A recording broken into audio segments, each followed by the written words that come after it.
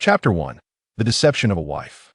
In the serene Tianhai city, nestled within the Moonlight Villa district, a scene of warmth unfolded. Perfect. My wife will surely be delighted upon seeing this. Yi Fan's lips curled into a subtle smile as he admired the intimate candlelit dinner laid out before him. Today marked the first anniversary of his marriage to his beloved wife, Xueqing. The same moonlight.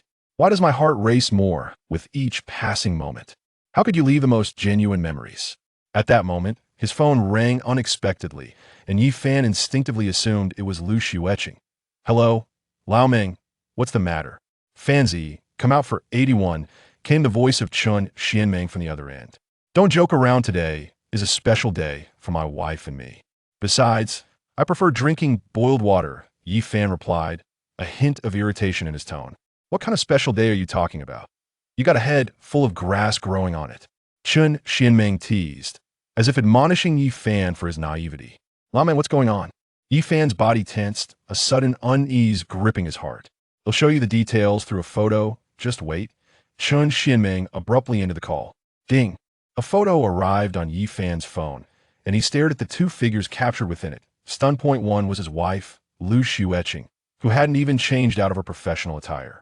Her tall, graceful figure seemed to strain against the fabric, and the enchanting smile gracing her fair, delicate face was enough to evoke a myriad of thoughts. The other figure was someone he recognized, Xueqing's former crush, Lin Jia. Handsome and charming, he gazed tenderly at Xueqing. The two stood beneath a towering skyscraper. Why, after all these years?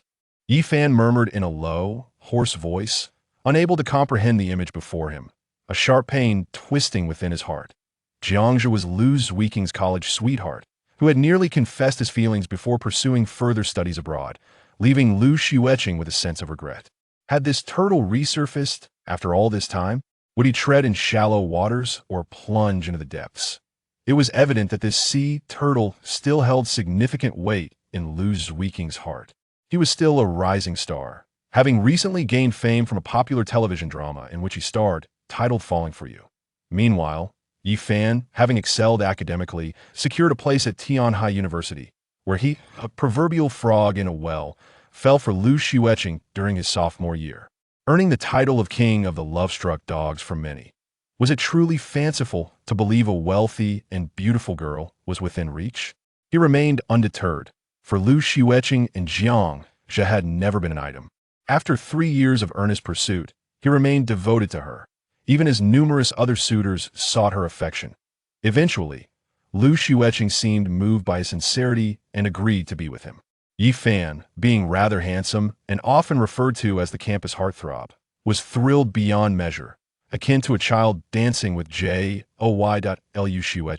The campus belle of Tianhai University had captured the hearts of many, yet she ultimately became his, leaving others envious and resentful. Having been in love for a year and married for another, on this special day, he found himself questioning why his wife was with her former crush. Hello, my dear wife. Have you arrived yet? Yi Fan took a deep breath, placing his trust in her, and dialed her number, his heart a mix of anxiety and anticipation as he awaited her response. Darling, I have a gathering today, so I won't be home for dinner, Xueqing said with a hint of panic in her voice. Upon hearing this, Yi Fan felt as though struck by lightning. A profound pain surged within him, yet he chose not to confront her. Instead, he furrowed his brow nonchalantly and inquired, "What gathering? Why today? Is there something I am unaware of? Besides, today is..." Before he could finish his sentence, Xueqing's tone turned cold and impatient as she interrupted, "I already said there's a gathering. Why so many questions? Let's leave it at that."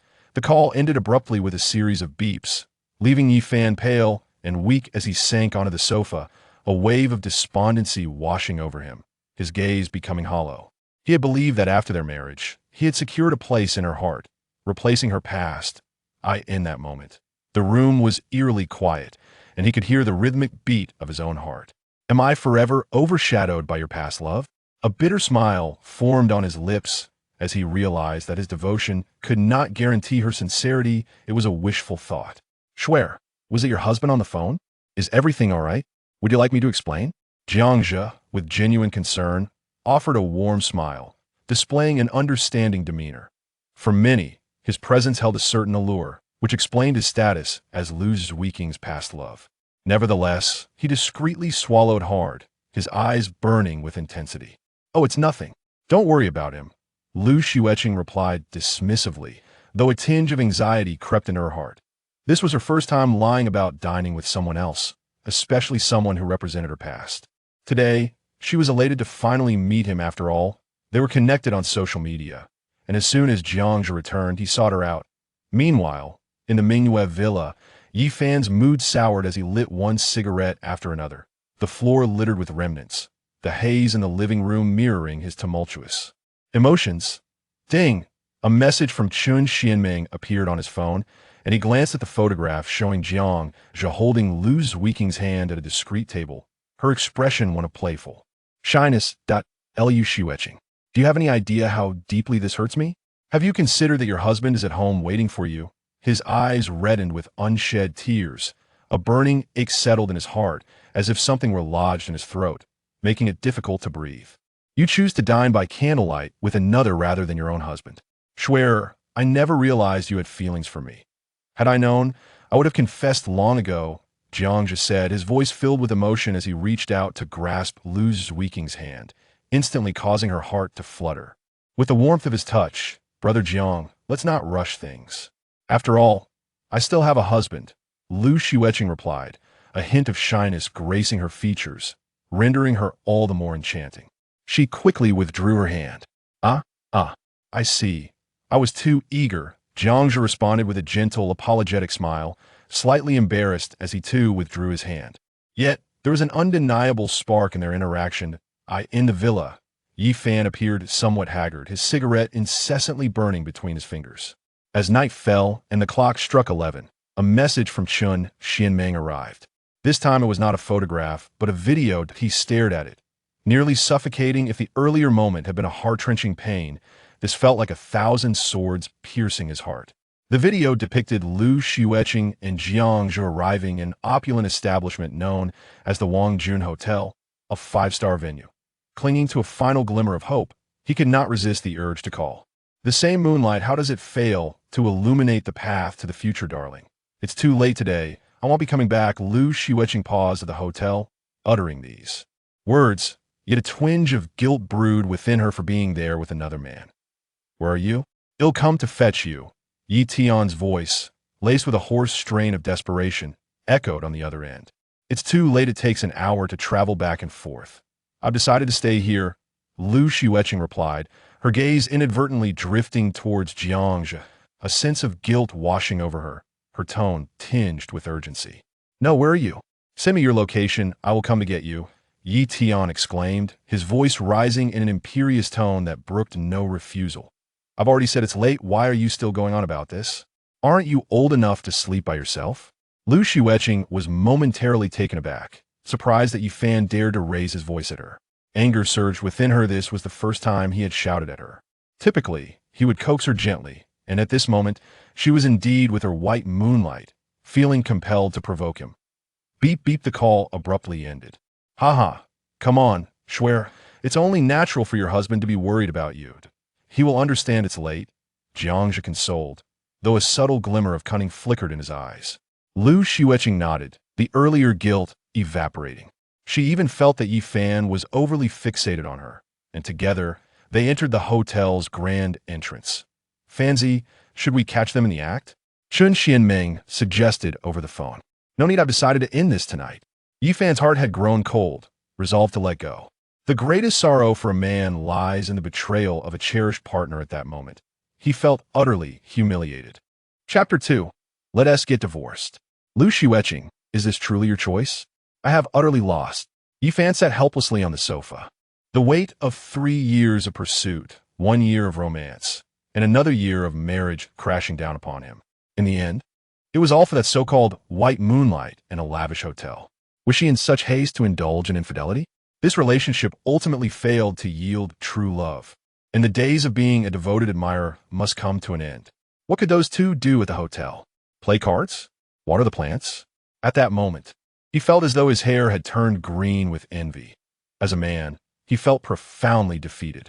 On their wedding anniversary, his wife had chosen to share a romantic evening with another.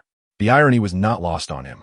"Young master, perhaps you should rest," Lu Ma, the housekeeper, observed Yi Fan's disheartened demeanor with a tinge of sympathy.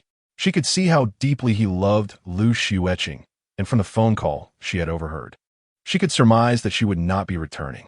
"Liu Ma, me fine. Please, do go and rest," Yi Fan managed a strained smile. Liu Ma hesitated, casting a glance at the intimate candlelit dinner on the table, before shaking her head in dismay and retreating to her quarters. Throughout the night, he pondered deeply, realizing that perhaps her companionship had merely filled a void in his life. Now, it was clear that no matter how much he had done, it paled in comparison to the significance of a mere phone call from her white moonlight. Early the next morning, Lu Xueqing returned, and upon seeing Yi Fan sitting rigidly in the living room, the stench of smoke lingering in the air, her anger flared. "What is the matter with you? I was only gone for one night. Is it really such a big deal? And look at all these cigarette butts, I detest them." She wrinkled her nose, gazing at Yi Fan, feeling a twinge of guilt at his despondent state. Yet she couldn't suppress her cold rebuke. This was the man she had deemed a devoted admirer, one who required her approval for everything. Were it not for his looks, she would not have agreed to this relationship at all. Yi Fan turned to face her, his eyes reflecting a complex array of emotions. This was his wife, returned from a night away. Undoubtedly, she was stunning, with an alluring physique and an air of authority befitting a corporate leader. Yet, he understood that she had sullied herself, and he could no longer be her devoted admirer. "Lu Xueqing, let us get divorced." The suddenness of Yi Fan's declaration shocked Lu Xueqing into silence, as if she had lost something significant. "What do you mean? I was only gone for one night. Am I not deserving of your respect?" Her voice was icy, yet a flicker of panic stirred within her, for this was the first time he had ever spoken to her in such a manner. Previously, he had been utterly obedient, always conjuring ways to amuse her. Now, she sensed an overwhelming indifference emanating from him, a stark departure from the man she thought she knew. "You have mentioned divorce countless times before. This time, I shall grant your wish." Yi Fan pointed toward the divorce agreement laid upon the table. "Yi Fan, how dare you speak of divorce? What qualifications do you possess? You are nothing but a sycophant, and if anyone should be voicing such sentiments, it should be me." Lu Xueqing bit her lip in frustration, her cheeks flushed, and her bosom heaving with indignation. She was undeniably proud. The mere mention of divorce felt surreal. Yi Fan had only reluctantly agreed after 3 years of fawning over her. It was only later that he found her somewhat agreeable, leading to their marriage. How could he even contemplate such a thing? Was he not the one who adhered strictly to his own words? At that moment, Yi Fan rose, his expression devoid of emotion as he gazed at Lu Xueqing, anticipating some form of explanation from her. Yet, none came, shattering his final hopes. Lu Xueqing stared deeply into his eyes and truly sensed the absence of affection reflected back at her, causing her heart to race with anxiety. This was their first confrontation of this nature. In the past, even when she had thrown tantrums, Yi Fan would merely smile and placate her. "Lu Xueqing, I had hoped you would offer some explanation, but perhaps that was merely my naivete," Yi Fan said with a self-deprecating smile, disappointment evident in his gaze. Lu Xueqing was momentarily taken aback, her eyes darting away, still refusing to provide an explanation, feeling it unnecessary. "In the past, I loved you deeply, regardless of what others said.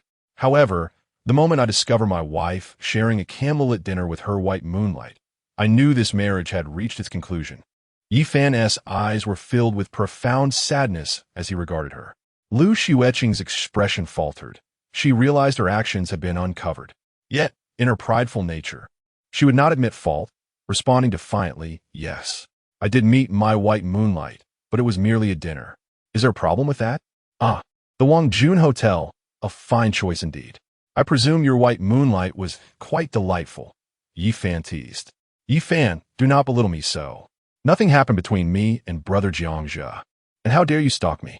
Is there no trust left between us as husband and wife?" Lu Xueqing shouted, attempting to shift the blame back onto him, though she felt a pang of discomfort as she perceived Yi Fan's gaze was now filled with indifference. "Nothing happened? Do you truly believe that? Is your dishonesty a form of sincerity towards me? A responsibility to this marriage?" Yi Fan scoffed coldly, his patience wearing thin as he shouted, startling Lu Xueqing. Indeed, She had lied about the incident. Whether you believe me or not, nothing occurred between me and brother Jiangxia, Lu Xueqing stated flatly, unwilling to offer further explanation, yet perplexed as to how she had been discovered. Lu Xueqing, you are remarkable, having an affair during our marriage and dismissing it so casually. I might as well wear a sign declaring myself the king of cuckoldry. You may lack shame, but I still possess some dignity. There is nothing more to discuss. Let us afford each other some decorum. Let us divorce. See you at the Civil Affairs Bureau the day after tomorrow. Yi Fan took a deep breath, striving to calm his emotions, unwilling to prolong the conversation. Yi Fan, what right do you have to initiate a divorce?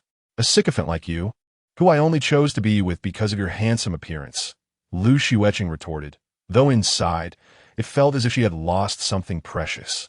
The words seemed to be delivered with a sense of disdain, devoid of compassion. Yi Fan's mood was dismal. It was one thing for others to label him as a sycophant, but to receive such treatment from his own wife was a bitter revelation. He was now acutely aware of the humiliation that accompanied the role of a sycophant. Creak. That's sure. The hotel staff mentioned that the keys were left there. At that moment, the door swung open, revealing Jiangxia, impeccably dressed in a suit, followed by Lu Ma. Yi Fan observed the man's striking handsomeness. Yet his face bore makeup. Was this the essence of a so-called idol? He had come to their home, and the implications were unmistakable. What further excuses could be made? Thank you, brother Jiangxia. Lu Xueqing expressed her gratitude, then cast a fleeting glance at Yi Fan, her eyes betraying a hint of evasion, leaving her at a loss for words. How intimate. Yi Fan felt a profound sense of loss for the love that had once lingered. I hope I'm not interrupting. It was rather late last night, and Shooter stayed at the hotel, Jiangxia remarked with a smile. Yet his gaze towards Yi Fan was laced with provocation. Get lost. Yi Fan spat coldly, his anger boiling over. He cared little for what transpired outside. Now that Jiangxia stood before him, his temper flared. What do you mean, Yi Fan? Brother Jiangxia kindly returned the keys, and you respond with such rudeness? Lu Xueqing exclaimed in fury, glaring at Yi Fan for his outrageous dismissal. Yi Fan looked at her with profound disappointment. This was indeed her true nature. She was the epitome of an unattainable ideal. Lu Xueqing trembled, realizing she had misspoken. Nevertheless, she felt justified. After all, Yi Fan's demeanor was inappropriate, especially towards someone who had extended a kind gesture. Chapter 3. The Return of My Wife's White Moonlight. Yi Fan. It seems you have misunderstood. There is nothing between Xueqing and me. Trust should be the foundation of a marriage. Jiangxia chuckled, displaying a remarkable sense of understanding. Lu Xueqing cast a grateful glance at Jiangxia.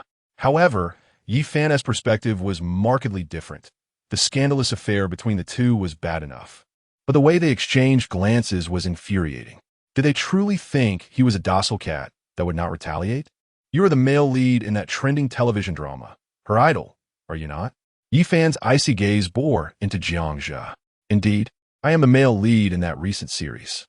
The title of idol is merely a courtesy from fans. I never anticipated that Xueqing would take a liking to me. Jiangxia replied, adjusting his suit and deliberately mentioning Lu Xueqing again. At the mention of the drama, Lu Xueqing's lips curled into a subtle smile, as the protagonist stood before her. As Jiangxia basked in his self-perceived pride, Yi Fan's temper flared. Damn it, you have the audacity to provoke me in my own home. His expression darkened as he lashed out, delivering a punch straight to Jiangxia's face. Ouch! Jiangxia let out a pig-like yelp, stunned as he fell to the ground with a heavy thud. Yi Fan, what are you doing? When did you become so violent?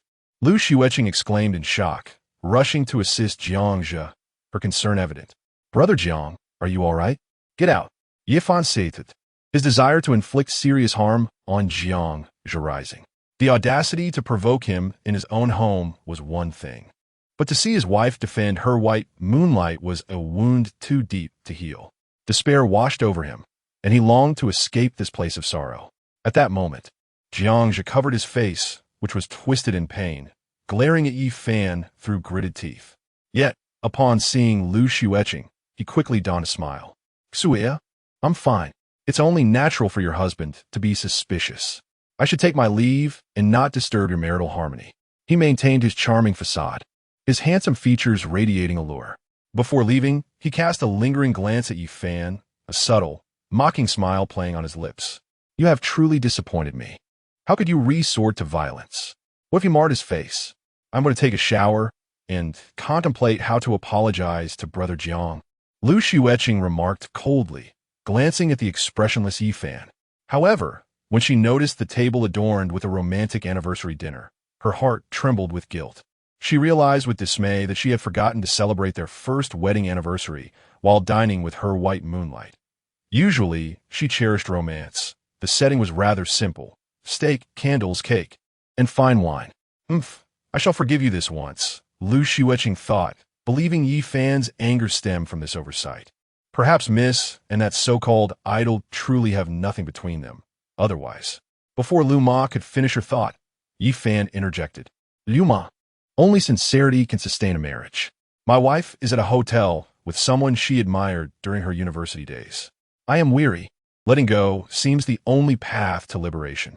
Perhaps I should grant them their happiness. Yi Fan sighed softly. This time, it was a family protest. What if next time it is a public display of affection before him? Lu Ma found herself at a loss for words. Today's youth play with emotions so recklessly, leaving a trail of chaos. Approximately half an hour later, Lu Xueqing emerged, wrapped in a towel, her exquisite face radiating a blend of seductive allure and icy elegance. Her cascading hair fell over her shoulders, glistening with droplets of water. Beneath her long lashes lay eyes as bright as black jewels. She gazed at Yi Fan lightly and said, "Come help me dry my hair. I need to get ready." It was evident that this was her usual routine. "I have no time. Just sign the divorce agreement," Yi Fan replied coldly, seated on the sofa. Yi Fan, am I just a joke to you? Can you not be so childish? We're adults, yet you continue to sulk, Lu Xueqing retorted, her expression hardening, annoyance etched on her face. However, a hint of anxiety crept into her heart as she sensed Yi Fan's unusual coldness. Previously, it was she who proposed divorce, often mentioning Jiangzhe, which displeased Yi Fan. With a disdainful huff, Lu Xueqing ascended the stairs. Not long after, she returned, now clad in professional attire, a crisp white shirt paired with a sleek black blazer, accentuating her slender waist and curvaceous form.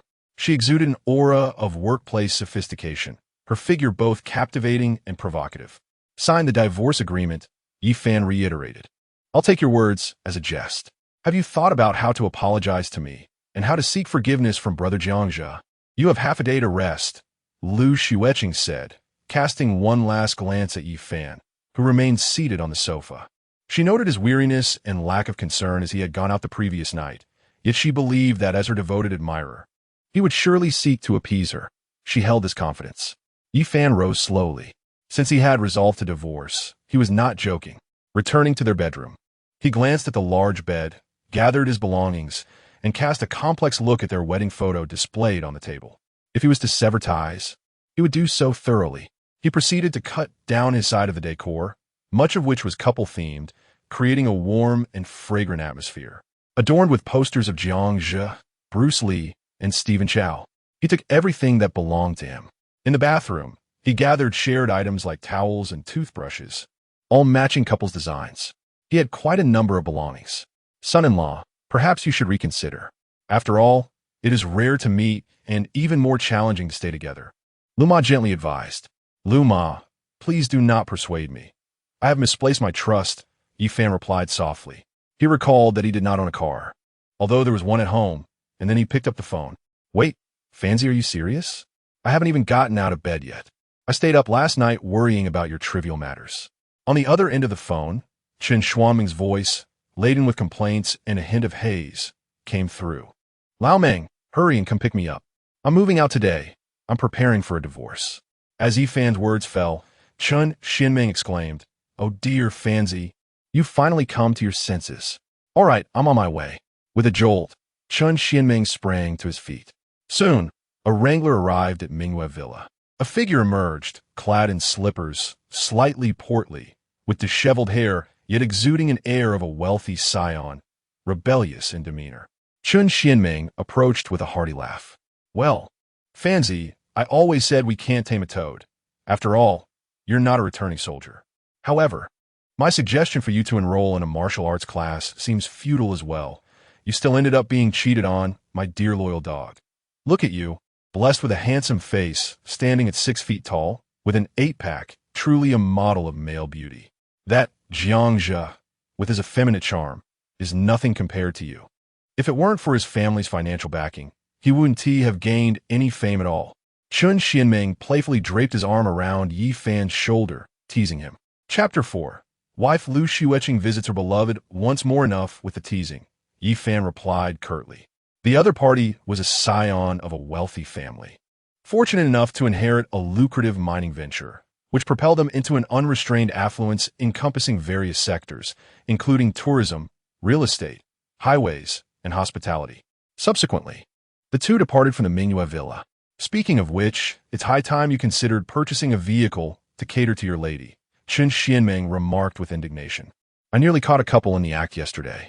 Yi Fan, gazing out the window, felt a twinge of melancholy, reflecting that no one relishes such encounters. In the Minglan villa area, Chun Xianming resided in the finest accommodations, while Yi Fan, overwhelmed, sought solace in slumber. At the Qin Kong Group, the Lu family's enterprise, a colossal conglomerate with assets exceeding hundreds of billions, spanned numerous industries including healthcare, real estate, transportation, finance, energy, and hospitality. Lu Xueqing was engrossed in reviewing documents but frequently glanced at her phone. By 4 in the afternoon, anxiety gnawed at her, an unsettling premonition taking root, leaving her distracted. Previously, whenever she was upset, Yi Fan would promptly come to appease her. Could it be that he was genuinely sulking? Lu Xueqing mused, shaking her head. Why should he be angry? The office door creaked open. Xueqing, why hasn't Yi Fan come in today? There are handover tasks that require his attention. As the other party only recognizes him, he has performed commendably in procurement, inquired Li Meng, the HR manager, who appeared in professional attire. Her delicate features framed by flowing hair, exuding an air of elegance at 30. Uncle, he didn't sleep last night, Lu Xueqing replied, setting down her pen and lifting her gaze slightly. Did he not sleep? Were you two quite enthusiastic? Li Meng's eyes widened in surprise, her expression turning bashful as she contemplated the implications. Li Meng, a single woman and Lu Xueqing's aunt, had an intriguing backstory. She was said to have been taken in by Lu Xueqing's mother at a young age. Unable to fulfill the role of a daughter, she became more like a sister. Of course not. Lu Xueqing's cheeks flushed, yet a sense of guilt weighed heavily on her heart, for she had not returned home the previous night after a fierce argument. Quickly, she picked up her phone and dialed. What is it? Yi Fan's voice on the other end was cold. Yi Fan, what is with your attitude? Have I not treated you kindly? You were supposed to be at the company half an hour ago, and the procurement department has always been under your purview. Lu Xueqing seethed, her tone commanding. Beside her, Li Meng was taken aback by Yi Fan's frosty demeanor, though she was accustomed to Lu Xueqing's fiery temperament. On the other end of the line, Yi Fan fell into a moment of silence before responding. As for the quality procurement, it merely requires the completion of some procedures. Let my apprentice, Jiang Fei, handle it. The call was abruptly terminated. I truly gave him too much credit, a mere gigolo, without my presence on the list. How would he have amassed such wealth? Lu Xueqing seethed, clutching her phone, her chest rising and falling with agitation. Ah, Xueqing, though Xiao Fan hails from the countryside. He possesses considerable capability. At times, it is prudent to afford him a modicum of respect, Li Meng spoke softly, believing that spouses should foster understanding and tolerance toward one another. He is merely a son-in-law to the Lu family. If not a gigolo, then what? How dare he cast me a disdainful glance? He has crossed the line. Lu Xueqing's expression turned frigid, unaware that Yi Fan had already moved out. Li Meng shook her head in resignation. Yi Fan had always struggled to stand tall in her presence, utterly smitten by her. Meanwhile, Lu Xueqing, born with a silver spoon in her mouth, was exceedingly proud and temperamental. The same moonlight cast a growing sense of unease within me. Lu Xueqing, with a triumphant expression, anticipated a call of apology from Yi Fan, only to discover it was her cherished one, Jiang Jia. Xue, I am organizing a gathering tonight and find myself in need of a female companion. Would you be able to join me? Jiang Jia's voice on the other end was gentle and filled with affection. However, Lu Xueqing hesitated, but tonight I swear, I specifically mentioned tonight is for you. If you do not come, it would sadden me greatly. Jiang's tone unveiled a mixture of anticipation and melancholy. All right. Very well.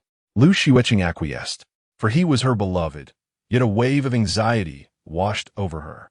The Juanhao Clubhouse, an upscale venue catering to the affluent and celebrities, was the chosen location. Zhigu, you truly are impressive to have secured a date with her, someone remarked disdainfully. So what? Everyone knows Lu Xueqing holds affections for Zhigu. Though, isn't he already married? Just a desperate admirer, second-hand goods. Countless lesser-known entertainers and sycophants sought to curry favor. Don't you find the allure of a married woman quite enticing? Jiangzhi chuckled with pride. Lu Xueqing? Apologies, she is but a woman. The conglomerate behind her is the true powerhouse. Nevertheless, possessing both beauty and elegance is commendable. Every time I envision her alluring figure, my heart flutters. He too hailed from affluence. Otherwise, how could he afford to study abroad? Night fell. 8 o'clock. The vibrant nightlife of Tianhai City. At the Juanhao Clubhouse, Lu Xueqing donned a deep blue gown, adorned with a pearl necklace, her hair cascading gracefully. Her exquisitely perfect visage accentuated her form, and as she strode in high heels, her long, snow-white legs exuded elegance. Numerous female entertainers gazed in admiration, without question. The attendees were television stars, this gathering being a private affair. Lu Xueqing possessed an air of aloof sophistication, mingled with a striking allure, a queen-like presence that stirred a commotion upon her arrival. Is this the president of the Qingkong Group? I have heard that she has taken control this year, with her father providing support from behind. She is truly stunning, and it is said that she was invited by Jiangzhi. What a grand occasion. You must be quite uninformed. President Lu is indeed a beloved admirer of Jiangzhi. Their conversation was loud enough to reach Jiangzhi's ears, and he gracefully welcomed them. Swear, you have arrived. I was beginning to think you would not come, he remarked. Jiangzhi looked exceptionally handsome today, as is customary for these idols. A fervent and greedy glimmer flashed in his eyes. Jiangzhi, today I. Before Lu Xueqing could finish her sentence, she was interrupted. Ladies and gentlemen, let us welcome my swearer to the gala I have organized, Jiangzhi announced with a smile, raising a glass of wine. Jiangzhi and President Lu truly are a match made in heaven. Indeed, if they were to be together, I would wholeheartedly support it. Many here are dressed flamboyantly. The women are adorned in vibrant attire, each striking poses, while the men flaunt their stylish suits. These individuals, who typically portray innocence on television, are quite uninhibited here. It can be said that everyone has another side, much like how many enjoy watching colorful films at night. Upon hearing these remarks, Lu Xueqing felt her cheeks flush, her ruby lips parting slightly, as if she wished to speak. Swear, thank you for attending the gala I organized. Allow me to toast to you. Jiangzhi then picked up a glass of champagne and offered it to Lu Xueqing. Cheers! Lu Xueqing accepted the glass, and they clinked their cups before downing the contents. Come, President Lu, let me toast to you as well. Truly remarkable to be in control of such a significant group as Nooda. Today, President Lu is the most beautiful. Who would dare to disagree? Lu Xueqing was continuously toasted, and she began to feel overwhelmed, her delicate frame swaying slightly. Jiangzhi, quick and attentive, caught her slender arm in a rather intimate manner, and they nearly brushed against one another. I can't drink anymore, Jiangzhi. I must take my leave. My husband is waiting for me. Lu Xueqing placed her hand on her forehead, determined to return home and confront Yifan, who had audaciously hung up on her earlier and had not yet come to the office. Chapter 5. The provocation of the white moonlight. Jiangzhi exchanged a knowing glance with those beside him, and they immediately understood. As the atmosphere grew charged, a throng of stars around them began to cheer. Since young Master Jia is the white moonlight of President Lu, we believe a kiss will be quite appropriate. Yes. A kiss. A kiss. A kiss. At that moment, Lu Xueqing felt dizzy, pressing her forehead with her hand. Her cheeks flushed, she swayed unsteadily. Her words were drowned out by the raucous crowd. Xueya. Seizing the moment, Jiangzhi grasped Lu Xueqing's delicate hand and leaned in to kiss her cherry lips. To onlookers, they appeared to be a sweet couple. Miss, We should return. The young master may still be waiting for you. Just as Jiang Zhe was about to close the distance, one of Lu Xueqing's bodyguards, Chun Fei, abruptly pulled her away. A burly figure with sharp eyes. He clearly bore the hallmarks of a veteran, brought in to safeguard against all unforeseen factors. He scanned the surroundings keenly, particularly eyeing Jiang Zhe, who feigned a casual demeanor. Brother Zhe, I must take my leave, Lu Xueqing said, shaking her head. Her cheeks were tinted with an alluring blush, swaying her slender waist gracefully, her rounded form captivating. After Jiang Zhe led them away, his expression darkened, soon followed by several subordinates who approached, visibly shaken and injured. It was evident they had been beaten by Chun Fei. In the car, Lu Xueqing leaned languidly against the seat.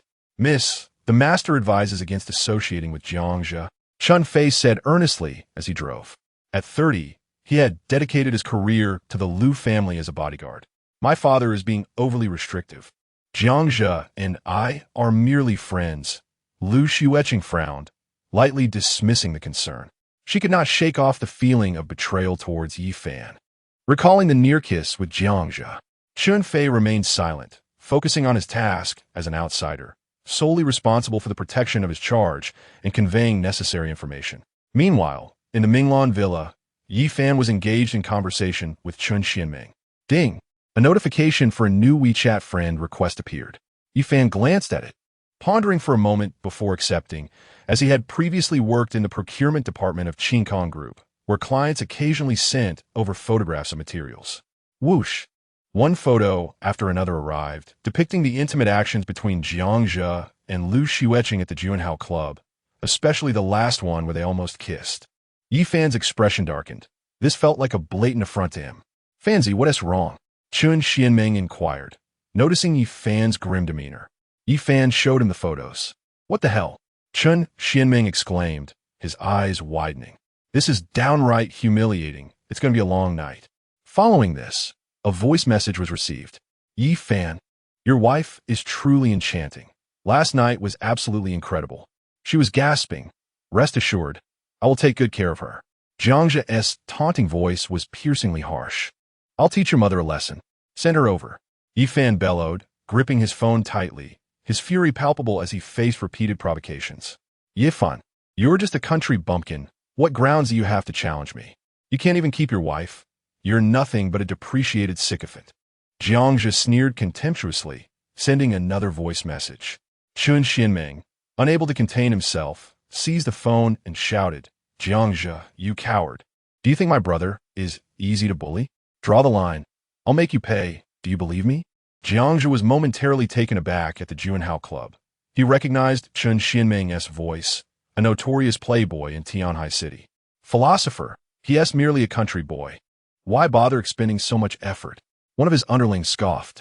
You don't understand. Though this loser is a live-in son-in-law, he still bears the title of son-in-law. The only way to deal with him is to provoke him into leaving the Lu family, and then I have plenty of ways to handle him, Jiang Zhe mocked. To him, Yi Fan was nothing more than a clown. Fanzi, that bastard truly deserves a beating, and your lady has the audacity to openly cuckold you. Lu Xueqing, despite being from a wealthy family, is utterly shameless. You should divorce her immediately. Let's embrace a life of mediocrity. Chun Xianming was agitated, having felt that Yi Fan's pursuit of her during university was ill-fated. At this moment, Yi Fan's heart was in turmoil. He clenched his fists, grappling with the shocking betrayal of Lu Xueqing. Was she truly so desperate? At the Mingwei villa, Lu Xueqing staggered in, supported by Lu Ma, calling out loudly, Yi Fan, I'm drunk. Hurry up and come out. Where have you gone, Yi Fan? I said I'm intoxicated. Lu Xueqing was quite inebriated, reeking of alcohol. Miss the son-in-law. Lu Ma hesitated, struggling to find the right words. What's wrong with him? Is he still throwing a tantrum? Lu Xueqing glared, demanding peace. No. The son-in-law has moved out and mentioned. He'll see you at the Civil Affairs Bureau the day after tomorrow. As Lu Ma finished her sentence, what? Lu Xueqing was jolted awake, the effects of her inebriation dissipating in an instant, her heart racing as she hurried to the room. Her complexion paled. The cabinets were emptied of all of Yi Fan's belongings. Panic set in as she felt this couldn't be real. By the bed were some of her stuffed bears and cats, alongside their wedding photo. Lu Xueqing stood frozen, staring at the wedding portrait, half of it cut away, leaving only her. She clutched her chest, feeling an overwhelming sense of unreality, her breath constricted. This can't be happening. You were merely my sycophant. How could you do this? Lu Xueqing shook her head in disbelief, rushing to the bathroom, only to find none of their matching outfits remained. Her beautiful eyes widened in shock, her delicate frame trembling as she pressed her hand to her chest, gripped by a heart-wrenching pain, as though a thorn lodged in her throat. Why? You were just my sycophant. What wrong did I commit? Could it be the influence of Brother Jiangxia? Lu Xueqing still could not believe that Yi Fan had already moved away. She picked up the phone. I'm sorry, the number you dialed is currently busy. How could this be? It used to connect instantly. I shall try again.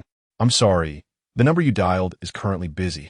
No matter how many times she called, the outcome remained unchanged. Why? What right do you have to treat me with such cold indifference? What qualifications do you possess? At that moment, Lu Xueqing felt a surge of panic, her heart in disarray, her beautiful eyes glistening with unshed tears, as if she had lost something profoundly significant. Subsequently, she returned to her room, seeking confirmation of the harsh reality. She lay on her bed and dialed again. I told you, Xueqing, I had just fallen asleep. You've interrupted my beauty rest. A languid, delicate voice came from the other end. Jia, my husband and I are on the brink of divorce, and he hasn't returned home. Lu Xueqing confided in her dear friend, her heart heavy with sorrow. Chapter 6, resigning from the Qingkong group. What? Your husband is causing a ruckus about divorce? You must be jesting. He is not merely your devoted admirer. Is he not your greatest love? On the other end of the line, Lin Jia felt as though she had stumbled upon an extraordinary revelation, abruptly rising from her bed. Lin Jia and Lu Xueqing were best friends, having shared the same class during their university years, their family backgrounds rather compatible. It is true. He isn't even answering my calls, has taken all his belongings, even going so far as to cut out his side of our wedding photo. Lu Xueqing spoke with a hint of grievance and palpable anger. No one had ever dared to treat her in such a manner. At that moment, she felt an unprecedented sense of panic, reminiscing about the moments spent with Yi Fan. If it were a typical day, he would undoubtedly be by her side. Oh my heavens, this is real. Lin Jia on the other end of the line displayed an exaggerated expression, pondering if Yi Fan had truly grown a backbone. He had previously always complied with Lu Xueqing's wishes. What could possibly be unfolding now? Xueqing, do you truly love Yi Fan? Lin Jia suddenly inquired. She understood how Lu Xueqing and Yi Fan had come to be together. Lu Xueqing hesitated, momentarily at a loss for words. Do I love him? Or is he merely my white moonlight? 1 year of marriage, 1 year together. Is there any genuine affection? Yet what about Jiangxia? Xueqing, if you have indeed chosen Yi Fan, then love him wholeheartedly. He is quite unfortunate, having entered your Lu family as a son-in-law. Show a little softness. If divorce truly occurs, there will still be those who admire him. As a best friend, Lin Jia could only offer this consolation. However, observing Lu Xueqing's indecisiveness, Lin Jia made a bold decision in her heart. Jia, I suddenly feel like drinking. Lu Xueqing felt a heaviness in her heart, unable to comprehend the situation. Yi Fan's cold treatment was something she could not acclimate to. Half an hour later, Lin Jia possessed the essence of a stunning rose. Clad in athletic wear that hugged her graceful figure, she exuded a fiery allure. At that moment, Lu Xueqing had already laid out an array of alcoholic beverages in her room and began to drink, her state becoming increasingly hazy. Alas, our beautiful and esteemed president has resorted to getting herself intoxicated. Lin Jia took a bottle, joining in the revelry, glancing around the room, at a loss for words. She inquired about the reason behind Lu Xueqing's predicament. What? You met your white moonlight, didn't he return home, stayed overnight, and were discovered? The exquisite beauty of Lin Jia's face was etched with disbelief. Did you not realize that when another person intervenes in a relationship, complications arise? And it is your white moonlight from university, no less, and you went to a hotel. Lin Jia slapped her forehead, unsure of what to say. I have already stated that there is nothing between me and Brother Jiangxia. Is sharing a meal not permissible? Or why does he have to treat me with disdain? Lu Xueqing felt justified, taking gulp after gulp, clearly troubled. She had always scolded Yi Fan. Now, he was the one exhibiting cold indifference. Lin Jia rolled her eyes. What more could she say? Do you expect me to believe that nothing happened? My dear aunt, on our wedding anniversary, yet you are with another? This is utterly outrageous. Even in the bond of close friendship, she believed that Yi Fan had committed no wrongdoing. After all, how could someone with a husband maintain ambiguous relations with another man? It was not until much later that Lu Xueqing, having indulged in drink, began to complain of stomach pains. Sighing, Lin Jia resolved to call Yi Fan. She remained by Lu Xueqing's side, who was far more inebriated than she was. Hello, Jia, what's the matter? Yi Fan's gentle voice resonated from the other end of the line. Yi Fan, your wife is drunk and in pain. Shouldn't you hurry back? Lin Jia remarked, glancing at Lu Xueqing, who was both retching and moaning in distress. She is not my wife. I'm on the verge of divorcing her, and her issues are no longer my concern. Yi Fan's tone suddenly turned frigid, thoughts of Lu Xueqing's intimate gestures with Jiang Zhu invading his mind. Hey, are you serious? Lin Jia exclaimed in astonishment, clearly taken aback by the chill in Yi Fan's demeanor. Didn't I tell you? There's nothing between me and brother Jiang Zhu. How long are you going to make a scene? You even left home and cut up our wedding photos. Aren't you being childish? Lu Xueqing interjected, seizing the phone and shouting, taken aback by Yi Fan's coldness. Get lost. Yi Fan's indifferent command echoed through the line before he abruptly hung up. Lu Xueqing stood frozen, as if bereft of her senses, her heart twisting painfully. How dare he? He told me to get lost. How would he speak to me like that? Coughing softly, she lamented, he is merely my devoted admirer. What gave him the right to shout at me? Her body swayed slightly, overwhelmed by emotions.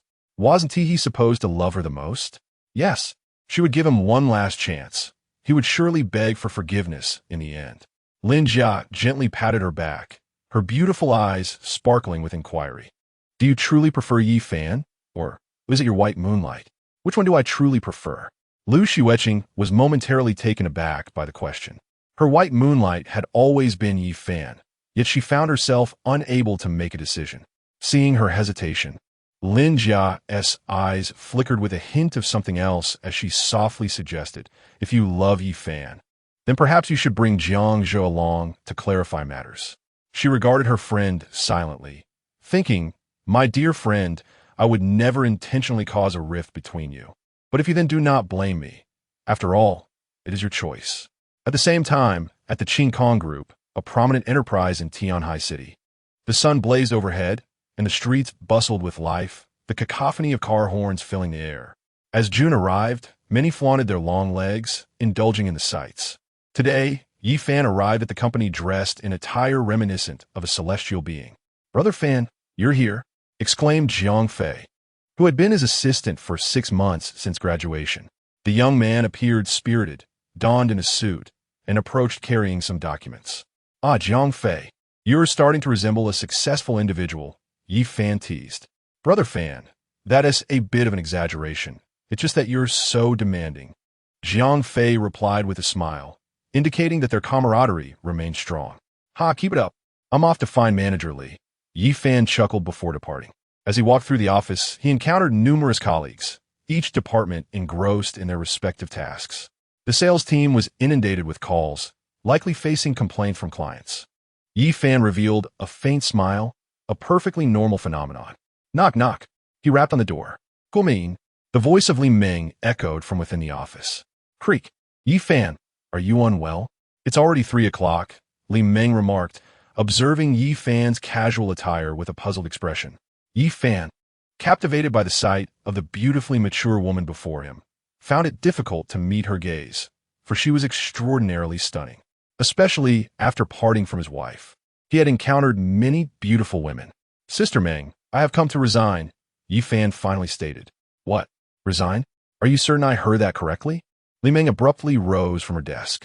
Her enchanting eyes fixed on Yi Fan, she donned a professional outfit that accentuated her ample figure, complemented by white stockings and elegantly straight legs. Standing face to face, both felt a tinge of embarrassment. particularly as Li Meng gazed upon Yi Fan's sharply defined and spiritedly handsome visage. Her heart raced as she admonished herself. I must not entertain foolish thoughts. She stepped back, a faint blush gracing her cheeks. Chapter 7. Endless quarrels. Once again, his wife stood in opposition to him. Why do you wish to resign? This is our family business. Where else would you go? Li Meng sivifti adustet hadminsit. She could not comprehend why, despite Yi Fan being an outsider by marriage, he was still one of their own. Dream sister, I have my reasons. Today is my final day at the company, Yi Fan stated. Yi Fan, please tell me. Has something happened? If it's a financial issue, if Xueqing isn't supporting you, I will, Li Meng said earnestly, sensing the unusual tension in the air. Yi Fan felt touched by her concern, as she usually treated him with kindness. Dream sister, the truth is my marriage has hit a snag, and I intend to divorce her, he admitted. Before Yi Fan could finish his sentence, Li Meng gasped, No, I must call Xueqing. She swiftly grabbed her phone, and Yi Fan, wishing to intervene, found himself too late. Before long, Xueqing stormed into the private office, fuming. She glared at Yi Fan and unleashed a tirade. You actually remember to come to the company. If you don't have 100 reasons to apologize, I will never forgive you. Xueqing, full of her usual arrogance, assumed Yi Fan was there to beg for forgiveness. Xueqing, could you perhaps show him a little grace? Li Meng interjected, attempting to mediate. Yi Fan regarded Xueqing with indifference. This had always been her attitude towards him. Had there been no betrayal, it might have been bearable, but now, it was different. I'm not here to apologize. My marriage with you has reached its end. I am resigning today, and after tomorrow's divorce, let's cease all contact, he declared, his gaze complex as he looked at Xueqing. She was beautiful, yet tainted, marked by the traces of another. As he spoke, Xueqing fixed her gaze on him, panic rising within her. The coldness remained.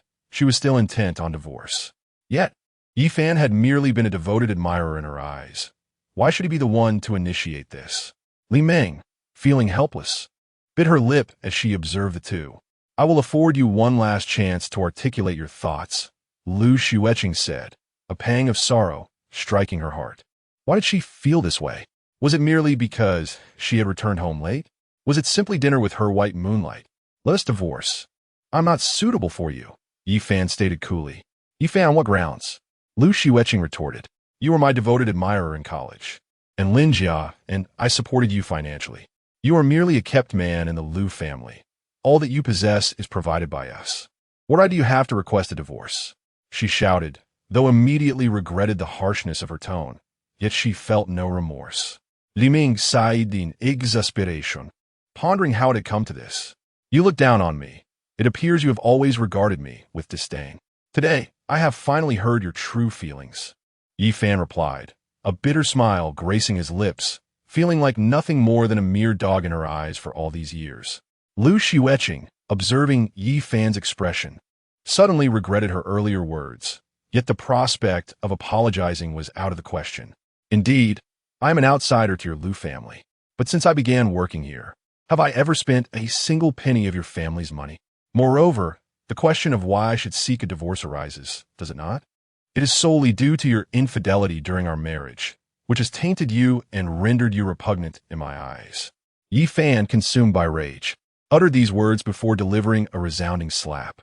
The strike came from Xueqing, who coldly gazed at him and asserted, You accuse me of infidelity and claim I am tainted. I have already stated that nothing occurred between Brother Jiangzhe and me.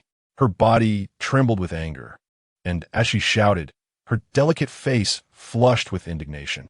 She never anticipated that this would be the crux of the matter. Who could have foreseen that on our wedding anniversary, you would lie and rendezvous with your cherished one at that so-called Forgetting You hotel? How splendidly you choose your venues, referring to her as Shui, such a sweet appellation. If you wish to play, I shall not suffer such humiliation any longer. I, Yi Fan, will not continue this farce.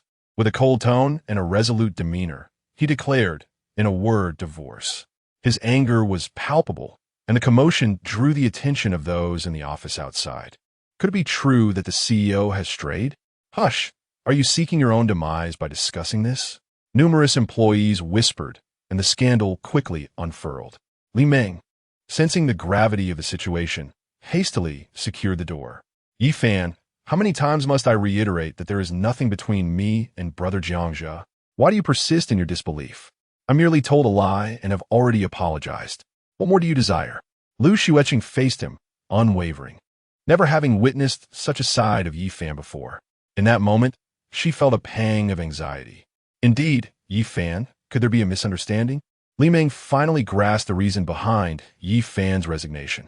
There is nothing left to discuss. Since you deem me a mere kept man, I shall no longer serve you. Go and be with your beloved. You are a celestial being, while I am but a mortal, our paths diverging. Yi Fan maintained his stance with unwavering resolve. Is it not your intention to acquire 20% of the shares through this divorce? I have truly misjudged you. Have the audacity to return every penny you have earned in these 2 years. Lu Xueqing, equally enraged, aimed to place him in a compromising position. Yi Fan's anger intensified, and he flung a bank card towards her, coldly retorting, "Who covets the wealth of the Lu family? I shall owe you not a single cent." Upon hearing this, Lu Xueqing felt a sharp pang of distress, overwhelmed by a sense of panic, realizing she had misspoken. After all, the man before her was her husband. Yi Fan turned away without a glance and exited. As he opened the door, he encountered Jiangxia, who held a bouquet of fresh flowers. "Xueya, I was overjoyed to receive your invitation for dinner. Hence, I came directly to your office." Jiangxia cast a fleeting glance at Yi Fan, deliberately speaking in such a manner while gazing tenderly at Lu Xueqing. Around them, many onlookers remained silent, though they recognized the celebrity couple. It was evident that the Lu family's son-in-law and his wife were embroiled in a quarrel, yet they secretly believed Lu Xueqing had indeed strayed, as her visitor had arrived to console her. Observing Yi Fan's plight, they felt a twinge of sympathy for him. His lush green hair appeared particularly vibrant. Lu Xueqing realized the gravity of the situation. Was this not an invitation for clarification? Li Meng furrowed her brow, fully empathizing with Yi Fan's current turmoil, contemplating the absurdity of dining with his rival. "Yi Fan, you truly are something. Although Xueqing and I were at that hotel, there was really nothing amiss. Why do you refuse to believe me?" Jiangxia's silence was preferable, yet once he spoke, everyone's eyes widened. Such words spoken directly can be quite impactful. "You infuriate me. I care not what you do outside. Just do not appear before me." Yi Fan's anger flared anew, his fists clenched, ready to strike at his adversary. "Yi Fan, you madman! Xueqing marrying you is akin to a flower being placed in dung, with your propensity for violence. Who knows when you might resort to domestic abuse?" Jiangxia interjected, deliberately positioning himself to provoke Yi Fan in front of the gathered crowd, hoping to spur their divorce. Having trained in martial arts, Yi Fan was hardly intimidated by this effeminate idol. With a few swift movements, he knocked Jiangxia to the ground, eliciting cries of despair from onlookers. "Yi Fan, you brute!" Someone shouted. "Jianggu is right. Marrying you could lead to domestic violence," Lu Xueqing reprimanded, forcefully separating Yi Fan from Jiangxia and tending to the latter with evident concern. "Xueqing, I truly empathize with you. Such a violent man is genuinely frightening," Jiangxia lamented, embellishing his words with malice, for he still harbored resentment from their previous encounter. He had deliberately come unaccompanied by his bodyguards. "Do not pay attention to this brute." Lu Xueqing cast a glance at Yi Fan, gauging his reaction, as if to say, "Look at the difference between people." Yi Fan regarded the woman he once cherished with nothing but disappointment in his eyes, devoid of words. "Remember to come tomorrow. This effeminate one has achieved his purpose," he concluded coldly before turning his back and departing. "Did I err? Who asked you to resort to violence upon arrival? I'm not at fault. I await your apology." Lu Xueqing murmured, her heart heavy as she watched Yi Fan's solitary silhouette fade away. Why had the man who once adored her transformed into this? "Ah, Xueqing, do you not yet comprehend why Yi Fan has changed? Since your white moonlight appeared, you have stood in opposition to your own husband." Li Meng felt a pang of regret. Yi Fan was such a fine young man. It was her parents who had ensured her marriage to him, and now it had devolved into this chaos. She feared that entrusting the company to Lu Xueqing would leave nothing but bones to pick. Chapter 8. Sister-in-law, Lu Xueqing. "I never anticipated that your husband would possess such pettiness. My heart aches for you." If time could turn back 5 years, I would undoubtedly have pursued you. Jiangzhe remarked with intentional provocation. I have heard that our esteemed CEO's beloved is he. Could it be that old flames are rekindling? The surrounding employees murmured quietly among themselves. What are you all doing? Is there nothing to attend to? Li Meng's sharp voice pierced the air, exuding the aura of a formidable woman as she surveyed her surroundings. Instantly, everyone recoiled, refraining from further discussion. Li Meng furrowed her brow, glancing at Jiangzhe, incredulous that he would utter such words so brazenly, seemingly oblivious to the fact that the other party was already married and had just endured an unpleasant encounter. Xueqing regarded Jiangzhe with a distracted demeanor. Yi Fan's attitude had been excessively firm, even retaining the solitary bank card and resigning. Xueqing, since we are to dine together shortly, I shall wait for you at your company, Jiangzhe said tenderly.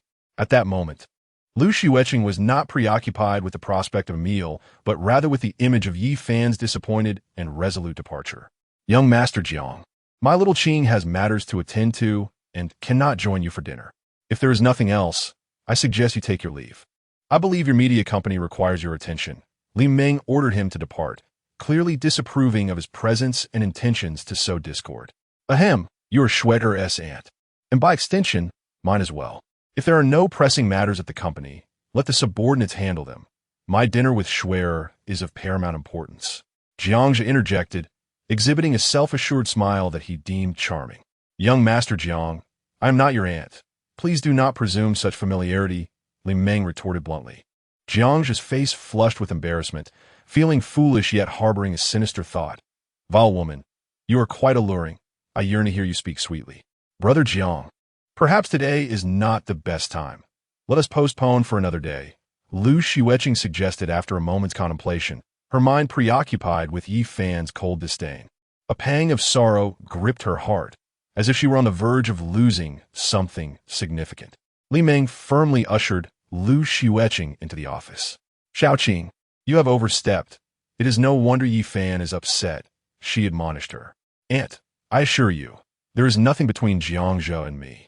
I cannot believe you would doubt me, Xueqing replied, slightly annoyed and unconvinced of her wrongdoing. Oh, you poor thing, you're already married. Did you not see his deliberate gift of flowers?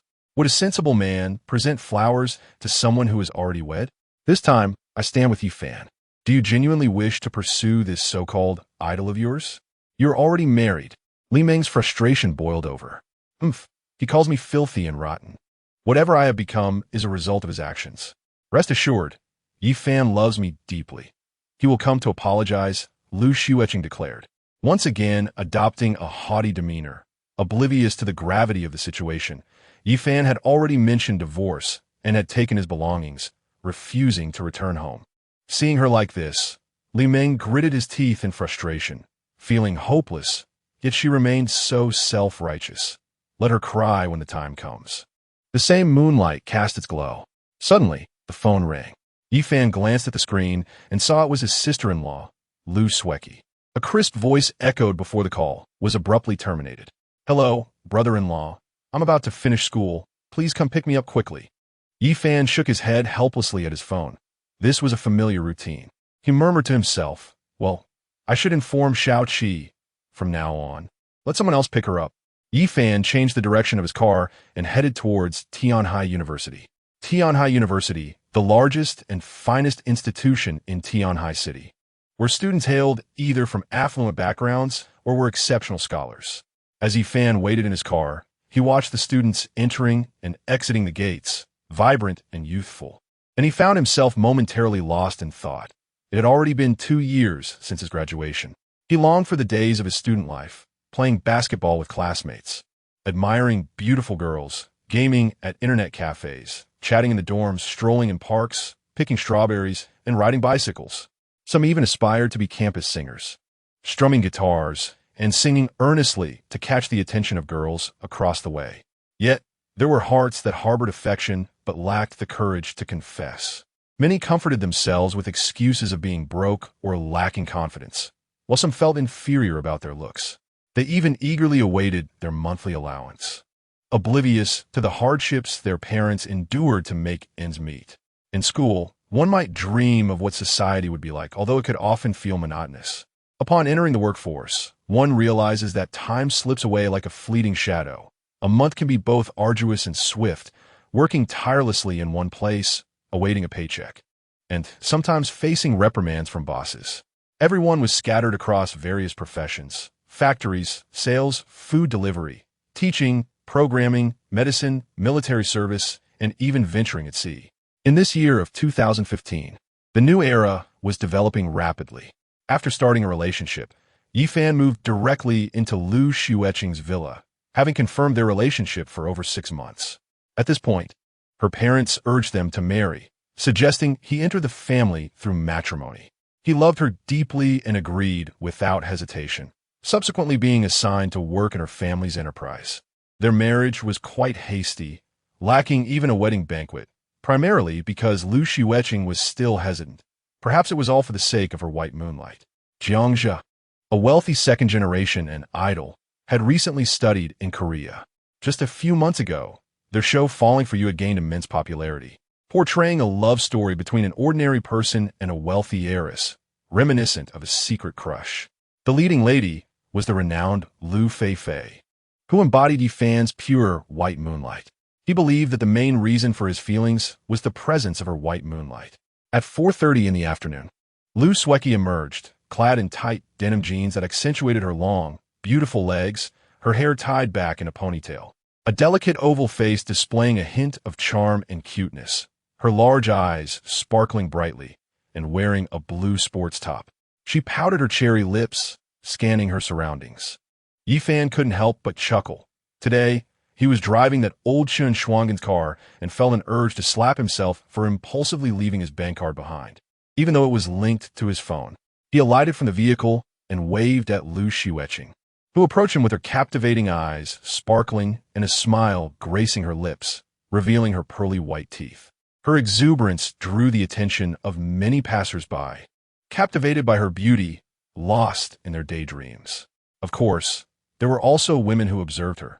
Despite his rural origins, Yifan's appearance still made an impression. Do those present ever find themselves daydreaming upon seeing a beauty? Brother-in-law, I thought you wouldn't come. I couldn't find you because you switched cars, Lu Xueqing pouted, her delicate and fair complexion glowing. She bounced over with youthful exuberance, her height of 168 meters accentuating her lovely figure. She didn't wish to appear as though she were putting on airs like Lu Xueqing, though life in the boudoir held a different meaning altogether. Well, here I am, Yifan replied with a gentle smile, quite fond of this lively sister-in-law who treated him well. It could be said that she often clung to him, a fact not lost on Lu Xueqing. The two quickly got into the car. Brother-in-law, what are we having for dinner? I can help you wash the vegetables later, Lu Xueqing said eagerly, her lips pursed in anticipation. Yifan pondered for a moment before replying solemnly, Xueqing, for the next 6 months. I won't be coming to pick you up. Not coming? Are you going on a business trip? But that seems far too long. I only have 6 months until graduation, and school is dreadfully boring, Lu Xueqing lamented, unaware of the circumstances between Yifan and her sister, still innocently voicing her grievances about school. Chapter 9. The Haunted House. My enchanting sister-in-law, in truth, I am on the verge of divorcing your sister. The words of Yifan hung in the air. What? You are getting a divorce? Why? Don't you love my sister? Lu Xueqing exclaimed incredulously. Is it because my sister scolded you again? Rest assured, brother-in-law, I will speak to her and persuade her to treat you better. Lu Xueqing's disbelief was palpable. How could she not see the depth of Yifan's affection for her sister? Often, she found herself chiding her sister for not appreciating Yifan's devotion. My white moonlight has returned, and I have moved out of the villa. I will take you to the Mingyue Villa district, and then I shall depart, Yifan stated with an air of indifference. Brother-in-law, are you feverish? This is no plot from a novel. The white moonlight returns, abandoning the devoted admirer, leading to a tragic love story. Nevertheless, my sister is indeed at fault. That Jiang Jia is such a weakling, relying solely on loud theatrics. His gaze merely one of glaring. It is utterly repulsive, yet his wealth seems to grant him an undeserved platform, Lu Xueqing remarked, curling her lip in disdain. What does any of that have to do with me? I am indeed divorcing your sister, and I have already resigned from my position at the company.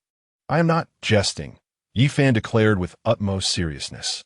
Brother-in-law, where are you staying now? I refuse to return and leave her alone, Xueqing huffed. Casting a furtive glance at Yi Fan, her beautiful eyes sparkling with a different kind of light. I am with that old Meng. It's best you don't come. We are both grown men. It would be rather inappropriate, Yi Fan replied, feeling overwhelmed. Then let us go elsewhere. I shall not return, and I insist on accompanying you. What do you say? Xueqing persisted like a stubborn adhesive. Yi Fan found himself at a loss, especially with the bodyguards preventing her from approaching while she continued to call him. By the way, brother-in-law, there's a haunted house that has been said to be quite entertaining. Shall we go? Xueqing's eyes sparkled mischievously, her whimsical nature surfacing as she proposed the idea. Eventually, unable to resist her enthusiasm, he acquiesced. The name Divine Realm evoked thoughts of a high-level realm akin to immortal cultivation. However, in stark contrast, it was merely a haunted house.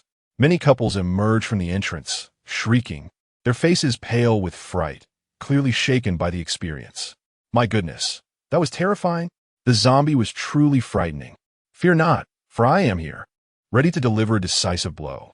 Ah, darling, I am grateful you held me just now. Otherwise, I would have been utterly terrified. You useless man, your courage is even less than mine. I regret choosing you.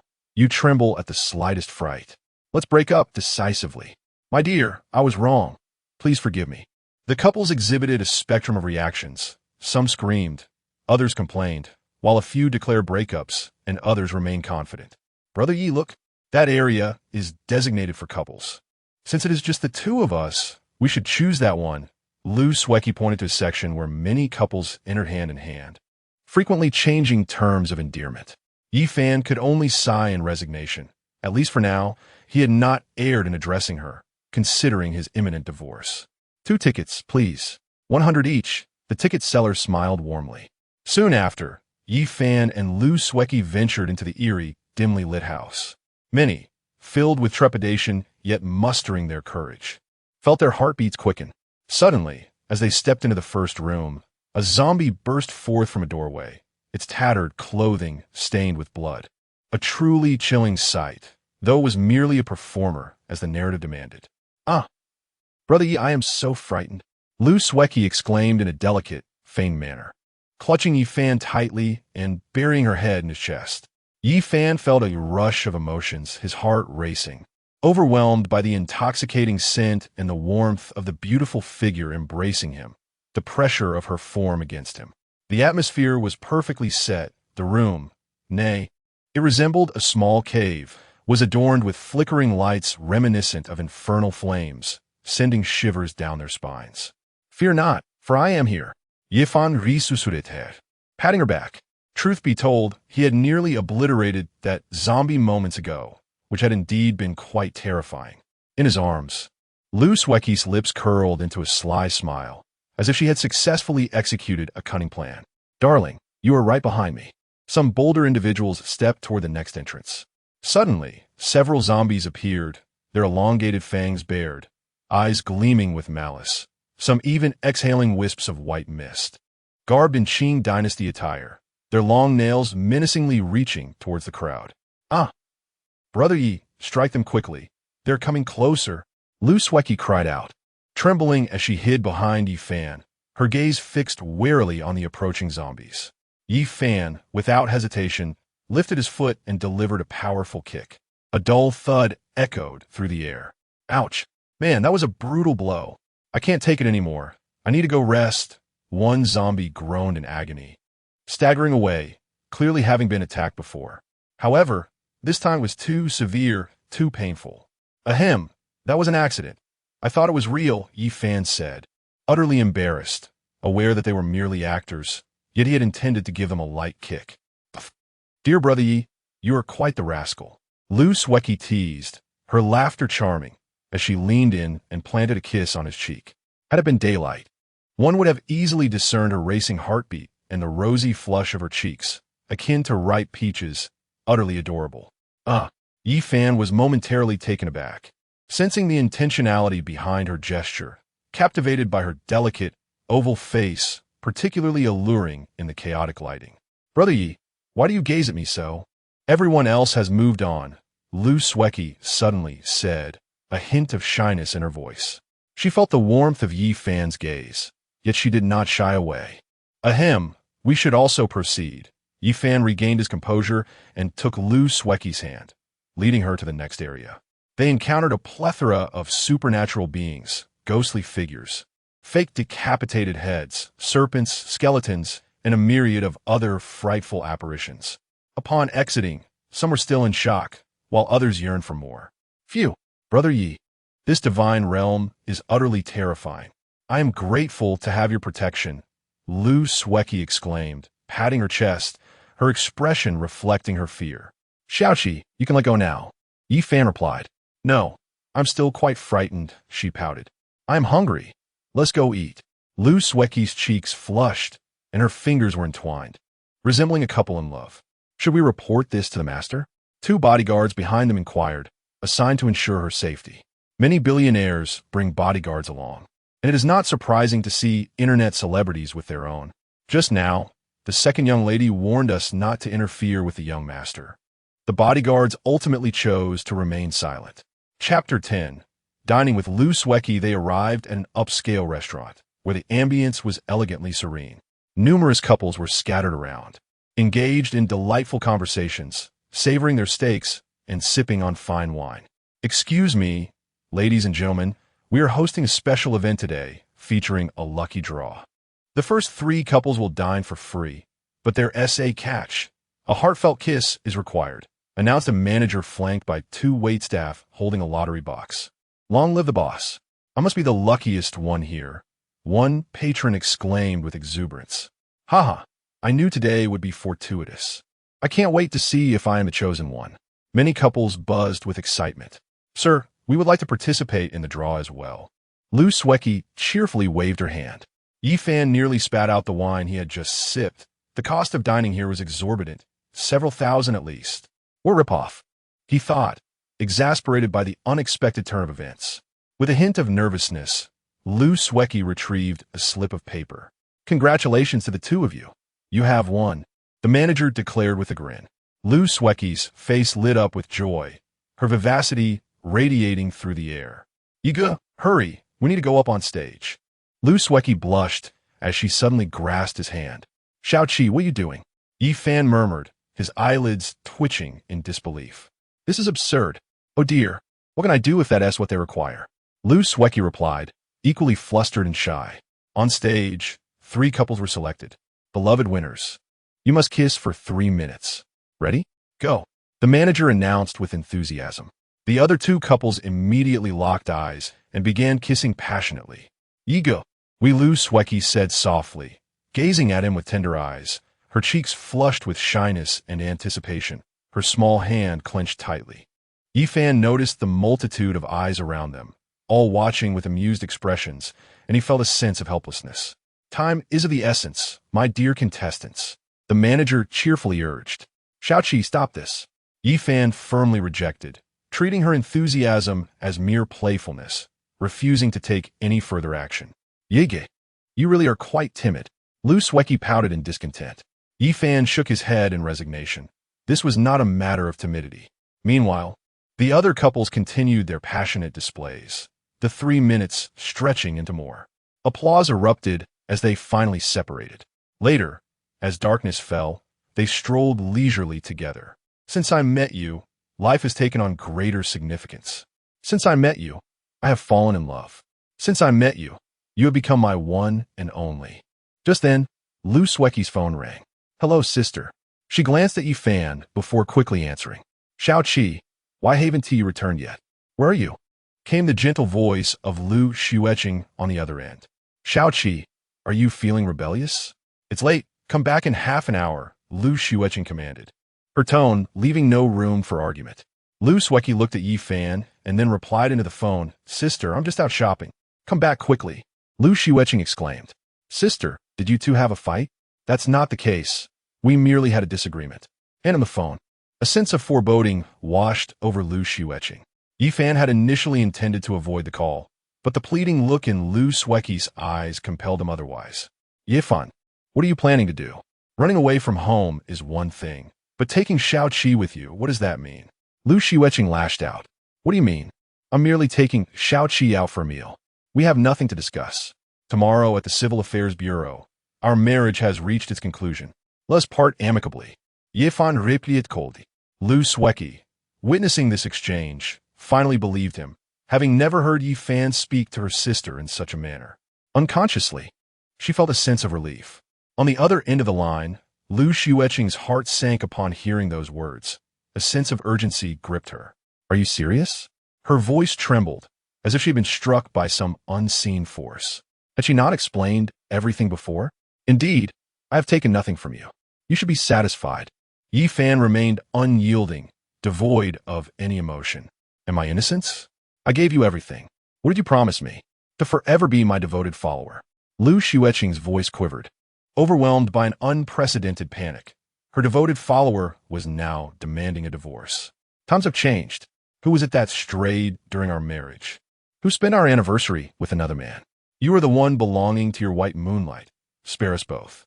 After delivering this frigid statement, Yifan abruptly hung up the phone. Beep, beep. On the other end, Lu Xueqing's voice was tinged with tears, feeling utterly lost. You hung up on me again. No matter how many times she called, the line would be cut, a tormenting experience for her. Lu Xueqing remained silent, finally comprehending the situation. Xueqing, are you curious as to why I am so resolute? Yifan inhaled deeply. Being betrayed was profoundly unsettling, and the only escape was through divorce. Lu Xueqing nodded heavily, eager to understand. Yifan sighed and shared all the previous messages from WeChat. Lu Xueqing's eyes widened in disbelief. She had not anticipated that Jiangzhu would behave in such a manner, uttering those kinds of words. Anyone would be infuriated. At that moment, Lu Xueqing found herself at a loss for words. Who could endure such a betrayal? Should I consider divorce? Do they think I am a country bumpkin? Merely after her money, calling me a kept man? Yifan spoke in one breath, feeling an immense sense of relief. Divorce would liberate him from it all. Brother Yi, let me talk to my sister. Also, aren't you brothers with Qin Xianmeng? He is wealthy. Why not have him invest? Lu Xueqing suggested earnestly. She intended to return and reprimand her sister for her upbringing. All right, you should go back tonight. I cannot wait like your sister and discuss divorce later. Yifan gently released her. Very well. I will seek you out to take me to enjoy delicious food. Lu Xueqing finally nodded, signaling to her bodyguard before departing. Lu Xueqing, you have forced me to become this wretched person. Yifan gazed at the stars in the sky, whispering softly. However, such actions carried a certain degree of risk. It was uncertain whether it would invoke the wrath of life itself. He sensed the dependence that Lu Xueqing had on him, and he wondered what expression Lu Xueqing would wear. To be honest, Yifan felt a twinge of fear, given the circumstances with Lu Xueqing. The bodyguards would undoubtedly report back. From an outsider's perspective, this marriage appeared to have the approval of Lu Xueqing's father, but in reality, it was her grandfather's consent that would determine its success. Her grandfather, hailing from a rural background, had arrived in Tianhai City and seized the opportunities of the flourishing era, gradually building his fortune from mere fractions of a currency. The 20% shareholding was also bestowed upon her by her grandfather, much to the dissatisfaction of his father. Lu Jiangping, such a vast conglomerate, with a starting valuation in the billions, indeed represented an overwhelming amount. Those present, do you not share this sentiment? In an ordinary household, a student might earn a few hundred a month, or perhaps possess tens of thousands, which would feel substantial, let alone the billions at stake. Her mother stood in a neutral position. As long as Lu Xueqing loved him sufficiently, she should not be in peril, right? He needed to reconsider and make a decision anew. Chapter 11. An unexpected encounter. The moonlight was just as it always was. At that moment, Yifan's phone rang once more. Hello, Sister Meng. A melodious voice resonated from the other end. Yifan, I have prepared your favorite spicy fish. Are you coming over? Li Meng inquired, her tone laced with anticipation. Yifan chuckled wryly. He had just finished his meal. However, he could not bring himself to decline her kind invitation. I was just pondering where to dine, and now I have a delightful opportunity. I'll be there shortly, he replied with a smile, making his way to the parking lot before slowly departing. In Tianhai City, at the Jiang residence. What is the situation with the Liu family? Is that country bumpkin still causing a stir over divorce? Jiang's father, Jiang Ke, inquired. Indeed, to provoke him, I endured 2 beatings. I truly wish to eliminate him at once. Jiang responded coldly, anger simmering within him. He had been struck by Yi Fan twice, a deliberate provocation, for after all, he was merely a country lad, a mere shrimp in comparison. Do not let small matters lead to greater losses. Once they are divorced, propose a marriage alliance. Ideally, if Jiang Liu Xueqing becomes pregnant, that Liu Zhanping will find himself at a loss for words, Jiang Ku advised. You must act swiftly. We require 15 billion. Only their conglomerate can provide such funds, and the banks are no longer willing to lend us money. Your television drama's profits are often insufficient. 70% of the earnings are siphoned off by that Liu Feifei's company. It became evident that their investment in Korea had faltered, prompting them to seek various appeals from Liu Feifei's company, culminating in the production of this television drama to enhance their notoriety. Meanwhile, Jiangzhe was pursuing Liu Xueqing, aiming to secure funding with aspirations to target the entire conglomerate. Rest assured, father, by tomorrow, Liu Xueqing will also be seeking a divorce. That country bumpkin has long been eager to end his marriage, Jiangzhe confidently asserted, thumping his chest. Indeed, Liu Zhanping has no son, unless unforeseen circumstances arise. The shares he possesses will ultimately be divided between his 2 daughters. Marrying one of them would grant you half of the conglomerate. And then what sort of woman would you not have at your disposal? Yang Kiskivi Kokotionet. In the Tianyue Villa district, all residents here are affluent, whether they are wealthy individuals or from government institutions. The security is stringent. It is nearly impossible for anyone who is not a resident to gain entry. However, Yi Fan, having frequented this place in the past, was permitted access. Upon arriving at Li Meng's villa, he noticed the dedicated bodyguard stationed outside. As he entered, an enticing aroma enveloped him. The table was adorned with his favorite dishes, sweet and sour ribs, spicy fish, stir-fried meat, and even caviar. He recalled a scene from a movie where a superstar took home the accolades, and everyone around him looked down upon their humble offerings. He stealthily approached the kitchen, where he beheld an elegant silhouette, her long hair cascading over her shoulders. At 169 meters tall, she possessed a delicate waist and a gracefully rounded figure with long, slender legs. Li Meng was preparing the final dish, embodying the image of a nurturing homemaker. Observing this, Yi Fan's thoughts wandered to Liu Xueqing, who merely awaited her meal. Typical of a young lady of privilege. Sister Meng. Yi Fan's voice resonated just as he finished his thought. Ah! Li Meng's face turned pale with fright, and in a moment of uncertainty, she stumbled and fell backward. Yi Fan, quick-witted and agile, swiftly caught her slender waist. A wave of intoxicating fragrance enveloped him, stirring his senses and leaving him parched, especially as he gazed upon Li Meng's unadorned yet strikingly beautiful visage. In that instant, she found herself cradled in his arms, and they both felt an overwhelming heat, as if they were caught in a sweltering 40-degree day. The atmosphere thickened, and as their eyes locked, Li Meng unexpectedly displayed a hint of bashfulness. Heavens! Every time I look at Yi Fan, my heart races inexplicably. Could it be that No, I mustn't entertain such thoughts. After all, he is Xueqing's husband and merely my subordinate. Her cheeks flushed crimson as these thoughts flickered through her mind. Yet Yi Fan possessed an undeniable allure that made her momentarily reluctant to break free. Lin Jia, are you all right? Yi Fan finally swallowed hard, staring at her in a daze. At that moment, he couldn't help but notice the softness of her body pressing against him, causing his thoughts to spiral. Help! Lin Jia is too beautiful. Have I truly become a scoundrel? Should I abandon all restraint? Li Meng was acutely aware of Yi Fan's reaction. The last soup is ready, she exclaimed, breaking free from his embrace. Yet, she felt his strong hand still gripping her, igniting a wave of embarrassment that did little to mask the awkwardness of the moment. Do you still want to eat?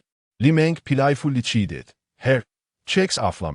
Her heart racing like a startled deer. Oh, Yi Fan reluctantly released her, feeling a lingering sense of unfulfilled desire. Li Meng shot him a sidelong glance, signaling him to wait. Before long, the final dish was ready. Their feast was indeed a lavish affair. Li Meng produced a bottle of rich red wine, creating a warm and inviting atmosphere. Yi Fan found himself quite fond of this lifestyle, particularly as it was accompanied by financial comfort. Dream Jia. Whoever marries, you will surely be fortunate. Yi Fan's eyes sparkled with enthusiasm as he rubbed his hands together, eager to indulge. One cannot expect pearls from a dog's mouth, Li Meng teased, though her heart swelled with joy at the compliment. She then retrieved the card Yi Fan had used earlier, playfully admonishing, "You are being rather impulsive. Take this back. I know all your money is tied up here." Yi Fan attempted to protest, but was silenced. "And you mustn't be so patriarchal. This is rightfully yours." With that, she tucked the card into his pocket. Yi Fan was genuinely touched. The woman before him was remarkably gentle. To refuse her kindness would be rather ungrateful. They soon began to sip wine and savor their meal. "Eat slowly. There's no one competing with you. And do watch out for fish bones," Li Meng said, her face beaming as she observed Yi Fan's voracious appetite. She joyfully assisted him with his food, resembling a loving couple. This is delicious. I must savor every bite," Yi Fan said, his mouth full, though internally he felt a pang of regret, having only eaten moderately at the steakhouse earlier. "Yi Fan, what about you and Xueqing?" "Limang Bantura Tantatibeli. Dream Jia. I can only part ways with her. I come from humble beginnings, and it seems she favors someone like Jiang Zhimor. I will leave with nothing. This hardly counts as living off a woman, does it?" Yi Fan's mood suddenly sank. With a head full of green hair, who could endure such a sight?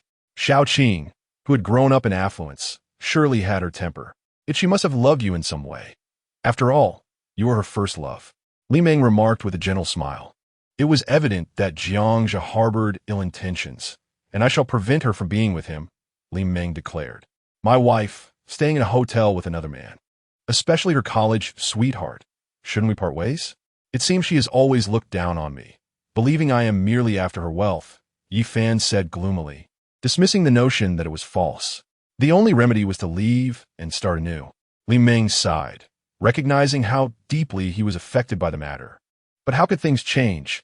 Subsequently, Yi Fan dashed to a bar, seized a bottle of liquor, and poured it down his throat.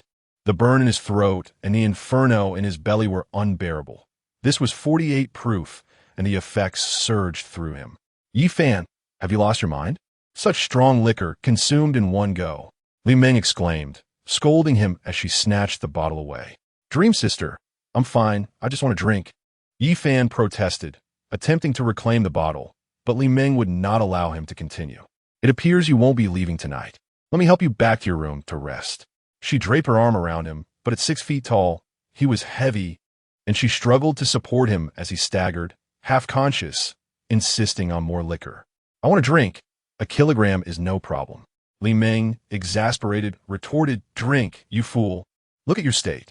Eventually, Yi Fan was escorted to a room on the second floor, feeling somewhat hazy, his gaze unfocused, babbling incessantly. Li Meng attempted to lay him on the bed, yet his weight caused her to topple over as well. Yi Fan, hurry and sleep. I'll take care of the dishes, she said, but his body blocked her path, and no matter how she pushed, she could not escape. Don't leave. Yi Fan suddenly pulled her into his embrace, leaving Li Meng feeling dazed. He then mumbled, Lu Xueqing, you seem content with your love life. Why can't you forget your first love? If you wish to stray, I can only acquiesce. Once unfaithful, forever forsaken. Yi Fan held Li Meng tightly. It was over. He had mistaken her for Xueqing, yet she could not push him away. Li Meng, trapped in his embrace, felt tears welling up, buried in his chest, yet inexplicably. When he treated her as Lu Xueqing, she felt a twinge of disappointment. In the midst of her swirling thoughts, Yi Fan turned, gazing at her with a dazed expression. Li Meng instantly felt a rush of anxiety. This could not happen. Wife, today is the last time I shall accompany you. Let me love you well just once. With that, Yi Fan pressed his lips against hers. Yi Fan, you, Li Meng's eyes widened in shock as he kissed her, and no matter how she struggled, She could not break free. In the end, it felt as if she were both resisting and yielding, her body tingling all over. The room was filled with the melodious sounds of their connection, lingering in the air. On the other side of the Mingyue villa, Xueqing and her sister were embroiled in a heated argument. What do you intend to do with Brother Yi? Where have you and your brother-in-law gone today? Xueqing interrogated, noting that Yi Fan had not returned and was unreachable by phone. You are on the verge of divorcing Brother Yi, so it is only reasonable for me to address him as such. Sister, you should return to your white moonlight. I never expected you to be this kind of person, betraying Brother Yi. If you do not love him, why not let him go? After all, you have always looked down upon him. He deserves dignity too. Xueqing dismissed her sister's sentiments without hesitation. You are my sister, and even you think I have betrayed him? What has he told you? This sycophant. How did I not see through his schemes before? Xueqing was infuriated, directing her wrath towards Yi Fan. Sister, you are the one who has strayed within marriage, entangled with your white moonlight at the Wangjun Hotel. Shall I continue? Xueqing gazed at her sister with disappointment, feeling that she had become a hypocrite. And you call Yi Fan a sycophant? Who is the one eagerly serving their dish? Xueqing, as my sister, why do you also believe I am unfaithful? Xueqing felt as though she was the true villain in this situation. Her own sister was arguing with her over her brother-in-law. Everyone knows that your idol is that effeminate one. As a manager of a large corporation, you truly bring shame to our parents. You, a married woman, are entangled with other men. Spare Brother Yi. I have witnessed how you have treated him over these 2 years. If it were not for your infidelity, Brother Yi would have revered you. Xueqing showed no mercy. Yi Fan was my sycophant in college. Being with him was already a reward for him. Shouldn't he treat me well? You accuse me of infidelity. Was that what that sycophant said? How absurd. You merely desire to obtain his shares. Dream on. Xueqing retorted, gritting her teeth, attributing all blame to Yi Fan. She even began to regret her relationship with him. In that case, there is nothing more to discuss. Xueqing felt that her sister was beyond redemption, enchanted by Jiang Jia. For her sake, she had even married into the Liu family. Had it not been for her sister's infidelity, none of this would have transpired. Chapter 12. The scandal unveiled by the paparazzi. Xueqing was in a state of panic as the paparazzi exposed her infidelity, while Lu Ma stood by, unable to interject amidst the fierce quarrel between the two sisters over a man. Xueqing chose to ignore her sister. Xueqing retreated to her room, repeatedly calling Yi Fan, but to no avail. A sense of anxiety gripped her heart. Hello, Xueqing. Indeed, it was her dear friend Lin Jia on the line. Jia, I sense something amiss between Xueqing and my husband. She no longer refers to him as brother-in-law, but calls him Brother Yi instead. Xueqing confided her suspicions. Calling him Brother Yi? What is the issue? You affectionately refer to your white moonlight in a similar manner. Why is it different when it comes to your sister? Lin Jia replied dismissively, though inwardly she thought, but Xueqing has always cherished her time with Yi Fan. It's true. You know well enough that Xueqing's gaze toward my husband has always been peculiar. I have always been reluctant to let them be alone together. We even had a fierce argument over her feelings for my husband, and she urged me to divorce him. My husband hasn't returned tonight, nor does he answer my calls. As my confidant, what should I do? Xueqing lamented, feeling a heavy knot in her chest. After a long silence, Lin Jia finally spoke. Either sever ties with your white moonlight or let go. Remember why you were with him in the first place. If you do not love him, please do not inflict pain. Yi Fan is resolute about seeking a divorce this time. She believed that if Xueqing truly loved him, she ought to cut off all connections. Lin Jia, although Jiang Jia is my white moonlight, he is merely a friend. Am I to be deprived of even the privilege of friendship? That would be exceedingly petty of him. I've already confronted Jiang Jia twice. I cannot fathom where he learned such violence. Xueqing retorted, still oblivious, placing blame on Yi Fan. Forget I said anything, Lin Jia conceded, recognizing the futility of her arguments. She thought, after all, Jiang Jia is your white moonlight, not just an ordinary friend. Most importantly, you have even spent the night with him. As your confidant, I have expressed all I could. Ultimately, the decision lies with you, and every individual must make their own choices. Qian Yu Evila. Morning dawned, and Yi Fan awoke in a daze, completely unclothed. He recalled drinking white wine the previous night, and the aftereffects were significant. However, upon noticing the crimson stain on the sheets, he abruptly sat up, realizing the gravity of the situation. He was all too aware that this was reminiscent of his encounter with Lu Xueqing. There were even marks from biting and grasping all over his body. Checking the time, he discovered it was already 9 o'clock. What is happening? Have I actually been intimate with Lin Jia? Yi Fan let out a bitter laugh, contemplating whether this was the recklessness of drunkenness. He anticipated it would be Li Meng's first experience. Rising from the bed, he surveyed the living room, only to find that Li Meng had already left. He picked up the phone. "Hello, Yi Fan, are you awake?" Li Meng's voice on the other end sounded weary. Her heart filled with complexity and a hint of nervousness after their hazy encounter. Last night, had she truly wished to awaken Yi Fan, she could have done so. Yet, she ultimately succumbed to the situation and now found herself in pain. "Sister Meng, I have made a grave mistake. Please report me." Yi Fan's tone was sincere, filled with remorse, realizing he had truly crossed a line this time. On the other end of the line, Li Meng was momentarily taken aback, having never imagined such a confession. However, the discomfort lingered, as her first experience had been rather muddled. "Yi Fan, do not overthink. You treated me as if I were Xueqing yesterday." Li Meng sighed helplessly. Even if she reported him, what would it change?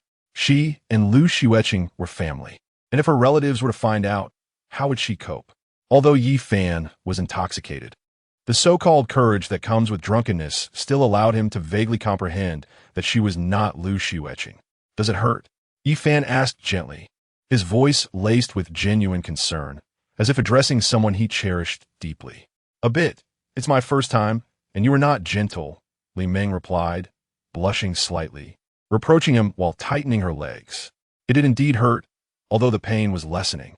Yi Fan, in his domineering manner, found himself deeply entangled in the situation.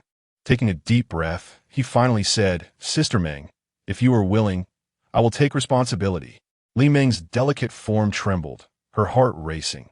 Was this a confession? A small thrill of joy surged within her, reminiscent of a young girl, exhilarated by a declaration of affection. Truth be told, she did not harbor any aversion towards Yi Fan. On the contrary, each time she saw him, a sense of nervousness enveloped her. "Stop speaking nonsense. You are Xueqing's husband, and you do not even like me," she finally replied bitterly. Her innocence had been taken from her, yet the man remained someone else's. Just as Yi Fan was about to respond, Li Meng hurriedly ended the call, likely due to someone knocking on her door. "Well, we'll take it one step at a time," Yi Fan thought as he walked to the kitchen and saw a warm bowl of porridge. This scene filled him with warmth, as he knew Lu Xueqing would not do such a thing. He realized that being a lovesick fool was no easy task, but at least a divorce was on the horizon.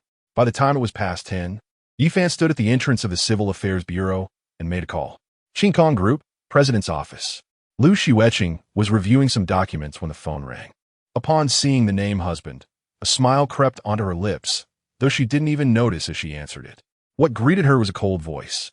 "I'm at the Civil Affairs Bureau. Hurry up." Hearing this, Lu Xueqing felt anger rise within her. She had anticipated something more pleasant and retorted, "I am busy today." "Do we not agree on this?" "What do you mean?" Yi Fan replied coldly. "Yi Fan, am I supposed to give you face all day? You say you want a divorce, as if I am nothing to you?" Lu Xueqing was infuriated. A lovesick fool had no right to make such demands. "There is nothing left to discuss. Let's part ways. I do not wish to wear a green hat." Yi Fan's tone was icy and unfeeling. A pang of pain struck Lu Xueqing's heart. Yi Fan still looked down on her, and no amount of explanation would suffice. She shouted, "How many times must I say it? There is nothing between me and Brother Jiang. Can you stop acting like a child? You know what is in your heart. I am waiting for you here." Yi Fan, in response, hung up the call abruptly. Lu Xueqing stared at her phone, which had just been hung up again. Her teeth clenched in frustration. How had her devoted admirer turned into this? Hadn't he once elevated her to the heavens? She had no intention of pursuing him. After all, her true love had invited her to a special place. Yet, Yi Fan had waited in vain, his calls going unanswered. In an interview hall, Throngs of reporters from various platforms were snapping photos, surrounded by an array of machines and microphones. A multitude of fans gathered below. Today marked the interview for Jiang Jia and Lu Feifei's performance in Falling in Love with You. Ms. Feifei, do you have any thoughts on this television series? A reporter inquired. Well, my thoughts are simply to express my gratitude for everyone's support of this show. This is my first time acting in such a series. I hope that when one chooses a partner, they must cherish that person wholeheartedly. Lu Feifei, a vision of beauty with captivating eyes and a radiant smile, sat gracefully on her stool. Many fans shouted their love for her, to which Lu Feifei responded with a gentle smile and a heartfelt thank you. Below, Xueqing was momentarily taken aback. Her words seemed to resonate with her. In that moment, she thought of Yi Fan and glanced over at Jiang Jia. One was her husband, and the other, her college crush. Mr. Jiang, have you recently entered a romantic relationship? Another reporter asked. Oh, how should I put this? Zhang Ismile de Wamli, feigning surprise. He addressed handsomely today, aware that a spectacle was about to unfold. A few days ago, paparazzi captured you and the current president of Xueqing Group, Lu Xueqing. Anturingo Hotel, Sheringo Svitkish. Indeed. According to our sources, Ms. Lu has been married for a year, a reporter interjected. Look, here is the evidence that our paparazzi managed to capture. Some audacious reporters displayed the photographs like posters for all to see. Lu Xueqing's face turned pale at the sight, her heart racing. She never imagined that every moment of her encounters with Jiang Jia had been documented so intimately, resembling a loving couple in the images. Jiang Jia, on seeing this, felt a sense of triumph. This was all part of a scheme, ensuring that divorce would soon become inevitable. Look, the president of Xueqing Group is here. A reporter shouted. Ms. Lu, would you like to come to the stage and clarify the situation? As cameras turned towards Lu Xueqing, she felt lost for words. Taking a deep breath before stepping onto the stage. Ms. Lu, are you having an affair? The reporters pressed. We understand that Mr. Jiang was your college sweetheart. Does your husband know about your relationship with him? Have you forsaken your current husband for love? The barrage of sharp questions left Lu Xueqing in a state of utter turmoil. Recognizing the detrimental impact of today's events on both her and the corporation, she inhaled deeply and stated, Jiang Jia and I are merely friends, and I have not betrayed my husband. However, despite her assertions, numerous individuals have disseminated information across various platforms, rendering her defenseless. Yet, you have already reserved a room. Does your husband truly remain unperturbed? Have you not adorned him with the proverbial green hat? Are you indeed a worthy spouse? The journalist pressed incisively. At this moment, Lu Xueqing felt an overwhelming sense of anxiety and confusion, eager to articulate a response. Observing that the situation was escalating, Jiang Jia interjected, suggesting, let us refrain from further inquiries for now. This interview concludes here. Thank you all. His objectives had been met. The scandal was set in motion, having been orchestrated days prior, though he had initially planned to prepare more. However, his company could no longer await. Lu Feifei regarded Jiang Jia with a knowing glance, then turned her attention to Lu Xueqing, contemplating how best to quell this tumult. Upon exiting, Jiang Jia expressed, I apologize. I had not anticipated the press conference to unfold in such a manner. My oversight is regrettable. A hint of remorse graced his features, yet internally, he reveled in delight. Brother Jiang, this is not your fault. Lu Xueqing, presently distracted and anxious, had scarcely finished speaking when her phone rang. President, there has been a crisis. Numerous clients have initiated returns. Furthermore, several suppliers have ceased collaboration with us. The numbers are mounting. You must return to the office at once, Su Wei, her secretary, conveyed urgently from the other end of the line. Lu Xueqing felt a jolt of panic. She had not anticipated the news to spread so swiftly. She informed Jiang Jia briefly before hastily departing. Can you still avoid divorce under these circumstances? Jiang Jia mused, a smirk playing at the corners of his mouth. Chapter 13. Public outcry at this moment. The Xueqing Group was in turmoil. The magnitude of the company, coupled with the revelation of the president's infidelity, had severely tarnished its reputation. The president herself had never anticipated such a scandal. Alas, poor Yi Fan. Just yesterday, he had caused a commotion over this very affair, only to discover that it was an intention to resign. Although he bore the title of a kept man, it was certainly preferable to donning the proverbial green hat. Numerous employees had witnessed the smiling images of Lu Xueqing and Jiang Zhe on various social media platforms, with some even manipulating photos to depict them kissing. Consequently, many clients, including those contemplating collaboration, withdrew their interest. After all, Tianhai City boasted numerous reputable companies. In the conference room, Lu Xueqing occupied the central position, exuding an aura of authority. Flanked by numerous executives and shareholders, she surveyed the list of companies that had terminated their partnerships, listening intently to the reports being delivered. The atmosphere was palpably tense, with the elders whispering amongst themselves, "What shall we do? In such a short span, we have already incurred losses amounting to several billion.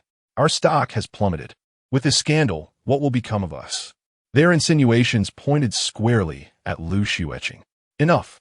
Lu Xueqing's voice rang out, silencing the room. Regardless of her status as president, anxiety gnawed at her heart. She had never anticipated the situation escalating to such a degree. "Xiaowei, please make another call regarding the medical equipment and steel matters. These represent substantial sums."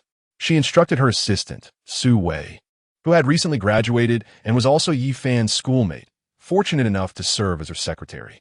"Mr. Chun, have we not finalized our contract?" Su Wei inquired over the phone.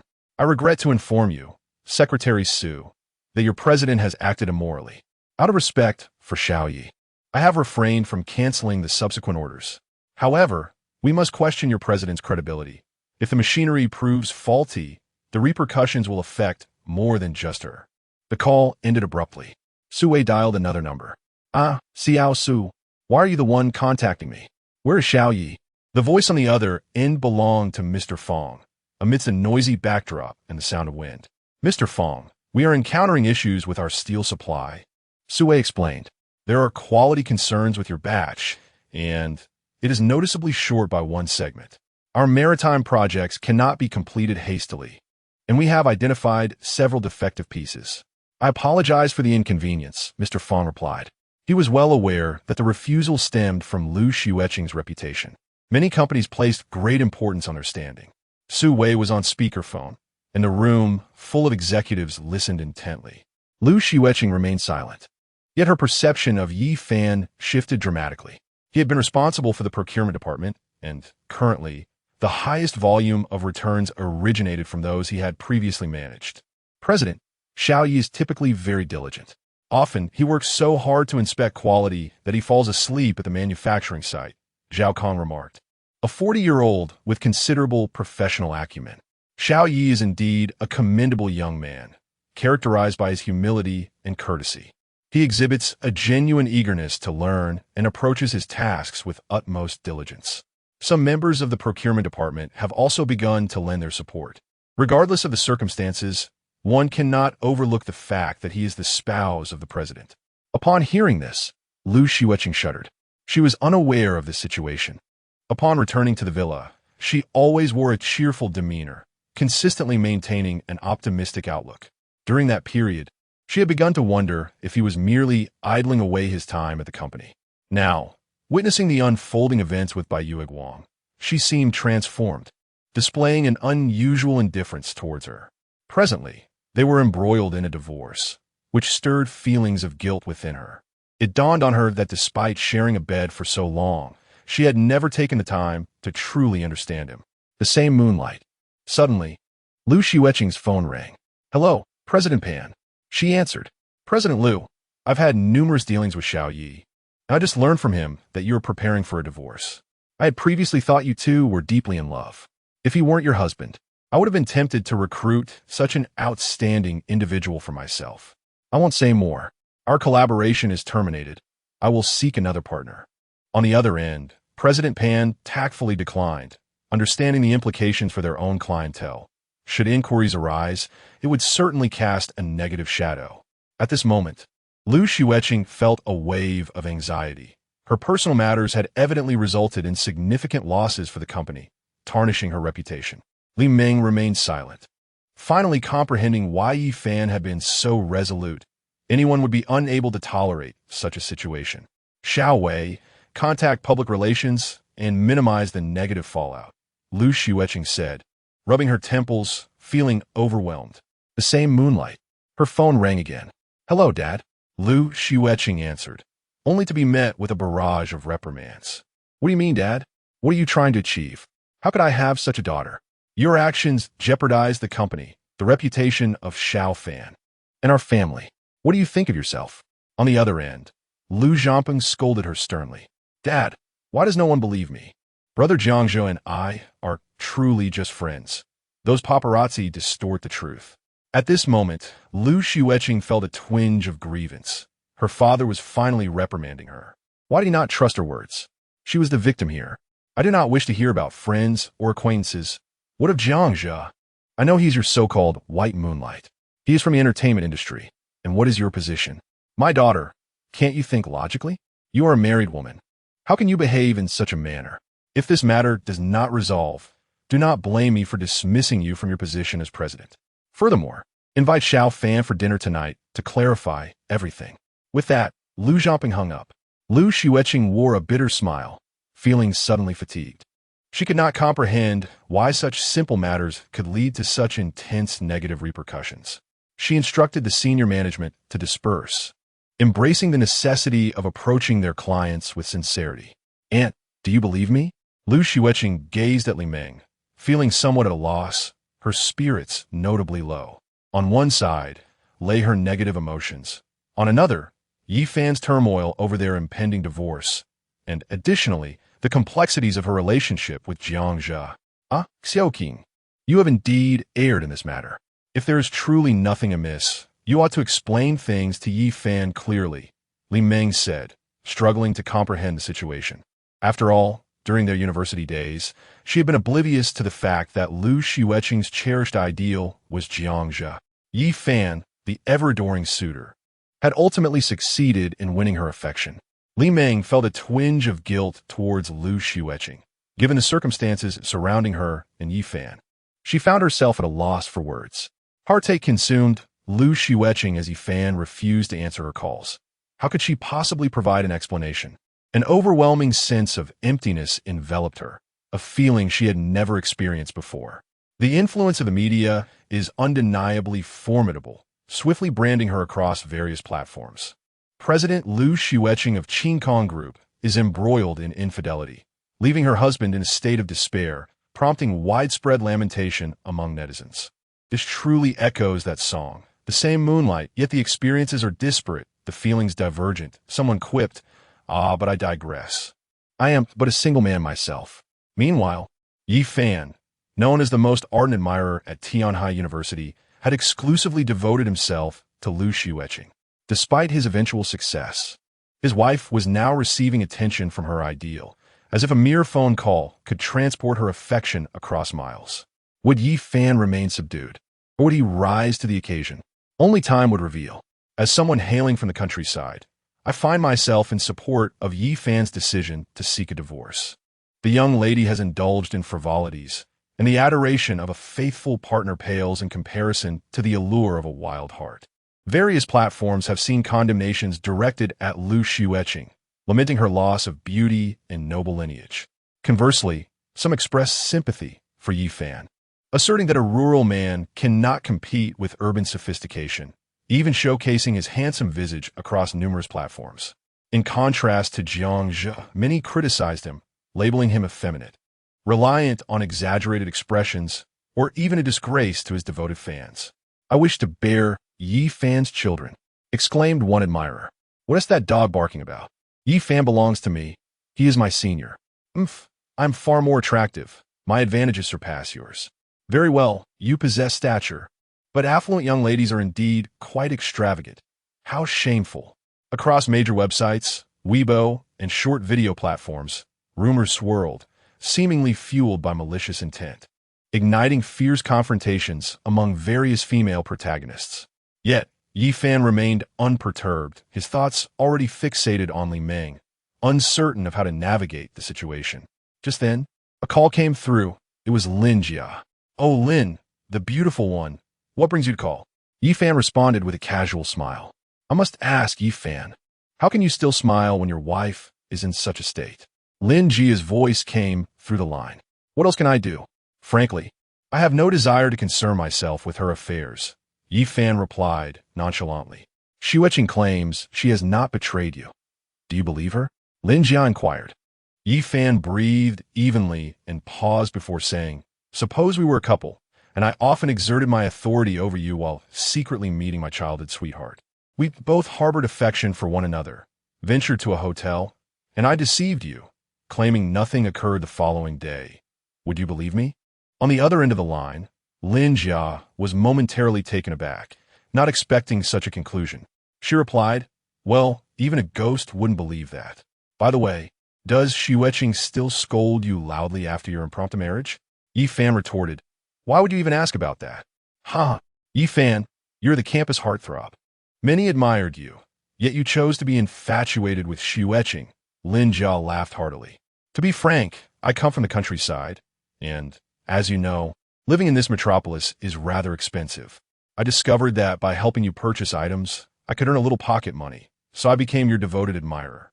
I truly appreciate that you give me 50 yuan every time you buy a bottle of water.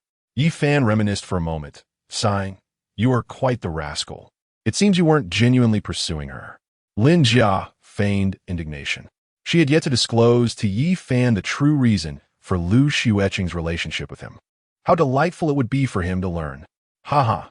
But honestly, I just want to understand what a rich and beautiful girl is like. You both are equally stunning. To me, it matters little whom you pursue, Yi Fan remarked. Their conversation flowed effortlessly, given their familiarity. Lin Jia, being the more vivacious of the two, teased, You might as well say you are eyeing the pot while eating from the bowl. However, as she held the phone, a hint of shyness crept onto her charming face, as if Yi Fan had just confessed his feelings. All right, beautiful Lin, I have another call coming in, Yi Fan stated before ending the call. Brother Yi, my father said he is coming over for dinner tonight, Lu Xueqing said on the other end. She pondered if this was an indirect way of introducing him to her parents. Yi Fan sighed, having anticipated this outcome. All right, I will come.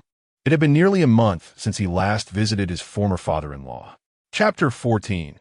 Meeting the in-laws in the Blue Moon community, a residence for the affluent government officials. And some retirees, the atmosphere is one of stark distinction. Here, individuals either possess an alarming status or an equally alarming wealth. Security is exceedingly stringent, with armed personnel on guard. In the past, Yi Fan found this unremarkable. However, he now perceives the glaring disparities among people. As the setting sun casts its golden rays upon many faces, they seem to blush in its warmth. He grasped a selection of fruits, inhaled deeply, and approached a building. Sister-in-law. At the entrance awaited Lu Xueqing, exuding youthful vitality and a radiant smile, both charming and vivacious. She rushed towards him, clad in slippers. Xueqing. Yi Fan responded with a faint smile as he advanced. Upon entering the residence, he beheld a graceful middle-aged woman, exuding poise and elegance, engaged in conversation with Lu Xueqing. The two sisters undoubtedly inherited their mother's beauty. Xiao Fan has arrived. Fang Fei greeted him with a gentle smile, rising gracefully. She is the mother of the two sisters, well-preserved, and her every movement radiated an air of affluence. Darling.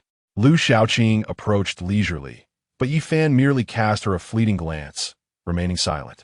She felt a pang of anxiety. Was this truly heading towards divorce? Yet, beneath that worry, frustration brewed as she resented his sulking demeanor. What's wrong? Not even calling me mom? Fang Fei inquired, her face adorned with a warm smile as she regarded Yi Fan. Mom. Yi Fan finally relented, calling out helplessly. Since Xiao Fan is here, let's take a seat at the table, Lu Jiangping proclaimed as he approached, exuding an air of authority befitting his status. The others instinctively moved to the dining area. This was a typical family meal, yet the dishes were exquisite. Xiao Fan, what is your perspective on this matter? As the atmosphere turned slightly tense, Lu Jiangping finally broke the silence, his gaze fixed upon Yi Fan, the so-called son-in-law. Lu Xueqing remained silent beside him, deliberately observing him. Fang Fei and Lu Xueqing refrained from speaking, aware that the main event was about to unfold. Yi Fan's expression remained largely unchanged as he set down his chopsticks and declared, "I shall exert every effort to mitigate any negative occurrences, ensuring the group's reputation no longer suffers." Lu Zhanping furrowed his brow, perhaps perceiving an underlying implication. To be candid, he initially held Yi Fan in low regard, deeming their union unsuitable. Yet, with his daughter's unwavering stance in their cohabitation, he found himself reluctantly accepting the situation. "Honey, there is truly nothing between me and Brother Jiangxia. Why can't you trust me?" Lu Xueqing's voice was tinged with urgency, almost pleading, as she displayed an exceptional demeanor in this setting. In that moment, she felt genuine panic, yet the photographs remained an insurmountable hurdle to explain away. Lu Xueqing yearned to disclose that Yi Fan possessed those very photographs, but refrained, believing her sister had erred gravely. "Xiao Fan, in this digital age, photographs can be manipulated." Fang Fei attempted to mediate, though her argument felt unconvincing. Despite Yi Fan being the son-in-law, it was her daughter who had faltered, rendering his concerns entirely reasonable. "Father, mother, perhaps, although I hastily married Xueqing, I ultimately find myself unable to reach her heart. With the recent turn of events, I do not blame anyone. It appears that my marriage with her has come to an end. I shall leave with nothing," Yi Fan stated coldly, his tone remarkably indifferent. Upon hearing this, Lu Xueqing's face turned pale, her delicate frame trembled, and her heart felt as if it had been pierced by a knife, an agonizing pain engulfing her. She grasped Yi Fan's arm, her voice tinged with urgency. "That is not the case, my husband. I do love you. On that day, I did lie to you, but I assure you, I have done nothing to betray you. Were you not always accommodating of my whims?" In this moment, she realized the magnitude of the misunderstanding that had arisen between them. Initially, she thought Yi Fan was merely sulking, but she soon recognized her error. The prospect of divorce filled her with panic, a profound fear of loss. Yi Fan remained unresponsive, his demeanor icy, his intention unmistakable. He desired a divorce. Lu Zhanping and Fang Fei were momentarily rendered speechless, equally astonished by Yi Fan's actions, lamenting his decision to leave with nothing. Ideally, a couple should embody mutual tolerance and trust. "Xiao Fan, we can comprehend your disbelief in Xueqing's words. However, you both represent each other's first true partners. If at all possible, please find it in your heart to forgive her."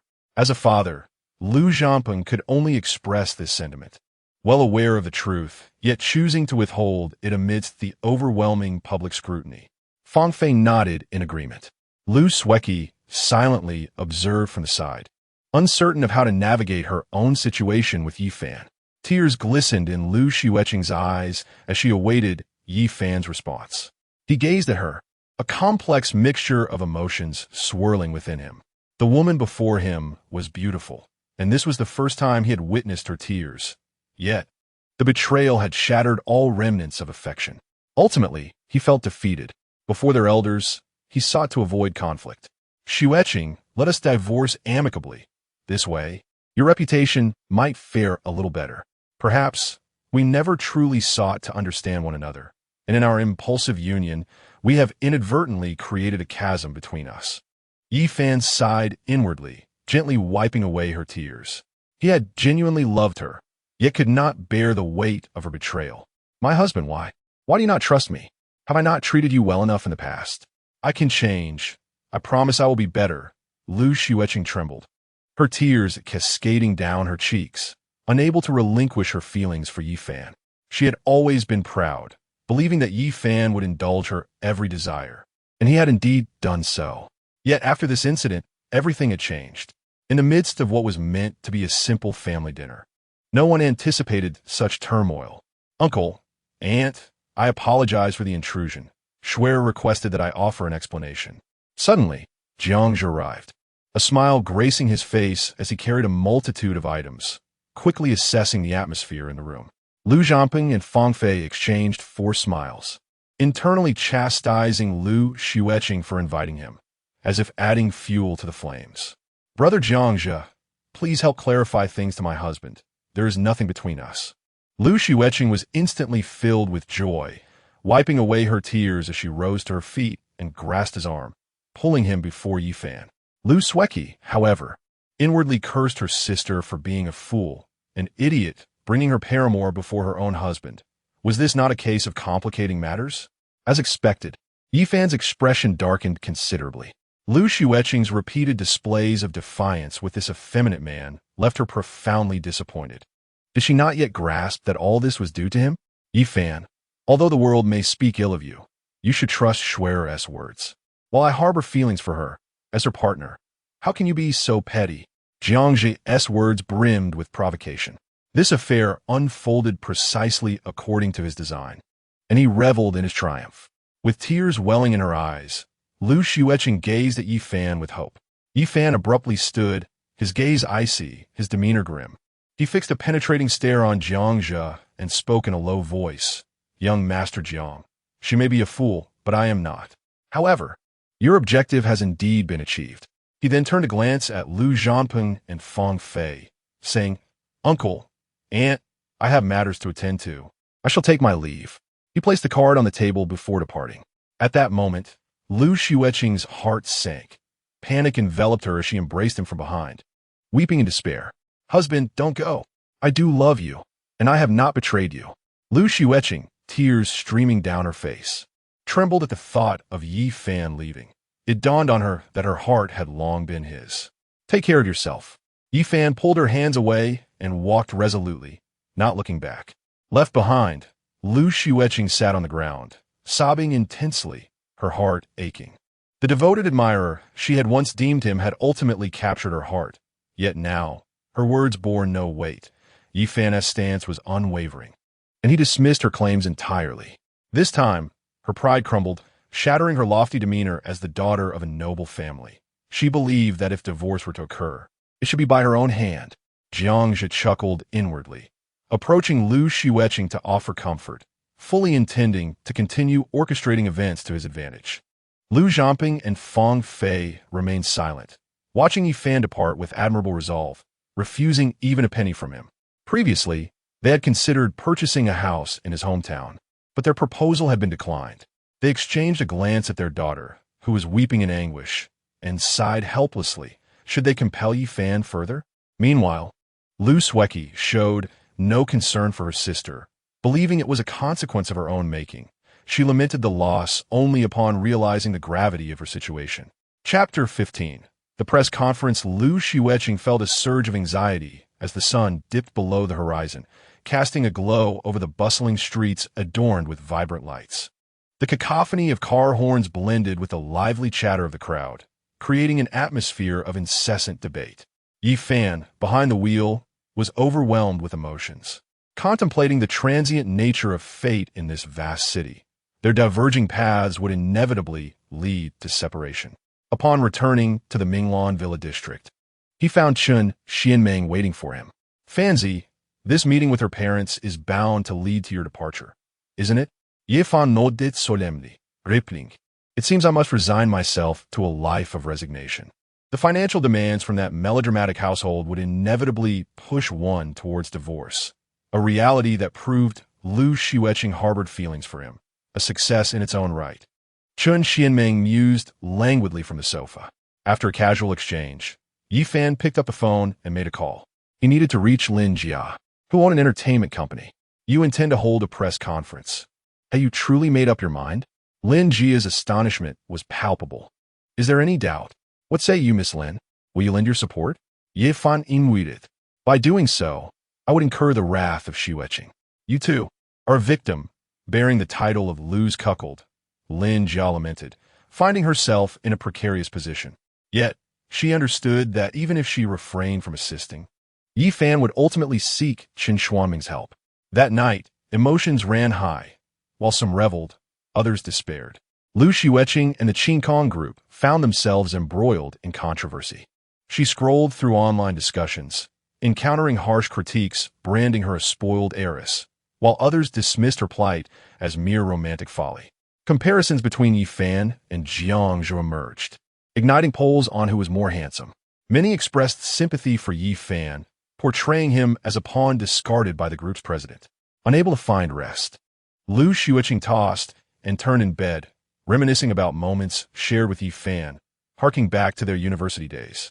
You claim to be from the countryside. You are fond of a girl like me, a wealthy beauty? She recalled, amused alongside Lin Jia at Yi Fan's earnestness. Generally, those without status would not dare pursue her. At Tianhai University, who did not know her declaration of love for Jiangzhou on the forum, where she referred to him as her white moonlight. Is it unreasonable to love anyone?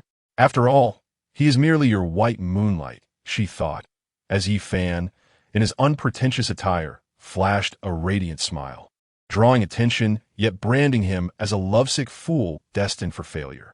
I refuse to believe you no longer love me, Lu Xueqing insisted, convinced of Yi Fan's enduring affection. After attempting to call him without success, she assumed he was still upset, engaging in a conversation with Jiangzhou, who offered comfort and expressions of love. She felt a slight alleviation of her discontent, reassured by the existence of someone who cared for her, contrasting with Yi Fan's apparent oblivion to his own role as a lovesick suitor. The night passed in silence. Today, they found themselves once more in a press conference hall. The venue was filled with numerous machines and a throng of paparazzi from various platforms, such as Youku, Aichi, Tencent, and Sina, among others. Some were invited, while others came out of sheer curiosity. Today, Yi Fan, Lin Jia, and Chun Xianmeng stood before a multitude of microphones and cameras, as it was a live broadcast. Yi Fan found himself in such an unexpected situation. When Lu Xueqing and Li Meng witnessed this scene, they were taken aback, especially Lu Xueqing, who felt a pang of anxiety upon seeing Lin Jia beside Yi Fan, and was distressed that the media had not informed her beforehand. Mr. Yi, as we understand, you are the husband of the president of Xueqing Group. Although you are a son-in-law by marriage, it appears your wife has strayed towards her first love. As a man, what are your thoughts on this? Mr. Yi, do you feel you have failed to satisfy your wife's intimate needs? Or do you condone her actions? Some speculated that while you may be living off your wife's success, you are also wearing a rather green hat. The media's language was sharp and audacious, each word cutting deeply. They snapped photos and recorded footage, fearful of missing any crucial moments. Lu Xueqing clenched her small hands. Her breath caught in her throat as she watched the screen, overwhelmed with tension. Yi Fan, however, had long been prepared for such inquiries.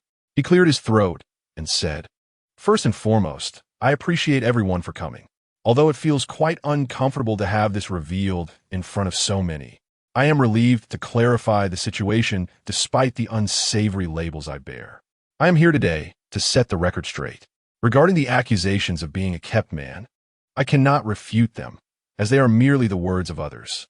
Yes, Miss Lu and I were once married, but due to certain circumstances, our marriage has come to an end. I have divorced her, and the person you have captured with her is her true love. They are a couple deeply in love, engaging in affectionate displays that are entirely reasonable. Therefore, I urge you all to refrain from speculation. They are indeed true love, and we should offer our blessings rather than harsh words." As Yi Fan's words echoed, Lu Xueqing at Xueqing Group froze, her heart sinking as if struck by lightning. Feeling utterly lost, she clutched her chest, as if pierced by a knife, her body swaying, struggling to breathe, feeling as though something sharp was lodged in her throat. Why? Why must you do this to me? Yi Fan, how could you so ruthlessly sever our ties in front of the media? Her voice trembled, hoarse with distress, grappling with the surreal nature of it all. Yet what she saw and heard was undeniably real. She bolted out of the company's entrance. Li Meng sighed softly, surprised by Yi Fan's audacity. Well, what a rural lad you are, showing your true colors. Meanwhile, Jiangzhou observed everything unfold from a distance, pleased that this was the outcome he had desired. Initially, he thought that if Yi Fan explained himself, nothing significant would transpire. However, it seemed Lu Xueqing had not anticipated this turn of events. Mr. Yi, since you have divorced, did you receive a share of the Xueqing Group? Many reporters inquired. Left with nothing, completely unencumbered, Yi Fan earnestly responded to their queries. A wave of astonishment swept through the crowd as they privately muttered among themselves. Mr. Yi, why did you choose to do this? We understand you hail from a rural background and have strived in the big city. Yi Fan seemed to drift into a reverie, responding calmly, I was with her for love, never considering anything else. In those days, she was truly breathtaking. Our story resembles that of a toad and a swan. A faint smile graced his lips, bittersweet, as if bidding farewell to the past. Of course, she came from wealth, and being with her inevitably brought the label of living off her fortune. We were mismatched. Mr. Yi, is this Ms. Lin beside you, your new love? The microphone was once again directed at him. Lin Jia was momentarily taken aback, pondering what her relationship had to do with this. Yet, she felt a twinge of anticipation for Yi Fan's response. With a mysterious smile, Yi Fan replied, "That's a secret." He left the media with room for imagination, perhaps indulging in a bit of mischief. They were stunned, and the microphone was turned toward Lin Jia, who was pressed for an answer. "Ms. Lin, is Mr. Yi your lover?" Lin Jia and Yi Fan exchanged a knowing glance, both smiling gently as she replied, "That's also a secret." There was a playful glint in her eyes, and it was evident she was teasing Yi Fan. Chun Xianmeng remained detached, treating the entire affair as inconsequential to him. As they prepared to leave, one last question arose. "Mr. Yi, following this divorce, what is your perspective on love?" Many media members rushed forward, eager for his insights. Yi Fan posed, gazing into the camera as he articulated, "I believe that the fleeting moment of infatuation must evolve into the mundane aspects of life. Sustenance, the bittersweet experiences, sincerity, and mutual understanding. To walk hand in hand through life is the essence of true love." With that, Yi Fan departed with a certain grace. Lin Jia regarded him with profound admiration, her beautiful eyes sparkling with brilliance. Following this incident, he had gained a measure of fame, reflecting, "So, this is what it feels like to be on television." Chapter 16, Yi Fan. "I'm sorry, I've fallen for someone else, Yi Fan. In my efforts to assist you, my best friend probably despises me." Lin Jia remarked with a bitter smile. "Don't overthink it. Even without your help, Fanzi would still have to proceed this way." Chun Xianmeng replied dismissively. Lin Jia concurred, and then her eyes lit up with excitement as she said, "Yi Fan, you are quite the celebrity now. You are handsome. How about I sign you on? I could write a short drama for you that might just become a hit." Suddenly inspired, she envisioned creating one herself. "That sounds promising. I could invest a bit of money." Chun Xianmeng expressed his interest. Yi Fan's good looks could certainly make waves in the industry. Yi Fan was taken aback. "A star? An idol? What do you have in mind?" he asked. "You would play yourself in a production titled Falling for My Wife's Best Friend After Our Divorce," Lin Jia said with a bright smile. "Isn't that just perfect for your current situation?" "I must say, Lin, I've already been through enough pain. Do I really have to star in such a drama?" Yi Fan grimaced in annoyance. "Come on. You know there are plenty of famous names in the market now. Perhaps this drama could really take off. So what do you say? I'll arrange for you to have a beautiful co-star, and if possible, I can even add some kissing scenes." Lin Jia coaxed, already envisioning the moment of success. "Huh, Fanzi, I think you should agree. It could be quite advantageous." Chun Xianming chimed in with a laugh. "Oh, if the beautiful Lin Jia were to act alongside me, it would surely be a success." Yi Fan joked, though he had no desire to participate. "What? You want to act with me? I'm the boss here. How can a boss act in a play?" Lin Jia was taken aback, yet felt a flutter of nerves at the thought of performing. She glanced at Yi Fan's striking face, her cheeks flushing. "Isn't that a perfect match? You're the rich girl, and I'm the poor boy. It fits the narrative," Yi Fan suggested, hoping to dissuade her. "Well, that is not entirely out of the question, but I do need a week to write the script," Lin Jia replied, blushing as she looked at Yi Fan, secretly considering the potential success of such an endeavor. Chun Xianmeng, observing the two, clapped his hands in approval. Yi Fan was left speechless, realizing they were seriously considering this. "Why are you treating me this way? Why did you say such things to the media?" Suddenly, Lu Xueqing appeared before them, her tone accusatory as she gazed at Yi Fan, appearing somewhat pitiful. "Xueqing." Lin Jia's expression faltered slightly. Facing Lu Xueqing felt daunting at that moment. After all, it was she who had liaised with the media. Just moments ago, she had been using Lu Xueqing's situation as inspiration for the plot, feeling a bit guilty. Lu Xueqing momentarily ignored her. "Who is doing wrong to whom? Wasn't it you who placed this green hat on me? I've already granted you both your happiness and chosen to leave with nothing, returning all I earned over these 2 years." Am I not worthy of your respect? What more do you want from me? Yi Fan coldly met Lu Xueqing's gaze, thinking, you cheated, left traces of another, and yet you won to allow me to divorce? How many times must I repeat myself? I have not cheated. I have not betrayed you. Why do you, as my husband, refuse to believe my words? Lu Xueqing shouted in desperation, her emotions spiraling out of control. Still haunted by that incident, she felt an overwhelming sense of injustice. Why had Yi Fan, who once loved her so profoundly, ceased to care? They had shared kisses and embraced. Such deceitful words were simply unbelievable. There is nothing left to discuss. I refuse to be your devoted follower any longer. Yi Fan replied with an icy demeanor, his stance unyielding. That was merely a fleeting moment, not genuine. If a divorce is to be proposed, it shall be on my terms. Lu Xueqing adopted a petulant attitude, a stark departure from her usual demeanor. Yet today, she was willing to alter herself for Yi Fan. Lin Jia was momentarily speechless, while Chun Xinyuan leaned against the wall, the parking lot echoing with the sounds of their quarrel. Yi Fan, seething with anger, lamented the flaws of wealthy women, who loved one man, yet desired another as a perpetual admirer, only to betray him. I have fallen for someone else. My love for you has faded, he declared in exasperation. What? Who have you fallen for? You are with me every day. How could you possibly love someone else? Lu Xueqing retorted confidently, asserting that Yi Fan hardly interacted with other women since their relationship began. Lin Jia gazed at him in astonishment, unable to fathom when this had occurred. If you can love another man, why can't I? Yi Fan responded coldly. I. Lu Xueqing was momentarily speechless, acknowledging the truth in his words. During college, she had indeed harbored feelings for Jiangxia, an undeniable fact. But hadn't she ultimately chosen Yi Fan? What grievances could he possibly have? Well, it seems you have no rebuttal, and I have indeed been intimate with her. Yi Fan added, his words striking a painful chord. He spoke the truth. Li Meng. Was she not merely a distant relative? What? You have been intimate with her? Is this recent? Who is she? Tell me who she is. How could you betray me?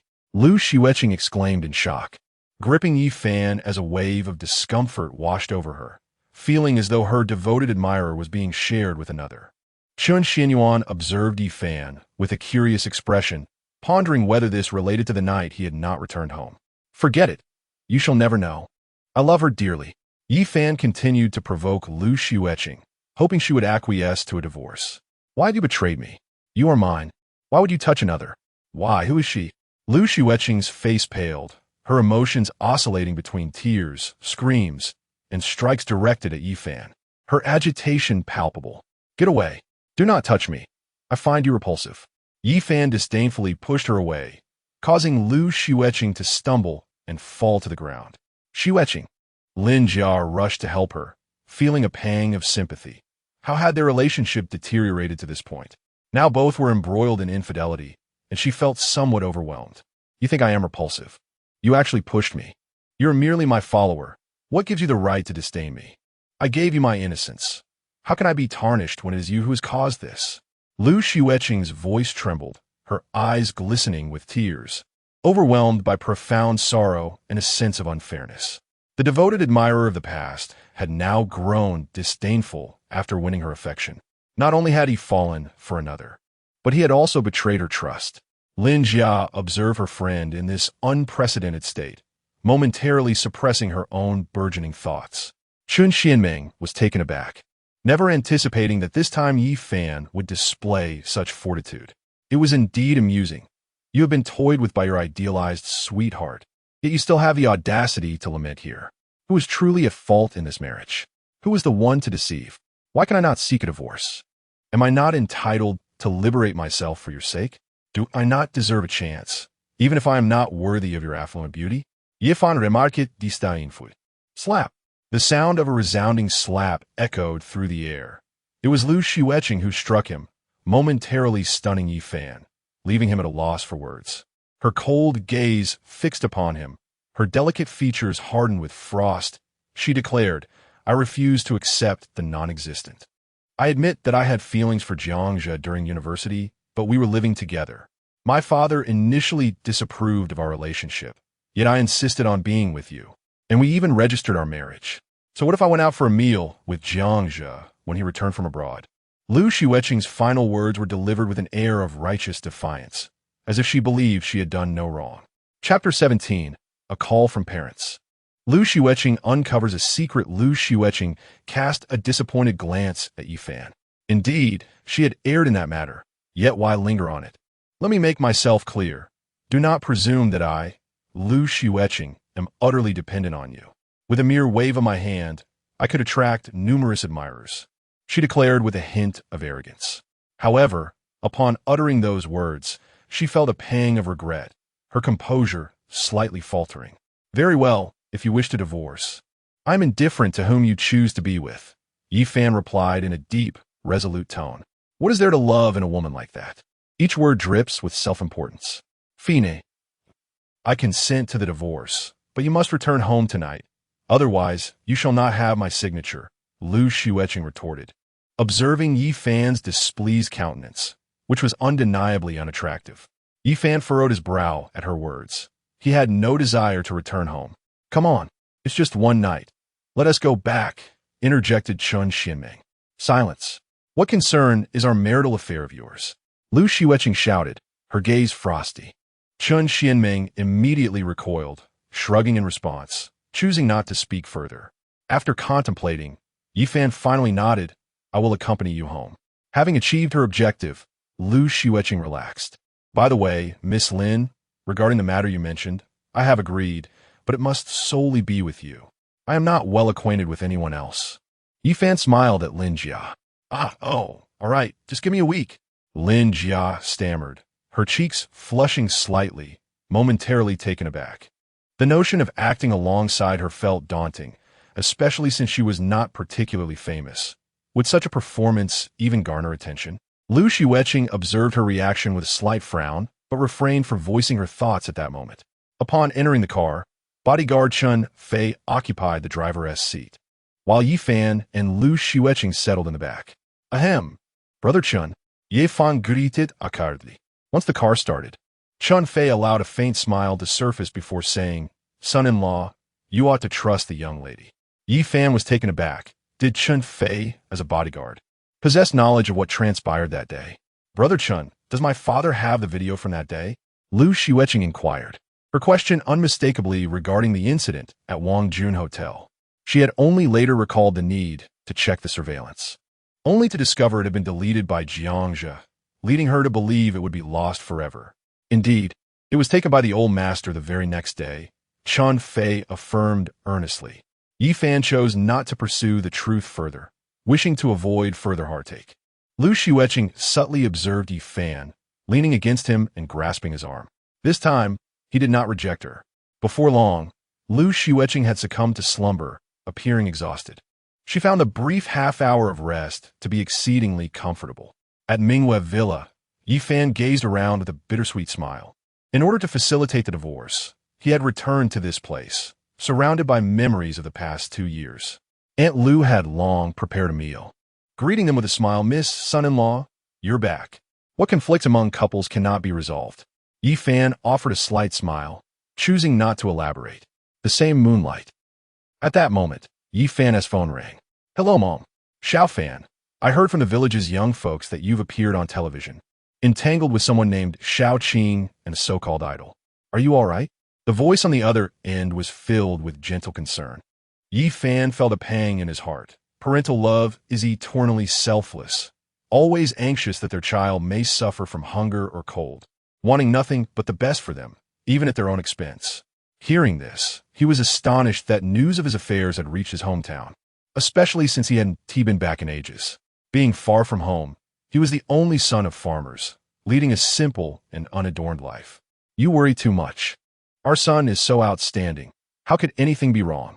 Father chimed in, eavesdropping, unable to resist a bit of nagging. His mother shot him a glare, silencing him. Just as Yifan was about to speak, the phone was snatched away by Lu Xueqing, who politely said, Mom, we're fine. That's just nonsense on the internet. Please take care of yourselves, and in a while, Yifan and I will come to visit. Yifan frowned, but chose to remain silent, deciding to postpone the matter for now and return home later. Xueqing. I thought so. As long as you two aren't quarreling. We're just hoping for the day you bring us a grandson or granddaughter, his mother, Xueqing, said with a serene tone, her words filled with relief and anticipation. Mom, we are actually discussing that. Lu Xueqing replied shyly, stealing a glance at Yi Fan, who wore a dark expression throughout the conversation. After their chat, they hung up, leaving Yi Fan puzzled by Lu Xueqing's intentions. Soon it was mealtime. Come, darling, eat this. It's your favorite. I've been learning to cook. Once I master it, I'll make it for you, Lu Xueqing said sweetly while serving him. You've always indulged me. It's my fault. She gently offered him a dish. Here, dear. Try this wine. It's not too strong. She poured a glass for him and filled her own. Yi Fan didn't ponder too long, taking a sip. He found it quite refreshing, akin to a beverage, and, feeling parched, drank it down in one go. Observing this, Lu Xueqing secretly rejoiced and poured him another glass before they began their meal. After finishing, Yi Fan drank another glass and poured himself yet another, seemingly enjoying it immensely. His actions were not missed by Lu Xueqing's watchful eyes. What kind of wine is this? Is it a new release from the company? It feels like the effects are creeping in, Yi Fan mused, shaking his head, perplexed by the drink's potency, reminiscent of strong liquor. Oh, it is indeed newly produced. It's the finest, which is why I brought it home, Lu Xueqing replied nonchalantly, her gaze slightly evasive. Yi Fan nodded, feeling a wave of drowsiness wash over him as he sank into the sofa, seemingly asleep within a couple of minutes. Miss, why didn't you tell him this wine should be limited to 2 glasses at most? Lu Ma whispered from the side, noticing Yi Fan's inebriated state. However, she seemed to have caught a glimpse of something added to the wine. Lu Xueqing acted with intent as she bent down and gently urged Yi Fan, darling. It gets chilly here at night. Let us retire to the room. And I'm not going. Yi Fan murmured in his sleep, eyes closed as if lost in a dream. However, Lu Xueqing was undeterred. With all her strength, she guided him slowly to the room, swiftly removing his shoes and retrieving his phone from his pocket. The password remained unchanged, known to both of them. Casting a complex glance at Yi Fan, a hint of guilt washed over her as she whispered, darling, please don't be angry with me. I must see who this woman you mentioned is. The purpose behind her getting him intoxicated was precisely this. A flicker of fear and anxiety coursed through her. After taking a deep breath, she opened the call history, scrolling through name after name until she stumbled upon one that made her heart race. A contact saved as Menger. Please don't let me down, darling. Lu Xueqing thought as she glanced at the sleeping Yi Fan, her body trembling with apprehension, breath quickening in trepidation, praying her suspicions were unfounded. She opened WeChat, navigating to the contact named Menger, staring at the profile picture in disbelief, unable to fathom that it was her aunt, Li Ming. A wave of fear washed over her, hands trembling, hesitating to delve further. There were unread messages awaiting her. Ultimately, she clicked in. The moment she laid eyes on the series of chat records, it felt as though she had plunged into an icy abyss, a thunderclap of realization striking her as she stared in shock. I was in so much pain last night. You, truly are a brute, not understanding the fragility of a maiden's heart. Thankfully, it was better later on. Yi Fan had sent that message with tenderness. You, despicable villain, I shall ignore you. Li Ming responded with a shy emoji. Lu Xueqing trembled, her complexion pale, compelled to read on. What about Xueqing if we continue like this? Li Ming expressed her concerns, frowning. Do not worry, she betrayed our marriage. Regardless of what, I will divorce her and leave with nothing. Yi Fan replied earnestly. Lu Xueqing's heart shattered as she read through the messages. The realization that her beloved had been living this way all along pierced her deeply. Memories flooded back, how she had treated him with disdain, and how everything had changed once she began to meet his idealized counterpart. Well, if you find yourself short of funds, do let me know. You can stay with me. Li Ming suggested timidly, her shyness evident. Hee, dear wife, call me husband and let me hear it, followed by their bashful exchanges. Who husband? Li Ming indeed sent the message, complete with a shy emoji. After reading everything, Lu Xueqing stood in a daze for a long time, her heart shattered, as if pierced by 1,000 arrows. Gazing at Yi Fan, who lay asleep on the bed, she rasped, Darling, how cruel you are. Why? Why is it my aunt? Why must you punish me like this? I never anticipated your pride would be so immense. Before me, you were utterly shameless. Your man is entangled with my own aunt. What sort of situation is this? No wonder I sensed something amiss with her. It was all orchestrated by Yi Fan. Ultimately, she scrolled through Lin Jia's WeChat, finding a plethora of flirtatious messages, particularly abundant in the past couple of days, though nothing overtly inappropriate. Standing before the bed, she gazed at Yi Fan with a complex mix of emotions. He was the man she had shared 2 years with, and yet their relationship had become so contradictory. Darling, love me well tonight, Lu Xueqing murmured, tears cascading from her beautiful eyes down her exquisite cheeks. Her delicate hands shed her garments, revealing skin as white as snow, without a trace of excess, glistening like jade. Her long hair cascaded down, her figure possessing an enchanting grace. Subsequently, her gentle hands caressed Yi Fan's handsome visage, slowly unfastening his clothing. Tears shimmered in her eyes as she felt a wave of sorrow wash over her. Leaning down, she pressed her lips against his, wrapping her arms around him. In the end, amidst the heartache, a symphony of emotions arose, resonating beautifully. Chapter 18. Finally divorced. Hail freedom at 9 in the morning. Yi Fan awoke in a disheveled room, instantly understanding the implications of the previous night. That wretched woman, even after I had indulged in alcohol, still would not relent. Anger surged within him. Was this the purpose of her summoning him back?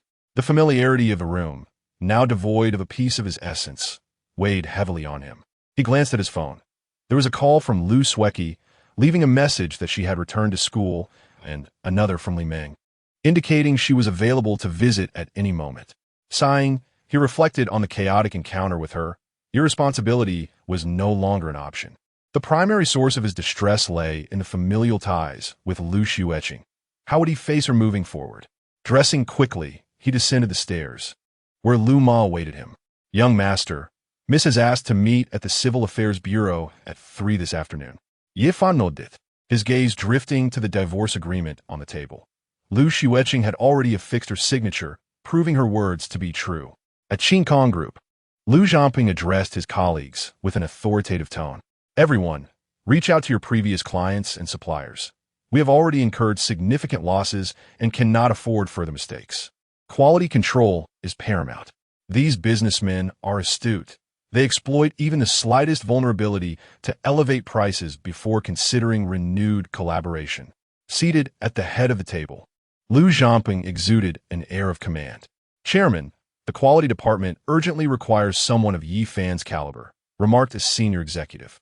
Initially, many believed Yi Fan's success was attributed to nepotism, but over time it became clear that his talents were genuine. Therefore, it is imperative that you all take action. If the group collapses, we will all find ourselves without sustenance. Many of you have been here for over a decade, some even being descendants of the former chairman's era. With that, Lu Jiangping issued his directive. The executives had no choice but to comply. After all, the chairman had spoken. However, they regarded the withdrawal of investments or price hikes for renewed partnerships as merely business as usual. The rumors of Yi Fan and Lu Xueqing's alleged infidelity were simply convenient excuses, inevitable justifications from their suppliers and clients. My daughter, although I previously opposed your relationship with Xiao Fan, you seem oblivious to the circumstances yet wish to obtain a marriage certificate. However, I cannot endorse your involvement with Jiang Jia. His social circle is far too chaotic. After dismissing his guests, Lu Jiangping resumed contact with former partners, hopeful that Yi Fan's recent actions might salvage some of their losses. I will divorce him, Lu Xueqing stated softly, her countenance betraying neither joy nor sorrow. Last night had served as a final farewell, particularly after uncovering the secret that had become unbearable. In this moment, she felt a profound sense of detachment, devoid of emotion. These are the photographs and videos of your time spent with Jiang Jia from a few days ago. Xiao Fan has chosen to trust only what he sees. He felt wronged in our home, so let him go. Do not blame me for having someone follow you. It was for your safety, Lu Jiangping replied. Lu Xueqing was also taken aback, realizing that her movements had long been under her father's scrutiny. No wonder he had erupted in fury following the negative news. Observing the evidence, She pondered what good it would do to show it to Yi Fan now, especially since he was involved with her aunt and wouldn't even spare her a word. Outside, Jiangzhe, impeccably dressed, held a bouquet of roses. It was the end of the workday, and many employees were approaching him for photographs. Look, Jiangzhe, our idol, has arrived. Truly handsome. Fortunately, it's after work hours. Indeed, it's a pity I didn't get to see him in that drama, where he was romantically linked with Lu Feifei. But now, he is in a relationship with the president, and Yi Fan is merely an numerous employees engaged in hushed discussions. Hearing this, Jiangzhe felt a surge of pride and then, with a gentle smile, addressed Lu Xueqing, Xueqing, would you do me the honor of joining me for lunch? He presented the roses to her. Lu Xueqing looked at the radiant bouquet, comparing it to Yi Fan, and ultimately accepted the flowers, her lips curving into a faint smile as she replied, sure.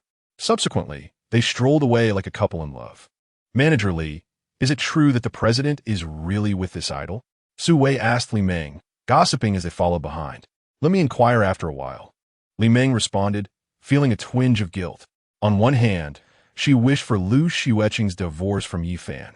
On the other, she felt compassion for her. Yet, with Lu Xueqing having engaged with Yi Fan, their light conversations continued. And just moments ago, Yi Fan had messaged about wanting a divorce. At 3 in the afternoon, Yi Fan awaited at the Civil Affairs Bureau when he received a call from Lin Jia. Yi Fan, have you successfully divorced? If so, you owe me a meal. I spent quite a bit yesterday, Lin Jia remarked from the other end. Of course, no problem, but I can't afford a lavish feast, Yi Fan chuckled. Hee, that's fine. You can come over and cook for me. It'll be a great opportunity for us to discuss the plot issues, Lin Jia replied cheerfully. Sounds good, but you'll need to come pick me up. I'm at the Civil Affairs Bureau, Yi Fan said. Lin Jia readily agreed. After waiting for over 10 minutes, Lu Xueqing arrived, accompanied by Jiangzhe, who looked at Yi Fan with a mix of pride and provocation. Lu Xueqing was deliberately trying to gauge whether Yi Fan would feel jealous, but she overestimated his feelings. Yi Fan merely cast a casual glance her way, causing her heart to ache as she thought, he truly no longer loves me. Yi Fan, those you don't love will naturally be loved by others. And I am one of them, Jiangzhe declared unabashedly. Lu Xueqing leaned closer to Jiangzhe, directing her words at Yi Fan, convinced that if he did not love her, others would. Let us end this here. There will be no further contact, Yi Fan coldly replied. I truly misjudged you.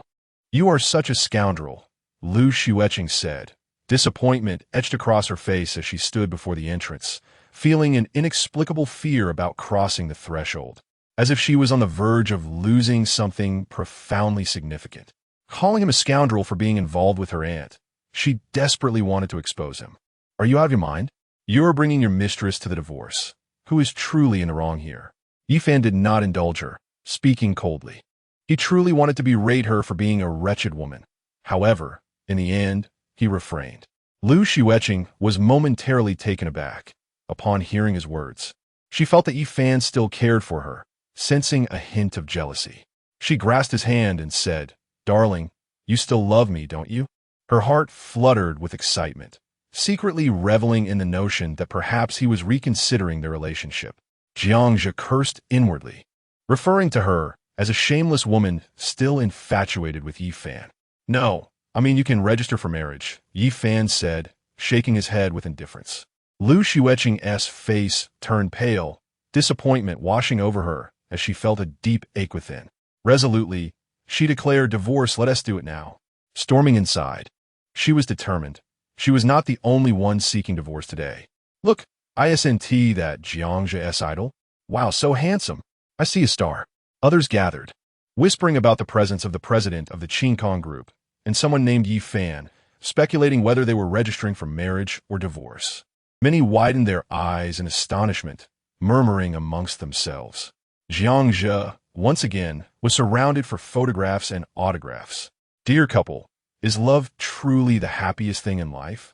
Are you certain about this divorce? If so, please sign above, said a staff member observing Yi Fan and Lu Xueqing, bemused by the impulsiveness of youth. Lu Xueqing stared blankly at the words on the document, reminiscent of 2 years ago when they had come here for a different purpose. Now, however, they were here to part ways. leaving her heart feeling desolate and conflicted. Without a moment's hesitation, Yi Fan signed his name. Lu Xueqing trembled at the sight, tears pooling in her eyes at the decisive manner in which he signed, leaving her feeling a profound sense of loss. "Why are you looking at me? Wipe away those crocodile tears. Who are you trying to fool?" Yi Fan shot her a glance, finally approaching the end of their marriage. With a resounding slap, Lu Xueqing struck him again. "Are you out of your mind?" Yi Fan exclaimed, furious at being slapped in public. "Sir, please maintain civility," the staff member remarked coolly, accustomed to such scenes of commotion. As Lu Xueqing gazed at the lines of text, a tear fell, dampening the divorce papers. She picked up the pen, her hand trembling slightly. At that moment, she felt a pang of reluctance. Taking a deep breath, she ultimately signed her name. "You both will have a 1-month cooling-off period. Please return for the divorce certificate, then," the staff member concluded, having witnessed many such situations before. Jiangzhe stood in the background, elated, a malicious glint in his eyes as he watched Yi Fan's retreating figure. "Are you satisfied now?" Lu Xueqing's voice trembled as she coldly fixed her gaze upon Yi Fan. "How absurd! Who brought this upon us? I was merely facilitating for certain individuals." Yi Fan replied coldly. "You have someone you like. I am not without my own affections. From now on, you walk your own path, and let us cease all contact." With that, Yi Fan departed gracefully. For a man who felt tainted, he could not allow himself to be emotionally affected. The thought of another's mark upon his wife was utterly repulsive to him. Lu Xueqing now finds herself unwilling to explain anything. As she gazes at his retreating figure, a sense of reluctance and sorrow envelopes her. In the past, he devoted all his thoughts to her. Reflecting on it now, she realizes that she has brought this upon herself and can blame no one else. She understands that Yi Fan perceives her as a deceiver, especially after spending the night with Bai Yue Guang at a hotel. "What is there to cling to, Shuer? I will take care of you from now on." Jiangzhe's eyes glimmer with possessiveness, yet his heart whispers that a fool like her can only be his plaything, as he intends to showcase various martial arts skills. Chapter 19. Writing the script, as Lu Xueqing stepped outside, she was momentarily taken aback upon witnessing her close friend Lin Jia laughing and chatting with Yi Fan, appearing to be a genuine couple engaged in playful banter. Wasn't this supposed to be hers? The thought twisted her heart in anguish, rendering her breath uneven. The man who once doted on her was now intimately engaged with someone else. Xueqing. Upon noticing Lu Xueqing's arrival, Lin Jia averted her gaze somewhat conspicuously, her delicate hand hastily withdrawing from Yi Fan's arm, as if she were aware of her own intentions. Lu Xueqing quickly discerned the underlying meaning, casting a piercing glance at the two. One was her husband, the other her dear friend. What was transpiring here? Lin Jia, appearing unfazed, took Lu Xueqing's arm, casually addressing Jiangzhe with a cheerful, "Young Master Jiang, you must strive to impress. My close friend harbors quite an admiration for you." Lin Jia's words were deliberately crafted, her eyes subtly monitoring Lu Xueqing's reaction, as if to say, the man you no longer desire is naturally sought after by another. She couldn't fathom why her friend would be attracted to someone so effeminate, and even brought him here. Was she intent on aggravating Yi Fan? "I appreciate your kind words. I shall treat Shuer with utmost care," Jiangzhe replied with a gentle smile, feeling a hint of trepidation towards Lin Jia, aware of her powerful connections that could spell disaster should their companies be scrutinized. "Jia, what is this?" At that moment, Lu Xueqing managed a strained smile, yet her heart brimmed with doubt about their relationship. "Oh, it's nothing much. Yi Fan is preparing a meal for me. Would you like to join?" Lin Jia spoke nonchalantly, fully aware of her intention to provoke her friend. Indeed, upon hearing this, Lu Xueqing trembled, her discomfort palpable. What had she just heard? Yi Fan was cooking for her friend. Wasn't that once a privilege? Now, a bitter smile crept across her face. She glanced towards Yi Fan, who was smoking, lost in thought. Ultimately, she feigned indifference and replied, "Oh, I see. I won't intrude. Our company has recently developed a new beverage for market promotion." "Very well. I shan't disturb your romantic rendezvous then. Young Master Jiang, do your best. My close friend is a stunning beauty and quite affluent," Lin Jia concluded, releasing Lu Xueqing's arm and returning to Yi Fan's side. At that moment, Jiangja felt immensely grateful for her words, reciprocating with a warm smile. We should head to the market. From now on, my meals will be your responsibility, Lin Jia exclaimed. Her voice raised as if to ensure Lu Xueqing wouldn't miss a word, her tone laced with playful affection. Each word she uttered pierced Lu Xueqing's heart like a needle, stirring immense discomfort within her. Observing the two in cheerful conversation was unbearable. Having just divorced, she found it intolerable to see her close friend entwined with her ex-husband. Was this a form of punishment? The sky above seemed to darken in sympathy with her turmoil. Jia, I hope you won't, Lu Xueqing mused, contemplating the emotional turmoil she would endure if her friend truly pursued a relationship with Yifan. Swear, it appears that Yifan and your close friend are now together. However, it seems that your friend has harbored feelings for Yifan for quite some time, despite his marital ties to you.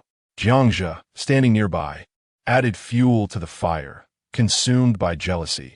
He could not comprehend how a mere country boy could win the affection of a wealthy heiress. His heart was filled with discontent, a cold glint flashing in his eyes. Now that Yifan is divorced from Lu Xueqing, it seems there is no longer any consequence to their actions. Let us return to the company, he suggested. At this moment, Lu Xueqing was in a state of turmoil, her spirits low. Having divorced, she found herself beside her college sweetheart, yet the man she had married was Yifan, who now seemed completely disconnected from her life.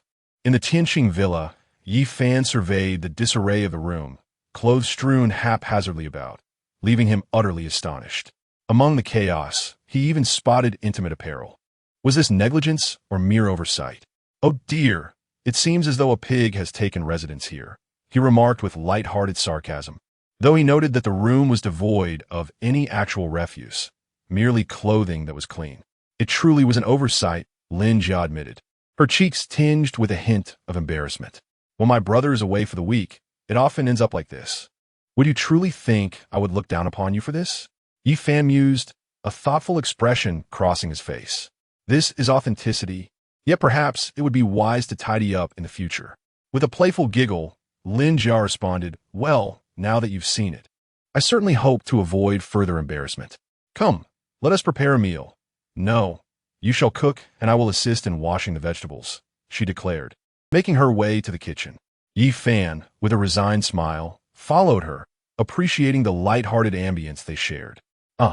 Lin Jia exclaimed as she accidentally cut her finger while chopping carrots, blood seeping from a wound. Oh dear, you truly are a spoiled young lady. Let me take a look. Yifan paused for a moment before gently grasping her delicate finger, the blood trickling forth. Lin Jia's heart raced at the earnestness of his demeanor as she softly murmured, I am so clumsy, but I promise to learn. Without uttering a word, Yifan mimicked a scene from a drama, taking her slender finger into his mouth. Lin Jia's eyes widened in shock, her ears flushing with heat, pondering whether this could be interpreted as a kiss. As she gazed intently at Yifan's handsome visage, her heartbeat quickened. Xueqing, the man you have discarded is now mine, Lin Jia silently vowed, having long been infatuated with Yifan. His newfound single status filled her with joy, and the act of cooking was merely a pretext. Yifan led her around in search of a band-aid, while she let him guide her, her mind feeling somewhat clouded, losing her train of thought with each inquiry. The band-aid is right here. Lin Jia wished desperately to vanish from sight. Very well, my dear young lady, just wait here, Yifan instructed.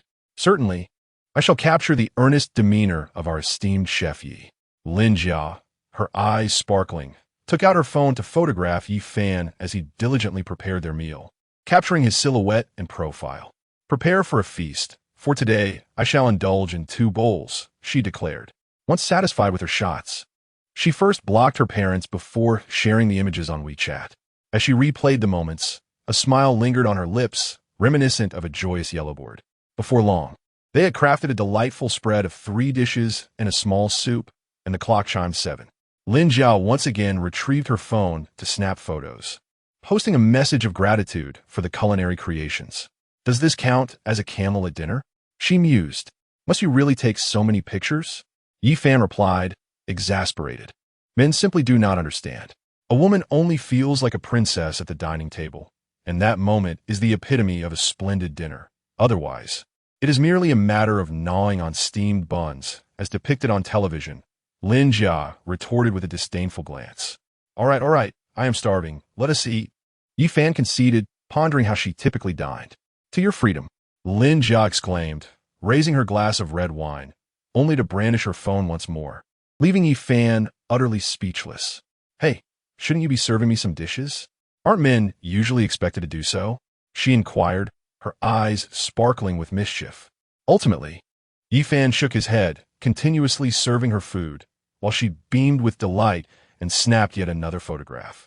They were thoroughly enjoying their meal. Should Xueqing not have betrayed you, would you still forgive her? Lin Jia asked, her tone suddenly tinged with anxiety.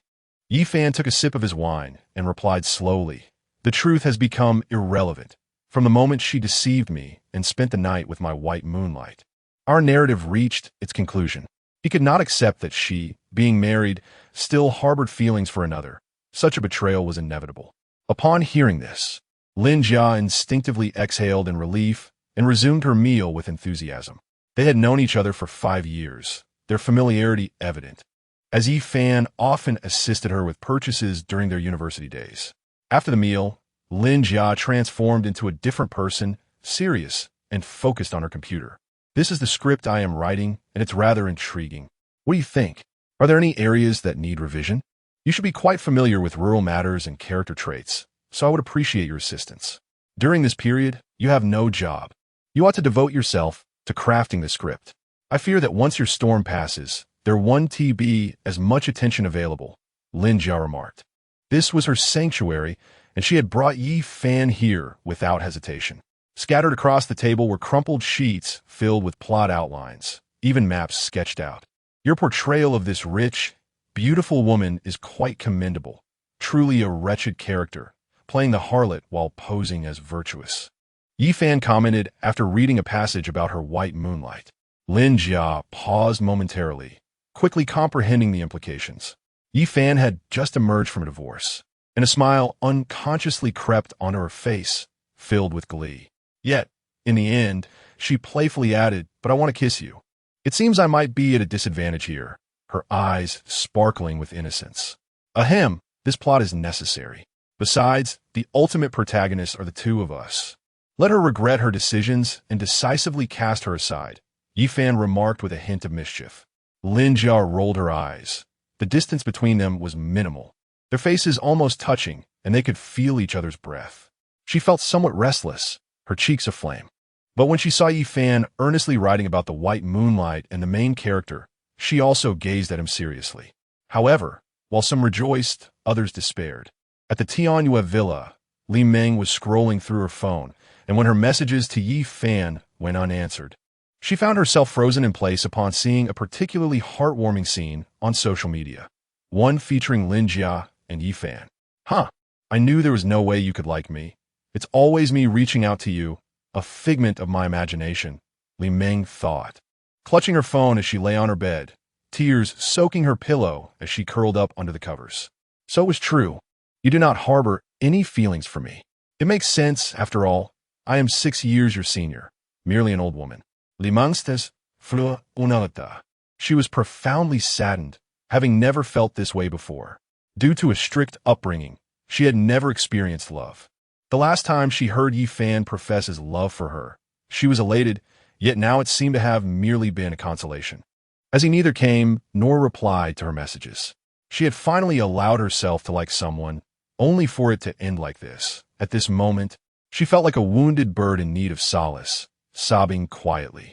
Meanwhile, at the Mingyue villa, Lu Xueqing felt a tightness in her chest as she stared at the photos and videos, particularly the scene of a candlelit dinner where Yi Fan was serving Lin Jia.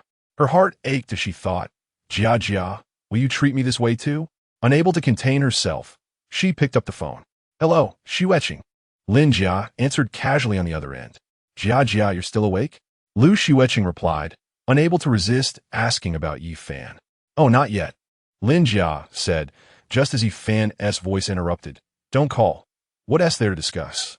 You're ruining the atmosphere. The call was abruptly disconnected, leaving Lu Xueqing feeling as though her world had collapsed. What had she just heard? Her best friend was with her husband in the dead of night. Husband? How cruel you are, why? And Jia, you're my confidant. I've just divorced and you're already entangled with him. Ah, I truly am a failure. It seems you both had intentions long before. Xueqing choked on her words, her body trembling with sorrow. Why must you treat her this way? She found Yi Fan utterly disappointing, feeling betrayed. It was destined to be a sleepless night. Chop to me, Lin Jia, Yi Fan. I adore you. Morning dawned as Tian returned from outside, his body drenched in sweat after several days without exercise, a rare moment to indulge in physical activity. Lin Jia, clad in her nightwear, rubbed her eyes and descended the staircase from the second floor, her long hair in disarray, exuding a dreamy aura. Yi Tian beheld her, noting that it was the first time he had seen her without makeup, and he had to admit that she was breathtakingly beautiful even in her natural state. Her exquisite figure, delicate skin, and fair complexion radiated an innate elegance, complemented by the fullness of her bosom. Oh no, I completely forgot you were here. What a disaster. I'm not made up, how unappealing. Lin Jia fretted, pacing anxiously and tugging at her hair, a subtle fragrance wafting from her. Yifan Chaklet, my dear lady, your natural beauty is undeniable. What have you to fear in regard to your allure? Have you not noticed how I am utterly captivated by you? He flashed a radiant smile. Really? Am I truly beautiful? Lin Jia, disregarding her earlier concerns, fixed her beautiful gaze upon Yi Fan. It was early morning, and he was clad in a t-shirt, beads of sweat tracing the contours of his abs, causing her cheeks to flush. That S.A. fib. Yi Fan Tisit. Yi Fan, you scoundrel. I'll have you for this. Lin Jia exclaimed playfully, brandishing her delicate fists and playfully striking his back. Yi Fan, with a slight smile, retreated to take a shower. You're quick on your feet. Lin Jia mused to herself, finding amusement in this lively exchange. Subsequently, Yi Fan casually prepared some noodles, and the two savored their meal with delight. Hey, Yi Fan, do you wish to know why Xueqing initially chose to be with you? Lin Jia suddenly inquired. I have no desire to know. The past is a chapter one prefer not to revisit. The future is where my focus lies, Yi Fan replied coolly. In truth, he had asked before, but at that time, Xueqing had remained silent. He believed that even after a breakup, discussing an ex-s affairs was unnecessary. If both parties had former lovers, comparing their past daily would render any separation meaningless, akin to severing ties completely. Some assert that if one cannot be lovers, they can still remain friends. Yet, he found such an idea preposterous. Having once shared an open and honest relationship, to transition into friendship post-breakup seemed absurd. It could only be said that everyone possesses their own perspectives. Tsh, how dull, Lin Jia muttered, finding her own musings unamusing, and resumed her meal. At Xueqing Group, Xueqing was in a poor state, her mind plagued by the warm images of Lin Jia and Yi Fan from the previous night. Wasn't tea that supposed to be her happiness? Now it belonged to another. Li Meng was no better off, her thoughts wandering as Yi Fan had yet to send her any news. Jiang Xiao, Yi Fan has been constantly by Lin Jia's side. We find it difficult to act against him. As he remains reclusive, several burly men observed outside Tianqing Villa, preparing to deal with Yi Fan.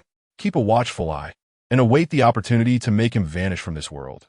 Jiang Jia coldly instructed over the phone, still seething from the 2 slaps he had endured previously. Now that the other party was divorced, he deemed it time to take action. Until the afternoon. My back aches terribly.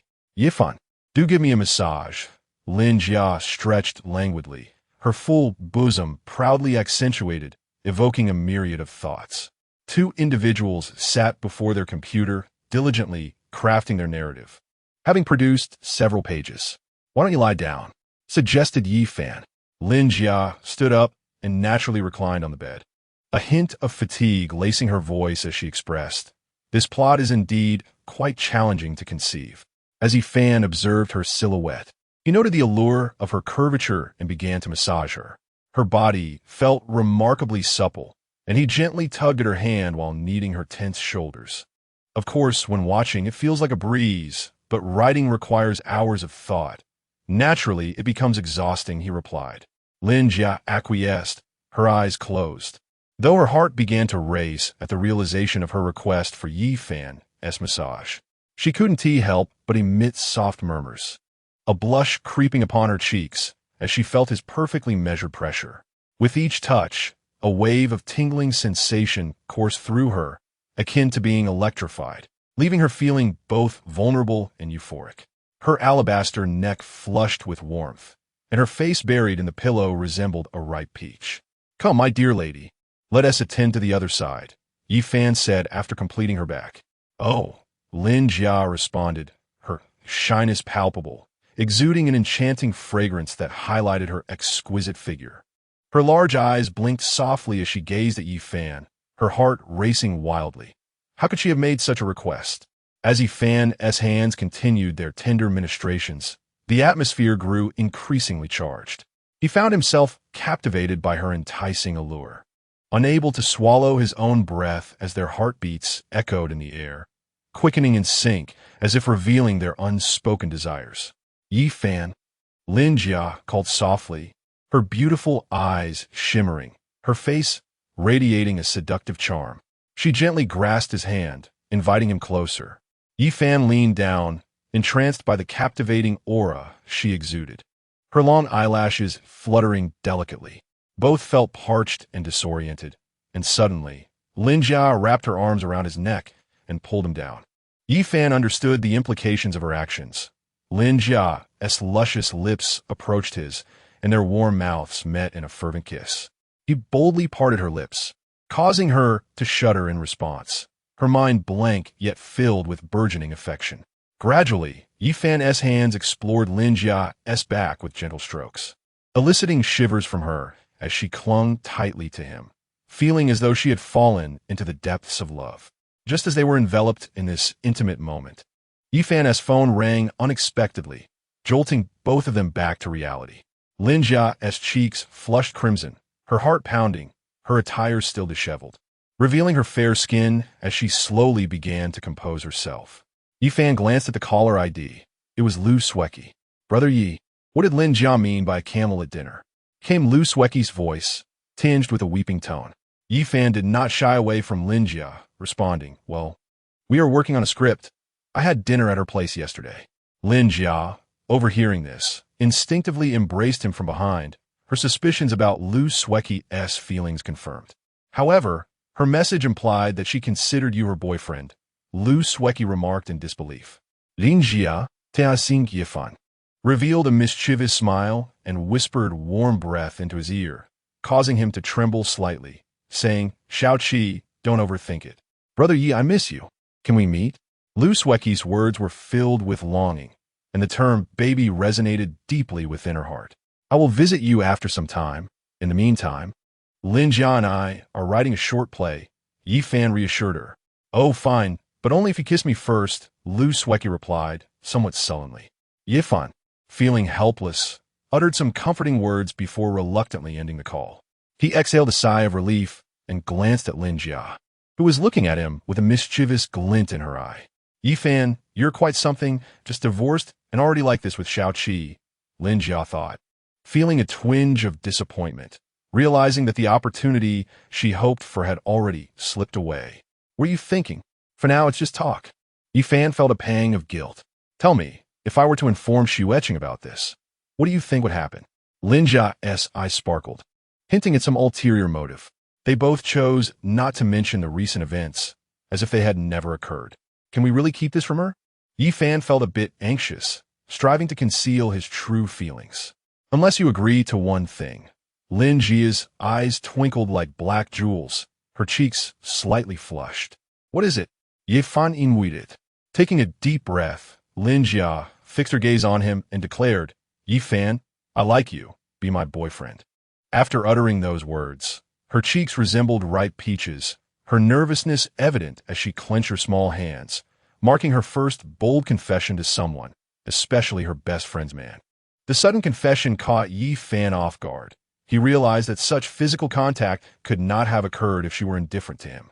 Noticing his silence, Lin Jia's eyes dimmed with disappointment. After mustering the courage to confess, she received an uncertain response, and her previous boldness seemed not merely impulsive. "In truth, I'm not worthy of your affections," Yi Fan finally said. "If you could be with Xueqing, Why not with me? Lin Jia questioned, her tone tinged with reluctance. Ah, my dear lady, you're from a wealthy family, while I am just a rural boy. How could your parents ever allow you to marry me? Yifan expressed his concerns. Yet, he reflected that Li Meng could be considered wealthy as well, leaving him uncertain about how to navigate this. Do not worry about that. I will make my own decisions. Did you think I brought you here for simple reasons? You were also my first kiss, you rascal. I'm not someone who easily gives in. Lin Jia reproached him with a sidelong glance. Let me clarify. If your parents disapprove, I will walk away. At that moment, Yifan felt utterly lost, realizing he was still entangled with wealthy individuals, wondering if he was only destined to interact with the affluent. Chapter 21, Amidst. Is Lu Feifei coming? So does this mean you have agreed? Lin Jia broke into a radiant smile, filled with immense joy. After all, they had known each other for quite some time, and there was no longer any awkwardness between them. Miss, we were quite impulsive just now. Yifan remarked with a hint of annoyance. Yay, I finally have a boyfriend. I've never experienced love until now. Lin Jia exclaimed, leaping with delight. Yifan shook his head in response. Soon after, Lin Jia crouched down and threw herself into his embrace, her face beaming with happiness. You know, I've actually liked you for a long time. If you had pursued me back in college, I would have definitely said yes. Yifan held her close. Surprised for a moment, gently stroking her hair as he replied, I must say, you have given me the most money. You dense one. I've hinted at my feelings for you countless times. If you had confessed, I would have certainly accepted.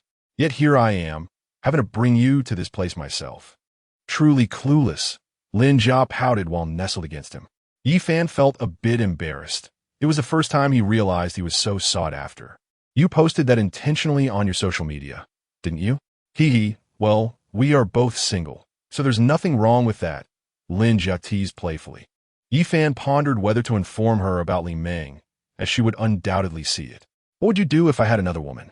He asked, feeling slightly anxious. Oh, I know you well enough. Xueqing will eventually be yours too. I come to terms with it. Many wealthy individuals have multiple partners. Lin Jia's decision was uncertain, leaving her feeling somewhat conflicted. It was disheartening to receive such a revelation before anything had even begun. Yifan had once been such an honest boy, transformed by love into this version. Several days passed. Lin Jia chose not to visit her so-called media company, realizing that someone else was managing it while she merely played a minor role. Today, there was a jewelry exhibition. Hurry up, darling. Lin Jia urgit. Xueqing, Yifanavake. Whose event is it? Can we skip it? I stayed up late last night. Yifan groaned, reluctant to rise. They sent an invitation, which is quite generous. Just dress nicely today, with a suit you bought yesterday, Lin Jia said as she rummaged through her clothes. She thought to herself, after all, these are your connections. With no choice but to comply, Yifan eventually got up, and by the time they were ready, it was already 11:30. After having lunch, they set off. As they departed from the Tianqing Villa area, they noticed bodyguards following them, an experience of the affluent. The exhibition was scheduled to commence at 1 o'clock. Amidst. This was a family enterprise worth hundreds of billions, attracting numerous individuals worth tens or hundreds of millions, or even those aspiring to be agents, often finding ways to gain entry despite lacking invitations, a mingling of the genuine and the dubious. A red carpet was laid out at the entrance, with many elegantly dressed guests entering in succession. Security personnel efficiently managed parking, ensuring that the prominent figures were well protected. Darling, let me tell you, today a major star, Lu Feifei, will be here. Isn't she your goddess? Lin Jia teased, linking her arm with Yifan's. Is that true? This is incredible, Yifan exclaimed, filled with excitement. He understood that today was not merely about selling goods. It also represented a form of charity for many enterprises.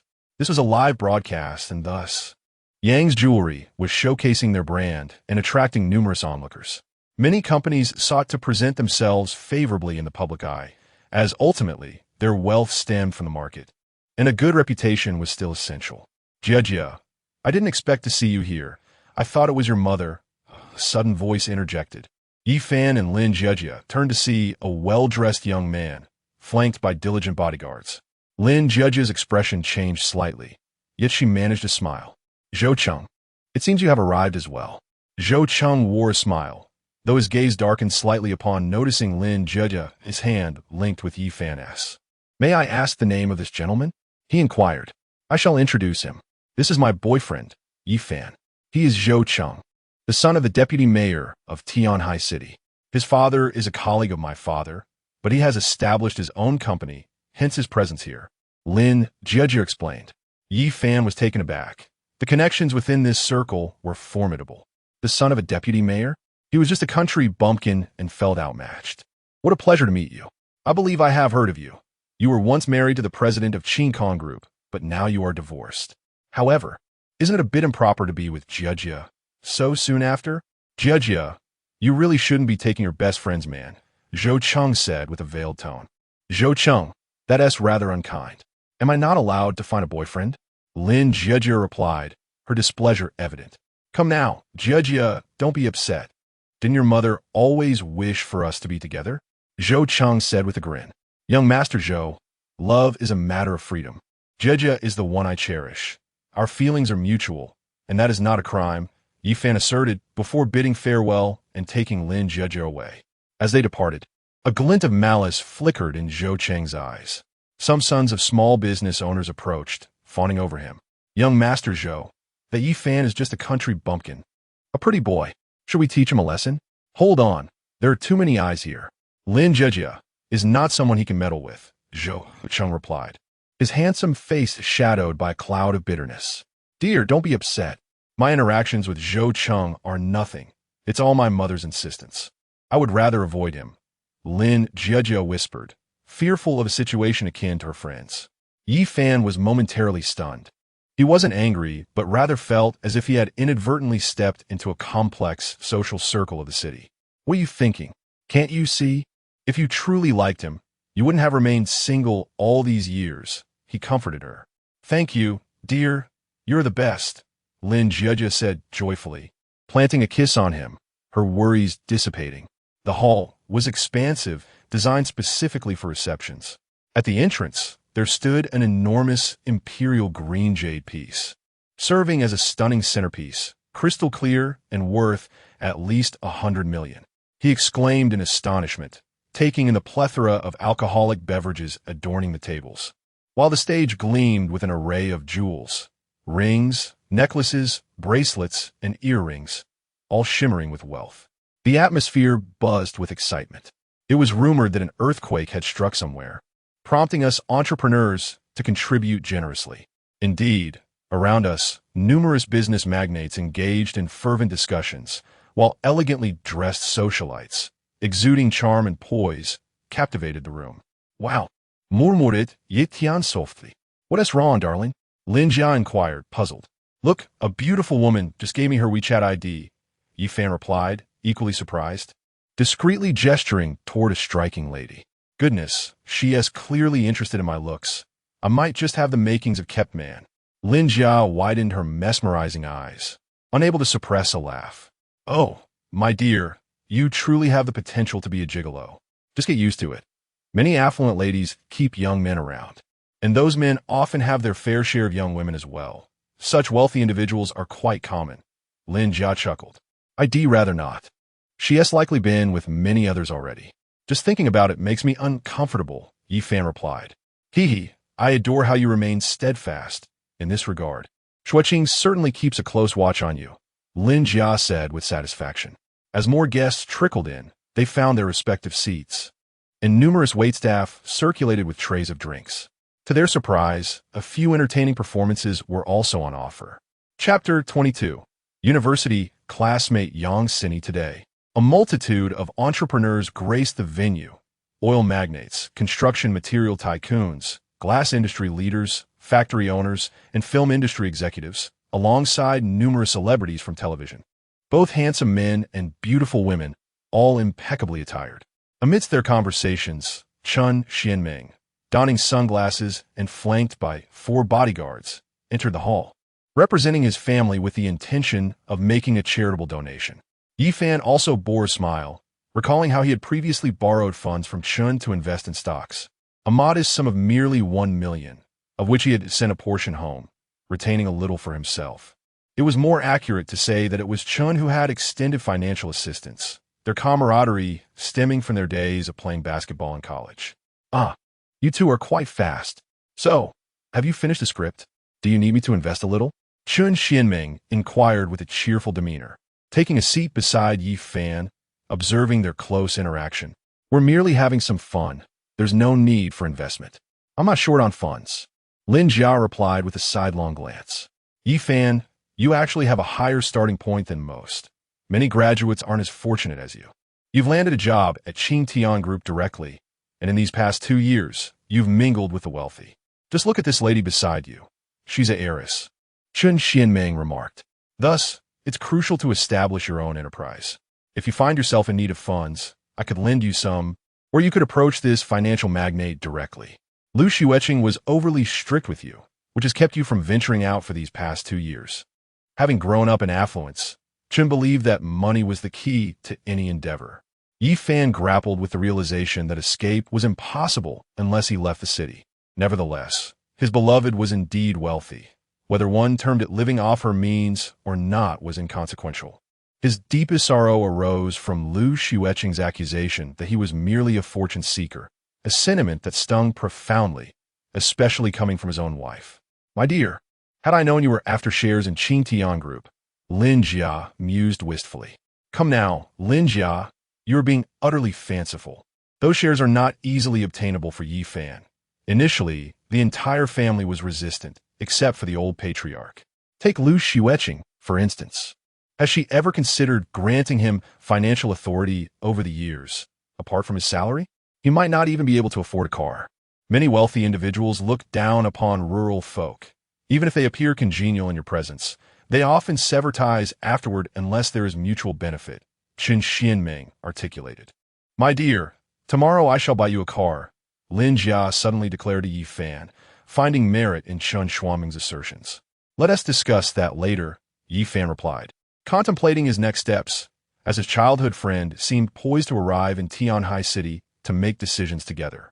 However, unbeknownst to them, Lu Xueqing lingered not far behind, eavesdropping intently on their conversation, every word falling distinctly upon her ears.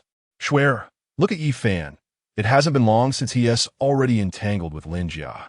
I suspect his previous affectionate persona was merely a ruse to get closer to your friend," Jiangzhe remarked with palpable jealousy, his tone dripping with sarcasm.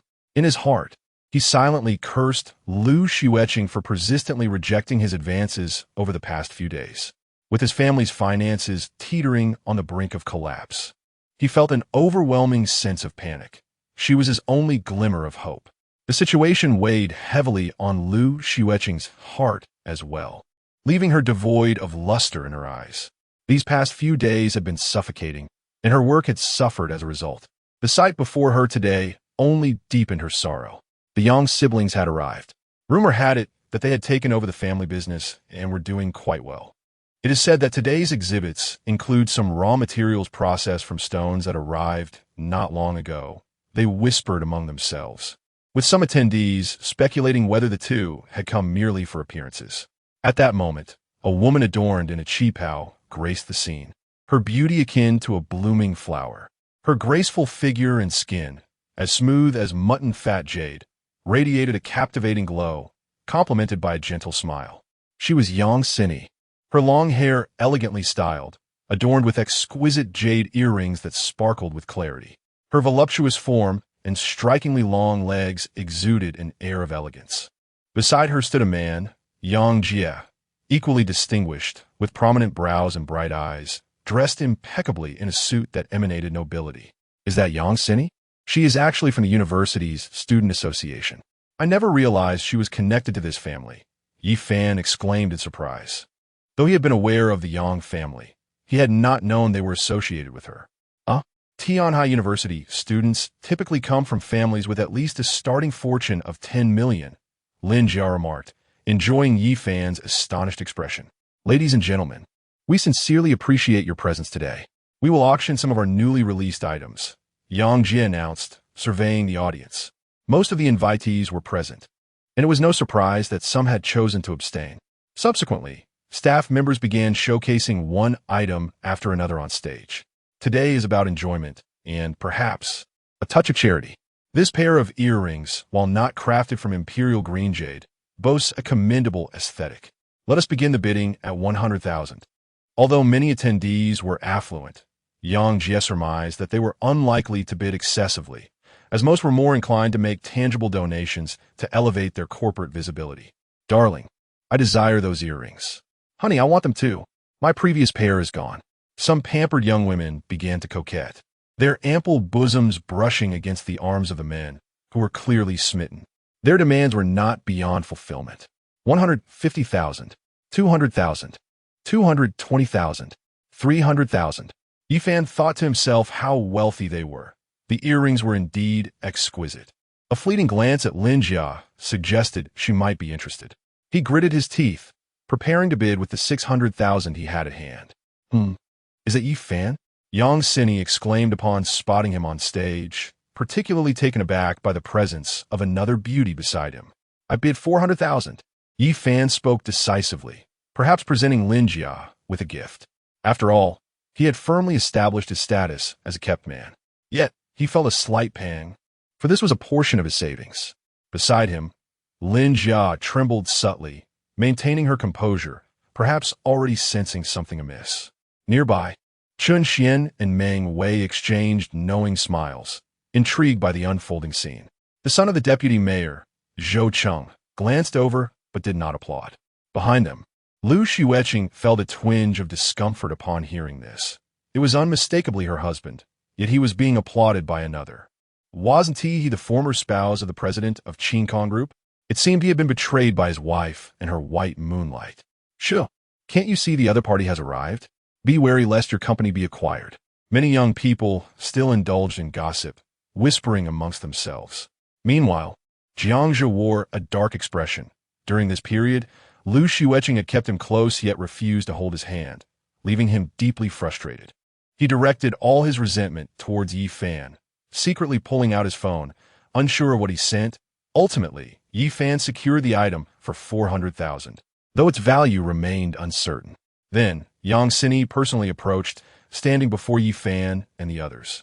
Hello, martial artist, it's been a while. How about a little sparring session? Her captivating autumn-like eyes sparkled with charm, exuding an air of mature sophistication. Chapter 23.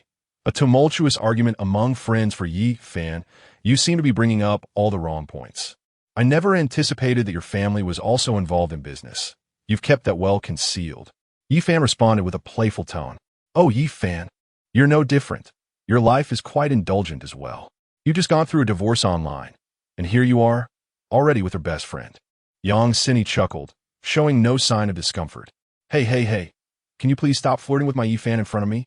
Lin Jia began to protest. Alas, I am heartbroken. Seeing a handsome man makes me forget all about myself. Chun Xianming also voiced his dissent from the side. This elicited eye rolls. Who doesn't he know he is wealthy? What is the point of being handsome? Yifan, let us add each other on WeChat. I'd love to treat you to a meal sometime. Yang Sini promptly revealed her QR code. Sure, you're the boss. You can treat me. I'm just a commoner tagging along with you. Yifan chuckled, and they swiftly added each other on WeChat. Meanwhile, the auction continued on stage, with Yang Jia presenting item after item. Their initial encounter was quite amusing. It happened when Yang Sini joined the martial arts club and boldly declared that women were no less capable than men. At that time, Yifan had just joined as well, and during their sparring, he managed to defeat her. Since then, Yang Sini had always felt unsatisfied. Yet she dared not challenge him again. What if he took advantage of her? Hey, President Liu, why don't you come up here? Yang Sini glanced towards Liu Qingxue, who was not far away. Yifan did not turn around. Lin Jia looked back, displaying a hint of panic, then waved casually, calling out, Qingxue. Liu Qingxue approached with an expression devoid of emotion, emanating an aura of cold elegance. Her skin was as fair as jade, and her tall figure was perfectly clad in a white shirt paired with a black suit, accentuating her well-proportioned form. She wore black trousers and high heels, showcasing her advantages to the fullest. Jiangzhe followed closely behind, and Chun Xianming shot him a cold glance. Ultimately, Lu Qingxue turned to Yang Sini and offered a faint smile, softly saying, "We're all classmates here. No need to call me President Lu. Besides, my father has returned to the company now.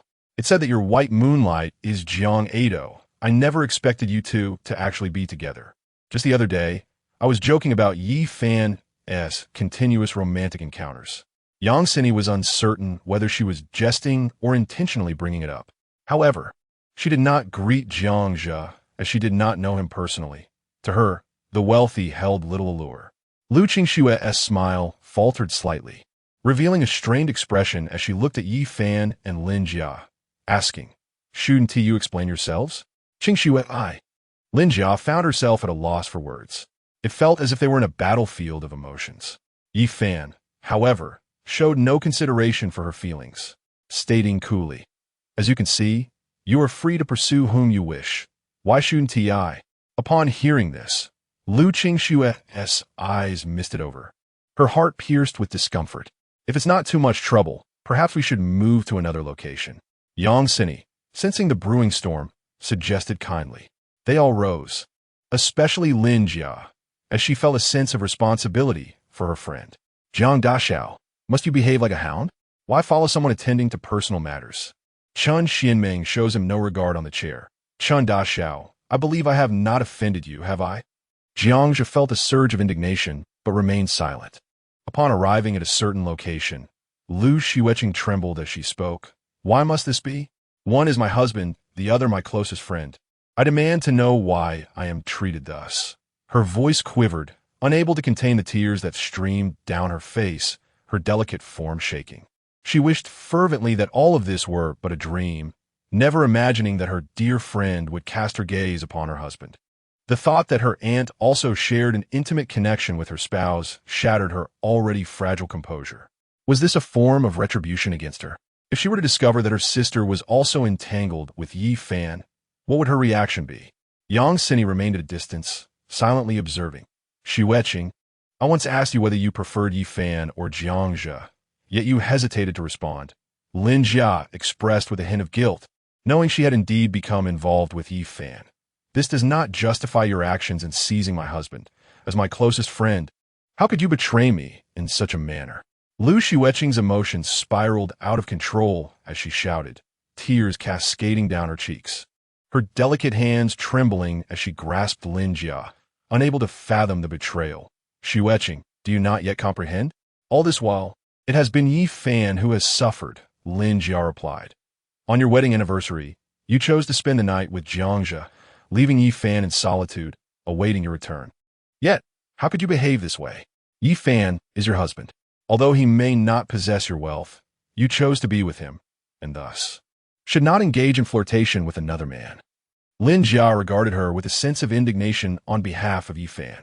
Lu Xueqing stood in shock, unable to grasp how such a trivial matter had escalated to this extent. Yang Sini remained quiet, observing the unfolding drama. As emotions ran high, it was inevitable that two hearts would clash over one man. Everyone experiences the stirrings of affection, yet this does not imply it is love. Yi Fan had remained by your side since university, leading to marriage. Yet, what have you done? The moment your white moonlight, that effeminate man, returned, you met him in secret, concealing it from your husband. Lin Jia's own emotions surged, and she shouted, "This is the first time in all these years that we are at odds over a man. Yet you have stolen my husband, my dearest friend, to whom I confide all my troubles. Yet I never asked you to take my husband. Why?" "Oh," Lu Xueqing cried out, her heart breaking, her eyes red and glistening like raindrops upon a pear blossom, shaking Lin Jia with fervor, unable to accept the reality before her. This emotional turmoil had been building for days, and now, seeing it manifest before her ignited her fury like a flame. "Xueqing, we have always been the best of friends. During university, I too held feelings for Yi Fan, but he pursued you, and I dared not overstep. When you rushed into marriage, I felt sorrow, yet I chose to extend my blessings. Yet, it is you who has lost a person that truly loves you. Had you not paraded your ethereal muse before him time and again, he might have continued to cherish you." Lu Xueqing, in a state of despair, listened intently, pondering whether she had truly erred. Deep down, She had always perceived Yi Fan as her devoted admirer. On that occasion, when I inquired whom you truly favored, you hesitated. I surmise that your heart leans slightly more towards that radiant figure, while Yi Fan's presence is perhaps merely a matter of convenience for you, as he tolerates everything. You could indeed play the role of a princess, summoning him at will, yet you should not allow a third party to intrude. Jiang Zhe is not an ordinary friend. Unlike that rotund Chun, he is your shining star, the one you do not wish to lose Yi Fan for. Therefore, if you do not love him, please do not inflict harm. I adore Yi Fan. We have shared joy these past few days, and we shall wed and raise a family. Lin Jia, with eyes brimming with affection, gazed at Yi Fan, who leaned against the wall. I love him. I have not ceased to love him. Xueqing, overwhelmed with tears, trembled, her heart pierced by 1,000 arrows, aching profoundly. Do you not realize that you are married? Why abandon Yi Fan to meet another man? You even spent the night. It is you who have forsaken your love, taking Yi Fan's devotion for granted. Lin Jia continued, her heart aching for her friend, who insisted on proclaiming love while allowing that third party to persist and stir discord with Yi Fan. No, it is not so. Not like this. Husband, I was wrong. I do love you. I have not betrayed you. I have evidence. Xueqing, in a fluster, stumbled to Yi Fan and embraced him tightly. At that moment, she confronted her true feelings, perhaps always present, merely suppressed by her pride. Husband, will you forgive me? I have purchased many pairs of black stockings you adore. I shall wear them for you. Let us return home tonight. Xueqing looked up, her voice pleading, tears cascading down her exquisite cheeks as she clung to Yi Fan, fearing he might vanish. Ah, what is love in this world? Cherish all that you possess. It is hard-won. Yang Sini, witnessing this scene, found herself at a loss for words, unable to empathize. Yi Fan regarded her, this time not breaking free from her grasp, his expression subdued, yet within he sighed lightly, then softly spoke. In the past, I loved you deeply. You were my treasure, and I feared your unhappiness, pouring all my affection into expression. Yet, that night you made a choice. You chose the one who first captured your heart. I do not blame you. I only lament my inability to touch your true feelings. Thus, I chose to let go, allowing you both to flourish. Yi Fan spoke calmly, gently wiping the tears from her cheek. Did he still ache for her? No, there was no reason left to do so. It was not like this. I truly love you. I have always struggled to set aside my pride. My dear husband, nothing ever transpired between him and me. You must believe me. I was wrong. Please forgive me. Xueqing wept bitterly, perhaps experiencing the deepest sorrow of her life. It became evident that she loved Yi Fan immensely. However, some things cannot be undone. Yi Fan gently withdrew his hand, preparing to leave. There was nothing left to say. Infidelity is still infidelity, akin to spilled water. Words once uttered cannot be retracted. Woo-woo. Husband, please, don't leave me. I cannot bear to be without you. Xueqing clung to him tightly, refusing to let go, pressing her lips against Yi Fan's.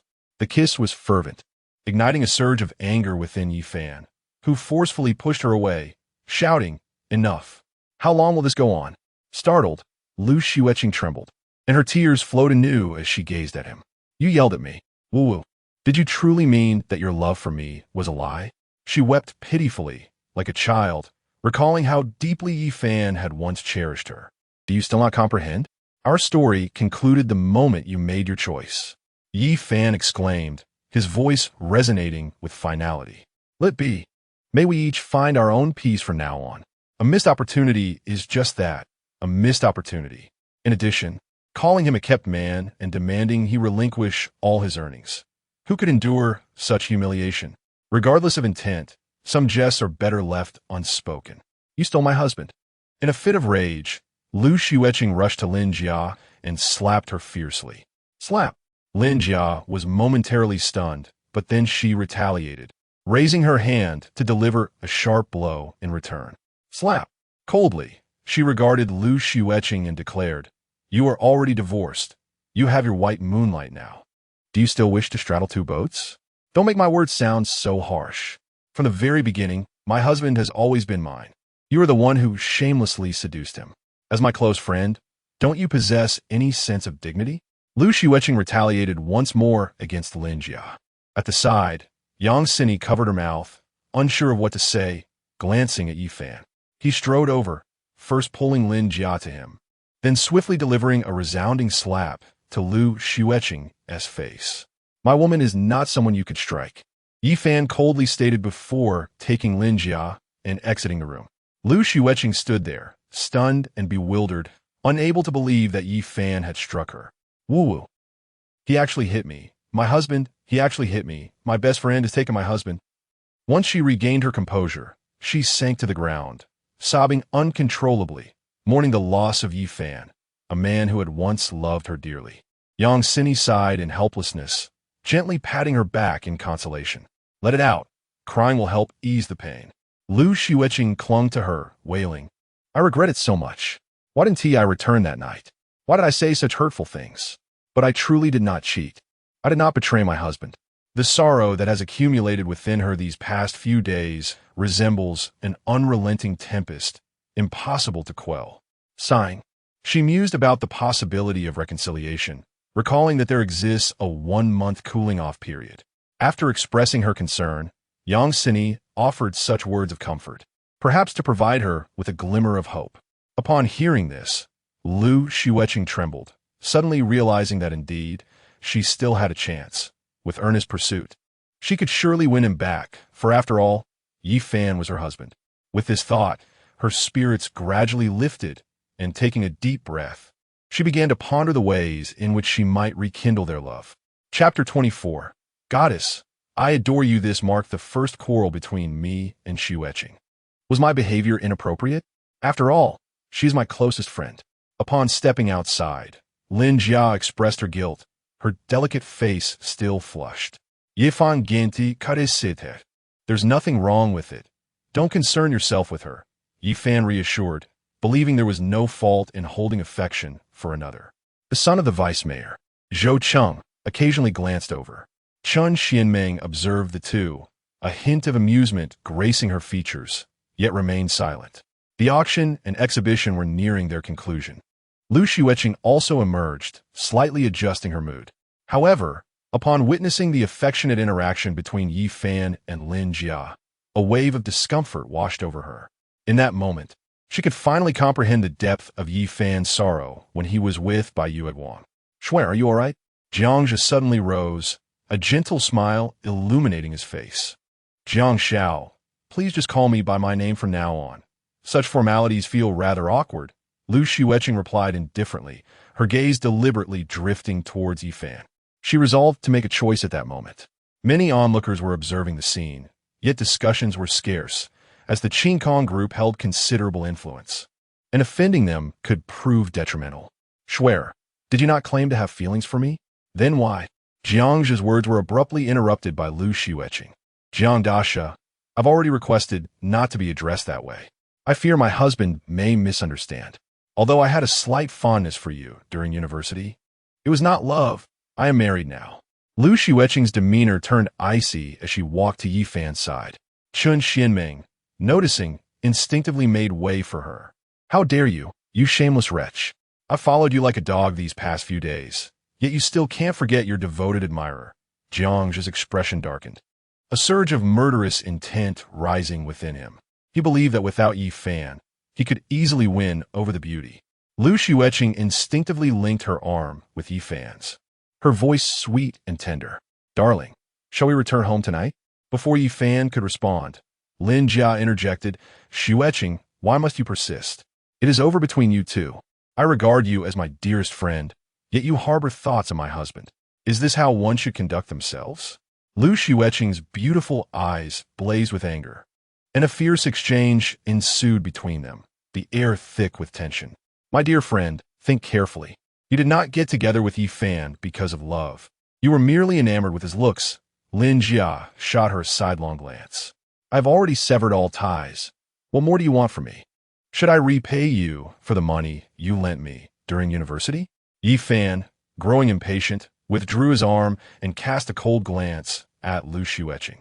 Upon hearing this, Lu Xueqing felt a deep ache in her heart and a sense of injustice. However, After regaining her composure, she clung to him like an unshakable adhesive. My dear friend, do you see this? Yifan just purchased these earrings for me. Do you have anything like it? Lin Jia displayed the exquisite pair of earrings Yifan had just acquired, intentionally provoking Lu Xueqing. He bought numerous little bears, kittens, and plush toys for me. Do you have any? Lu Xueqing was equally undeterred, boldly recalling the array of stuffed dolls that Yifan had once gifted her. This thought evoked a wave of nostalgia, making her realize how considerate Yifan had been. At the time, it seemed trivial, yet those dolls had always accompanied her by the bedside. The two engaged in a playful banter, until Lin Jia took the microphone and announced, "Now, let us welcome our goddess, Lu Feifei, to perform a song." As his words echoed, a chorus of cheers erupted from countless patrons and young admirers alike, for no one could resist the allure of a woman of unparalleled beauty. My goddess has finally graced us with her presence. I came here solely for her. We rarely get to see her, except on television." The crowd began to stir with excitement, eagerly anticipating her arrival. "Fanzi, your goddess is here," Chun Xianming remarked with a grin. Yifan felt a surge of excitement as well. Who among us does not harbor a goddess in our hearts? Hello, everyone. I am fortunate to sing a song for you all, and I am truly delighted. As her words faded, music began to resonate, and Lu Feifei emerged from backstage. Her figure was graceful, her features exquisitely crafted, her skin as radiant as snow, with elegantly arched brows and fluttering eyelashes that sparkled like stars with each blink. "Goddess, you are so beautiful.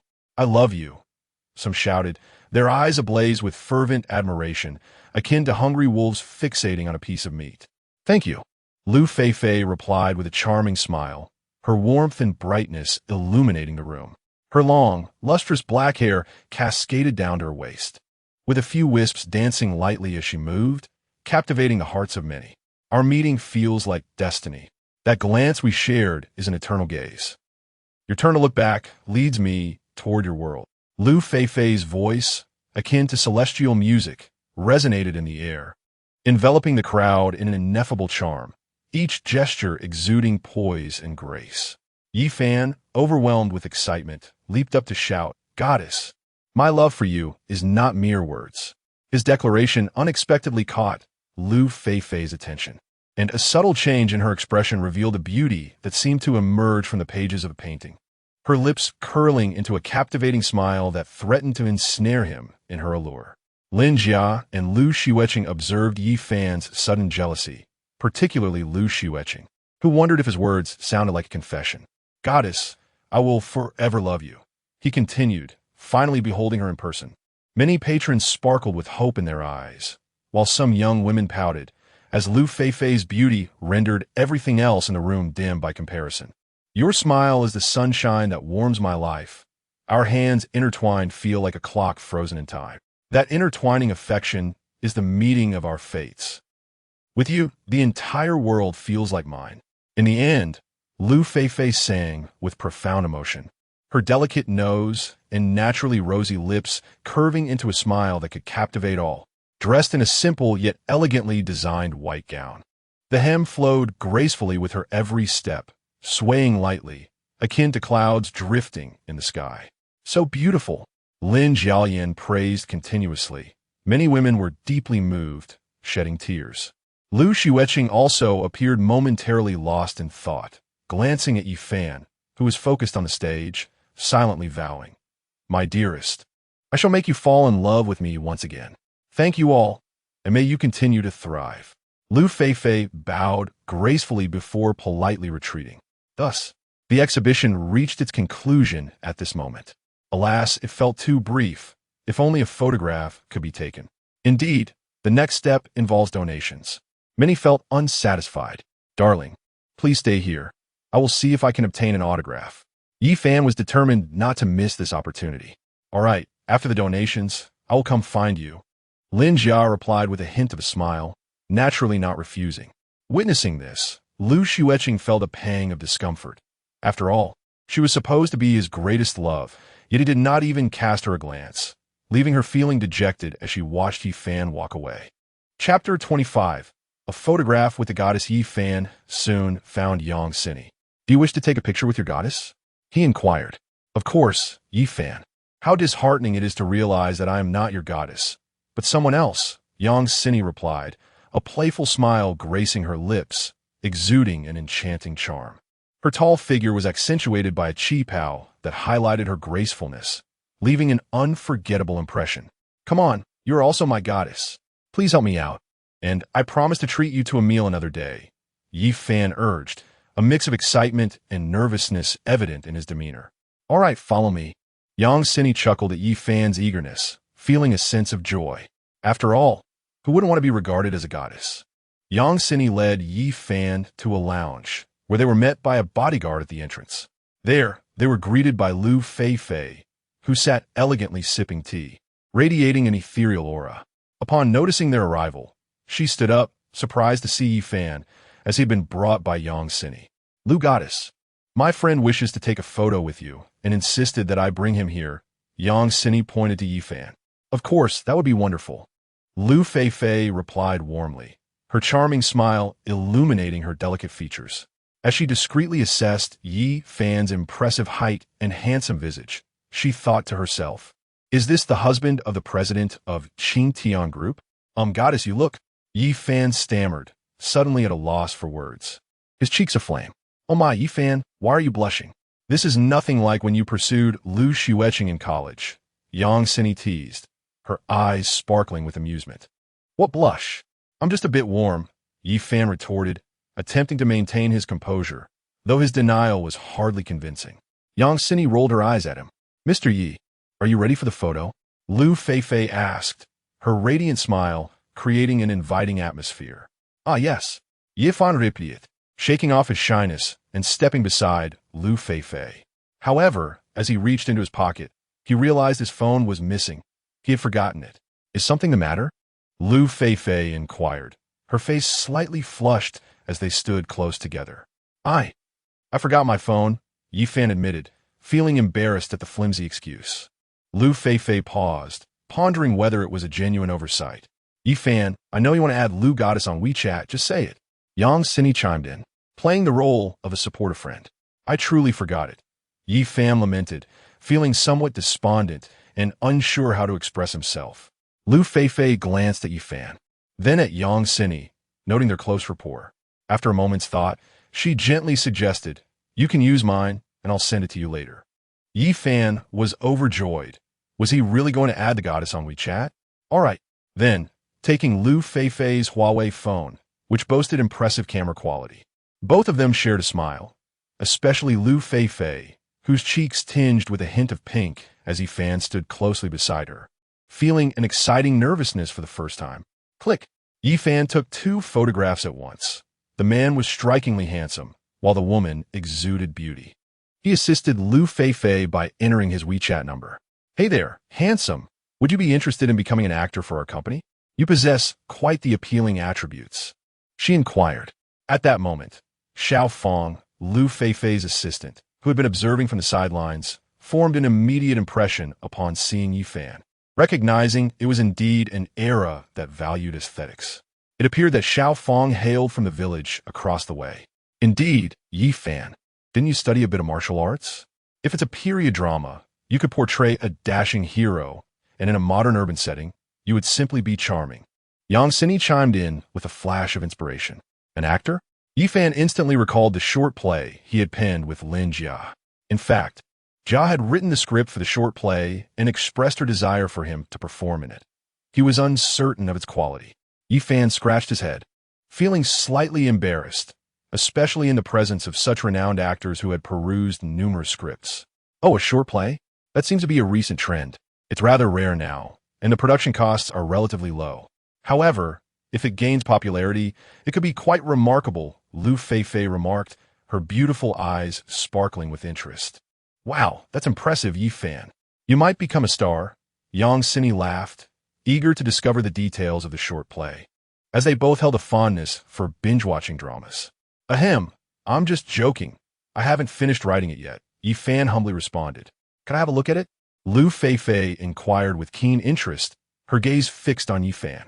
Of course, I'll send it to you when it's ready, he replied, considering that the short play was just beginning to gain traction, though it would likely require financial investment.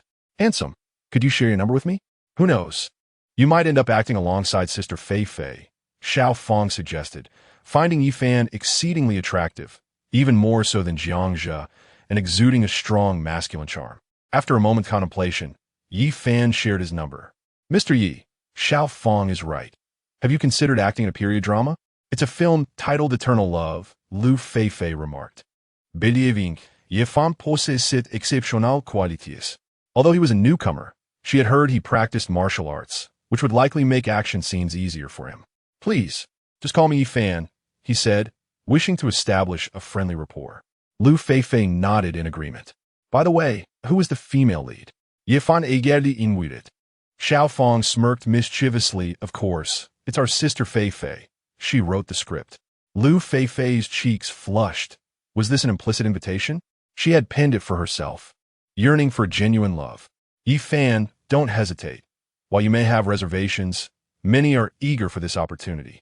I am genuinely excited to see you on screen, Yang Sini expressed with great anticipation. Goddess, if you don't mind, I accept. Yifan finally nodded, intrigued by the prospect of participating in this film. Yifan, please don't call me Goddess. Just use my name, Lu Feifei replied with a smile, aware that if the role materialized, it would feel awkward to be addressed in such a manner. Darling.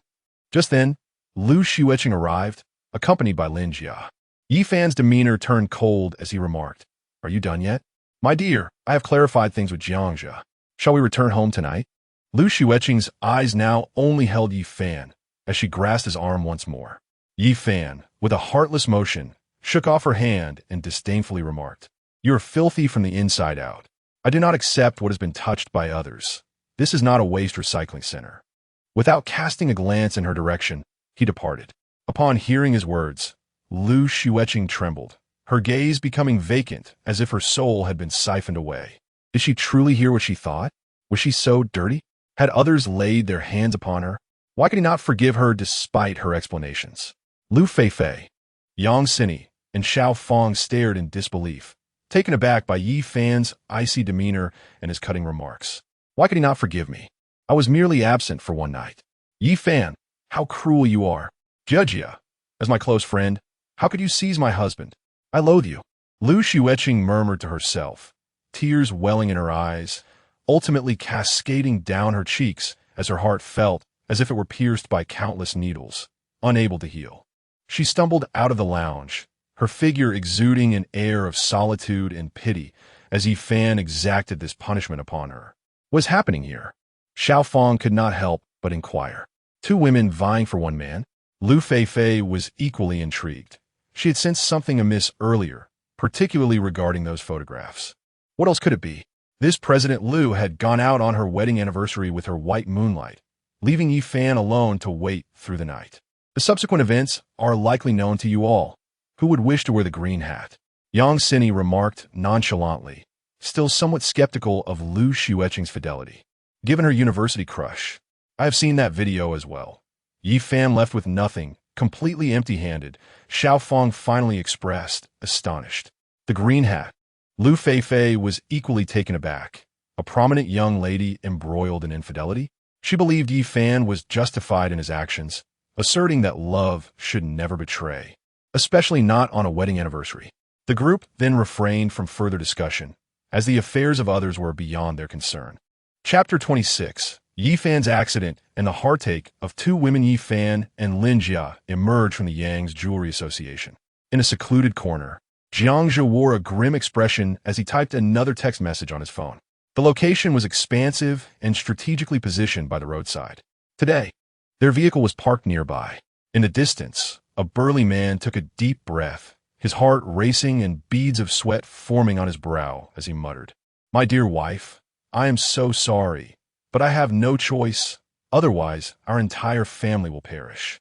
He pressed the accelerator to the limit, his gaze fixated on Yifan, who was leisurely strolling along the road with Lin Jia, engaged in light-hearted conversation about a short play. The roadside was bustling with the sounds of honking horns and pedestrians. Suddenly, a white Volkswagen surged forward as if propelled by a force beyond comprehension. aiming directly for Yi Fan at a breakneck speed. Bang! A pedestrian was struck and sent flying, crashing violently to the ground, with some succumbing to the impact on the spot. Miss, be careful. Lin Jia's 4 bodyguards acted swiftly, pushing her and Yi Fan aside. 2 of them drew their firearms. Taking aim. Bang! One guard fired, hitting a tire, while another aimed at the driver. However, the car's velocity was alarmingly fast, and, as it barreled through the green light, it caught everyone unprepared. Despite the shot that exploded the tire, Yi Fan barely had time to react. As he turned his head, the vehicle was upon him like a speeding arrow. In a flash of instinct, he attempted to dodge, but even then, he was grazed by the car, which sent him soaring 5 meters away, crashing onto a parked car before tumbling to the ground. The 2 Volkswagens collided with a nearby shop, sending several bystanders sprawling. As the throngs of pedestrians remained oblivious to the chaos unfolding around them, it was only moments after the gunfire that many turned to witness the carnage. Yet numerous lives had already been irrevocably altered. Yi Fan, my husband, Lin Jia, was momentarily dazed, her complexion turning ashen, devoid of color, as she rushed forward, feeling as though the sky were collapsing around her. Upon reaching Yi Fan, she found him unconscious and bleeding profusely. Lin Jia wailed in despair, cradling him in her arms, crying out, "Call an ambulance. Quickly, my husband, you will be all right. How could this happen?" She struggled to believe the horrific scene before her, tears streaming down her face as she trembled, wiping the blood from Yi Fan's lips with her delicate hands. "My child, you are only 10 years old. Mother, please wake up. Brother, hold on. Do not sleep." The relatives and friends of the injured bystanders sobbed and cried out for an ambulance. The driver of the Volkswagen, having sustained a gunshot wound to his arm, was subdued by Lin Jia's bodyguards, awaiting further instructions. 3 of them stood protectively by the couple's side, while one made a call. "Oh my goodness! So many lives have been lost." Numerous bystanders are left in shock, their eyes wide with terror as they witness the bloodstains on the ground, with some individuals tragically struck down on the spot. This is indeed monumental news. The various affluent owners at Yang's Jewelry, upon hearing the gunfire, were swiftly shielded by their bodyguards. Was it the sound of gunfire? It echoed from the roadside. Lu Xueqing's bodyguards, including Chun Fei, wasted no time in drawing their firearms to ensure her safety. Could it be a robbery? Many of the wealthy proprietors, though they might claim otherwise, were undoubtedly frightened. After all, they are wealthy individuals, and life is precious. Who wishes to encounter such calamity? A portion of those remaining at the scene were the police officers stationed for security at Yang's Jewelry, each one drawing their sidearms and hastily rushing out with grave seriousness. Fanzi, Chun Xianmeng, emerged from his vehicle, preparing to leave, only to be startled by the sight of Lin Jia. He was aghast at the sight of Yi Fan, who lay unconscious, seemingly fine just moments ago. Damn it! In a fit of rage, he charged forward, confronting the burly man. "Speak! Who ordered you?" Chun Xianmeng's eyes widened in fury. He was no fool. Although this was the roadside, it was improbable that someone intoxicated could hit their target with such precision. The driver, nearly at death's door with a gunshot wound to his arm, lamented, "My life has reached its end. I was merely inebriated." He understood that no matter what he said, it would be futile. He had taken many lives. The security police soon arrived, cordoning off the scene. One notably poised female officer surveyed her surroundings with a stern expression, acutely aware of the gravity of the incident that had unfolded under their watch. "Retrieve the surveillance footage and interrogate the driver," ordered Situ Yanran, adorned in her police uniform. Her exquisite features and piercing gaze complemented by her tall stature. She was the captain of a precinct, and today she was leading her team amidst such a dire event. Meanwhile, Yang Sini, who was in the lounge at Yang's Jewelry, received a phone call that rendered her expression grave. Lu Feifei and Xiao Fong, along with their bodyguards, furrowed their brows, having heard the gunfire. After hanging up, Yang Sini turned to the two, stating, "An incident has occurred outside, and Yi Fan is among those affected. His fate is uncertain." Lu Feifei and Xiao Fong were momentarily stunned. How could such a calamity unfold in such a short span? Understanding the situation, the group hastily exited, encountering Lu Xueqing being shielded by her bodyguards. Upon seeing Yang Xinyi's expression, Lu Xueqing hesitated before asking, "What happened?" Yang Xinyi replied gruffly, "Yi Fan has met with an accident outside." "What?" Lu Xueqing's face paled, her heart racing with dread as she sprinted away, discarding her high heels in her haste. Chun Fei and the others were equally stunned, trailing closely behind. Yang Xinyi, Xiao Fong, and Lu Feifei followed suit. When Lu Xueqing reached the outside, it felt as if a thunderbolt had struck her. Her beautiful eyes widened in horror at the sight of Lin Jia, kneeling on the ground, weeping inconsolably as she clutched Yi Fan. "Husband, how could this happen?" sobbed. Lu Xueqing's face turned pale as she stood frozen for a moment, before collapsing to the ground in tears, gently caressing Yi Fan's face. "Just a few minutes ago. Don't touch him. You wretched woman. It's all your fault." Lin Jia glared at her, shouting furiously as she swatted her hand away. Lu Xueqing paid her no heed, her eyes overflowing with tears, her delicate form trembling uncontrollably, rendered speechless. This was her husband, not someone else, and yet such a tragedy had befallen them. Beep, beep. At that moment, several ambulances arrived. "Hurry, hurry, attend to the patient. Everyone, step back, make way for me." A number of doctors clad in white coats urgently called for the crowd to disperse, rolling out a stretcher. Lin Jia and Lu Xueqing trembled and moved aside as the doctors lifted Yi Fan onto the ambulance. "It truly is Yi Fan. We were just discussing a film moments ago." When Yang Xinyi, Lu Feifei, and Xiao Fong arrived, they were struck by the sight of Yi Fan with an oxygen mask, blood pooling on the ground, a harrowing scene. The group stood in a daze. That is the goddess. Many passers-by, upon spotting Lu Feifei, nonchalantly took out their phones to snap photos and record the scene. "Zhou Xiao, I never expected someone would strike first."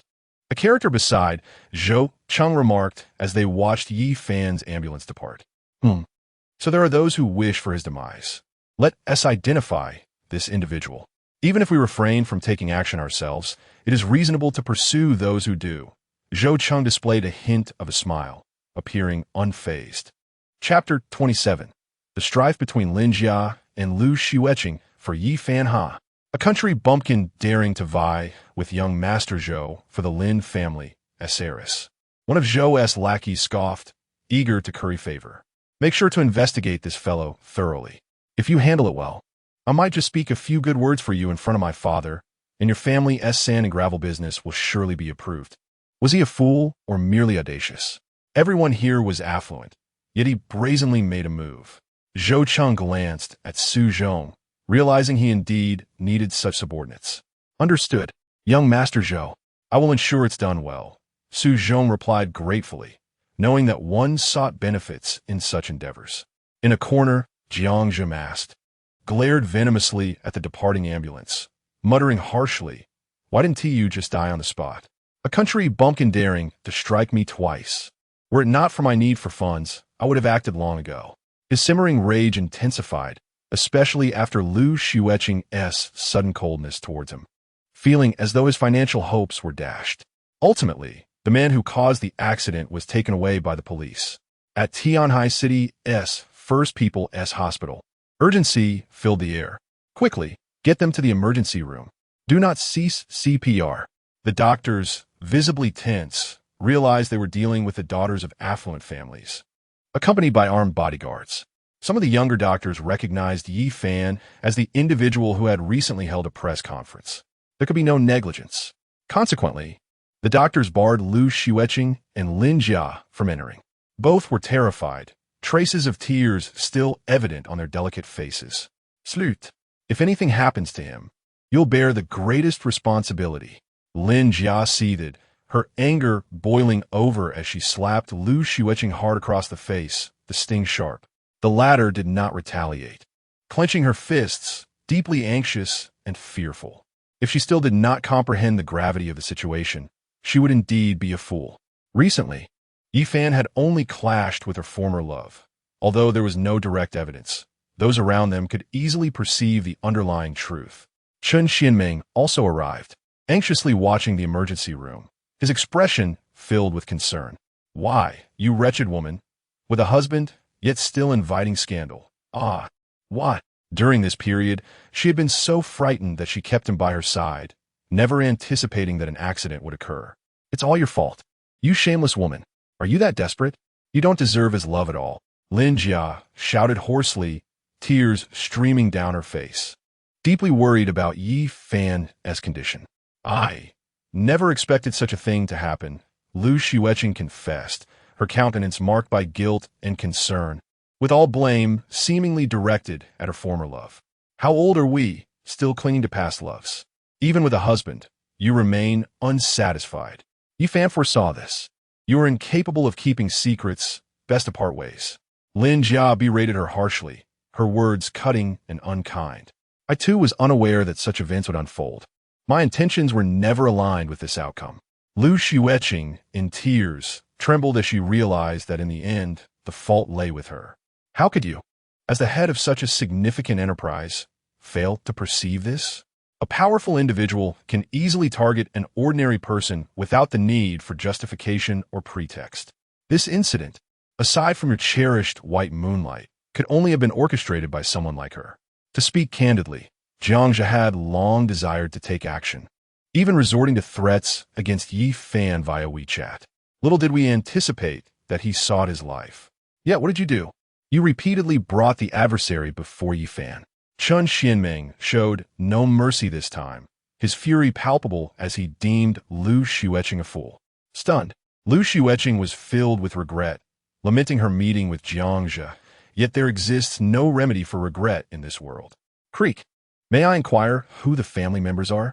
The emergency room door swung open abruptly, and the doctor inquired urgently. I am. Lin Jia and Lu Xueqing spoke in unison, their hearts racing. The doctor quickly assessed the two and stated, the patient has lost too much blood. Do either of you have type AB blood? The hospital supply will take at least 10 minutes, and we cannot afford a delay. Lin Jia and Lu Xueqing stood in shock. Neither of them matched the blood type. And Chen Xianming wore a grave expression. I am AB blood type. Let me donate. At that moment, a young intern nurse approached. She was strikingly beautiful, standing at 167 centimeters, with determined eyes. Her name was Tang Wanner, having completed 6 months of internship after graduating from medical school. Upon hearing the requirement for her blood type, she stepped forward decisively. Very well, follow me. The doctor replied swiftly, leading Tang Wanner inside. Lin Jia and Lu Xueqing ceased their quarrel, each sitting in silence, while the bodyguards remained stationed between the two parties. Ultimately, Chen Xianming picked up his phone and called, his voice low and firm. Investigate everything concerning the Jiang family. Understood, young master. We will ensure completion tonight, came the respectful reply from the other end. Chen Xianming then dialed his father, Chen Yi. Hello, Dad. I am preparing to take action against the Jiang family. His anger was genuine. Yi Fan was his friend. And even if there had been a misunderstanding, he felt compelled to confront Jiang Zhe's family. Are they not on the verge of bankruptcy? Even if you take over, it will require a considerable sum to stabilize. Chen Yi's voice resonated with clarity. Moreover, isn't that idol involved with the girl from the Lu family? Chen Yi's response was assertive. The speakerphone was activated, allowing all to overhear, and Lu Xueqing shivered, questioning the implications of a married woman engaging in such indiscretions, which could severely tarnish her reputation. Father, their projects likely stalled due to financial constraints, but once revived, they could yield substantial profits. Chen Xianming articulated some reasoning. After a moment of contemplation, Chen Yi replied, if you estimate that 17 billion cannot be secured upon takeover, then do not proceed. As a father, he still showed great consideration for his son. Thank you, Dad, Chen Xianming exclaimed, elated as he ended the call. Subsequently, he cast a glance at the dazed Lu Xueqing and remarked nonchalantly, when the stock market of your family plummets, do not hold me accountable. Initially, I refrained from taking action against your associated companies out of respect for Fanzi. I presumed that as long as you remained with your white moonlight, everything would be fine. Yet you insist on entangling yourself with my brother. It is all a consequence of your own provocation. Chen Xianming showed no mercy this time, finally preparing to strike. His brother Yi Fan bore no fault, yet was unjustly victimized. Why must all the blame fall upon me? I merely dined with him. I did not commit an act of betrayal. Xueqing could no longer endure the situation. Everyone deemed it her fault. Her parents urged her to distance herself from Jiang Jia, and even her aunt, who had an affair with Yi Fan, echoed this sentiment. Even her closest friend had stolen her man. She was the one who bore the greatest injustice. Why was fate so cruel to her? In that moment, she felt utterly wronged and yearned to weep, yet there was no one to console her. She was no longer the exalted figure she once was. She was a person who had erred, yet felt so innocent. Who could truly comprehend her emotions? Chapter 28. The Jiang family's downfall, wretched individual. No one has suggested that you refrain from dining. Yet why must you propagate rumors with your idol? You are married. Had you only compelled your idol to clarify matters with the media, this predicament could have been avoided. It has forced my Yi Fan to step forward and offer an explanation. I had previously advised you. Either let go, for if you do not love, do not inflict pain. Yet what do? You incessantly refer to him as brother Jiang. Have you read too many novels, thinking Yi Fan would submit to your whims, believing him to be your loyal servant, at your beck and call, so you can gallivant outside while remaining a princess at home? Lin Jia had long since lost her composure. Her gaze was icy, her words sharp, filled with fury. You are the true wretch, offering me suggestions while coveting my husband. Had you not urged me to take him for an explanation, I would not have acted this way. Xueqing was equally enraged, having lost her sanity, unleashing a torrent of curses.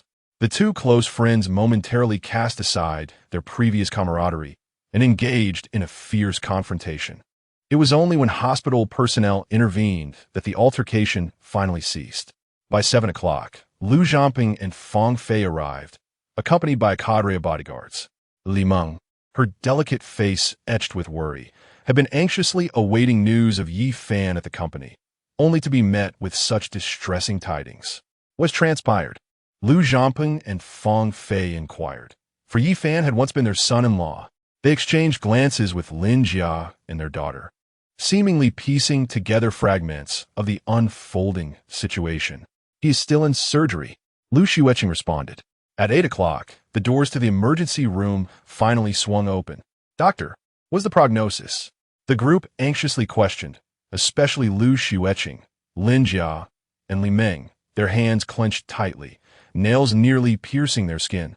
The doctor removed his mask, clearly recognizing those before him, and stated, "The patient is out of danger. Fortunately, he was not struck entirely.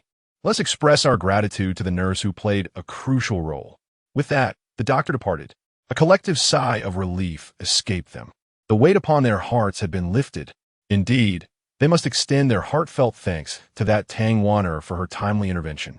Gradually, they made their way to the room, finding Yi Fan adorned with an oxygen mask and attached to various monitors, all indicators stable, awaiting transfer to a regular room for a gradual awakening.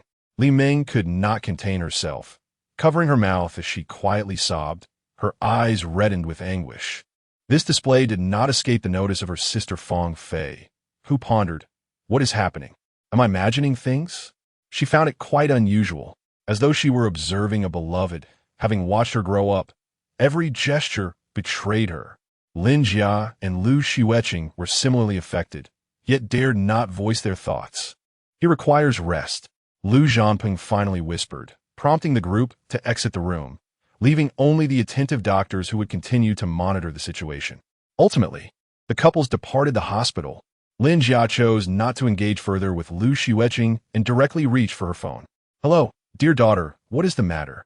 The steady voice of Lin Tian emanated from the other end of the line, imbued with both authority and warmth. "Father, please assist me in investigating the criminal records of the Jiang family." Lin Jia stated her purpose succinctly, without unnecessary elaboration. "I have become aware of the events that transpired during the day. To my astonishment, you are cohabiting with someone named Yi Fan. How is he faring?" Lin Tian's voice was filled with an undeniable vigor. "He has already emerged from danger. In my view, this incident was intentional." Lin Jia clenched her teeth, realizing she could only seek assistance from her father.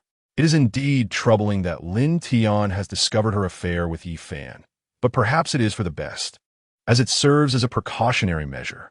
Very well. I am now informed about your relationship. Let us await your mother's decision. Ultimately, Lin Tian ended the call.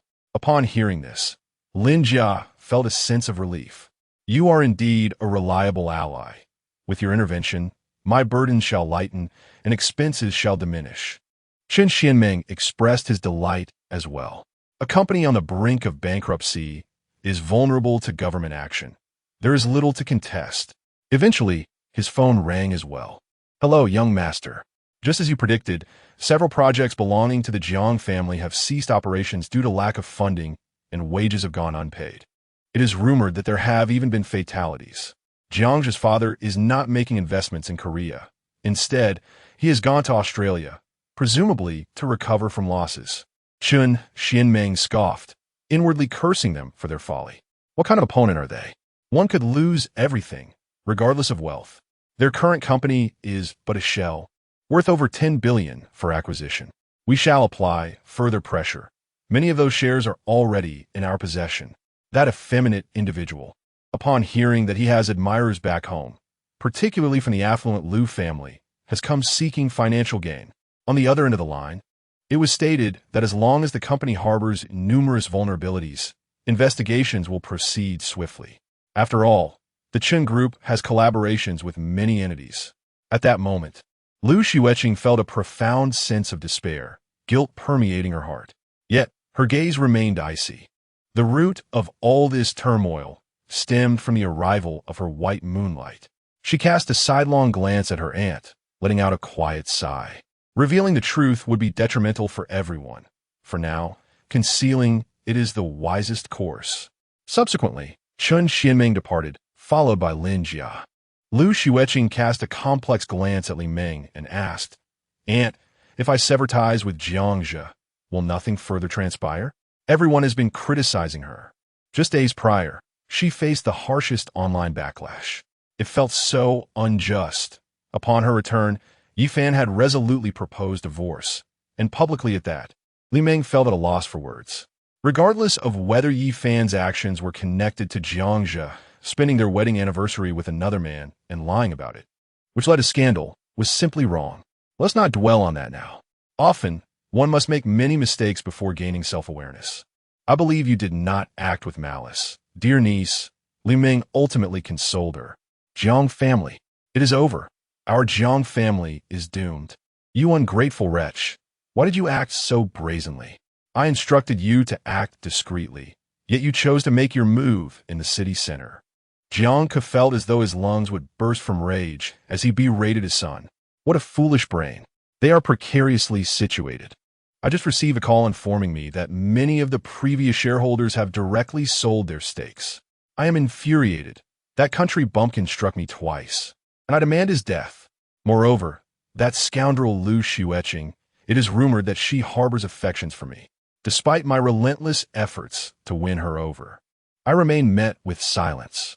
Jiangzhe, with his severe and ruthless demeanor, initially believed that after coercing him into divorce, he had everything under control. He trailed Liu Xueqing for several days, yet he did not even extend a hand. Are you truly devoid of intelligence? Could you not orchestrate a conflict between him and another? Now, the blame is entirely placed upon you. The Chun family has already taken action. I possess a modicum of personal assets. You must depart swiftly. That country bumpkin is truly dependent on others for sustenance. And yet he has such commendable allies to support him. Jiang Ke lamented. How could they possibly contend with the Chun family? The entire company is but a hollow shell. Chapter 29. News report. The misfortune of the Xueqing group at that very moment, the police from Tianhai City had indeed arrived at their villa. The father and son trembled. How could they be pursued by the police after such a short time? Their concerns were primarily about the company's issues. Jiangzhe's mother rushed in, her face pale with fear, exclaiming, We are a legitimate enterprise. How could we possibly infringe upon the law? Have you made a mistake? A foreboding sense crept into her heart, as she was well aware of their circumstances. Indeed, with police batons in hand, was there perhaps a misunderstanding? Although our project faced financial shortcomings, we have committed no crime. Jiang Ke thought, his heart sinking. He never anticipated things would escalate to this extent. If only time could be reversed. He wished he could erase the past, feeling utterly disheartened over a woman who couldn't manage her affairs. And for the sake of a good-for-nothing country bumpkin, they had resorted to violence. It was truly disastrous for him. In the business realm, regardless of how grand your endeavors may be, the state can dismantle you with but a word, especially for a company on the verge of bankruptcy. We have received reports that the Jiang family has been involved in arms smuggling, drug trafficking, and are responsible for several lives lost. Effective immediately, this villa will be reclaimed. The police officer's demeanor was cold as he commanded his subordinates to handcuff the Jiang family members. Officer, this is truly a misunderstanding. We are merely a law-abiding business. Jiang Ku protested, gripped by fear. Either he faced gunfire or a lengthy prison sentence. Both were intolerable outcomes. Whether this is a misunderstanding will be revealed upon investigation. The police officer replied, his expression devoid of emotion, merely focused on executing orders. Subsequently, the Jiang family was taken away. It was then that Jiang Jia realized that the pretty boy had indeed been well fed. Lin Jia had gone so far as to assist him. He felt a pang of regret, wishing he could have discreetly eliminated Yifan. Arresting them was merely an excuse. Tianhai City, Public Security Bureau. Lin Jia stormed into the building, her gaze icy as if a chilling wind swept through the air. Where is that scoundrel who harmed my man? Her anger was uncontainable, reaching a boiling point, igniting her like a flame. Miss Lin, this way please. A police officer, upon seeing her, rose to escort her to the interrogation room, where several individuals observed through the glass. The burly man was now bandaged and pale, shackled in handcuffs.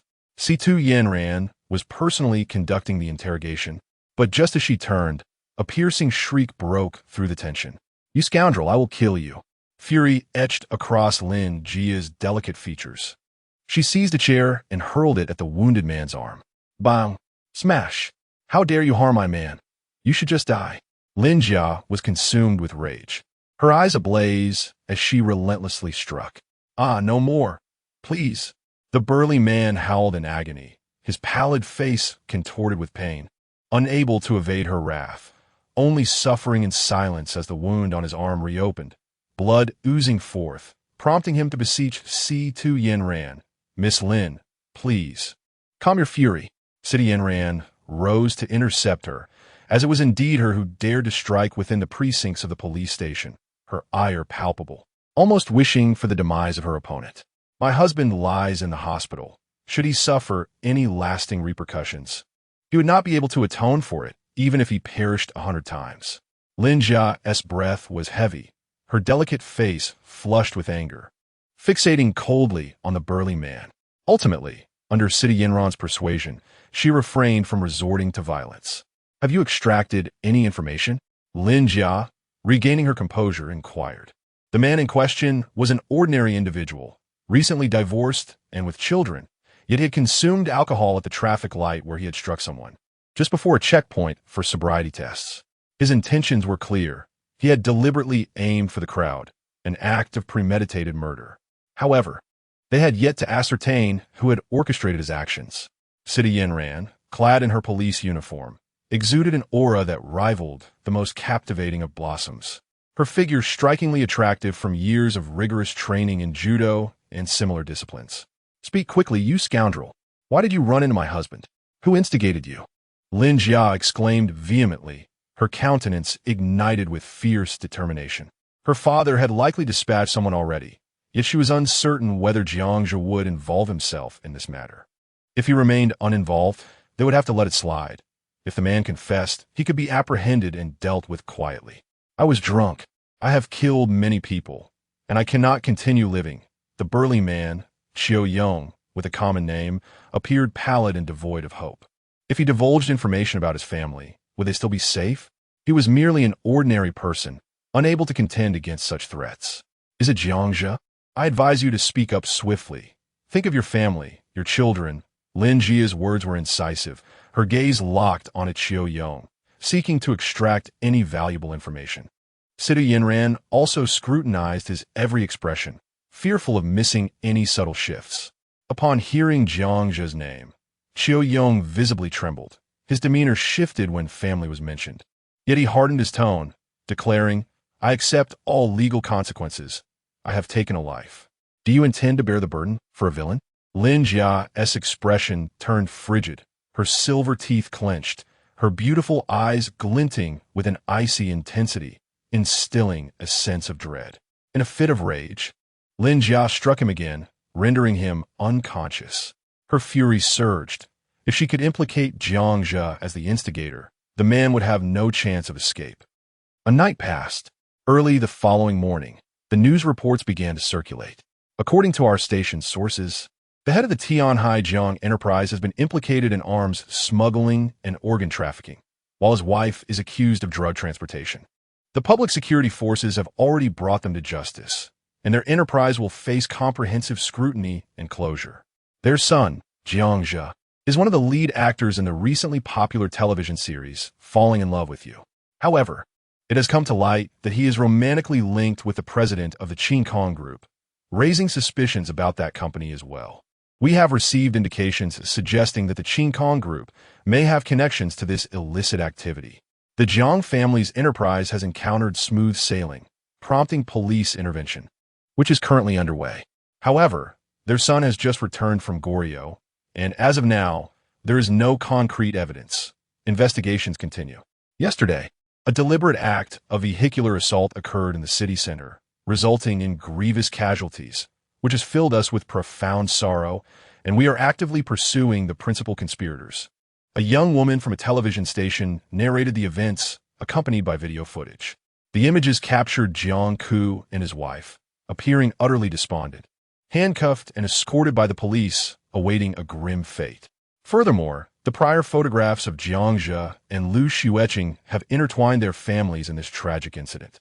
This news has been incessantly broadcasted on the screens of various prominent office buildings and commercial establishments throughout Tianhai City.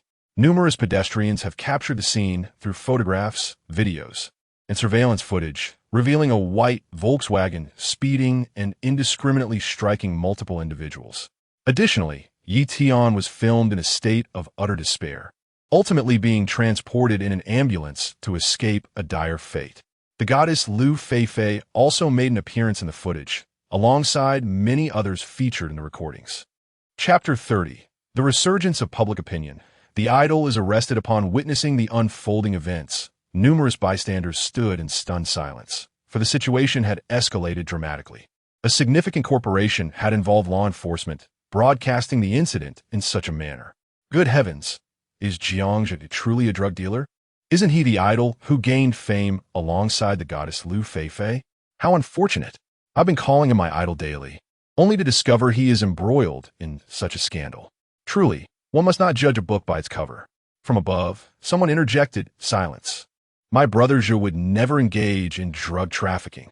My idol is innocent, and I shall support him forever. Alas, the Qingtian group is indeed unfortunate, particularly Lu Xueqing, who abandoned her devoted admirer to pursue a drug-dealing idol. No, he should be referred to as a despicable criminal.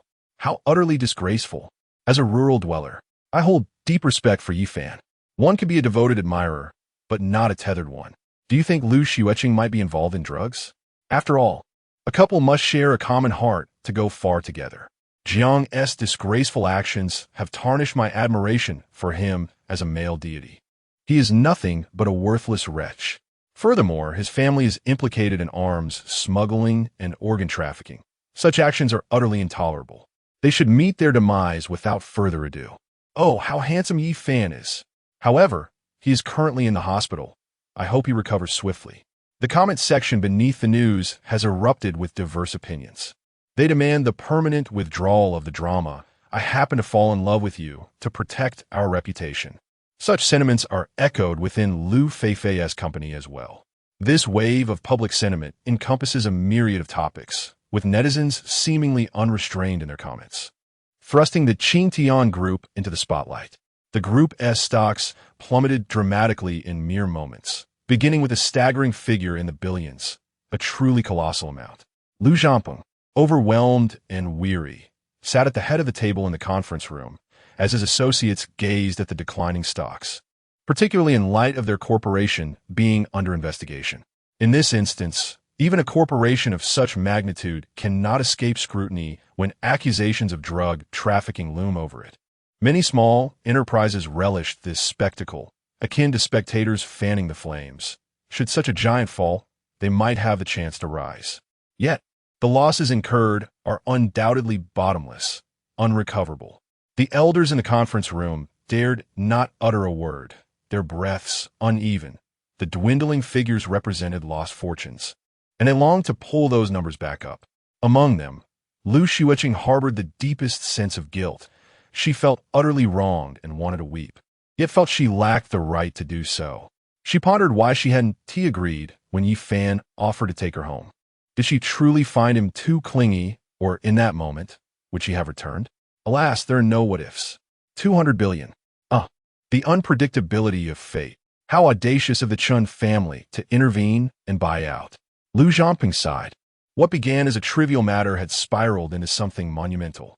He cast a fleeting glance at his daughter. Would scolding her make any difference? The event had already transpired.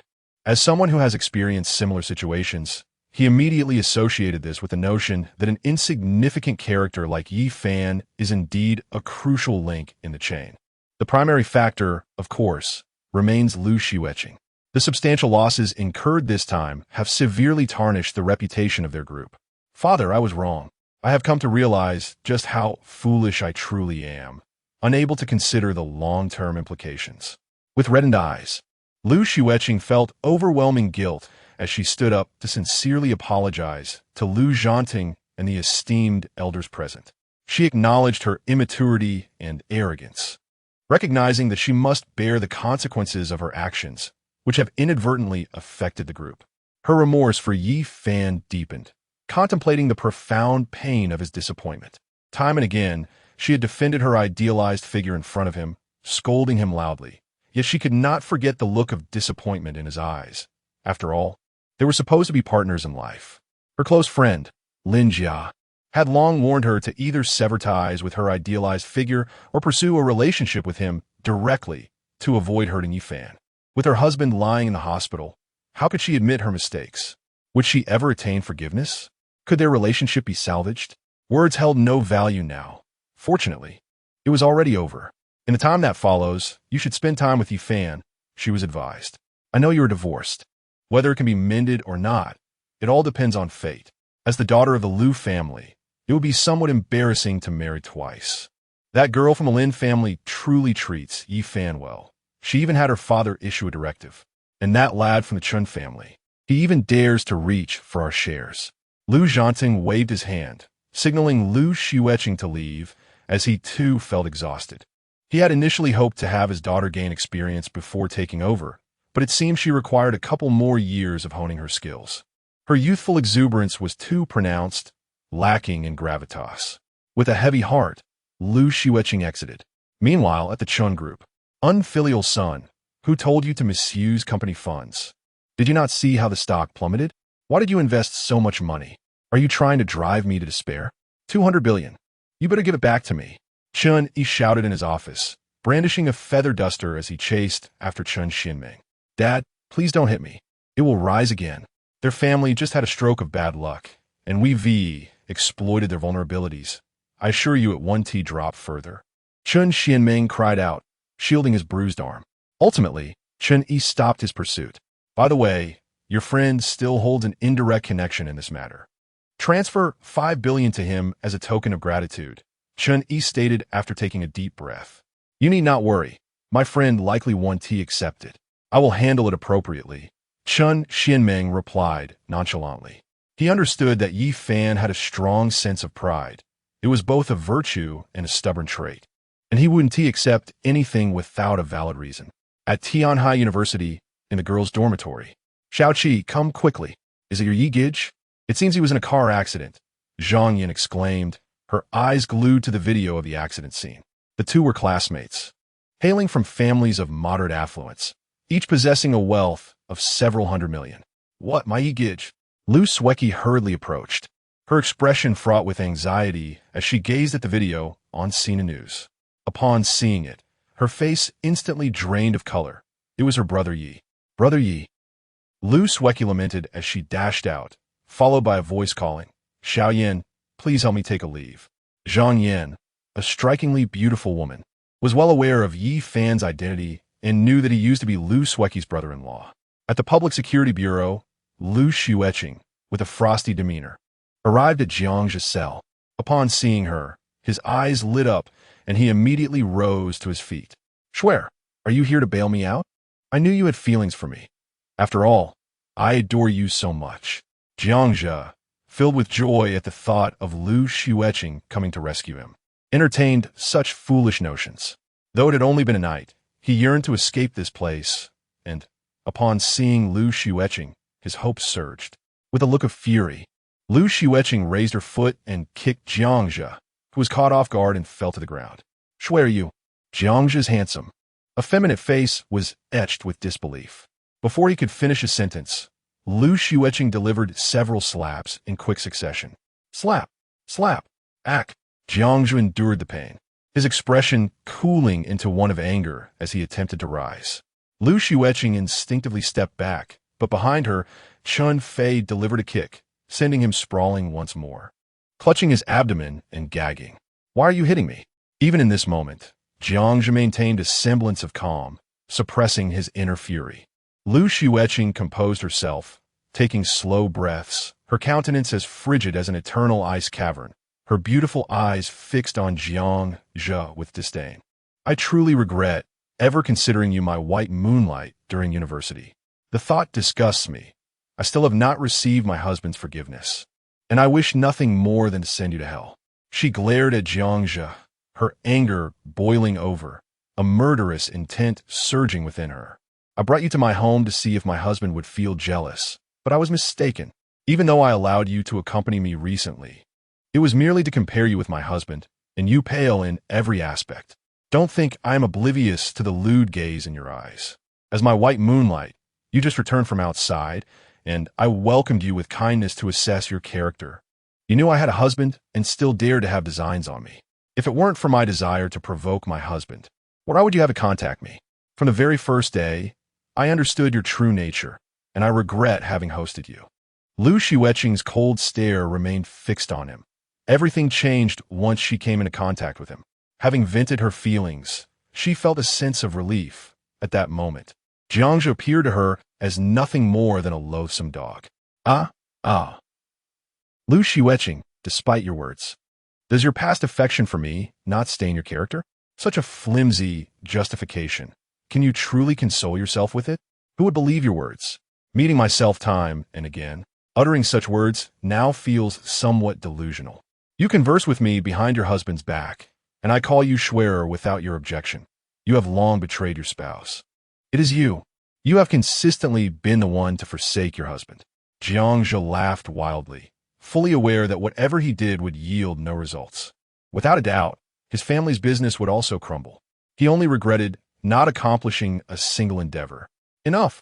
Calling you swearer is merely a term of endearment between friends. Who could have known your ulterior motives? Lu Xueqing's beautiful eyes brimmed with fury, trembling with indignation. Unwilling to bear any blemish, this was her greatest stain.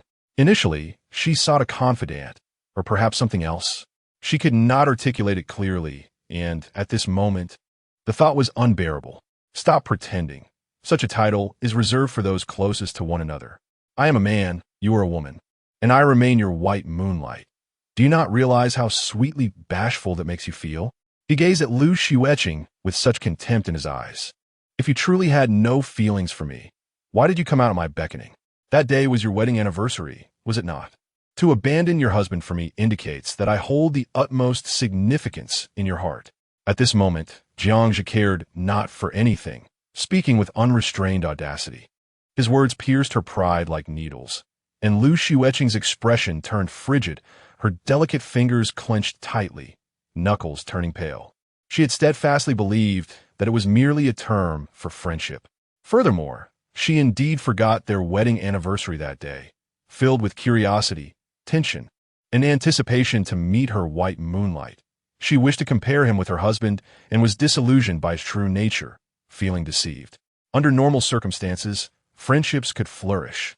Yet if other sentiments lingered in one's heart, The situation transformed altogether. The crux was that he was her white moonlight, and she deemed this to be the essence of the matter. Huh, you have long since strayed, mentally unfaithful. You, Xueqing, are the one who defies marital fidelity. Yet, I successfully drove Yi Fan away. I must admit, I admire him a little, a country bumpkin. Not only wealthy, but also discerning enough to walk away upon sensing his wife's unfaithfulness, with a face that charms girls wherever he goes. You have one such friend among you, huh? How infuriating, wouldn't you agree? He laughed triumphantly, even if he could achieve nothing else. Witnessing her distress served as a solace to him. You, Xueqing, are the epitome of tragedy, pathetic, estranged from your best friend, despised by your family, and abandoned by your husband. Such a wretched creature. Just as Jiangxia was about to utter more, Chun Fei noticed Xueqing's abnormal expression. Her body trembling with rage, and feeling her anguish, he acted swiftly. He struck Jiangxia, knocking out several of his teeth. Jiangxia, still laughing, could not fathom that Chun Fei would dare to escalate matters to such a degree. His eyes burned with fury, brimming with wrath. Ultimately, Xueqing cast a cold glance at the battered Jiangxia before turning to leave. This is, upon the arrival of the police, they could only shake their heads in resignation. Is this the privilege of large enterprises? After his parents are executed, he too may find himself feeding the fish in the ocean. I shall reclaim my husband's heart with my resolve. Once back in the car, Xueqing's eyes glinted with murderous intent as she addressed Chun Fei. Her singular desire was to eliminate Jiangxia, erasing all traces of disgrace. Regardless of whether he orchestrated the collision, she resolved to end it decisively. Very well, young lady. Were it not for our recent visit to the police station, I would have shot him dead and disposed of him in the ocean to feed the sharks. Chun Fei replied impassively, perceiving the act of killing as trivial, akin to that of a fish or a chicken. The vehicle gradually made its way toward the People's Hospital, both parties shielded by their respective bodyguard vehicles. Chapter 31. Xueqing's beautiful memories today. Yi Fan was transferred to a room in the VIP, a tranquil sanctuary reserved for the affluent, a stark contrast to the chaotic surroundings he had previously inhabited. Upon encountering her younger sister, Xueqing was taken aback. Her sister, once brimming with youthful vitality, now bore a melancholic expression, evidently distressed by the circumstances surrounding Yi Fan. Xueqing, why have you come here? You should return to school. I can manage on my own, Xueqing commanded in a tone reminiscent of an elder sister asserting authority. Dear sister, how can you reprimand me when you cannot even take care of yourself? Shouldn't I be concerned for Yi Ji's well-being? Xueqing retorted, her irritation palpable. Do you also believe I am at fault? Do you know something I don't? And what did your brother-in-law show you that has made you so averse to me? I am, after all, your sister. Xueqing felt a pang of sorrow. Why did everyone seem to harbor animosity toward her? She had been striving to rectify her past mistakes, hadn't she? Yi Ge has never spoken ill of you. He merely stated that once a choice is made, it cannot be undone, and he has simply reviewed some information.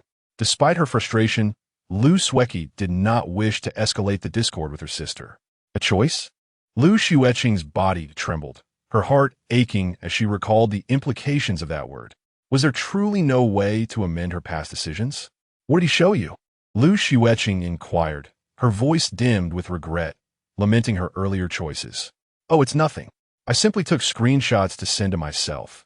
Originally, Yi Ge suggested it was unnecessary, yet I felt compelled to do so, Xueqing replied as she retrieved her phone to display the images to her sister. As Xueqing gazed at the screenshots, a mixture of familiar and intimate moments flashed before her eyes, alongside a heated exchange between Yi Fan and Jiangxia. Jiangxia had provocatively taunted Yi Fan, remarking on his enjoyment of her body, while Yi Fan retaliated with a scornful retort about Jiangxia's mother. Each line of text deepened her regret and resentment. Why had she been so blind to the true nature of those around her? Or worse, why had she entangled herself in such a convoluted relationship? The guilt she felt towards Yi Fan was overwhelming. Anyone in his position would have sought a divorce. Clutching her phone tightly, she felt as though she might shatter it in her grip, her body trembling with rage. Jiang Jia had sent Yi Fan a message boasting of having unlocked many secrets of his wife, taunting him with insinuations of intimacy.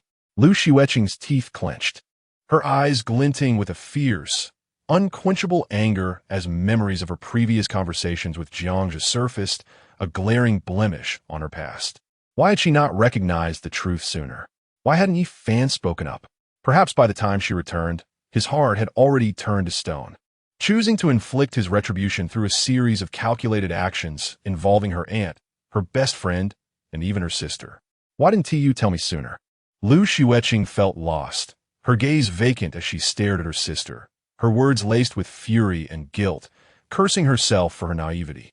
Once again, she had come face to face with Jiang Zhi's true character, and in that moment, she wished nothing more than to eliminate him from existence.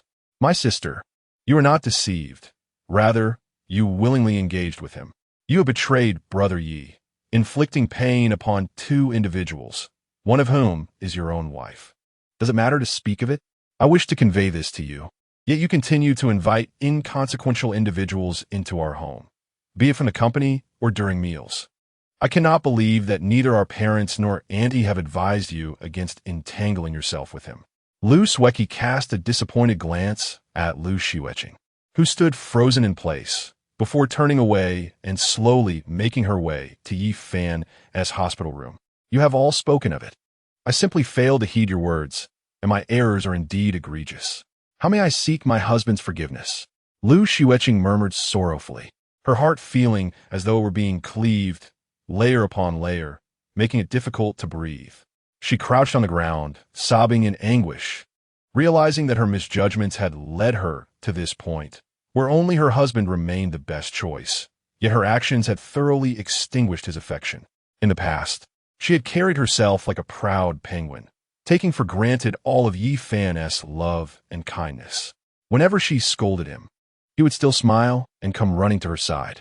Every minor emotional upset of hers was met with his boundless patience. He would even assist her with bathing, massaging her feet, and drying her hair after her makeup sessions, providing her with immeasurable emotional value. He prepared heart-shaped breakfasts. Was this the kind of love that countless people envied? She should have felt content. Yet, she had never prepared a meal for Yi Fan, having grown accustomed to a life where everything was handed to her. Now, she felt immense regret, realizing she lacked the skills to do so. Their bond had once been inseparable. In their leisure time, they would stroll beneath the stars and the moon, smiles illuminating their faces as they admired the rising sun. They shared playful moments, traveled together, flew kites, rode roller coasters, savored street food, and even visited temples. They had watched films like Neza. Reflecting on those times, she recognized that she had often acted coyly towards him. Each night, Yi Fan was required to return, to hold her as she drifted into slumber, often regaling her with enchanting tales. Though she would not admit it verbally, her body would sink into his embrace, succumbing to sleep. Numerous gifts, though perhaps not particularly extravagant, were given with love. Yi Fan would say, "Since you have plenty of money, my dear, you should find joy in gifts from your husband." This was his way of expressing love. Despite not receiving expensive handbags or cosmetics, her bedside was adorned with plush toys and little bears gifted by Yi Fan, creating a cozy sanctuary. He believed this to be the purest form of affection. As adults, many relationships became measured solely by monetary value. He encouraged her to retain a touch of childlike innocence, and she had not discarded that aspect of herself. Now, every night, without her husband as presence, felt lonely, leaving her to be accompanied only by his gifts, yet her heart remained desolate. It dawned on her that Yi Fan had truly loved her deeply, cradling her in his hands like a princess. But what of her? It seems that she has never truly cared for Yi Fan's emotions. He, akin to a brilliant sun, has consistently provided her warmth. She even believed that Yi Fan was merely after her wealth, a devoted follower, and that all he offered was simply a given. Regret washes over her as she questions why she held such thoughts and uttered hurtful words. During their university days, whenever she called, Yi Fan would always be the first to arrive.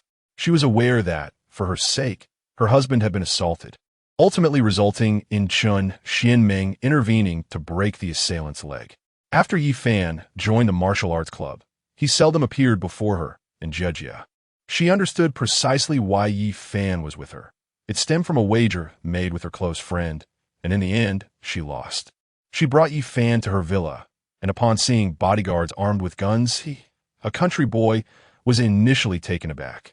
However, he gradually adapted and even sparred with Chun Fei from time to time. As 6 months passed, Xueqing began to develop feelings for him, and on a stormy night, they found themselves passionately entwined, thus solidifying their relationship. Their parents were already aware of their bond. The daughter of a wealthy family was involved with a poor boy. Initially, her father vehemently opposed the match, believing it to be a mismatch that would lead to unhappiness. Undeterred, she stood against her father's wishes, and eventually, her mother, Fang Fei, conceded, recognizing that marrying for love was not an unworthy pursuit. "Uncle, Qing'er likes me, and I will always treat her well," Yi Fan vowed, his sincerity evident in his unwavering gaze. Frustrated, Lu Zhanpeng stormed off, leaving with a curt remark about dinner at home. Upon seeing Yi Fan, her grandfather beamed with joy, having heard that he was from the countryside, and warmly grasped Yi Fan's hand, urging him to hurry and produce grandchildren. "Xiao Fan, you must strive for that," Lu Pengfei said with a benevolent smile, exuding warmth. The two young lovers blushed, mirroring the innocence of first love. Her grandfather, Lu Pengfei, hailing from humble beginnings, had built a vast enterprise by the age of 50. He welcomed Yi Fan with open arms, inviting him to the countryside for fishing, corn-eating, and potato harvesting, filling a sack in the process. He then insisted that they obtain their marriage certificate, leaving them with no choice but to comply. Lu Xueqing stated that her family had no sons and wished for him to join their family. Yi Fan agreed, and although his parents were initially reluctant, they eventually came around. Yi Fan promised his parents that if they had 2 children, one would be entrusted to them, and if they preferred urban life, they could relocate. "Husband, so this is our past," Lu Xueqing murmured softly as she slowly rose. During university, why did she foolishly idolize Jiang Jia as her white moonlight? Upon his return, she realized they had never met. What was her true intention in seeking him? At times, her thoughts became chaotic. When Yi Fan proposed divorce, she felt a moment of panic, yet her inherent confidence compelled her to address him as she always had. This time, however, there were no comforting words, only an expression of cold indifference and disdain.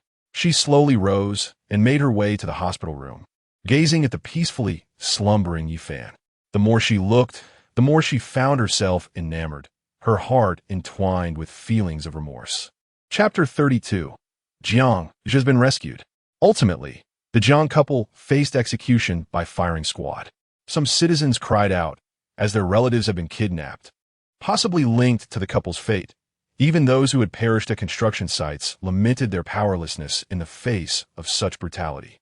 What a relief it is, indeed. The heavens have seen fit to deliver justice. My husband, merely seeking his wages, was brutally slain, and they dared to label it as an accidental fall. At last, he can rest in peace, a woman wept, her tears reminiscent of those who have finally avenged their grievances. In the end, the Jiang Group, which had been sealed off, was directly acquired by the Chun Group, snatched from the clutches of the bank. It seemed that the stocks had been purchased en masse that very night. "What? Xueqing has agreed to confess? I'm on my way," Lin Jia exclaimed, rushing to the police station, with Lu Xueqing following closely behind. "Miss Lin, Miss Lu, this way please." Situ Yanran had been waiting, as the suspect had been directly named in the confession. In the interrogation room, Xueqing was still being grilled, his condition having improved significantly after days of recovery. Upon their arrival, he offered no superfluous words. "Though my wife and I are divorced, I love her and our child dearly. Jiang Jia had someone kidnap my wife and child, compelling me to kill a man named Yi Fan. If I refused, they threatened to kill us all. If I complied, I would receive 1 million. Xueqing spoke devoid of emotion, resigned to his fate. Having seen the news of the Jiang family's downfall and execution on television during a meal. However, Jiang Jia remained unscathed. He wished for his adversary to suffer alongside him, aware that the individuals before him merely sought an excuse to kill. As his words echoed, Lin Jia and Lu Xueqing, as if possessed by madness, urged, "Hurry and apprehend him." After days of waiting, they finally received this news. Even without this confession, they were determined to eliminate him upon his release. Situ Yanran hastily exited as well. Yet, upon reaching the cell, they found it empty. Jiangzhu was nowhere to be seen, save for a member of the police force cleaning the room. Where the others? Xueqing and Lin Jia inquired urgently, filled with frustration and fury. "This individual has no criminal record and was released an hour ago," the officer replied. "Curse it all. He was the mastermind behind the hit and run from a few days ago. You've truly failed in your duty," Lin Jia exclaimed, her anger palpable as they had been so close to apprehending him, only to arrive too late. The officer cleaning was equally astonished, realizing that they had indeed let a criminal slip through their fingers. "Attention, all departments. Attention, all departments. Jiangzhu is the mastermind behind the hit-and-run incident from a few days ago. Pursue him with all your might," Situ Yanran declared urgently over the radio. Having spent the past few days interrogating Xueqing, while Jiangzhu was not under her jurisdiction. Thus, the police station swiftly acted upon the orders, arming themselves and setting out to apprehend him. How far could he have gotten in just an hour? "Captain Situ, who is responsible for him? Please take us there." Lin Jia's gaze was frigid, exuding a sense of urgency, as she harbored a deep-seated animosity towards the individual in question. Soon, they encountered a male police officer, his demeanor equally stern, who was also a captain in a particular precinct. Upon seeing Lin Jia and Xueqing, he immediately rose, recognizing that these two were far from ordinary. "Why was Jiangzhu released? Are you aware that he is the mastermind behind the hit-and-run incident from a few days ago? You cannot absolve yourself of responsibility," Lin Jia demanded, her eyes ablaze with intensity. "I'm sorry, Miss Lin. We had no evidence to hold him, despite having detained him for several days." "I was simply following protocol," Dongfeng replied, a cold sweat breaking out as he grasped the gravity of the situation. He then seized his walkie-talkie and issued a directive. In no time, numerous police officers were dispatched. The loss of so many lives was a matter of grave concern, and the release of such a dangerous individual was unacceptable. As night fell, Jiangzhu remained elusive, as if he had vanished into thin air. How could he have disappeared? Was it possible he had an escape plan all along? Situ Yanran escorted the two women to the surveillance area, where they observed the footage. Eventually, Jiangzhu entered a section devoid of cameras. Given an hour, along with travel time, he could have fled a considerable distance. If someone were intent on hiding, locating him would be exceedingly difficult. The volume of traffic in this area was overwhelming, with many vehicles from out of town complicating the search. "I never anticipated that it would come to this," Situ Yanran remarked slowly. "Wretched person, this is your beloved. Find him for me." Lin Jia's eyes blazed with fury. Her teeth clenched. She shifted the blame onto Xueqing, exclaiming, "How was I to know he was such a scoundrel? I will find him, but you must cooperate." Xueqing was equally exasperated, feeling as though she might explode. The two erupted into another heated argument.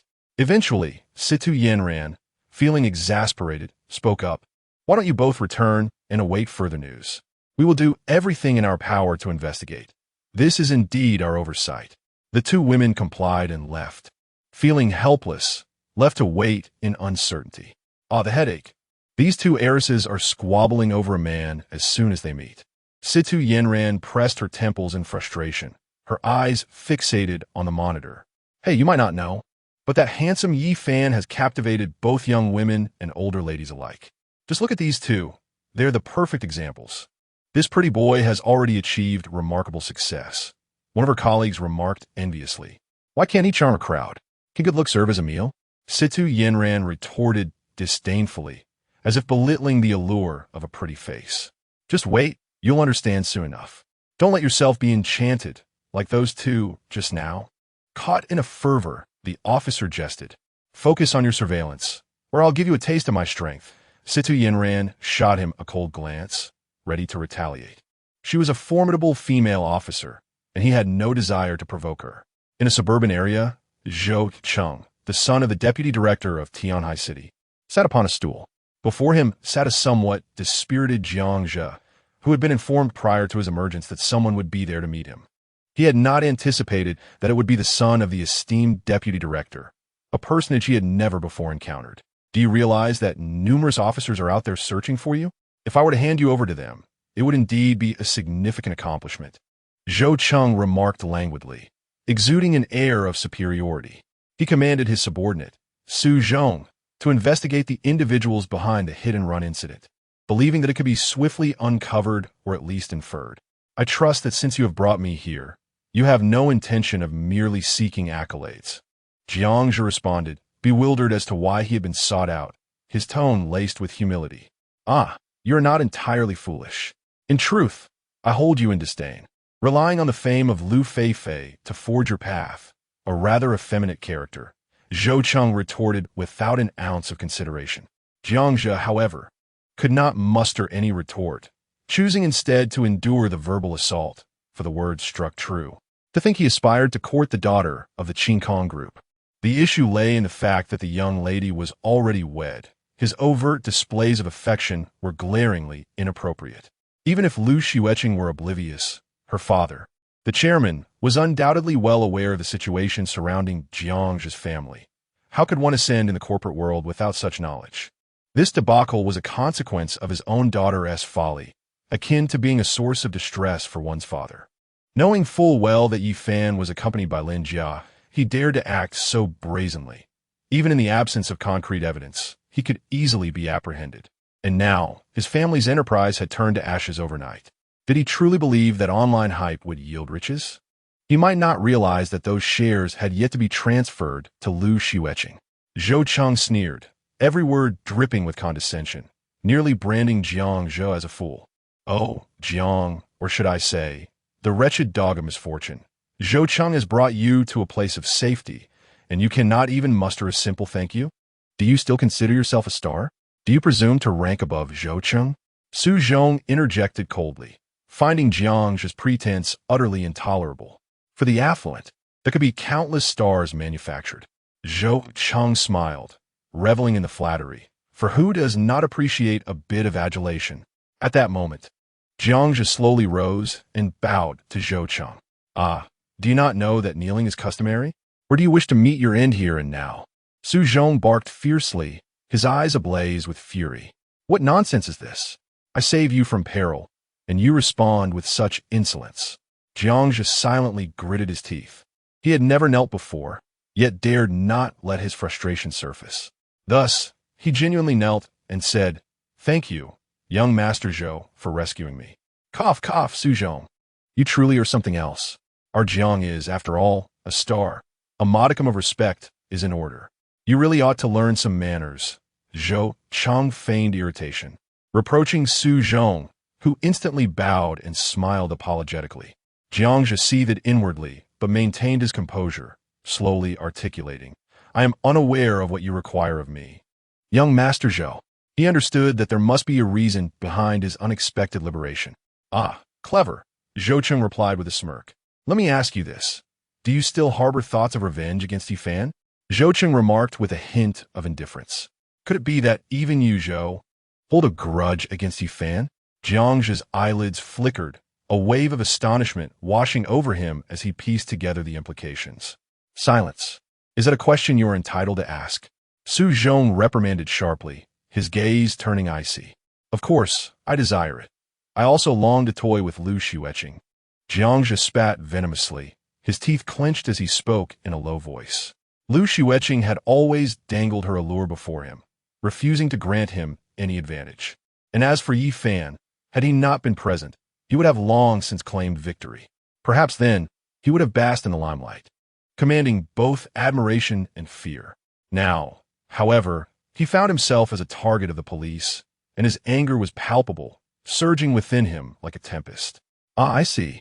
Rest assured, there will be opportunities, Xueqing assured him. Su Zhong, escort our young Master Jiang to a secure location. And remember, we have never met today. With a final warning, Xueqing departed, followed closely by the surrounding bodyguards. Understood, young Master Zhou. We have never crossed paths, Su Zhong replied, bowing slightly as he assumed the role of guide. He straightened his posture and cast a sidelong glance at Jiangzhe, leisurely leading him away. Chapter 33. Yi Fan and Miss Wanner at the People's Hospital. Yi Fan has awakened, experiencing the sensation of having survived a calamity.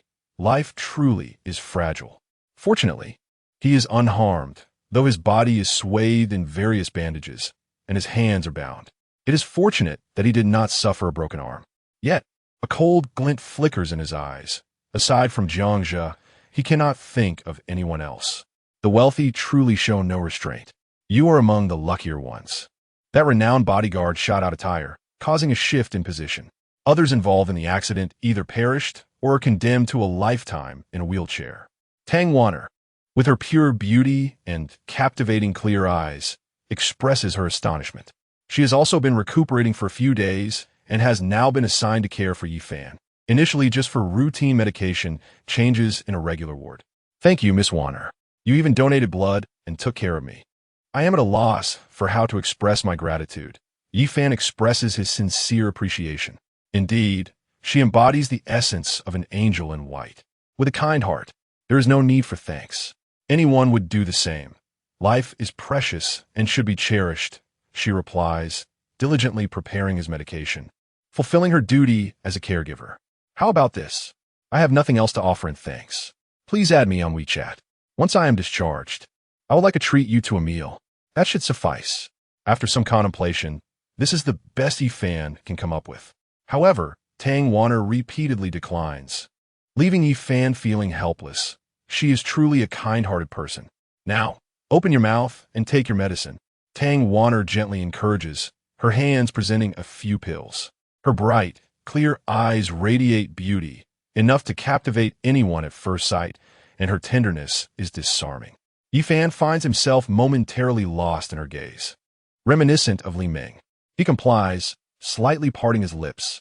Tang Wanner, cautious not to cause him discomfort, assists him in taking the medicine, followed by a sip of warm water to swallow it down.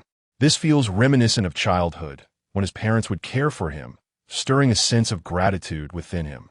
By the way, Yi Fan, you have divorced the president of the Xueqing group, correct? And have you met the goddess Lu Feifei? Tang Wanner engages him in conversation, her eyes sparkling with anticipation. She has seen the recent video and is aware of the altercation involving the two women over him. To answer your first question, yes, I have divorced. As for the second, coincidentally, I have indeed met the goddess Lu Feifei, and we even took a photo together, Yi Fan replies with a smile, though he has yet to add her on WeChat. Really? You actually took a photo with her? I wish I could have a picture, but I never had the chance. Tang Wanner responds with a hint of excitement, her face brimming with hope. By the way, did they take my phone? Yi Fan inquires, eager to access WeChat. No, it's with me. Oh, right. They said to call them when you wake up. Tang Wanner suddenly remembers. It's fine. Let them attend to their matters. Just help me log into WeChat so I can show you my photo with the goddess Lu Feifei.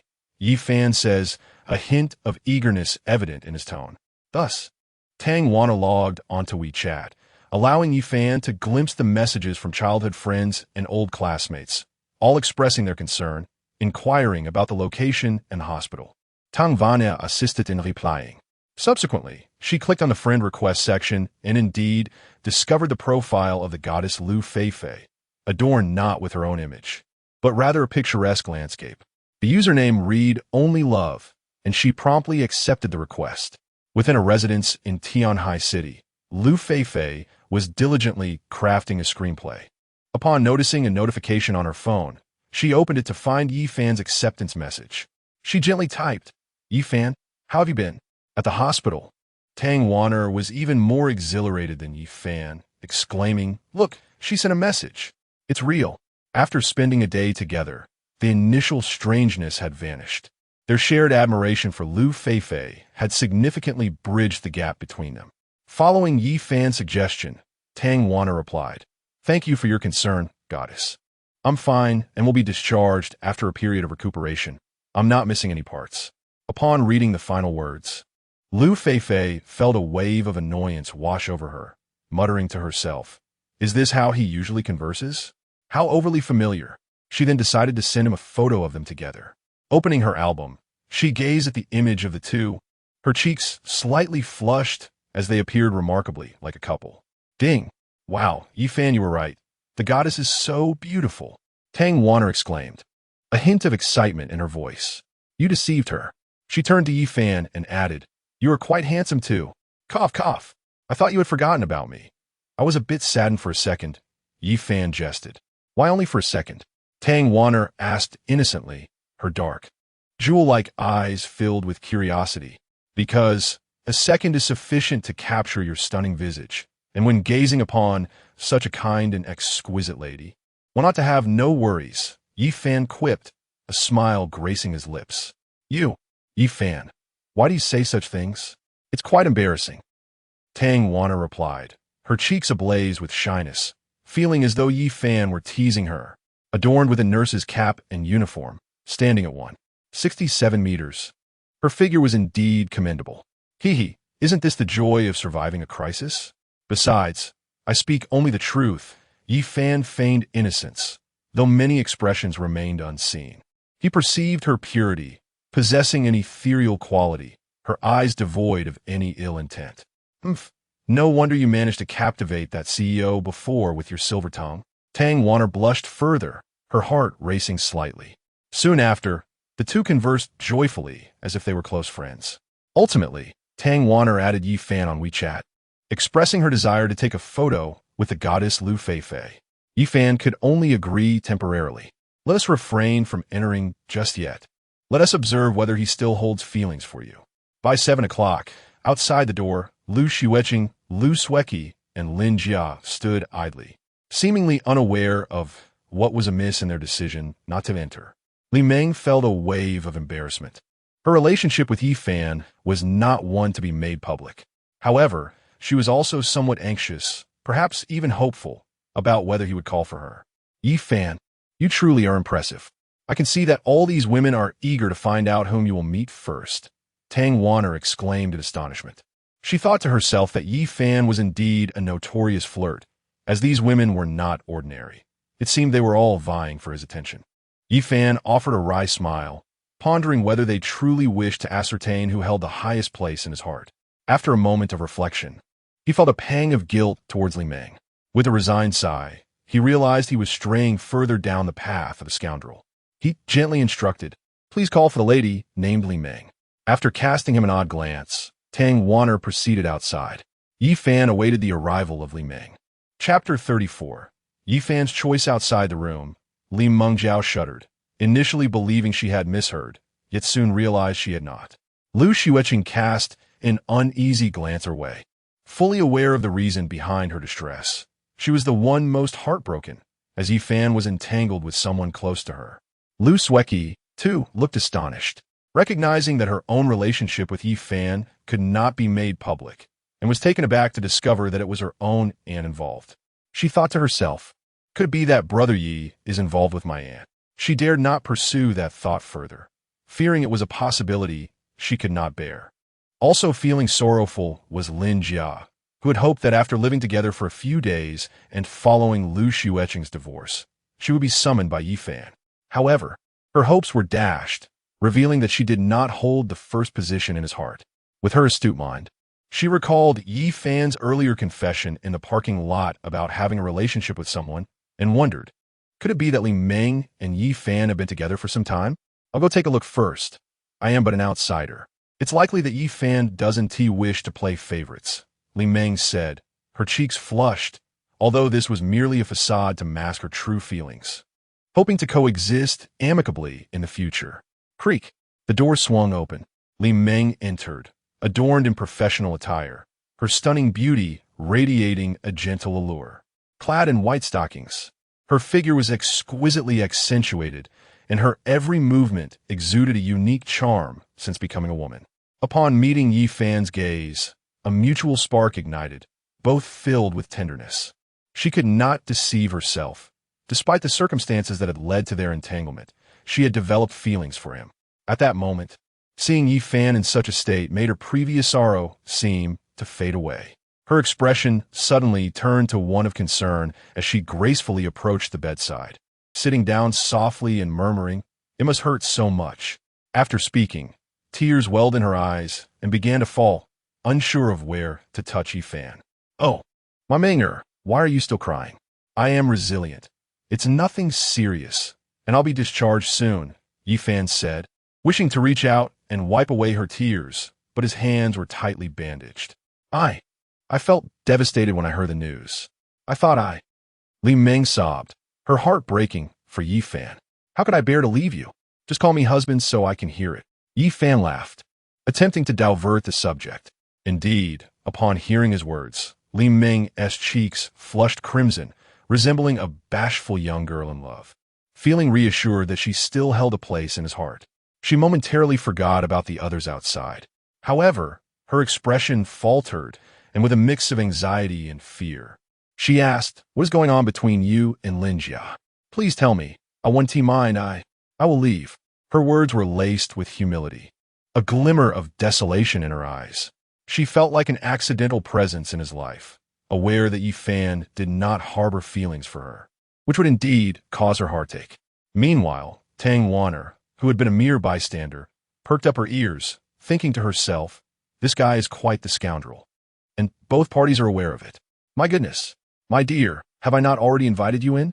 Does this not attest to my affection?" Yifan gazed at her with profound emotion, believing that precedence in arrival held significance. Upon hearing these words, Li Ming's heart brimmed with joy. Did this imply that she held a special place in his heart?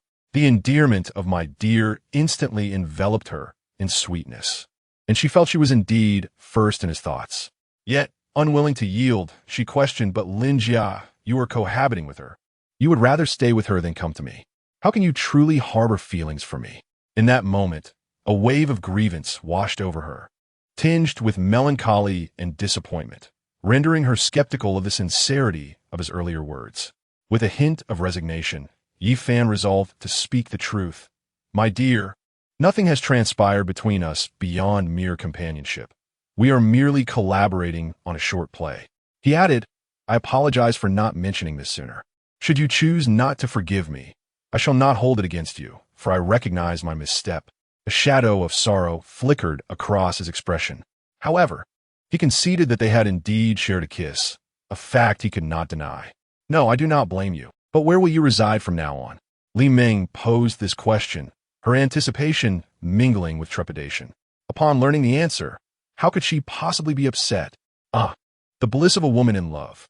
"Wherever my beloved is, that is where I shall go," Yifan replied with a gentle smile, affirming their bond. Li Ming's face radiated uncontainable delight. Did this not suggest he intended to stay with her? "My dear, lean in a bit closer. It seems there is something in your eye," he remarked, a playful smile gracing his lips. "What is it?" Li Ming's cheeks flushed red. Although unsure what he meant, she complied, drawing near to him, her bright eyes shimmering with emotion. Unexpectedly, in the next moment, Yifan leaned in and kissed her. Li Ming's eyes widened in astonishment, her mind momentarily blank, as his assertive tongue breached her lips. Their tongues entwined, and she trembled, as though struck by an electric current, thinking to herself how skilled he was.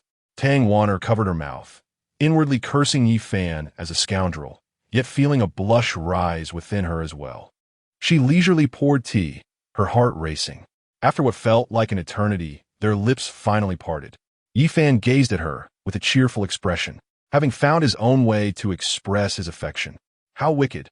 Even after all this, Li Ming playfully scolded, her face a vibrant red, radiating the sweetness of newfound love. She shot him a playful glare, unprepared for such a moment, yet she found herself utterly entranced, her senses aflame. Suddenly, the door creaked open as others could no longer contain their curiosity. Li Ming's gaze darted away, a guilty conscience stirring within her, while several pairs of eyes fixated on Yifan.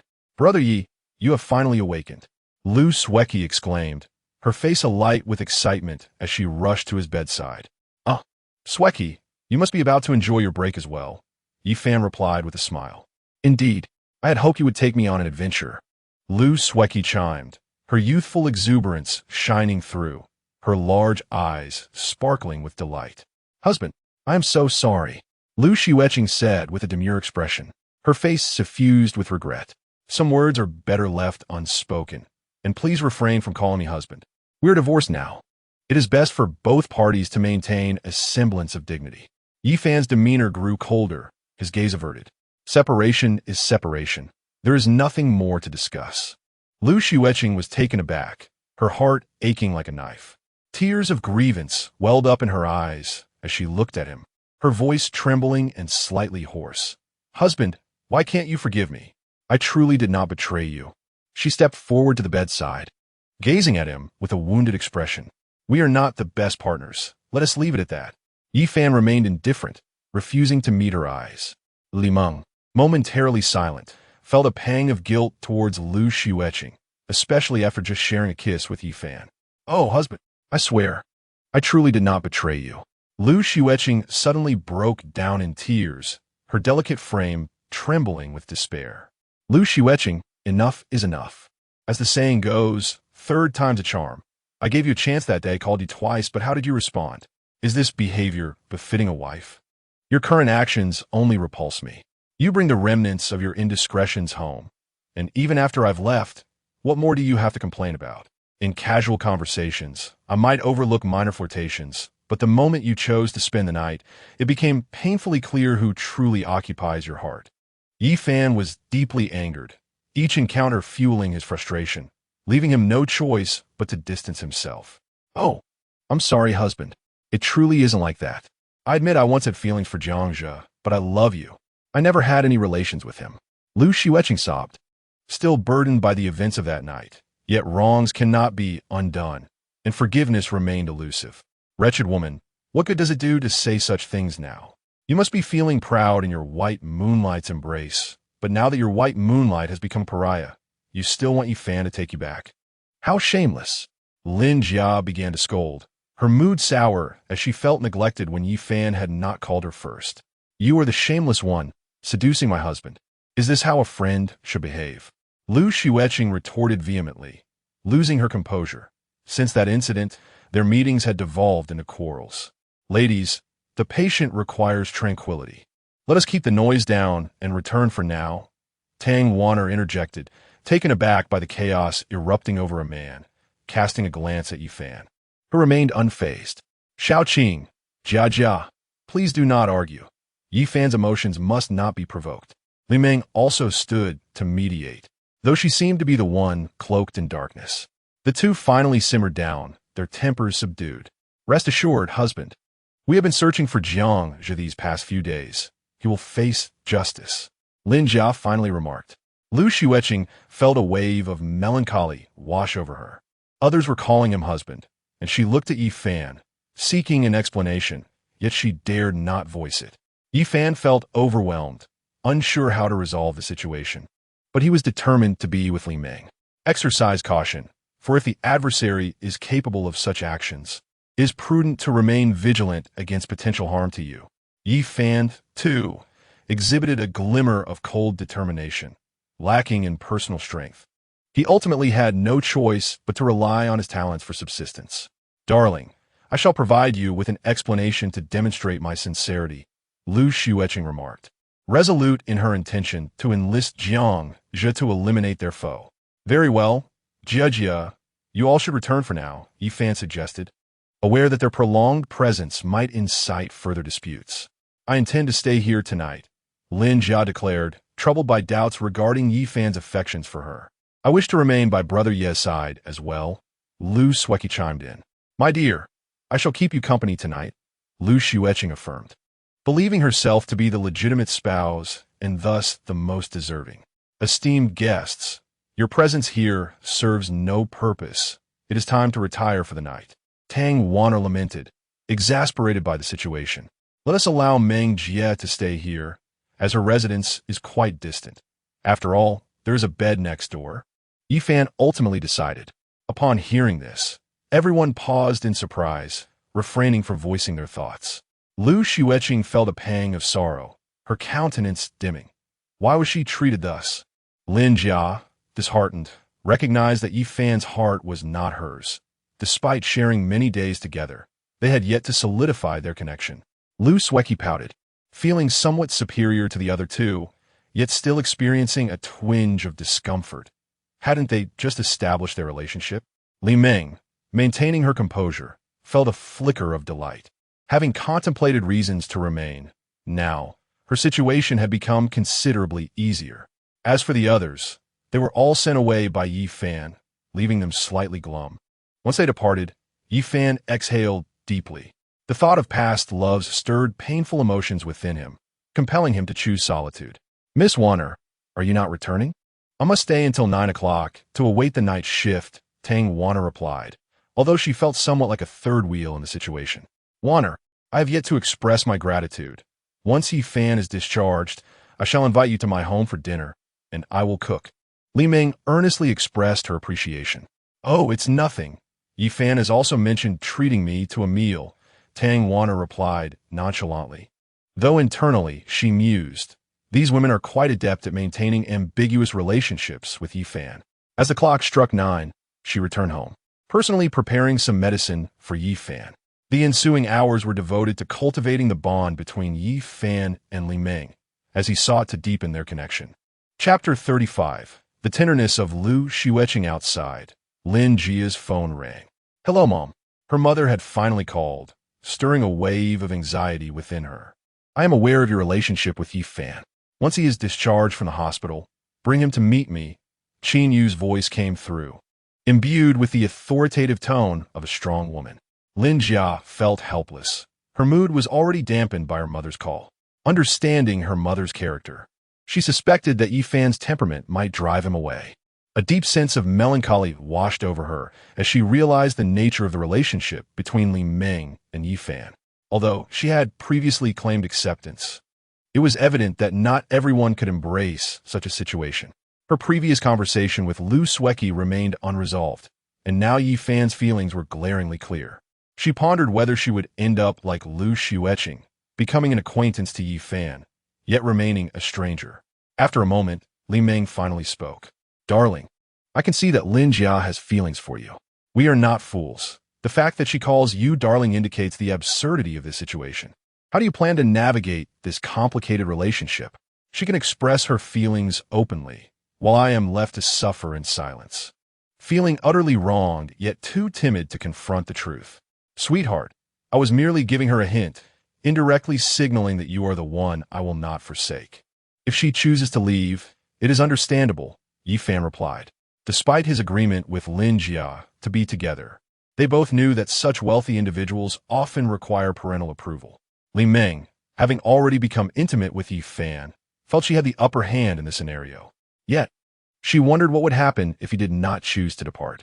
Did he truly wish to have both women? The thought unsettled her.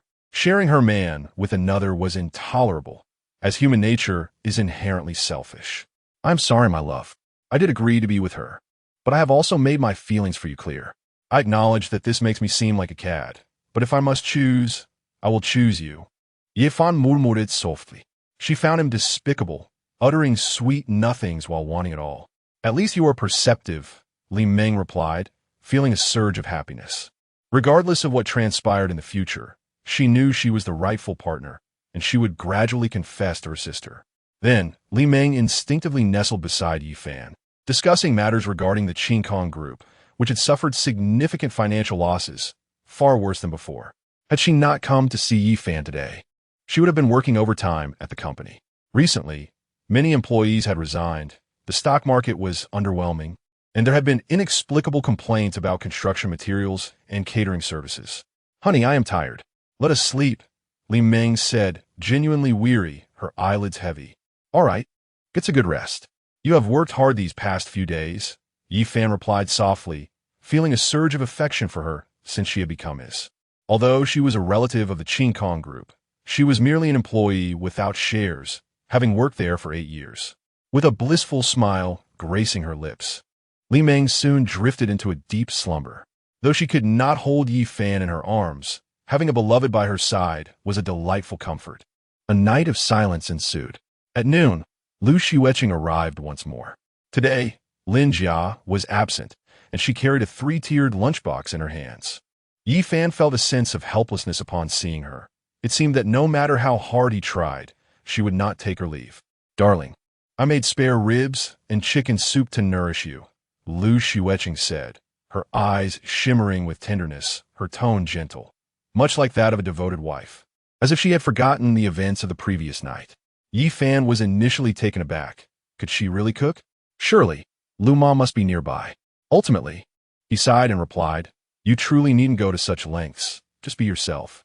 Darling, you are currently an injured party in need of care. In the past, it was always you looking after me, never considering your own feelings." Xueqing seemed to have transformed, shedding her haughty demeanor.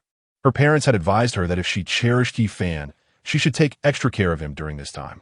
Even though they were divorced, reconciliation was still a possibility. After all, no parent wishes to see their daughter wed twice, especially not under such circumstances.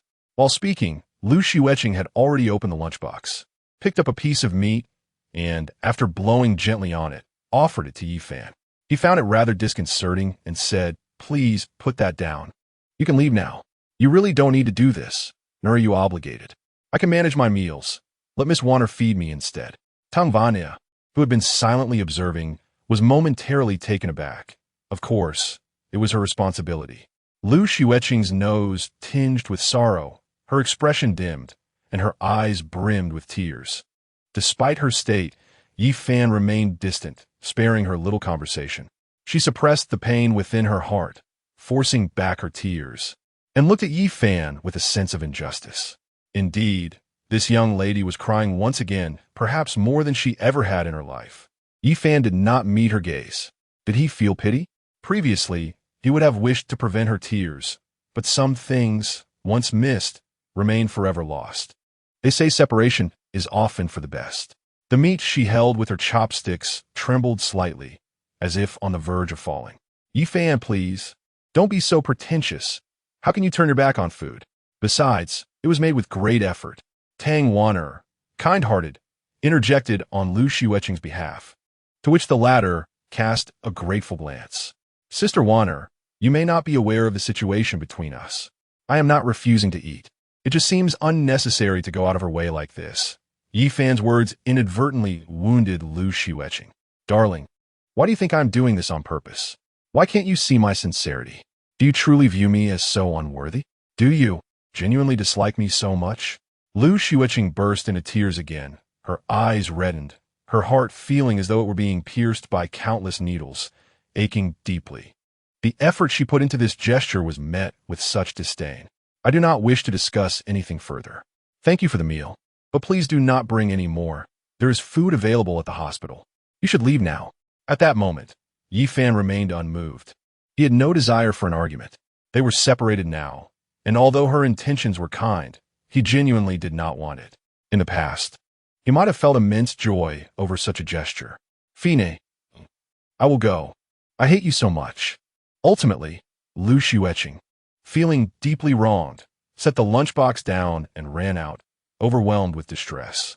Yi Fan let out a quiet sigh, pondering the complexities of certain experiences that, once endured, cannot simply be dismissed as if they had never occurred. It is evident that some events are entirely avoidable. A punch delivered is still a punch, and revealing one's shortcomings remains a revelation. Although apologies may follow, one might argue that even the gravest offenses, such as murder, could be forgiven if one were to be reborn anew. Yi Fan mused that perhaps his tolerance was insufficient. However, why should one extend grace towards those who have willfully inflicted harm upon oneself? In the realm of reality, true friends would never bring you discomfort. They recognize your flaws, yet refrain from exploiting them. Those who attack you may indeed harbor disdain. He understood it this way. One cannot attribute such actions to drunkenness or momentary lapses. They are deliberate, born of intention. Particularly in the context of romantic relationships, conflicts may arise between partners, typically revolving around financial matters or perceived shortcomings, devoid of any romantic sentiment. In such situations, the likelihood of reconciliation through apologies or efforts to mend a rift is considerable. However, the intrusion of a third party introduces an entirely different dynamic. Many couples, during disputes, often resurrect memories of past relationships or highlight each other's unfavorable traits. Chapter 36. The arrival of my parents. I truly cannot comprehend why you would act in such a manner. Ultimately, it was Tang Wanner who slowly fed him. as those bindings would not be removed for several more days, resulting in considerable discomfort. In the ensuing days, Jiang Fei from the procurement department paid a visit, and even Lu Xueqing's secretary, Su Wei, made an appearance. Many of my university classmates have since departed from this city. Chun Xianming also came by. He has been preoccupied with matters pertaining to the Jiang Corporation, which is rife with complications and debts. Jiang has seemingly vanished without a trace. Chun Xianming furrowed his brow. Yi Fan, too, was in disbelief. It was inconceivable that one could escape the watchful eyes of the police. He also received a call from an old friend who expressed a desire to develop in Tianhai City. Subsequently, Yang Sini arrived, bearing a small assortment of fruit and even a bouquet of flowers. Sini, the stunning beauty, I almost thought you were about to confess your feelings for me. If I'm it, who would have imagined that visiting a patient would involve bringing flowers? Yang Sini's laughter rang like a delicate bell, her alluring figure captivating, as she replied. Then let it be considered a confession. However, it seems you are recovering quite swiftly. You must get better soon. I wish to see the short film you have been working on. The fact that Yang Sini was still concerned about her short film left Yi Fan feeling somewhat overwhelmed. Alas, I'm heartbroken. I thought you were genuinely concerned about me, but it seems your focus is solely on the short film. I could weep. Yi Fan feigned sorrow. Men crying is not a crime. Come now, sorrowful boy, eat a piece of apple. Yang Sini offered him a slice of apple, crisp and sweet. Tang Vania. If I am not mistaken, it seems that Yi Fan has never been cared for in such a manner before. I nearly believed you two were lovers, Yang Sini teased. Her smile enchanting, exuding a certain charm. This is merely my duty. I have been assigned by the hospital to care for him until his discharge. Tang Wana replied, feeling shy at such playful banter, having never been in a romantic relationship. Do you have a boyfriend? Yang Sini found the nurse before her quite amusing and wished to jest further. Not at all, Tang Wana replied, not fully grasping the implication behind the question. At that moment, Yang Sini surprisingly pulled her closer and remarked, you see, during this time, you have been feeding Yi Fan and doing, it truly resembles a couple. Do you have feelings for him? I am a nurse. It is my duty to care for him. Moreover, in those situations, there were male nurses present, and I did not assist that often. Tang Vanesh Damelet. Suddenly realizing the implications of her words and feeling quite embarrassed. Had she truly helped Yi Fan with his restroom needs? How mortifying! There were indeed several instances when the male nurses were absent, and she had assisted him. Now, revealing this was utterly embarrassing. Tang Wanner's face reddened like an apple. So it is true. Yi Fan, you are indeed fortunate. Yang Sini exclaimed, her smile radiant with surprise, as she immediately thought of this upon seeing Yi Fan in his current state. I must insist, Yang the Beautiful, that you refrain from further comments. Yi Fan felt somewhat embarrassed.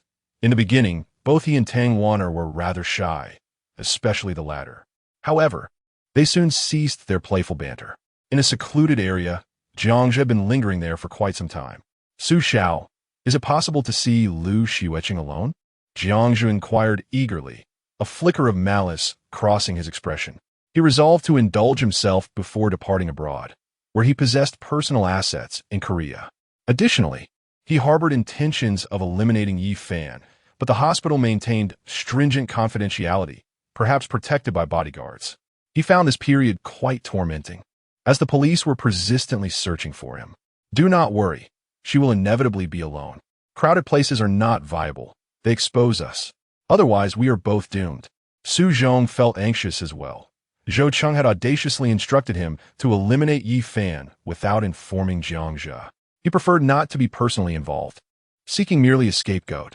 After all, should anything go awry, he would face dire consequences, and he had much more to live for. He pondered why Zhou Cheng harbored such animosity towards Yi Fan, who was wealthy and had the backing of a deputy director. One could only speculate. A man's interests typically revolve around three pursuits: power, wealth, and women. In the subsequent period, Lu Xueqing appeared unfazed by the circumstances, seemingly unable to be driven away. Lin Jia seemed to have been summoned by her mother and had not returned for quite some time. In fact, Lu Xueqing had even usurped Li Meng's position, now sleeping beside Yi Fan, as they were legally married. Husband, I shall remain here from now on. Xueqing gently reclined beside him, cautious not to cause him discomfort. Yifan felt helpless, as his mobility was restricted. Xueqing recounted numerous tales from their past, and Yifan inadvertently sank into reminiscence, still unaware of the wager that prompted her agreement. What exactly did you and Jia bet on? He was eager to know. Husband, regardless of the stakes. As long as it does not harm you, my love for you is sufficient. Xueqing hesitated to disclose further, fearing that revealing the truth might render her feelings insincere. Fortunately, Yifan refrained from pressing her and simply drifted off to sleep. Time passed swiftly, and after a month, it was evident that the luxuries afforded by wealth, be it equipment or medication, were of the highest quality. What? My parents are coming. Yifan suddenly sprang from the bed, astonished that a situation had been concealed for so long, only for them to arrive just as he was nearing discharge. It was uncertain whether they traveled by plane or high-speed rail, and he cast a deep glance at Xueqing, who appeared somewhat evasive. My parents wish to discuss our matters. Xueqing's cheeks flushed slightly, revealing a hint of hope and an involuntary tension in her heart. Yifan remained silent, awaiting his parents' arrival to address the situation. Could it be? Haven't they divorced? Tang Wanner murmured nearby, speculating whether this visit was to discuss marriage. At long last, the day arrived when his parents finally came, having learned of his hospitalization, filled with concern regarding his ailment. Xiaofan, you should have informed us of your illness. We hurried here to see you, Qin Shufan gently chided, her voice laced with worry and affection, her youthful beauty still evident. He appears to be full of life and seemingly unscathed. Yi Dong, who is none other than Yifan's father, possesses a robust physique and a resolute countenance, his expression somewhat piercing. He is tall, a trait undoubtedly inherited by Yifan. How could you speak like that? Money Shufan admonished Yi Dong, who instinctively shrugged, clearly accustomed to his wife's authority. Yifan felt a slight twinge in his nose, warmth flooding his heart, overwhelmed by the genuine affection of his parents. Their love, devoid of pretense, bore a tone of reproach that belied their deep concern. Both parents had reached their 50s, aging rapidly due to their rural upbringing, lacking the benefits of urban care. Mom and Dad, I'm perfectly fine. I merely chose this place for its favorable environment. Yifan reassured them nonchalantly. That mischievous boy. As long as you were well. Someone online was spreading all sorts of nonsense, and I insisted it was false. Your mother insisted on coming to see for herself. Yi Dong finally remarked. Chapter 37. Discussing marriage. This time, the young lad, Xiao Yuan, has also joined us. After spending a month in the village, it seems that his little shop has not come to fruition. Ye donc remarque. Xiao Yuan, who is actually Yifan's childhood friend, has grown up alongside him, and their bond is quite strong, although they parted ways during university. Well then, in-laws, it's mealtime. Shall we proceed to dine?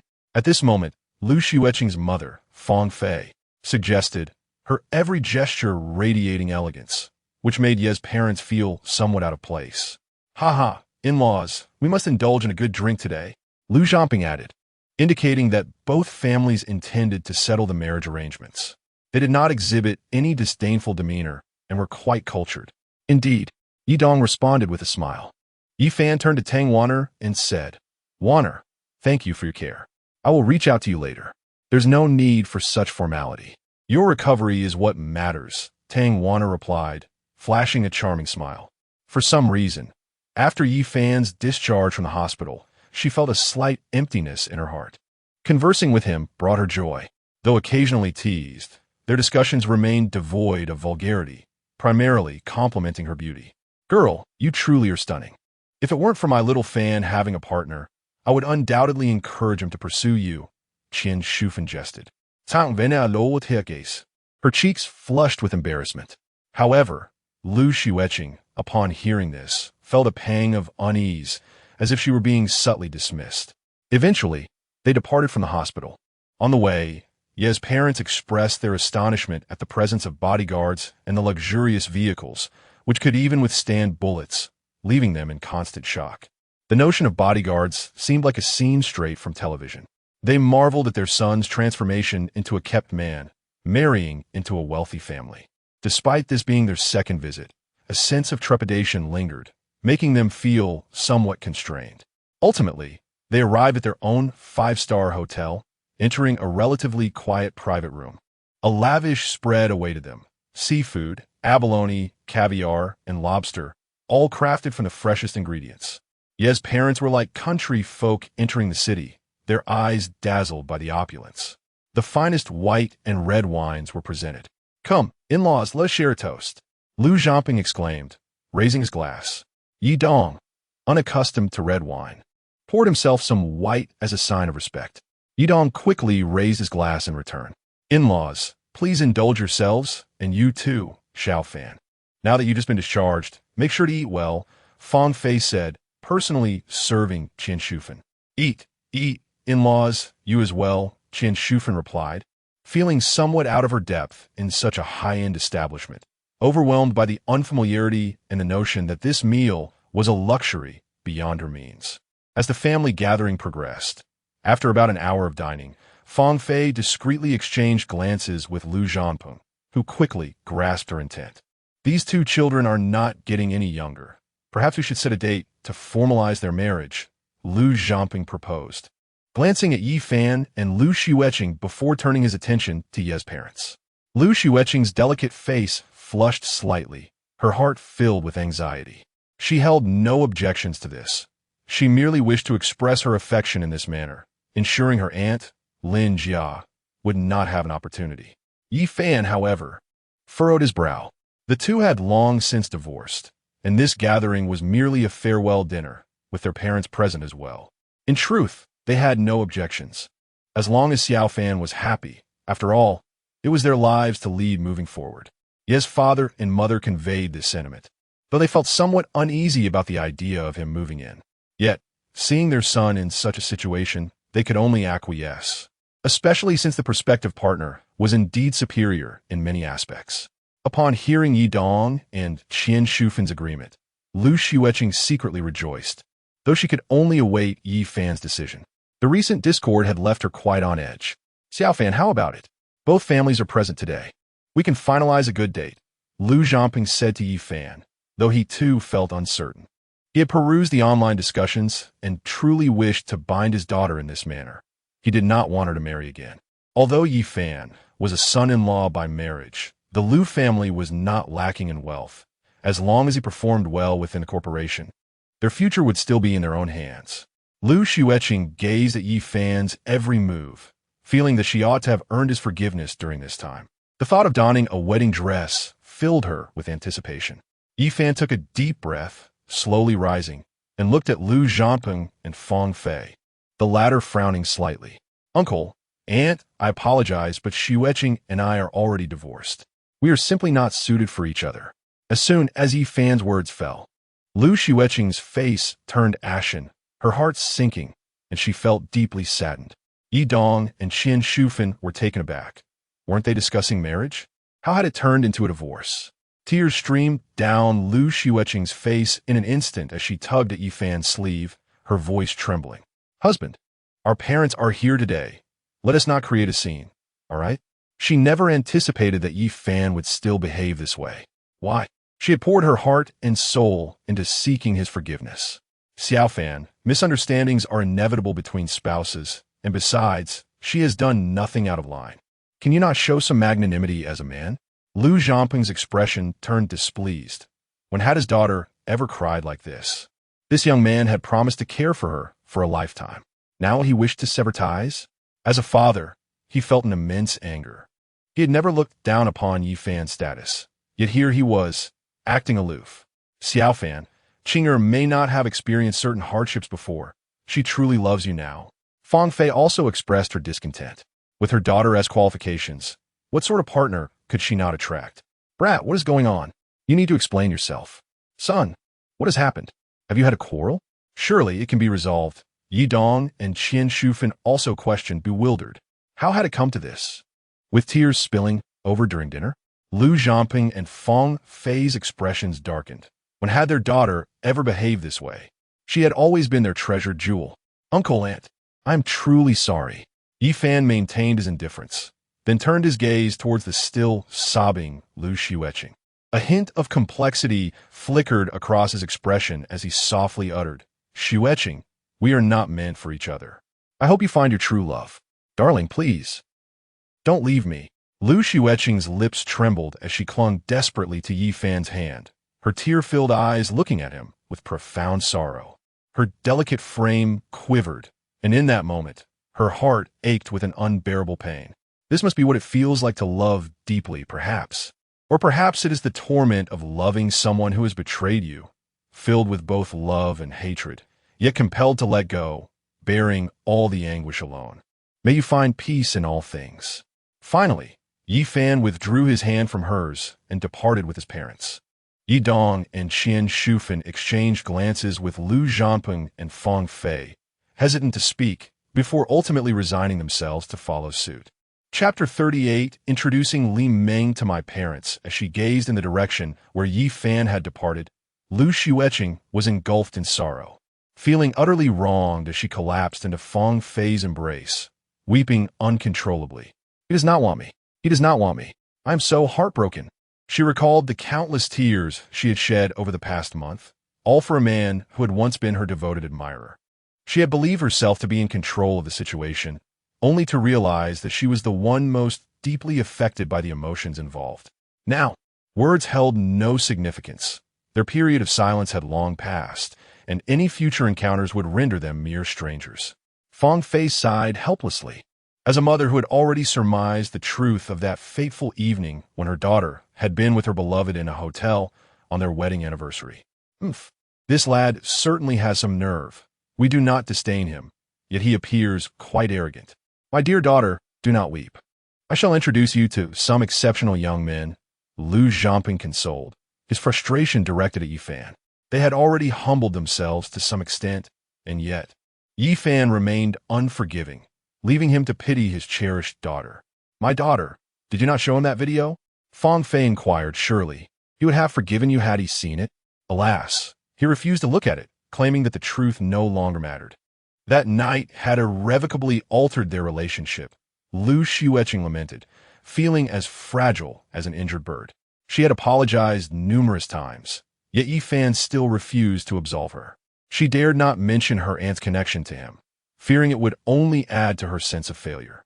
Her pride had been vanquished by Yi Fan, leaving her in turmoil, unable to emulate the ways of other affluent families, where husbands had mistresses outside while she had been raised with strict morals. Lu Zhanping's countenance darkened further, his anger escalating as he contemplated the losses to the company, not to mention the distress over their relationship. Upon arriving at the entrance, her parents could no longer contain their curiosity. "Xiao Fan, why don't you share with us what is happening? Is it related to the rumors circulating online?" They had been preoccupied with this matter. "What about that press conference? Mom and Dad, let's not discuss it any further. The divorce is final, and the past is no longer my concern," Yi Fan replied, wishing to avoid delving deeper into the subject. He did not wish to malign the woman he once loved the most. It was perhaps his final act of compassion. Everyone possesses their own choices, and when she failed to return that night, offering no explanation and resorting to deceit, he had let go. Soon, a BMW arrived at the hotel entrance. "Mom and Dad, let us head back," Yi Fan said, guiding his slightly perplexed parents toward the car. Once inside, they were left bewildered, unable to suppress their inquiries. "Xiao Fan, what is going on? Do you feel you are being supported by someone again? Just having emerged, and already with such a beautiful companion? Hello, uncle and aunt. República del Yemen fans." Before she could finish her sentence, Yi Fan interrupted. "Mom and Dad, this is the daughter-in-law I have chosen for you." At these words, Li Meng's face flushed crimson, and a surge of delight coursed through her as she mused. Is this what it feels like to meet the parents? Ye's father and mother were momentarily taken aback, exchanging glances before erupting into praise. "Xiaoming, you're truly delightful. Xiao Fan is indeed fortunate to be with you." Li Meng, who was driving, felt a bit embarrassed. It was their first meeting, and she had come unprepared, making it difficult to focus on driving. Eventually, it was Yi Fan who interrupted the two. "The Tianyue Villa, I hear, was a gift from Li Meng's sister for her 20th birthday." Upon seeing yet another grand house, Ye's parents exclaimed in admiration, commenting on the lovely environment. Li Meng, ever considerate, poured tea for the elders, and then she and Yi Fan began tidying up the room. I feel that Xiao Meng is better than Xueqing, even if she is a little older than Xiao Fan. Xueqing tends to be a bit cold, but otherwise, she is fine, Qian Shufan remarked softly. To the elders, Li Meng embodied grace and beauty, the quintessential wife. It mattered little, as long as Xiao Fan was content. Yi Dong felt that their son's choice was beyond their control, even if it drew reprimands from Qian Shufan, who thought he was indifferent towards his son. Meanwhile, Li Meng was diligently replacing the bedding, meticulously arranging it like a devoted wife. Husband, you didn't mention that Uncle and Annie were coming, so I could prepare to greet them, she said while tidying up. Yi Fan watched with satisfaction. Was this not the life he had envisioned?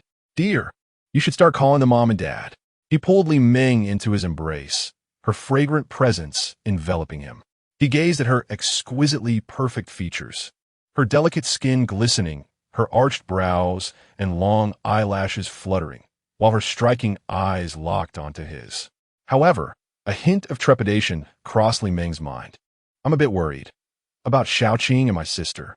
Despite her joy, feelings of guilt and concern swirled within her, making her feel like a flawed woman.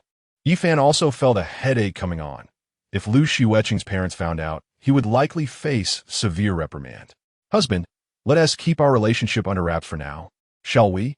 Just for a while, Li Meng suggested softly. Her eyes filled with affection as her delicate hand embraced Yi Fan's waist, her body pressed against him. A vision of beauty. All right, I will heed your wishes, Yi Fan finally agreed, sensing that it was indeed not the right time to make their relationship public. Soon, they ventured into the living room. Mom, Dad, how have you been? Yi Fan inquired, having not visited home in quite some time.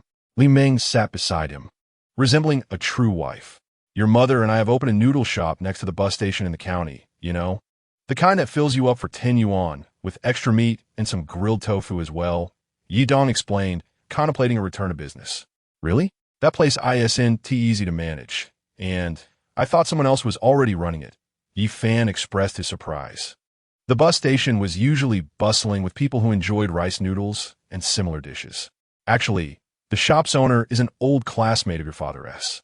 It was previously run by an elderly couple, but as they aged and their son pursued other ventures, they decided to lease it to us. Business has been quite good.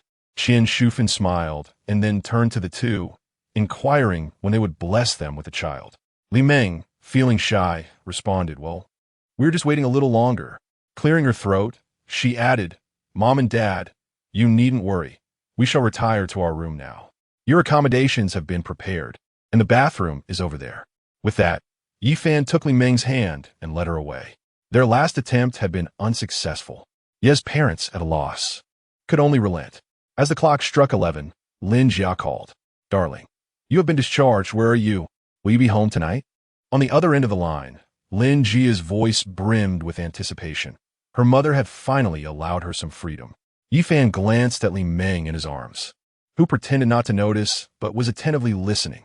Chapter 39. Husband, you deceive me. You are not gentle. Jia, I am at Meng Jia's place. Yi Fan responded truthfully, ensuring that the woman in his embrace was content. A twinge of guilt washed over him. He was undeniably a scoundrel. On the other end of the line, Lin Jia trembled, feeling discomfort and a sense of grievance. Yi Fan, you scoundrel. What am I to you? Don't contact me again, she exclaimed, and with that, she hung up in anger. Beep, beep. Lin Jia lay on her bed, feeling wronged, her eyes reddening. Couldn't he have spared her a little deception? Why must he hurt her? What did he take her for? A scoundrel. It was disheartening to think she had cared for him all along while he was with someone else. Her heart felt hollow as she buried herself in the blankets, reminiscing about the days spent with Yi Fan, which now felt so distant and uncomfortable. Yi Fan stared at his phone after the call ended, particularly struck by her words of not wanting him to contact her again. He felt helpless. Since she wished for no further communication, he obliged. He had initially contemplated filming a short skit or something of the sort. Husband, I'm tired. Hold me while I sleep, Li Meng cooed, not pressing further. She had heard the earlier conversation, and since he was by her side and had met her parents, There was nothing for her to be dissatisfied about. "Dear, we shall sleep soon," Yi Fan replied, pulling her into his embrace. Li Ming's cheeks flushed, as if recalling something delightful. She softly added, "Then be gentle." "All right." With that, Yi Fan pressed his lips against hers, and Li Ming responded with equal passion, marking a moment of profound connection between them. "Husband, you deceive me. You are not gentle," she teased. "Wife, this is a normal phenomenon." The night passed in silence. Li Ming surprisingly requested a day off, expressing a desire to take her parents out for a little adventure. Her parents were pleased but still worried about interrupting their work. "It's fine, you rarely come here," Yi Fan assured them. Soon, Yi Fan personally drove his parents around, indulging in a day of exploration. Although they couldn't visit many places, the sentiment was what mattered most. "Xiao Fan, your mother and I will head back now. The restaurant cannot remain closed for long," Yi Dong remarked. Qin Shufan was also quite satisfied with her daughter-in-law, relieved that her son did not have to live as a son-in-law. Since Yi Fan's media appearance, the villagers had begun to whisper, considering him a man living off a woman's wealth, spreading rumors that he was financially dependent and had not even built a house yet. Some even claimed he was being supported, receiving only a meager allowance each month. Nonetheless, they understood that jealousy fueled some of these tales, while others were merely curious about his situation. Sometimes, the locals feared the sudden rise of wealth among their own. Unable to endure the gossip, the couple decided to open a rice noodle shop in the county town. They wanted to see how Yi Fan was faring, and his parents felt reassured that their son had found someone new, someone he could marry. In the eyes of his parents, Li Ming was immensely satisfactory, gentle, virtuous, elegantly beautiful, and remarkably dignified. Xiao Ming, you should return now," his parents urged. They had booked a flight for 7 o'clock and wished to start their business in the afternoon. Yi Fan and Li Ming watched as their parents entered the airport. It is now July, and the sun has long risen. Shortly thereafter, the couple returned to the villa. Li Ming quickly took a shower and breakfast. A delightful bowl of tomato and egg noodles was already prepared by Yi Fan. "Darling, today I shall drive your car to meet an old friend," Yi Fan said while eating. "Then please drop me off at the office first, and come to pick me up in the evening. I have to work late." "Around 10 o'clock, Li Ming replied, showing no objection. Soon, they finished their meal. Today, Li Ming donned high heels and a form-fitting skirt, her alluring legs captivating. Clad in a black suit and a white shirt, her ample bosom was striking, and her exquisite visage seemed almost ethereal. Her long hair cascaded gently over her shoulders, and her cherry-red lips were slightly upturned. Occasionally glancing at Yi Fan, she felt a deep sense of contentment, knowing she had her beloved by her side. "Husband, I never imagined we would end up together," Li Ming said softly, her tone tender and warm like a gentle spring breeze. "Perhaps it was destined from a past life. My dream has waited for me for so long, which is quite unfair. I shall cherish and love her dearly. She is my lifelong treasure, eternally radiant," Yi Fan professed, driving with heartfelt sincerity. "Smooth talker," Li Ming teased, a delighted smile illuminating her face, radiating happiness as she leaned closer to Yi Fan and gently kissed him.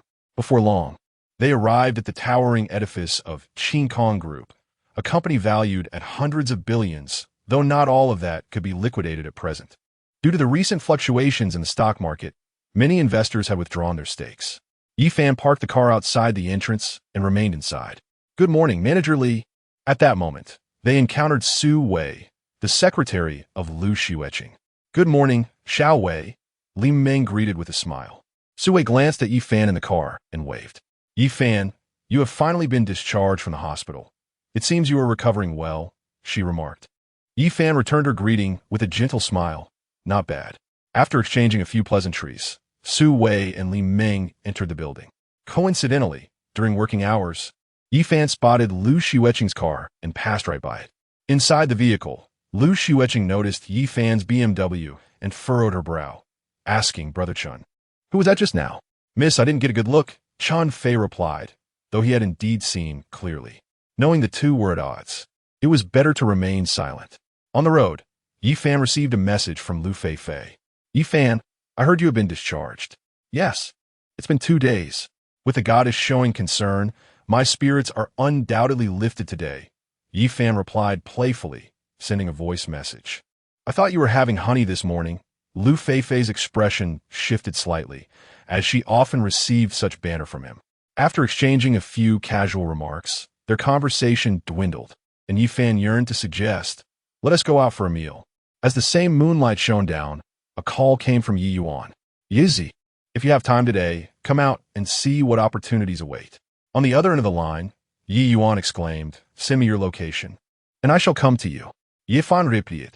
Soon, he followed the navigation, which led him quite a distance, taking nearly an hour to arrive.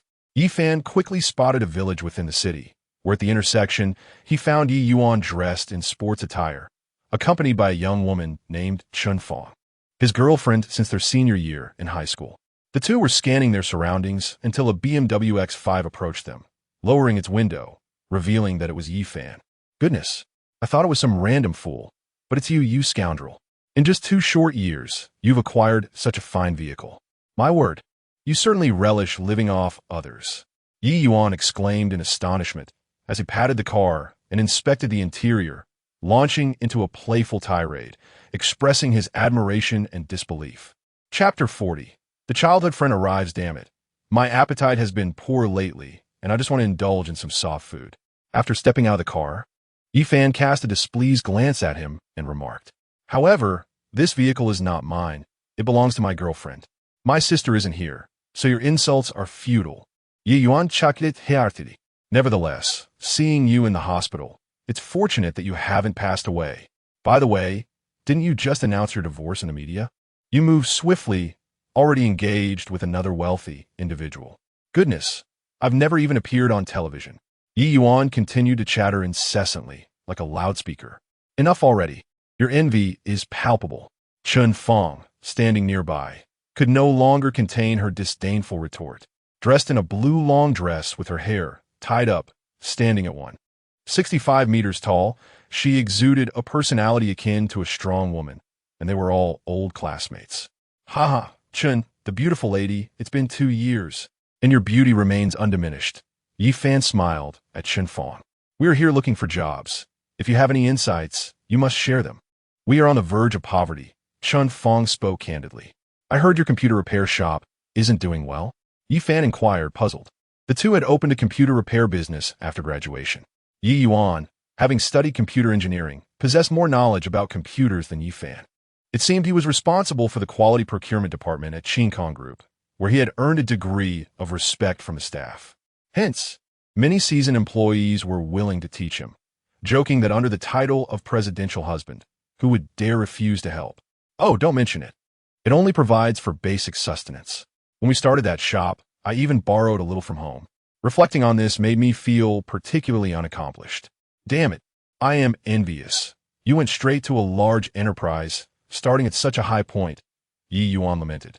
The group conversed extensively, reminiscing about high school, noting that during university, they had not been in the same city. Logically, Yi Yuan's skills should be highly sought after, capable of writing code or developing software. By the way, Su Yuru is also in Tianhai City. She has been here for almost a month. She asked about you, apparently coming upon hearing the news of your divorce. Chun Fong said with a smile. I'm not sure. I'll call her now and see if she asks free for a meal. Yifan was momentarily taken aback. Every time love draws near, it feels as though she is clearly conveying something to you. The phone rang, and it was quickly answered. Hello, Yifan. A gentle voice on the other end belonged to Su Yuru, sounding both incredulous and delighted.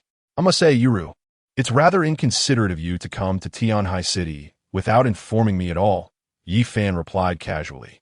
I was merely afraid of disturbing you. Yifan. I heard. Is it true that you've divorced? Su Yuru's tone was somewhat tentative, almost barely audible by the end. Yes, I am divorced, but let us set that aside for now. Having been desk mates for 3 years, today, with Yi Yuan and Chun Fong present, Yifan inquired, do you have some free time? Let's go out for a meal, or send me your location, and I shall come to fetch you. I'm currently at work. I will talk to you when I have some time. Oh dear, my break is over. I must return to my duties. Goodbye. Su Yuru quickly ended the call. Yifan, left without recourse, could only wait for a more opportune moment. Given that Yuru was unavailable and it was already 11 o'clock, he suggested, "Let's find a place to dine." "Hey, Yizi, you must treat us to something delicious," Yi Yuan exclaimed, rubbing his hands together with gleaming eyes. "Look at you." Chun Fong shot him a disapproving glance. Soon, they departed from the urban village and arrived at a more upscale restaurant named Familiarity at First Sight. "Goodness, I was jesting. Yizi, a simple rice noodle bowl would suffice," Yi Yuan remarked, taking in a lavish decor and the well-dressed staff at the entrance. "Just wait and see. I am certainly able to treat you. Their soft-shelled turtle and hairy crabs are exceptional," Yi Fan assured them as he led the way inside. "Ah, Yi Fan, it has been quite a while since your last visit. Over a month, I believe," remarked Fong, clad in a suit and earpiece, holding a walkie-talkie. At the age of 29, being the manager of this establishment was quite an accomplishment, as Yi Fan was a regular patron who often brought clients. "Just 3 portions for my childhood friend and me," Yi Fan stated. "Very well. You may proceed to the private room. It will be ready shortly," Fong replied with a smile. Once in the private chamber, it was not long before the hairy crabs, soft-shelled turtle, and various side dishes arrived. They wasted no time and began to feast. "By the way, what are your thoughts? Any ideas?" Yi Fan broached the subject, eager to assist his childhood friend during this rare visit to his city. After a moment of contemplation, Yi Yuan slowly responded, "Yizi, I've been thinking, with the recent emergence of various ride-hailing apps and short video platforms, and given the increasing prevalence of smartphones, especially in major cities." Yi Fan interjected in surprise. "Are you suggesting that you wish to work in such fields?" Having developed a software application himself over the past year, he expressed his ambition to establish a similar company. "I suggested selling it, but we lack funds and are uncertain if anyone would invest in us," Chun Fong added with a hint of exasperation. Yi Fan was taken aback. "Remarkable. You have actually managed to develop software for a year. However, without a monthly salary exceeding 10,000, it seems we would struggle financially. I too yearn to make a mark in the realms of short video applications and the ride-hailing industry.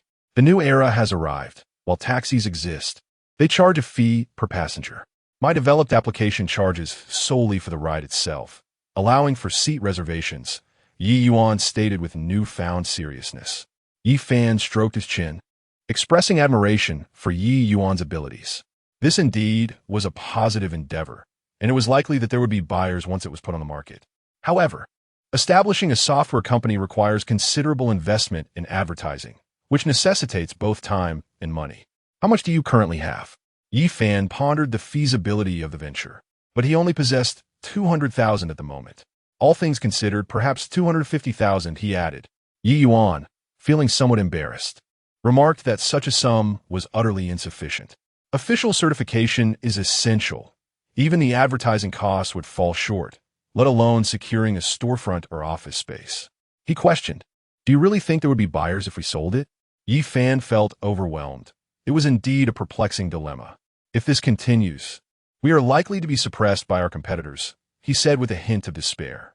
"It would be a pity to sell." He contemplated the possibility of securing 50 million. "The rent here is exorbitant, and we also need to purchase computers, hire employees, and invest in advertisements, all of which are costly." Finally, Yi Fan took a deep breath and confessed, "Money? I can only borrow from Li Meng. There's no other way. I cannot escape this path of dependency." Upon hearing these words, both Yi Yuan and Chun Fong inhaled sharply. 50 million? Good heavens, that's quite a fortune, they exclaimed. Chapter 41. Lu Xueqing is pregnant. After finishing their meal, Yi Fan escorted the two back to the urban village, advising Yi Yuan to enhance the software with additional firewalls and security measures. He then made his way towards the Tianyue villa. However, as he crossed the bridge, he noticed the water below was at least 30 meters deep. At that moment, a large truck barreled towards him at high speed. "Damn it, do they think I'm an easy target?" A cold glint appeared in Yi Fan's eyes as he deduced that this was undoubtedly arranged by Jiang Zhe. It seemed this matter would never end. It was peculiar, considering he had been cautious about his whereabouts. Unless aided by the police, it was nearly impossible for anyone to monitor him. The driver of the truck had a scruffy beard and a menacing glare, clearly someone accustomed to such reckless behavior. The absence of surveillance cameras in this short stretch indicated a deliberate choice of location. He pressed the accelerator, intent on ramming Yifan's vehicle off the road. Beep beep, nearby cars began honking, assuming the truck driver had dozed off. Damn it, seeking death, brake. Some passengers even leaned out of their windows shouting. Yet, the truck driver remained undeterred, his gaze fixed, flooring the gas pedal once more. Yifan swiftly changed lanes, but the truck crashed into a black car, sending it flying. Bang! The vehicle erupted in smoke, and soon several others collided as well, resulting in a pileup of over 10 cars on the bridge, all rear-ending one another. The truck ended up trapped behind smaller cars, while Yifan found himself at the front, shielded by the vehicles behind him. A car accident call 120 reported. Damn it, I just got this car. I won't let that truck escape. Despite yelling for help, the driver had ignored him. Many uninjured drivers, furious, climbed out of their cars, some wielding nunchaku they had purchased.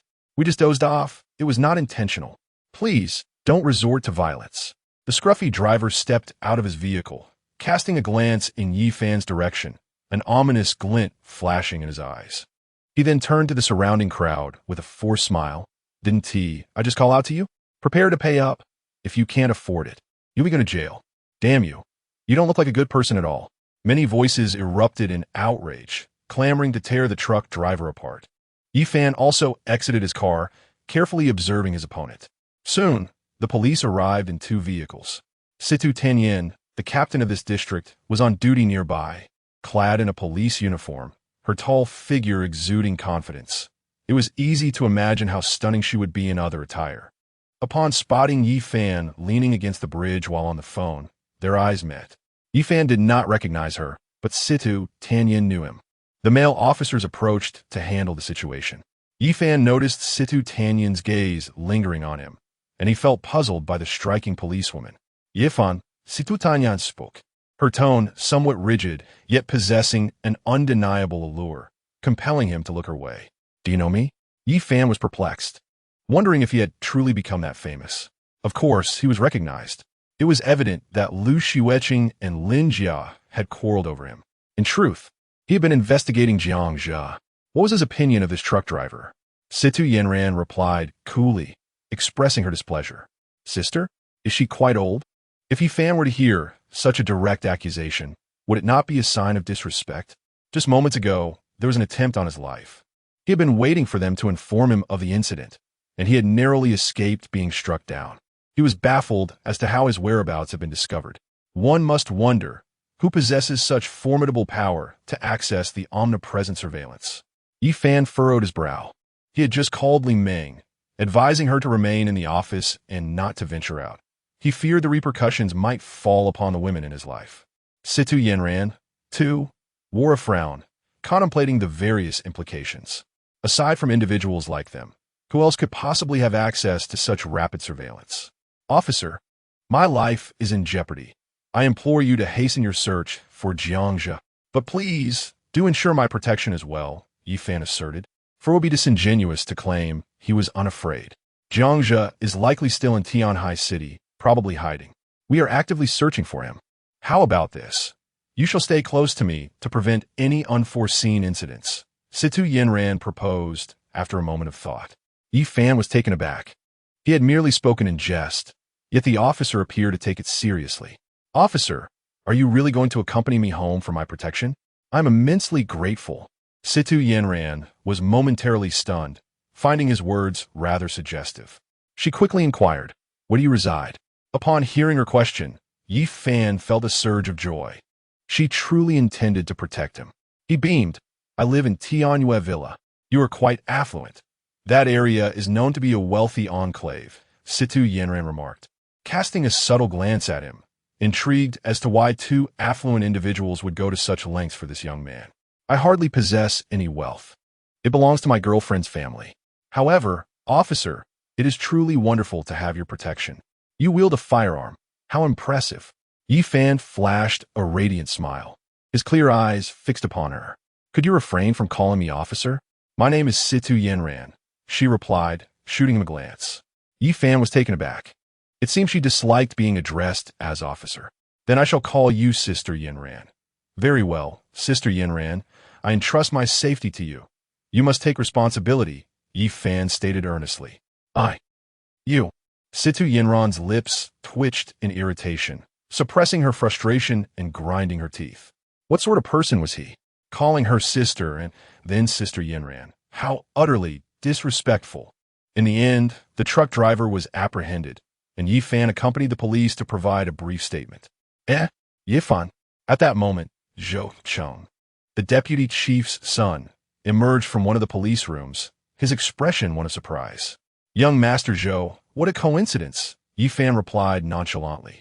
It seemed there was a slight connection to Lin Jia, likely rooted in their parents' acquaintance, as he had previously made some rather snide remarks. Heard you were hospitalized recently. I did not expect to see you out so soon, Xueqing remarked with a gentle smile, his tone polite and seemingly concerned. However, Yi Fan preferred not to engage in further conversation with him, offering only a perfunctory remark before departing. Observing his retreating figure, Xueqing's expression darkened ominously as he stealthily moved aside to send a message. At the People's Hospital, Xueqing had arrived today. She had been experiencing frequent bouts of nausea over the past few days, now waiting outside a patient room. Next, number 16, the doctor suddenly called out. Xueqing entered slowly, taking a seat to await her consultation. Congratulations, Miss Liu. You are expecting. It has been 5 weeks. You are to become a mother, the female doctor announced with a smile. Are you saying I am pregnant? Xueqing's beautiful eyes flickered with surprise, and she trembled slightly, seemingly unable to believe her ears, prompting her to seek clarification. Indeed, but you must take care to rest, the doctor advised, fully aware of Xueqing's esteemed background, who in the city did not recognize the daughter of a wealthy family. Upon hearing this, Xueqing's expression grew complex, mingled with a hint of secret delight. She was pregnant and would soon become a mother, and the child was his. Yet, she sighed inwardly. Her menstruation had been delayed by a week, confirming the pregnancy. Should she terminate it or keep it? She found herself in a quandary, unconsciously brushing her hand over her abdomen. Meanwhile, Yi Fan accompanied Situ Yinran to her workplace, where a large stack of documents lay on the desk. They detailed various criminals, with extensive notes and a photograph of Jiangxia. It had been a hectic time for her. Sister Yinran, your work as a police officer seems quite arduous, and I extend my respect to you, Yi Fan remarked, observing the anxious furrow of her brow as she sifted through the materials. What can we do? Sometimes we wish to apprehend the wrongdoers, but if they are cunning enough to hide, it becomes a challenge for us, unless we can draw them out. However, by accompanying you, I actually hope to lure out Jiangxia. He truly has the audacity to attempt to harm you, Situ Yinran replied, lifting her gaze to meet Yi Fan's. Chapter 42. Xueqing encounters a kidnapping. I am also wronged. I am merely an ordinary citizen. It seems that my life has taken a drastic turn simply due to my association with the affluent, Yi Fan lamented helplessly. Situ Yinran had no retort. Should she assert that there are far too many innocent lives lost inexplicably in this world? Consequently, Yi Fan suggested they leave, eager to draw out the perpetrator. Once outside the police station, the pair drove aimlessly. Sister Yinran, may I touch your handgun? Yi Fan inquired, filled with anticipation, for he had never handled a police firearm. No, and please refrain from calling me sister. I am 27. Situ Yinran shot him a disdainful glance, feeling that he was overly familiar and rather shameless. Yi Fan shrugged, pondering the peculiarities of women, and then blurted out, Yinran, you look truly magnificent in your uniform, a perfect blend of beauty and authority. Situ Yinran's eyes glinted coldly as she cast Yi Fan a sidelong glance, choosing silence while intermittently surveying their surroundings. It was already 5 o'clock by then. Eventually, Yi Fan steered the car to a rice noodle shop, leaving Situ Yinran puzzled. Boss, please prepare a bowl of fresh meat noodles, with less chili, he ordered. Sure, just a moment. After the two found a place to sit, Situ Yinran remained silent, inwardly muttering, can't he see there's another person here? Before long, the noodles arrived. Yi Fan pushed the bowl towards Situ Yinran, who blinked in surprise. What do you mean by this? I noticed you still had an uneaten meal on your table. You must not have had breakfast yet. So this bowl is for you, Yi Fan replied with a smile, guessing that Situ Yanran had forgotten to eat. She stared at him, momentarily at a loss for words, realizing he had ordered it with her in mind. Just moments ago, she had been cursing him in her thoughts, and now she felt a twinge of embarrassment. Go ahead and eat. You aren't team made of iron. Yi Fan urged when he noticed Situ Yanran hesitating. What do you expect me to do while you keep staring at me? She retorted, revealing an unexpected shyness. Fine. You're the boss here. I'll step back, Yi Fan said, rising to pay the bill. A faint smile crept on Situ Yanran's lips as she began to eat, starting to see Yi Fan in a new light. People's Hospital. Lu Xueqing was in a whirlwind of emotions as she wandered through the underground parking lot. She was pregnant, a reality she had never anticipated. This revelation should have filled her with joy, yet her thoughts were tumultuous. Should she disclose this news? She and Yi Fan were already divorced, and she had surmised earlier that the BMW belonged to him. Husband, your revenge is truly cruel. You are living with my aunt. Lu Xueqing felt a sharp pain in her heart as she witnessed her two closest people together. Looking at Li Ming, radiant and beaming, it was evident to her. Despite her foolishness, suddenly, a Wuling Hongguang careened around the corner, and Lu Xueqing's expression turned tense as she instinctively tried to evade. But before she could react, the car door swung open. Help, Ugh! Lu Xueqing cried out in alarm, yet her voice was swiftly muffled by an assailant. Two masked individuals, brandishing knives, forcibly dragged her into a vehicle, with a blade pressed against her throat. The entire incident transpired in a mere 2 seconds. Unbeknownst to them, Chun Fei and his companions had been vigilantly stationed in the underground parking garage, with several cars at the ready. Contact the police. The young lady has been abducted. The license plate number. Chun Fei anxiously communicated through his earpiece as he activated his vehicle and pursued them. Meanwhile, Situ Yanran, who was still savoring her noodles, abruptly answered the ringing phone. Miss Lu's bodyguard has just contacted us. She has been taken, the officer on the other end said urgently.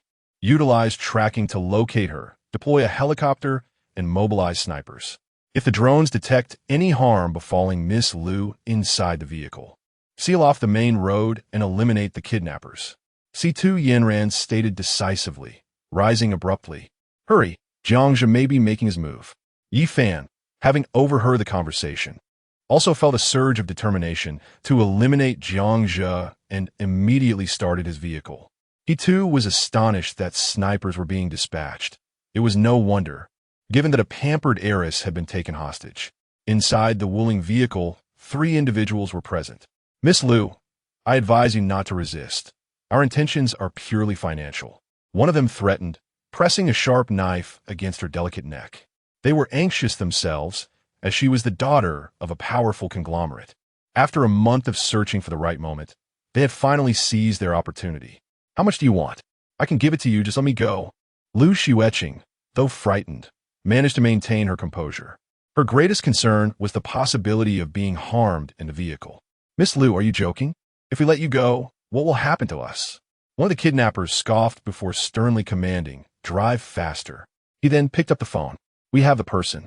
Transfer the 5 million now. Upon hearing this, the voice on the other end sounded slightly exhilarated before responding gravely. I want to see the person first. Only then will you receive the money. The kidnapper, feeling a surge of anger, ultimately restrained himself. The 5 million was merely the final installment. The total ransom was 8 million. The kidnappers were foolish enough to consider letting Lu Xueqing transfer the funds directly. In a remote area, Su Zhong observed the nearly frantic Jiangzhe and said solemnly, Did I not instruct you to refrain from taking action? He was irritated. Certainly, if Yi Fan was unharmed, the police would be on high alert. He regretted having informed Jiangzhe of Lu Xueqing and Yi Fan's whereabouts. Rest assured, they believe my target is Yi Fan. Jiangzhe replied confidently, brimming with excitement. He intended to manipulate Lu Xueqing into transferring the money before fleeing abroad. Su Zhong was exasperated with this fool, and with a cold glance, he moved to a corner and picked up the phone. Zhou Xiao, that idiot has acted. The person on the other end was equally furious, stating, Abandon this plan. Lu Xueqing is accompanied by a bodyguard, and I suspect this is a deliberate ruse. Should we? Su Zhong's subsequent words were unmistakably clear. The person on the other end of the line hesitated for a moment and said, "Not yet. Those kidnappers are still alive. Let them descend into hell together. Otherwise, we risk exposure." After ending the call, Su Zhong approached with a dark expression, which soon transformed into a smile as he proclaimed, "This place is quite secure. I just received a call from my family's gravel yard. I must attend to some matters. Once you're finished, I will arrange a vessel for your departure from the country." He then left swiftly, accompanied by several bodyguards, his pace brisk. Had he remained, he would likely have faced gunfire. Meanwhile, on the other end of the line, Zhou Cheng picked up the phone again. "Hello, Dad, it's like this. Jiang has gone mad. And while tension fills the air, all hatred has dissipated. I have summoned the courage. Boss, a car is following us." Several kidnappers remarked, their faces serious. It rumored that there are no bodyguards on the streets. In quick pursuit were Chun Fei and his companions. Thus, the leader inhaled deeply and instructed, "Hello, third. Cause a car accident to block those vehicles. Unless absolutely necessary, we do not wish to lose anyone. However, if we do not act, once the police arrive and seal off the area, none shall escape." Chapter 43, Helicopter Deployment. Buzz. One of the Wuling Hongguang vehicles came to a halt on the main road, then abruptly turned around, blocking the way. Beep, beep, beep. Numerous cars honked their horns. Bang. Damn it. Who told you to block the road? Bang. Many cars collided all at once. This was a two-way street, and with the heavy traffic, it quickly became congested. Like a greedy snake, it was engulfed in flames.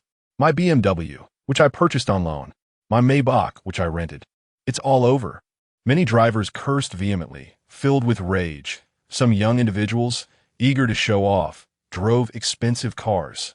Now, they found themselves in a predicament, unable to flaunt their wealth, and facing hefty compensation for the damages. Chun Fei and the others had just been able to pursue them, but they had to resort to this tactic to draw out Jiang Jia and his accomplices. "Hey, sir, we are blocked in the middle of the road, and the young lady has already been taken." On the other end of the line, Lu Zhamping spoke in a serious tone. "I understand.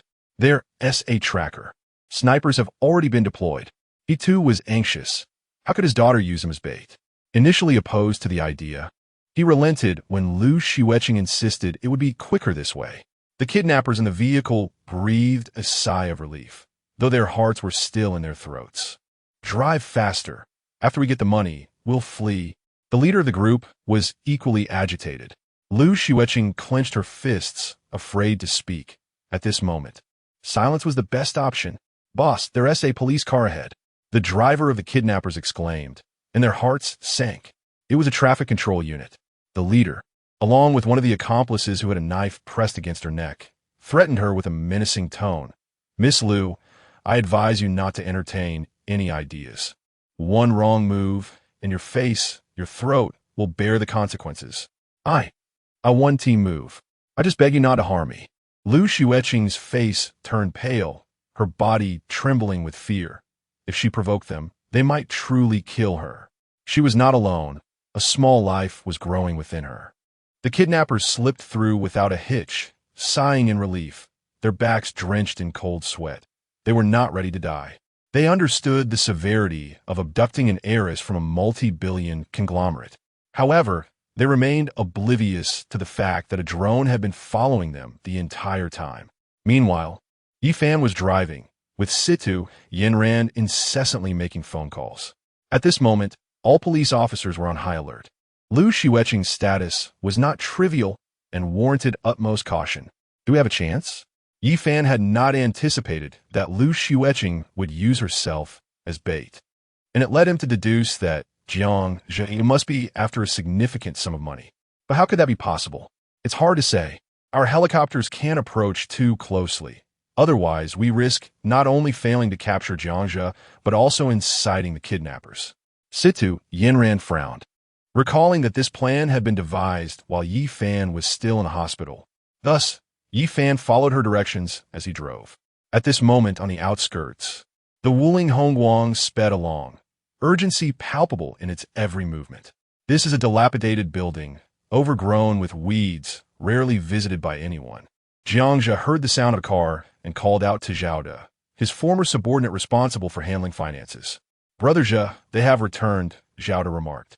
Suddenly, a Wuling Hongguang came to a rapid halt, and from the vehicle, Lu Xueqing was dragged out, her hands bound.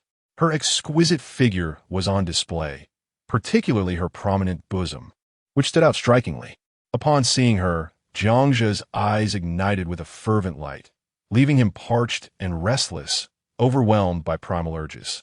Lu Xueqing felt a pang of anxiety upon seeing Jiang Jia. He was once her radiant moonlight, but now he resembled a famished wolf, ready to devour her. Hurry up and transfer the money. We need to leave, urged the three kidnappers, sensing an ominous premonition. Their return had been too smooth, contrary to expectations. Haha, foul they. Send them the money, Jiang Jia sneered cruelly. Zhao De promptly handed over a bank card. Soon, the kidnappers, in a state of mild panic, sped away in their vehicle. You little vixen, did you ever think you would end up in my hands? You claimed I was your moonlight, yet you wouldn't even let me hold your hand. That country bumpkin of yours is nothing but a parasite. You are a worthless wretch, Jiang Jia declared with a sinister gleam in his eyes. His expression twisted with malice as he grasped Lu Xueqing's delicate chin. You are unworthy. My only regret is having harbored any fondness for you. My husband is 1,000 times better than you, Lu Xueqing replied, trembling with fear. Her words provoked Jiang Jia, who had long harbored a desire to eliminate Yifan, leading to this dire situation. Very well, today I shall make you suffer, filming it for the world to see. It will undoubtedly be a spectacle, Jiang Jia growled, his primal instincts surging as he forcefully threw Lu Xueqing to the ground, causing her pain. However, she quickly attempted to escape, shooting up and running towards the exit. But Jiang Jia swiftly tackled her back down. You filthy woman, you think you can flee after coming here? Today, I will ensure your demise, Jiang Jia shouted, nearly deranged with rage. Don't come any closer, Lu Xueqing cried, shrinking back in terror, trembling uncontrollably. Yet, Zhao De blocked the entrance, leaving her with no means of escape. Panic surged within her as she wondered why the police had not yet arrived. Jiang Jia, unable to contain himself, resembled a ravenous wolf ready to pounce. Brother Jia, perhaps we should let her transfer some money first.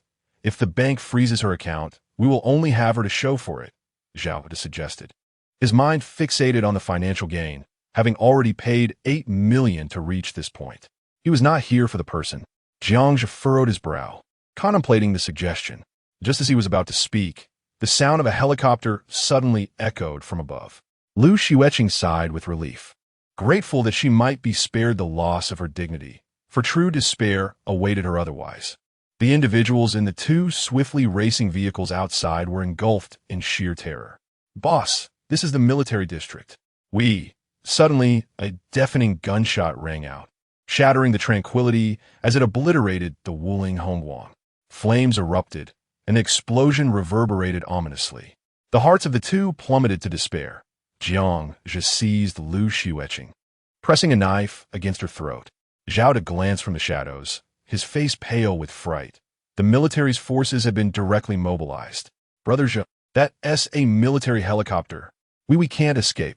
He trembled in fear, questioning how a situation that seemed foolproof had spiraled into chaos in mere minutes. He had only sought a modest sum of money, and now deeply regretted his involvement, realizing escape was impossible. Wretched woman, you must have a tracker on you. Otherwise, they could not have located this place. Jiang Jia seethed with anger, recognizing the absurdity of attempting a kidnapping with his limited intellect. The information he acted upon was merely supplied by others. It dawned on him that he had been ensnared. No wonder Su Zhong had fled like a rabbit. Lu Xueqing refrained from further provoking him, her heart racing with fear as the blade pierced her skin, drawing blood, praying desperately that someone would come to her rescue. Chapter 44. Yifan, come here at this moment. On the helicopter, Lu Zhamping sat with a solemn expression. Beside him were Deputy Director Xueqing and his son Xuecheng. Initially, they did not intend to come, but since his son was one of the masterminds behind the arrangement, they aimed to eliminate Jiang Jia. The recent bombing of the Wuling Hongguang had been ordered directly by Xueqing. If anything happened to his son, his own position would be jeopardized. and he longed to slap Xueqing in frustration. Additionally, Liu Zhanpeng, as the head of the conglomerate, sought to maintain a positive image by taking action, hoping for a win-win situation. Can we discern the movements inside the building? Xueqing inquired, his tone commanding, aiming to neither provoke nor show weakness. We cannot see. We must proceed with direct measures. The one carrying the sniper replied gravely. Regardless of whether my daughter is injured, Jiangzhe must be executed on the spot, Liu Zhanpeng declared in fury. Despite all precautions, their group had suffered losses, and his daughter's safety was compromised by a mere idol. Such humiliation. He had sensed this person's malicious intent long ago. Xueqing felt a surge of joy. This was the best outcome for him, as Liu Xueqing's fate mattered little to him. Attention, the helicopter is landing. Surround from all sides, the sniper team leader commanded. The whirring of propellers echoed as 4 helicopters descended to the ground, fully armed with at least 20 elite soldiers flown in from the military district.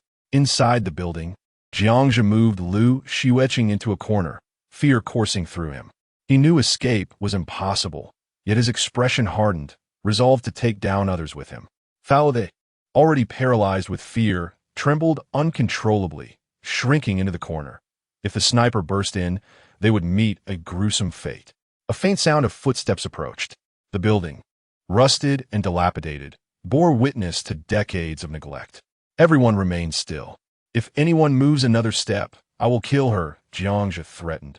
Pressing a knife against Liu Xueqing's delicate neck, crimson blood seeping forth. Liu Xueqing, terrified, could not utter a word, astonished that circumstances had escalated to this point. Outside, the snipers and Liu Zhanpeng shouted, "Fear not, my dear daughter, your father has arrived." In the corner, the hostage Liu Xueqing shuddered, on the verge of tears. Normally, her father was stern, but his words brought her a sense of security, prompting her to cry out, "Dad, save me." This instinctive plea was born from her will to survive. "Silence, you wretched woman. Did you not promise to be mine? Even after the divorce, you continue to entangle with that pretty boy, treating me, Jiangzhe, like a fool?" Jiangzhe bellowed, his fury palpable as he threatened, trembling with fear of his own demise. Liu Xueqing was struck with fear, her face pale, rendering her speechless as her heart raced with anxiety. "Jiangzhe, do you not have feelings for my daughter? If you release her, I shall not cause you any harm. You are still young. Consider this an impulsive act born from your longing for love," Liu Zhanpeng called out, fearful of provoking an emotional outburst. "Do you take me for a fool? The moment I release her, I am as good as dead. Everyone step back, otherwise I will kill her immediately. And bring me Yi Fan, or I shall still take her life," Jiangzhe shouted fiercely, his eyes glinting with menace. He would not be foolish enough to let her go. Meanwhile, Fao, lying on the ground, yearned for freedom but hesitated, contemplating that this might be his final chance. "Let's all take a step back," Liu Zhanpeng urged, deeply worried that killing Jiangzhe would be all too easy, yet he feared a mutual destruction. The corner of the building had no gaps. A single shot could spell disaster, putting Liu Xueqing in jeopardy. Did Jiangzhe not desire the vehicle? Of course he did, but the moment he showed himself, he would meet his demise. Buzz. The sound of drums echoed as Yi Fan arrived in a vehicle at the dilapidated building, resembling a place where crows dwelled. Desolate and filled with sorrow, he was taken aback to see 4 helicopters and police cars, a sight he had never encountered before, surrounded by snipers, reminiscent of a scene from television. Deputy Director Situ Yanran saluted Xueqing, who nodded curtly, though his expression was somewhat uncomfortable. Why the need for the title of deputy? It irked him slightly. "Yi Fan, they specifically requested to see you," Xueqing stated flatly, as if this had nothing to do with him. Yi Fan was surprised to see Xueqing, realizing he had even encountered his father, but he kept his thoughts to himself. Yi Fan understood that Jiangzhe intended to drag him down with him. He and Situ Yanran proceeded inside. "Is this your rival? Do not let yourself get into trouble for him. If you desire that girl from the Lin family, just go ahead and get engaged in due time. You will have control over the dock," Xueqing quietly warned his son. There was no need to make such a fuss over a country bumpkin. "All right, Dad," Xueqing acquiesced, knowing he wished to seize control of the dock. A man's life revolves around 3 pursuits: power, wealth, and women. Inside, Yi Fan and Situ Yanran quickly entered, but they noticed snipers aiming at a room just 10 meters away, too fearful to approach. It was impossible to get closer. The ground was littered with branches, and even the slightest movement would create a commotion. "Xiao Fan," Lu Zhamping exclaimed, astonished to see Yi Fan here. But upon glancing at Situ Yanran, he quickly understood. "Yi Fan, you come in here, or I will kill your wife immediately, and you will weep," Jiangzhe bellowed, fury having dulled his senses, driving him to madness. "Darling, please don't come in. I am so glad you are here." Lu Xueqing suddenly shuddered, instinctively letting out a cry, only to be met with a barrage of threats from Jiangzhe. Yi Fan took a deep breath, signaling to Situ Yanran, who handed him the handgun. Regardless of the potential consequences, Lu Xueqing remained his ex-wife, and he felt compelled to confront Jiangzhe, even if it meant risking his own life. In this moment, he was willing to use himself as bait. The crime did not warrant death. Concealing the pistol behind his back, he advanced slowly, while the sniper stealthily approached from behind. As Yi Fan reached the doorway, his heart raced as he beheld Lu Xueqing with a knife pressed against her neck, blood trickling down, a mere twitch away from severing her flesh. However, he had not anticipated Zhao's presence on the ground. "Husband, please get out of here," Lu Xueqing shouted, her voice laced with urgency and fear, tears brimming in her eyes, believing that Yi Fan had truly come to rescue her, her heart swelling with emotion. Chapter 45. The idol went mad. Yi Fan, you have brought this upon yourself. Why must you entangle yourself with that wretched woman? Could you not grant me my wish? Jiangzhe's eyes were bloodshot, filled with resentment as he roared at Yi Fan, gritting his teeth, veins throbbing on his forehead. His heart twisted with anguish, projecting all his grievances onto others. "Jiangzhe, if you truly cherish her, why not win her heart with sincerity? Do you not realize that I have also endeavored to touch her heart genuinely?"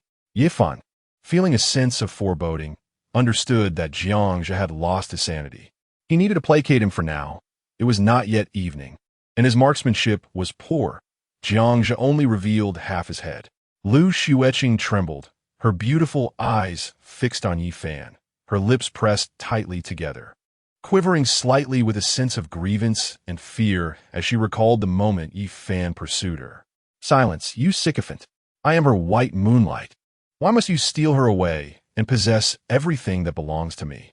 Jiangzhe's voice dripped with venom. "Her body, her heart. Why must you take them from me? I'm the head of the Xueqing group. Who do you think you are, putting on airs? Why don't you just vanish?" Jiangzhe's hatred surged, an aura of murderous intent emanating like something from a fantasy realm. His loathing for Yi Fan was palpable. Everything was Yi Fan's fault. Jiangzhe could have been elevated, looking down upon the world, indulging in the excesses of life, where Lu Xueqing would have been nothing more than his plaything. Outside, Lu Zhamping seethed with anger. He had never encountered such a person. Was this really a leader? Allowing such a son-in-law to join the family would be a calamity. Compared to Yi Fan, he was worlds apart. Upon hearing this, Yi Fan was tempted to call him a fool. Were they to conduct their romance with mere nods of acquaintance? To act as a paragon of virtue? Who would satisfy his own needs? In a room with such a stunning beauty parading before him daily, who could resist? He was no coward, retreating into a shell without showcasing his innate charisma. Was he to languish like a character in a novel for years, self-pitying and indecisive, waiting for a so-called white moonlight to serve as their pawn? What a ridiculous notion. One would have to have inhaled the foulest of odors to conceive such a mindset, entirely corrupted. "Honey, you believe I have not betrayed you, right?" Lu Xueqing spoke, her voice tinged with sorrow, her eyes glistening as she gazed at Yi Fan. Yi Fan, equally exasperated, wondered why such words were uttered at this moment. He turned to Jiangzhe, saying, "Jiangzhe, it seems there are indeed two of you, but you are the mastermind, are you not?" With a tone of coaxing, he addressed Zhao. "My friend, you are merely an accomplice. You may reduce your punishment. Consider that your life is just beginning." Upon hearing this, the onlookers realized another individual was involved. Among them was Lin Jia, her expression betraying concern. Although the two had quarreled fiercely over Yi Fan, this was an entirely different matter. He had initially sought wealth, Yet here he was, contemplating the act of murdering Lu Xueqing. He turned to Jiang Zhe, urging, "Brother Zhe, surrender. The police are surrounding us. We are still young. It will be all right." He intended to reveal who else was involved, believing that doing so would significantly lessen his sentence. Even a 10-year term seemed bearable at his tender age of just over 20. Jiang Zhe was suddenly filled with panic. Unable to comprehend that those around him could be swayed so easily, he instinctively recoiled, causing Lu Xueqing to nearly choke, yet she dared not utter a word. "Falade, you bastard, go kill him. You were complicit in the kidnapping. The money was yours. You cannot escape. We shall descend into hell together." Jiang Zhe shouted furiously, his words frantic. His only leverage was Lu Xueqing, and he yearned for their collective demise. Wishing for Yi Fan to remain alive was out of the question. Zhao De grappled with his own internal conflict. In a matter of seconds, he contemplated many things, the foremost being the necessity to restrain Jiang Zhe. To kill Yi Fan? Preposterous. In this modern society, who would willingly sacrifice themselves for another? Wouldn't it be easier to simply end one's own life? Outside, no one dared to enter. Slowly moving instead, their hearts lodged in their throats. Whether it was Lu Zhanpeng, the sniper, Situ Yanran, or Lin Jia, all were reliant on Yi Fan. Meanwhile, Zhou Kong and Zhou Cheng, father and son, were anxious to ensure that the truth did not leak out. They prepared their handguns, ready to shoot Zhao De on sight should he emerge. "Zhao De, it's fine. You are merely an accomplice. You understand what I mean," Yi Fan thought, hoping for the other party's intellect, as a scion of a wealthy family should have some psychological guidance, or at least have seen a film or two. Seeing that Zhao De remained still, Jiang Zhe became frantic, shouting, "What are you doing? Don't be swayed by him. You want to survive this." At that moment, the distance between them was merely 3 meters, alarmingly close, as Yi Fan had approached early on. "Darling, please, don't worry about me. I wish for your safety. If there's a next life, I will love you properly." Lu Xueqing wept, resigned to her fate. Wishing only for Yi Fan's survival, she refrained from revealing her pregnancy, not wanting Yi Fan to bear the burden of guilt. Zhao De's heart raced as he inhaled deeply, looking at Yi Fan with a grave expression. "Since death is inevitable, Yi Fan, let us descend into hell together." However, he exchanged a glance with Yi Fan, revealing a short knife in his hand, which he tossed before Yi Fan. "Yi Fan, you pitiful wretch, pick up the knife and end your life, or I will immediately kill your wife." Jiang Zhe had completely lost his sanity, roaring in madness, trembling in fear, causing the small knife to shake as well. Lu Xueqing wept, urging him to escape. She was satisfied, having validated that Yi Fan did indeed care for her. Yet, she felt her predicament was a consequence of her own misdeeds. Yi Fan inhaled deeply, gazing at the knife, bending down to slowly grasp it, glancing at Zhao De, who was equally tense, keeping a watchful eye on Jiang Zhe's movements. "Hurry and take your own life. I'll give you 3 seconds." Jiang Zhe's voice trembled as he shouted. However, before he could finish, Zhao De gritted his teeth and swiftly pried Jiang Zhe's hand away from the knife. "Zhao." Jiang Zhe's expression shifted in shock, his heart racing, caught off guard as Zhao De dragged him away from Lu Xueqing. Bang! With the sound of a gunshot, Yi Fan decisively seized the opportunity and shot Jiang Zhe dead. He fell against the wall with a thud, blood splattering in all directions before he collapsed to the ground. Lifeless. Almost instantaneously, the individuals outside rushed into the room. "I'll help you," Zhao De stammered in fear, but before he could finish his sentence, another shot rang out as Yi Fan pulled the trigger once more, without a shred of hesitation. There was nothing left to say. Yi Fan had no intention of leaving any potential threats behind. The police would not utter a word either. At the moment of his demise, Zhao De never imagined that Yi Fan would turn against him. How naive he was, intending to expose others, only to meet his own end. The snipers were taken aback as well. They had entered with the intention of apprehending him, only to find that this civilian, Yi Fan, was ferocious. In mere seconds, Lu Zhanpeng, Lin Jia, Situ Yanran, and even Zhou Cheng and his son had arrived. Upon witnessing the scene, a sigh of relief escaped their lips.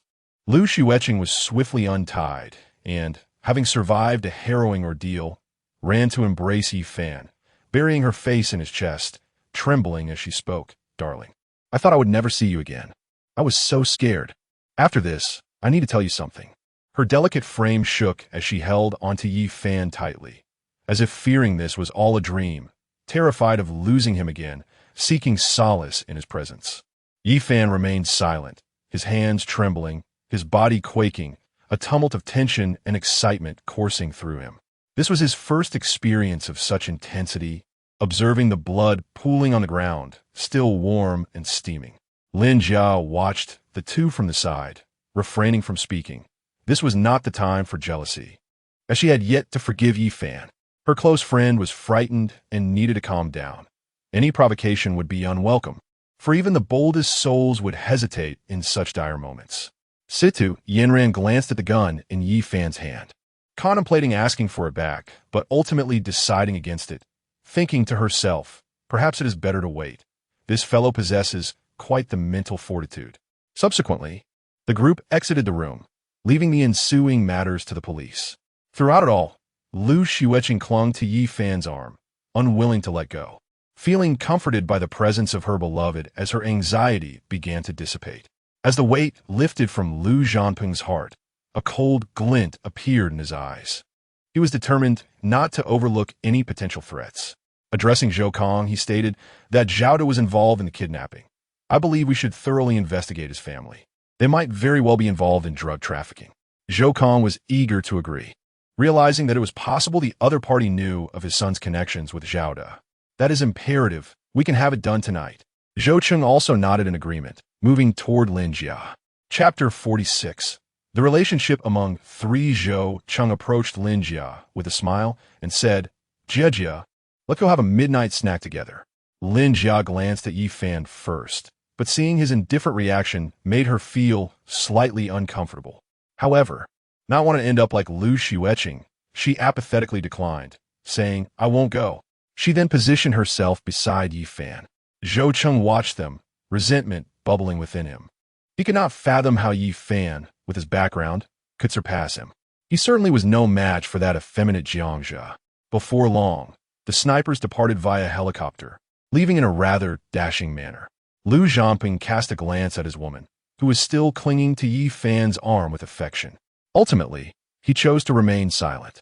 Outside, Chun Fei and others breathed a sigh of relief, having allowed the kidnapper to escape right under their noses. Xueqing and his son also took off in a helicopter as darkness enveloped the sky. Meanwhile, the police continued to manage the aftermath. Situ Yanran shot a glance at Yi Fan, but he had already driven away, thinking to herself, "That despicable guy, doesn't he realize he has taken something from me? In light of your treating me to noodles, I'll let you keep it for one night." In the car, Lin Jia could no longer contain her feelings of grievance and said to Yi Fan, "Did you not see me here? Why aren't you talking to me?" Yi Fan replied innocently, "My dear lady, you have wronged me. It was you who told me not to seek you out. What could I do?" He wasn't genuinely disinterested in speaking. Rather, he was preoccupied with the fact that he quite liked the handgun and was reluctant to return it. "Could you not be so petty? I said I would look for you, so I didn't tea." Lin Jia expressed her hurt. "You profess to love me, yet you toy with my emotions." She felt wronged. Had they not encountered each other today, she would likely have waited in vain for any word from Yi Fan. Yi Fan, feeling helpless, thought it was not that he wished to remain silent. After all, he noticed that Xueqing was in the passenger seat, and their bickering had been quite loud. "Darling, is it not enough that I admit my fault? My parents have been visiting these past few days, along with my childhood friend." He felt a headache coming on, as these women often threw tantrums. "Is that so? Then I forgive you," Lin Jia said with a smile, having received an explanation, allowing her to cast aside her thoughts regarding Li Meng and Yi Fan's connection. At that moment, Xueqing was still shaken, but was now filled with jealousy upon witnessing their interaction. She looked at Yi Fan, feeling wronged, and said, "Husband, why do you call her darling? I have already proven my innocence. Can you not forgive me?" Her beautiful eyes shimmered with hope. Lin Jia chose not to provoke Xueqing further and simply waited for Yi Fan's response. Yi Fan felt a torrent of emotions. It was astonishing how a divorce still entangled them. He replied calmly, There is nothing to forgive. We are already divorced. From now on, we shall lead our separate lives, without disturbing one another. If forgiveness were an option, it was impossible. They could only find solace in letting go of everything, severing their ties. After Yi Fan spoke, Lu Xueqing stared at him in a daze, biting her lip, feeling deep-seated pain and grievance. What must she do to earn his forgiveness? Why have I gone through all this? Jiangzhe has already faced his consequences. Can't we start anew? Just a couple of days ago, both our parents urged us to marry. Did you not once vow to love me for a lifetime? Were those words mere fabrications? Lu Xueqing's eyes brimmed with tears, her delicate frame trembling, evoking pity. She wept again, having cast aside all her previous pride for the sake of their relationship. Lin Jia, observing from the side, felt a sudden shiver. Since both families had discussed their marriage, what was she to do? A wave of panic washed over her.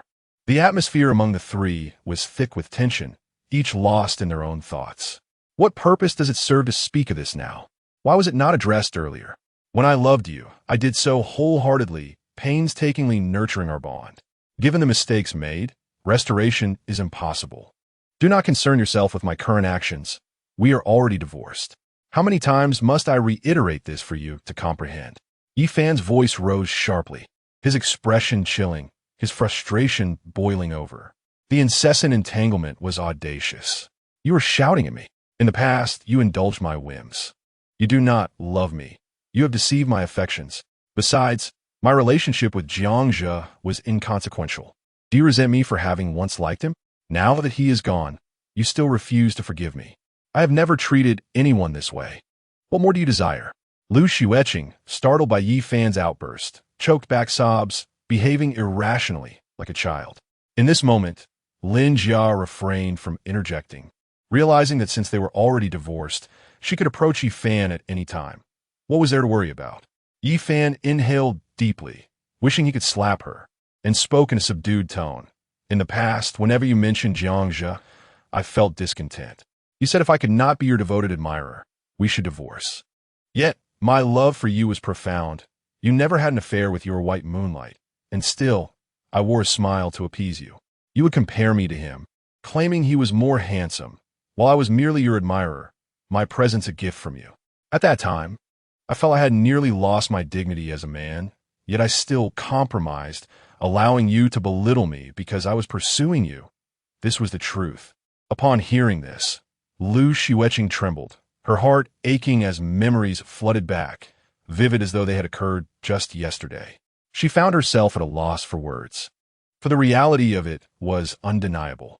Lin Jia listened intently, refraining from interruption. Yi Fan continued, his tone steady. That night was our wedding anniversary. Your white moonlight had returned, and you secretly met him behind my back. My friend, Fatty, suggested we go, but as husband and wife, I placed my trust in you, believing him to be your friend. However, when I called you, you lied. Yi Fan gazed at her with icy detachment. Lu Xueqing, do you understand how deeply that moment pierced my heart? You chose to deceive your husband to be with your white moonlight and went to Wang Jun Hotel. It was then I realized that you had never truly loved me. You had merely grown accustomed to my presence. Enough, please. I beg you to stop. It is my fault. I should not have deceived you. I should not have been in a hotel with someone else on our wedding anniversary. Lu Xueqing could no longer endure it. Yi Fan's words pierced her heart like needles, causing her immense pain, trembling uncontrollably, tears streaming down her face. No, I must speak. You claim that nothing occurred. Yet, Jia and I shared a room for an entire week and nothing happened. Do you believe that? Lu Xueqing was taken aback. A room, a week. Nothing transpired. She found it utterly implausible. In the back row, Lin Jia pouted, casting a resentful glance at Yi Fan. However, Yi Fan was unyielding, continuing, You say I am with you for your money, for the shares in your family business, and urge me not to take them. I complied. You then demanded I return the earnings from the past 2 years, and I did that too. Now that we are divorced, our story has long since concluded. Please, do not disturb me any further. I implore you, if you wish for the money I gave you during college, I can return it. Yi Fan exhaled, seemingly relieved, as he truly wished to sever all ties with her. Some mistakes can only be made once, If apologies were effective, one could effortlessly connect with a bashful partner without hesitation. Chapter 47. Situ Yenran wants a handgun in the tender throes of awakening love. One remains oblivious to whether such affection is worth pursuing, mistakenly believing that a mere handhold equates to a lifetime commitment. Alas, those 3 words, "I love you," ultimately fade into transparency, slipping through one's grasp like sand. At this moment, Xueqing was in tears, rendered speechless, unable to defend herself. The events that transpired were all rooted in her own words and actions. The remainder of the journey was marked by an uncomfortable silence among the group until they arrived at the Blue Moon community. Lin Jia voiced Yi Fan's suspicions, revealing that it was Xueqing who had initiated this ordeal on the very day after his unconsciousness. Astonishingly, the tracking device had been concealed within Xueqing's undergarments, a burden she had unwittingly carried since that fateful moment. Furthermore, the sniper from the military district was none other than Lin Jia's father, a premeditated arrangement. Buzz. The villa came into view, and Lu Zhanpeng, Fang Fei, and Lu Xueqing had been waiting at the entrance. Upon seeing the vehicle approach, they hurried over. "Good daughter, sister." The weight on their hearts lifted entirely. Lu Xueqing, having survived the ordeal, exited the car, and Fang Fei instinctively checked for any injuries on her daughter. Upon catching sight of Yi Fan in the vehicle, Lu Xueqing's joy surged, prompting her to rush over, but he shook his head. Displeased, she pouted and refrained from approaching. "Honey, aren't you getting out?" Lin Jia inquired, puzzled as she prepared to alight, eager to spend the night with her close friend. "Darling, you go ahead. I'll fetch Meng Jia," Yi Fan replied, opting to remain inside. Upon hearing this, Lin Jia's jealousy flared, and with a huff, she declared, "Humph. You'd better accompany me later. We're set to film a short drama." With a huff of indignation, she stormed off. Yi Fan decisively ignited the engine and departed under their watchful eyes. Lu Xueqing felt a pang of sorrow as she observed, realizing that even his presence was now met with disdain. "Isn't that Meng's car? How could it be in his possession?" Fang Fei's graceful demeanor betrayed her confusion, prompting her to consider a moment to discuss this matter thoroughly with her sister. Lu Zhanping furrowed his brow but ultimately chose silence, sighing inwardly. Upon reaching the house, her grandfather, Lu Pengfei, emerged sprightly and indignant. "Who dares to kidnap my granddaughter? I shall annihilate their entire family." The others could only chuckle at his fervor, bemused by his age and yet fierce demeanor. "Grandfather, I am fine. The perpetrators have already faced their consequences," Lu Xueqing assured him, warmth flooding her heart at the thought of his enduring affection for her and her sister. "Ah, my dear granddaughter, how splendid. By the way, where's my grandson-in-law? I heard rumors of a divorce?" Lu Pengfei inquired, glancing towards the door. He was, of course, aware of their separation, but chose to address it in a manner befitting a concerned grandfather. Instantly, Lu Xueqing's spirits sank once more. She had intended to share her joy of impending motherhood, but found herself unable to voice it. "Father, please do not meddle in young people's affairs," Lu Zhanping interjected, though his heart ached for his daughter, who had shed countless tears during this trying period. You useless fellow. Of course, I must concern myself with my granddaughter's matters. I am eagerly awaiting the day I can hold my grandchild." Lu Pengfei, after directly scolding his son, turned to his granddaughter Lu Xueqing with a gentle demeanor and said, "Dear granddaughter, do not worry. When the time comes, just invite that young man Fan over and let him know it was my suggestion." Upon hearing this, Lu Xueqing's eyes dimmed. Could she indeed do that? However, she was reluctant to concede so easily. Her closest friends, her sister, and even her aunt, realizing this, she felt like the greatest failure. Meanwhile, Yi Fan felt a sense of relief. The car was playing suspended, and at last, he had dealt with the root of the troubles. Navigating life in the city was no easy feat. Just then, his phone rang. "Yi Fan, you truly are something. When will you return my handgun?" The voice on the other end belonged to Situ Yenran, tinged with annoyance. Did he intend to keep it for himself? "Ha! Yenran, rest assured, I shall return it to you. I am currently driving. Let us talk later." Yi Fan chuckled and hung up, pondering for a few days. At the police station, Situ Yenran was taken aback. Did she hear correctly? He would indeed return it? Gritting her teeth, she muttered, "Yi Fan, you scoundrel." At this moment, it was 9 in the evening. Yi Fan's car had arrived at the base of the Xueqing group building, and he picked up the phone. "Hello, my love," came the slightly fatigued voice of Li Meng from the other end. "Wife, you must be finishing up work," Yi Fan remarked, gazing at the exceptionally bright lights of the 100-story building, all owned by the Liu family. "It will still take an hour, dear. Where are you?" "I haven't eaten yet. Could you bring me something?" Li Meng pouted, also feeling hungry. Yi Fan, upon hearing this, felt a surge of frustration and teased her. "Goodness, I thought you were on the verge of ascension.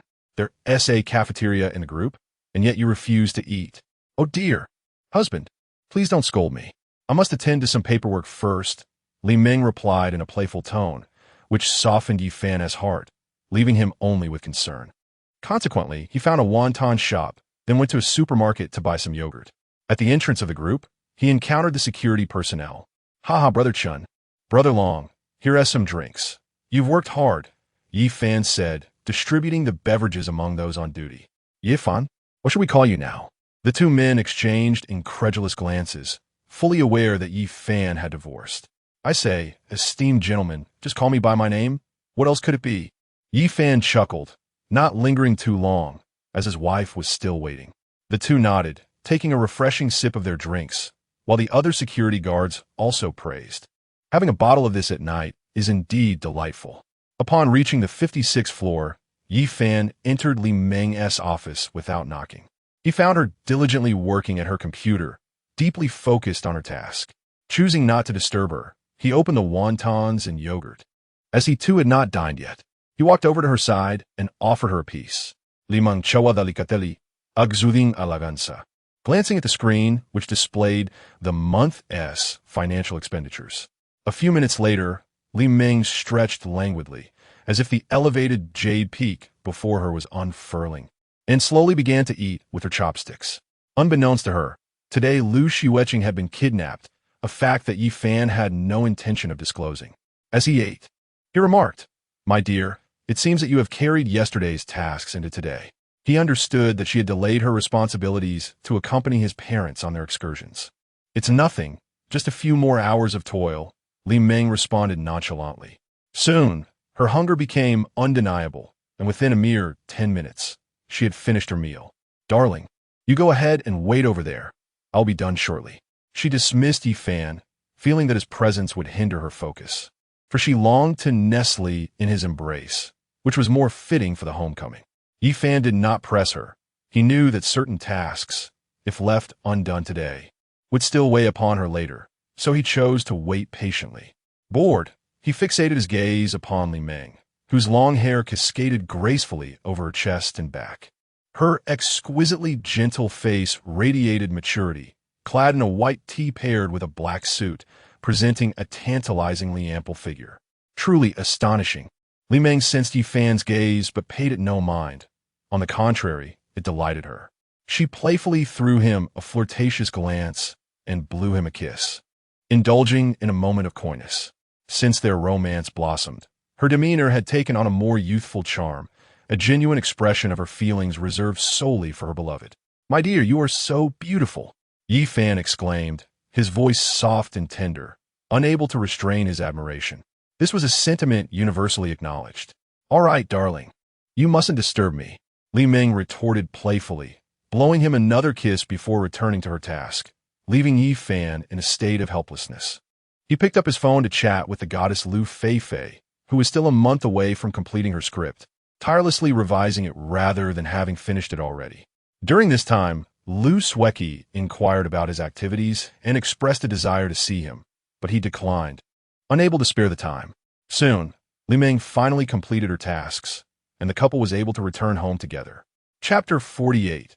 Did Lin Jia give me a Maybach? Upon returning home, the two embraced after their showers. Before long, Li Meng, accustomed to retiring at 11, felt drowsy. Yi Tian gazed down at Li Meng's arms and said, "Baby, I wish to discuss something with you." "What is it?" Li Meng inquired, "Bujlat." Yi Fan, feeling somewhat bashful, replied, "I would like to borrow some money from you. I intend to start a company that is somewhat ambitious for me." "A company? What kind?" Li Meng's expression revealed her surprise, as she had not anticipated her partner would aspire to establish a business. Well, Yi Fan began, elaborating on Yi Yuan's software development. Upon hearing this, Li Meng was taken aback, recognizing Yi Yuan's capabilities. She thought to herself, if the company succeeds, even if I leave the Qingtian group, my husband will still take good care of me. Then, Li Meng gently disentangled herself from Yi Fan's embrace, rising gracefully in her pink nightgown. Her long hair cascaded freely, and with her movements, a fragrant aura enveloped her, accentuating her delicate figure. She retrieved her wallet from the vanity drawer and produced a card from the Bank of China. With a light step, she approached him, exuding a mature and alluring charm. Even without makeup, her exquisite features radiated captivating beauty. She handed her savings to Yi Fan, whispering, "This is what I've saved over the years. 500 million, for you to use in starting your company." Yi Fan stood as well, gazing at the perfect woman before him. Deeply moved, the path of relying on her was, "Thank you, my love, but I might end up losing it all," he admitted, uncertain if their project would thrive. Li Meng offered a gentle smile, irresistibly enchanting, and her words melted into Yi Fan's very being. Starting a business is inherently a struggle into the unknown. Her tone was warm and encouraging, urging Yi Fan to pursue his ambitions without hesitation. "Honey, I truly adore you," Yi Fan exclaimed, his heart brimming with joy as he lifted her into his arms. Her understanding and supportive nature filled him with confidence, leaving unspoken the thoughts of potential failure. Such encouragement was indeed a form of motivation. "Darling, carry me over," Li Meng said shyly, her beautiful eyes glimmering with anticipation and her naturally red lips exuding an alluring charm. Their love was palpable, igniting an undeniable passion. Understanding her unspoken desires, Yi Fan embraced her delicate form, her slender waist twisting gracefully as her beautiful legs entwined around him. Her enchanting gaze, filled with a hint of enchantment, quickened their heartbeats as she softly urged, "Husband, don't hold back." With that, her luscious lips met his, drawing them both into a whirlwind of passion. "My love, you are so beautiful." Yi Fan gazed at Li Meng with profound affection, his eyes ablaze with warmth. Her long lashes fluttered, and her striking eyes sparkled like precious gems, while a rosy hue graced her radiant complexion. Her skin glowed with an exquisite translucence, tender and captivating, embodying sheer allure. As Yi Fan's hand gently glided, the other party trembled as if struck by an electric current, rendering their entire being exquisitely tingling, their snow-white skin radiating an intense warmth. With enchanting, expectant eyes, Li Meng, infused with a hint of sultry grievance, wrapped her delicate hands around his neck and drew him closer, pressing her passionate lips against his. Thus, an enchanting nocturne unfolded, with melodious harmonies cascading gracefully. The following day, Yi Fan received a call from the Lin family early in the morning. Even before he had risen, while Li Meng had already departed for work, taking the car with her. "Hurry up, I'm taking you to a place today," Lin Jia urged from the other end of the line. Uncertain of the destination, Yi Fan nonetheless got up. Approximately half an hour later, Lin Jia arrived, resembling a fiery rose, exuding an aura of sophistication, her large eyes sparkling and a smile gracing her lips. "Where are we going?" "I have matters to attend to," Yi Fan inquired, wondering about the money he needed to give to Yi Yuan. "Oh, it must be something good," Lin Jia exclaimed, pulling him along with a hint of frustration, as if he were basking in a gentle paradise. Subsequently, they departed from the villa, and Lin Jia drove them to a car dealership. Yi Fan began to piece together the scenario. Upon arrival, the manager personally came out to greet them. "Miss Lin, the car is ready. It just needs to be registered," he said with a warm smile and utmost courtesy. Lin Jia nodded, and they followed the manager to a sleek black vehicle, a McLaren. "Wow, I can only dream of driving something like this one day. The life of the wealthy is truly enviable," Yi Fan mused. "Indeed, that must be Yi Fan, right? The one who recently held a press conference," someone remarked nearby. "Why is it that despite my good looks, I have yet to attract a wealthy woman?" Another commented, eliciting laughter. Many onlookers cast envious glances at the luxurious car, as did several salespeople, who were equally envious. Yi Fan, too, was filled with exhilaration as he gazed at the vehicle. With a radiant smile, Lin Jia turned to him and asked, "Darling, what do you think? I'm giving it to you. Do you like it? My best friend hasn't given you anything yet, has she? This gift is truly a delightful surprise. I absolutely adore it," Yifan replied, having merely gifted her earrings in return. A wise investment indeed. Miss Lin placed the order a month ago, intending to present it to someone special. The manager remarked, showering compliments on Yifan. "Brother Yi, I truly envy you for having someone who loves you so dearly," he added. Lin Jia's cheeks flushed slightly at the praise, appreciating the manager's eloquence, though she refrained from voicing her own sentiments.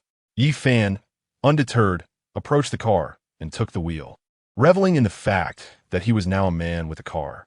After completing all the formalities at the dealership, they proceeded to handle the registration. Yifan was thrilled and felt a rush of excitement. "You must come tonight. You can't return afterward. We're starting to film a short drama." In the end, Lin Jia did not accompany him, as she had other preparations to attend to. Yifan, without a moment's hesitation, nodded in agreement, acknowledging that he must acquiesce for the sake of this vehicle. Soon, Yifan arrived once more at the village within the city. Ye Yuan gasped in surprise, berating Yifan, the young dandy, for indulging in a life of luxury. Chun Fong's eyes widened in astonishment, questioning the caliber of individuals present. Ultimately, Ye Yuan exclaimed, his astonishment stemming from Yifan's revelation of a staggering 500 million in startup capital. "You, my friend, truly evoke envy with your affluent girlfriend," he remarked, at a loss for words. Yifan, feeling a twinge of pain, replied, "This represents all my girlfriend's assets. Please do not squander it, as I have pressing matters to attend to in the coming days. I must rely on your expertise."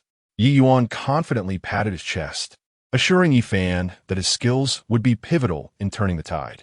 "Yifan, why not bestow a name upon the company?" he suggested. "We initially intended to call it Quick Ride, but there are concerns regarding some of the short video content," Chun Fong interjected. Chapter 49. HW Electronics Factory. Yifan contemplated for a moment before declaring, "Let's name it Meng Fan Shi Yuan Company Limited. This capital is provided by Li Meng, so it is only fitting that her name be at the forefront." Yi Yuan, sporting a playful smile, responded earnestly, "Yi Zi, rest assured, I shall not disappoint you." The next steps involved leasing office space, purchasing computers, and diving headfirst into operations, handling the necessary documentation and account openings, postponing employee arrangements for the time being. At that moment, Yifan's phone rang. "Hello, Lao Meng. Fan Zi, today I need you to accompany me to one of our family's factories. My father has asked me to check on it." "Really? Is it necessary for you to go in person for such matters?" Yifan replied, somewhat astonished. On the other end, Chun Xianmeng sighed, "What choice do I have? Recently, there have been numerous complaints on my Weibo about harassment and such." Ultimately, Yifan acquiesced. After parting ways with Yi Yuan and Chun Fong, he stated, "The software is developed by me. With this funding, the scale is up to my discretion. When the time comes for advertising, I shall handle it myself." The two watched as Yifan departed, taking a deep breath, ready to embrace the forthcoming tasks. At a shopping mall, Yifan met Chun Xianmeng, who still exuded an air of carefree nonchalance. Beside him stood a strikingly glamorous woman, clad in revealing attire and adorned with expensive designer brands, exuding an air of superiority while carrying a handbag worth who knows how much. Chun Xianmeng's eyes sparkled with excitement as he teased, "Not bad. Fan Zi, Lin Jia seems quite fond of you, gifting you such a splendid car." "Hello, Yishao," called the alluring woman, Tanya, a smile gracing her lips. She was not Chun Xianmeng's girlfriend in the traditional sense, merely a fleeting liaison motivated by financial gain. Swaying her graceful waist effortlessly, Yifan was well aware that she had encountered more men than he had, which made him reflect on the notion of being a good man. "Just call me Yifan. I am no young master," he replied with a subtle smile. "Shall we proceed?" Chun Xianmeng suggested. Soon, the group arrived at an electronics factory, one that manufactured Huawei phones, a joint venture with a notable tycoon.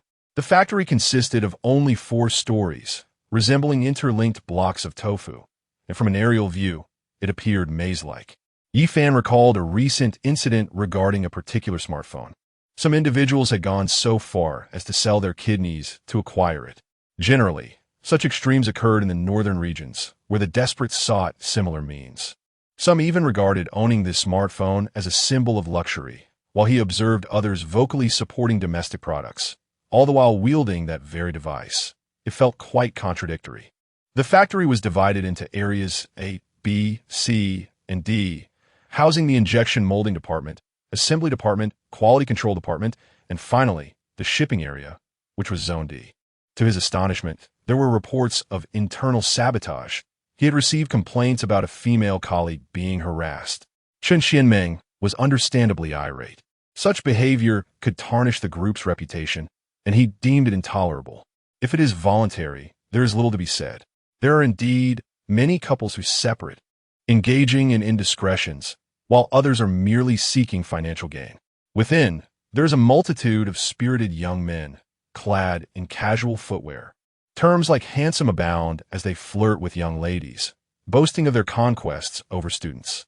Such notions of purity often accompany claims of returning home after resigning. It is undeniable that some cannot contain themselves. The monotony of factory life is overwhelming. Initially, I arrived at the injection molding department, where the ceilings soared to a height of at least 10 meters. The hum of machinery filled the air, with rows of machines operating noisily. Beside some of these machines stood 2 or 3 individuals, both male and female, each clad in blue work uniforms and hats. Some were standing, while others were seated, retrieving products from the machines upon their opening, then blowing and polishing away any excess material.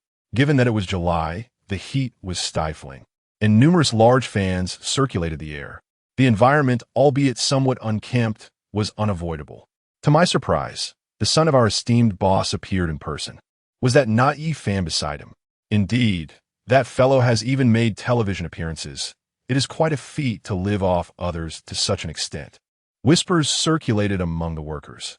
Although Yi Fan overheard, he appeared unfazed, recognizing that such remarks were mere envy. The team leader earnestly introduced the situation. Young master, during meal times, we arrange transportation, roughly half an hour. Currently, there are quite a few student workers, primarily from out of town, compensated at 30 per hour. Most are brought in by their teachers for internships. Even restroom breaks are timed at 10 minutes, as the machines cannot halt unless all are on break. The production cycle varies, lasting anywhere from 20 seconds to a minute across both day and night shifts. Chen Xianming nodded, surveying the scene. Each machine was accompanied by a desk lamp and a frame, with numerous student workers diligently wielding blades, some striving to impress, while others seemed indifferent, dismissing the need for pretense, thinking, what is it to me if you are wealthy? In this mutualistic arrangement, they comforted themselves with the belief that they were invited for a reason. Tanya, however, could not endure another moment, sensing an unpleasant odor permeating the air. Yi Fan remained unconcerned, observing the students and regular workers whose lives seemed confined to a monotonous routine, disconnected from the outside world. Chen Xianmeng glanced around and addressed the team leader. How about this? I rarely visit, and given the recent heat, I shall personally fund ice pops for each of them every afternoon this month. As for the remaining matters, you may handle those as you see fit. Upon hearing this, the team leader felt a surge of joy, realizing the sum Chun would provide was likely substantial, indeed, several tens of thousands. What generosity! Today, young Master Chun has graced us with a benefit. Should we not applaud? He scanned the room and proclaimed, Young Master Chun is magnificent. Long live him. Thank you. Young Master Chun, you are the most dashing. A multitude of individuals brimmed with joy, relishing their ice pops, smiles adorning their faces. Chen Xianming gently observed them, imparting words of caution. Work diligently. Without labor, nothing will materialize. Always prioritize safety. Should any machinery malfunction, do not hesitate to seek assistance from an engineer. Ultimately, the group departed the site, while the team leader embarked on a quest to procure ice pops, much to the excitement of many. Subsequently, they arrived at the assembly department, home to the blue ribbon assembly line, which boasted several tracks. Clad in cleanroom attire, with hats atop their heads and protective gear on their feet, the workshop exuded cleanliness. Numerous employees were positioned face to face, their roles distinctly defined, each person assembling at a specific station, all seated as the conveyor belt progressed steadily. "Look, it's the boss's son," someone exclaimed, having received prior news. Just the day before, a thorough cleaning had taken place. The beautiful woman was indeed striking. Many cast glances her way, their wrists adorned with static bracelets and tools meticulously arranged. Their postures were equally orderly. Tanya, having overheard their remarks, felt a swell of satisfaction, for she had received compliments. "My dear friends, upon completion of assembly here, the final stage involves dispatching to the quality department," the team leader earnestly explained. Chun Xianming nodded in acknowledgement, surveying the surroundings. The air conditioning provided a refreshing respite. All were Huawei smartphones, proudly domestic. Yi Fan approached, observing their assembly process, which included affixing small sheets and tightening screws. "What is the duration of your meal breaks here?" he inquired. One of the young women, seemingly shy, responded, "An hour. During that time, the assembly line halts." Yi Fan replied with an understanding "oh," recalling his previous visits to steel manufacturing facilities, such as injection molded departments. While the essence differed, he felt a sense of familiarity. Chapter 50. The Anger of Young Master Chun. Subsequently, the team leader accompanied Chun Xinyuan and his companions on a brief tour of each assembly line, providing a general overview. They observed some employees with disheveled hairstyles, prompting a discreet signal from the leader. Despite the presence of air conditioning, Chun Xinyuan opted to personally fund ice pops for the staff each day this month. Much to their delight, the group arrived at Area D, a crucial phase involving quality inspections, box packing, and final shipments from the warehouse. Yi Fan noticed several young applicants being guided through the process of inspecting mobile phones. Numerous devices were plugged in for testing, with several completed models displayed in the office, showcasing various styles. "Young master, you're here. Please take a seat in the office," called out the leader of the quality department, Duan Kai, a man in his 30s. To attain this position, he had either worked for over a decade or had been hired for his academic credentials. At that moment, Chun Xinyuan appeared remarkably composed, having received a message from the personnel of this workshop on his social media. He instructed everyone to cease their current tasks and assemble in 10 minutes. With a nonchalant tone, he uttered a single phrase. Duan Kai, puzzled yet sensing an impending occurrence, quickly complied and gathered the staff. Whispers circulated among the employees about the arrival of the boss's son and the purpose of his visit. Regardless, they welcomed the prospect of an extra 10 minutes of respite. Many employees promptly assembled, donning gloves, finger covers, and clad in pink uniforms and caps. The team leaders from each of the 10 assembly lines also joined. Chun Xinyuan, Tanya, and Yi Fan approached slowly to the designated gathering spot at the entrance. "Look, it's truly the boss's son, young Master Chun." The man beside him is Yi Fan, whom I recognize from a recent news snippet, the employees murmured. "Is that Yi Fan?" As they lined up, Su Yuru was among them, her eyes widening in disbelief as she rubbed them, spotting her former classmate from high school, Yi Fan. Just yesterday, they had spoken on the phone, and she was astonished by this unexpected encounter. A girl named Zhao Xin, standing next to Su Yuru, remarked, "Aren't you the one who said Yi Fan is your friend, a fellow townsman?" "Sure, let us see what's happening," Su Yuru replied, watching as the group approached the assembly. "Young master, everyone is assembled," Duan Kai said respectfully with a forced smile. Chun Xinyuan bypassed him and stood amidst the employees, surveying the crowd before speaking. "Recently, I've received numerous messages on my social media regarding harassment by leadership. I am here today to address this matter." As his words resonated, Duan Kai's heart sank, and he discreetly gestured for silence among the crowd, though a chill ran down his spine and beads of sweat formed on his brow. Finally, the moment had arrived. Before him, many female employees were secretly delighted, contemplating whether to approach him directly with their concerns. Yi Fan glanced around, crossing his arms, and many perceived his demeanor as somewhat pretentious. Meanwhile, Tanya presented herself with an air of beauty, also appearing somewhat affected, considering her close association with the wealthy young master. Chun Xianming turned angrily towards Duan Kai, vociferously rebuking him. "I received reports about you. You are entrusted with managing quality in the factory, not to harass female employees." Do you think that with your position, wealth, and power, you can act with impunity? Chun Xuanming's furious voice startled many employees, but it also instilled a sense of calm. Duan Kai, now fearful, continued to deny his actions. Young master, I haven't done anything. Just ask them. As soon as he spoke, some female employees murmured softly, and the quiet atmosphere allowed many to overhear. How could he not? He has touched me multiple times. You are still putting on an act in front of me. If it were false, would I wrongfully accuse you? You are a married man with children. These student workers and part-timers come here to earn a living. With your harassment, who would still want to come? Chun Xianming reprimanded Duan Kai, who was now drenched in cold sweat, too afraid to speak, fearing for his position. I am not an inflexible person. Many of you young women may wish for a lighter workload and might find yourselves drawn to this group leader. That is understandable as long as it does not go too far and does not affect your work. Life in the factory can be monotonous, and mutual consent is typically not questioned. Chun Xianming continued.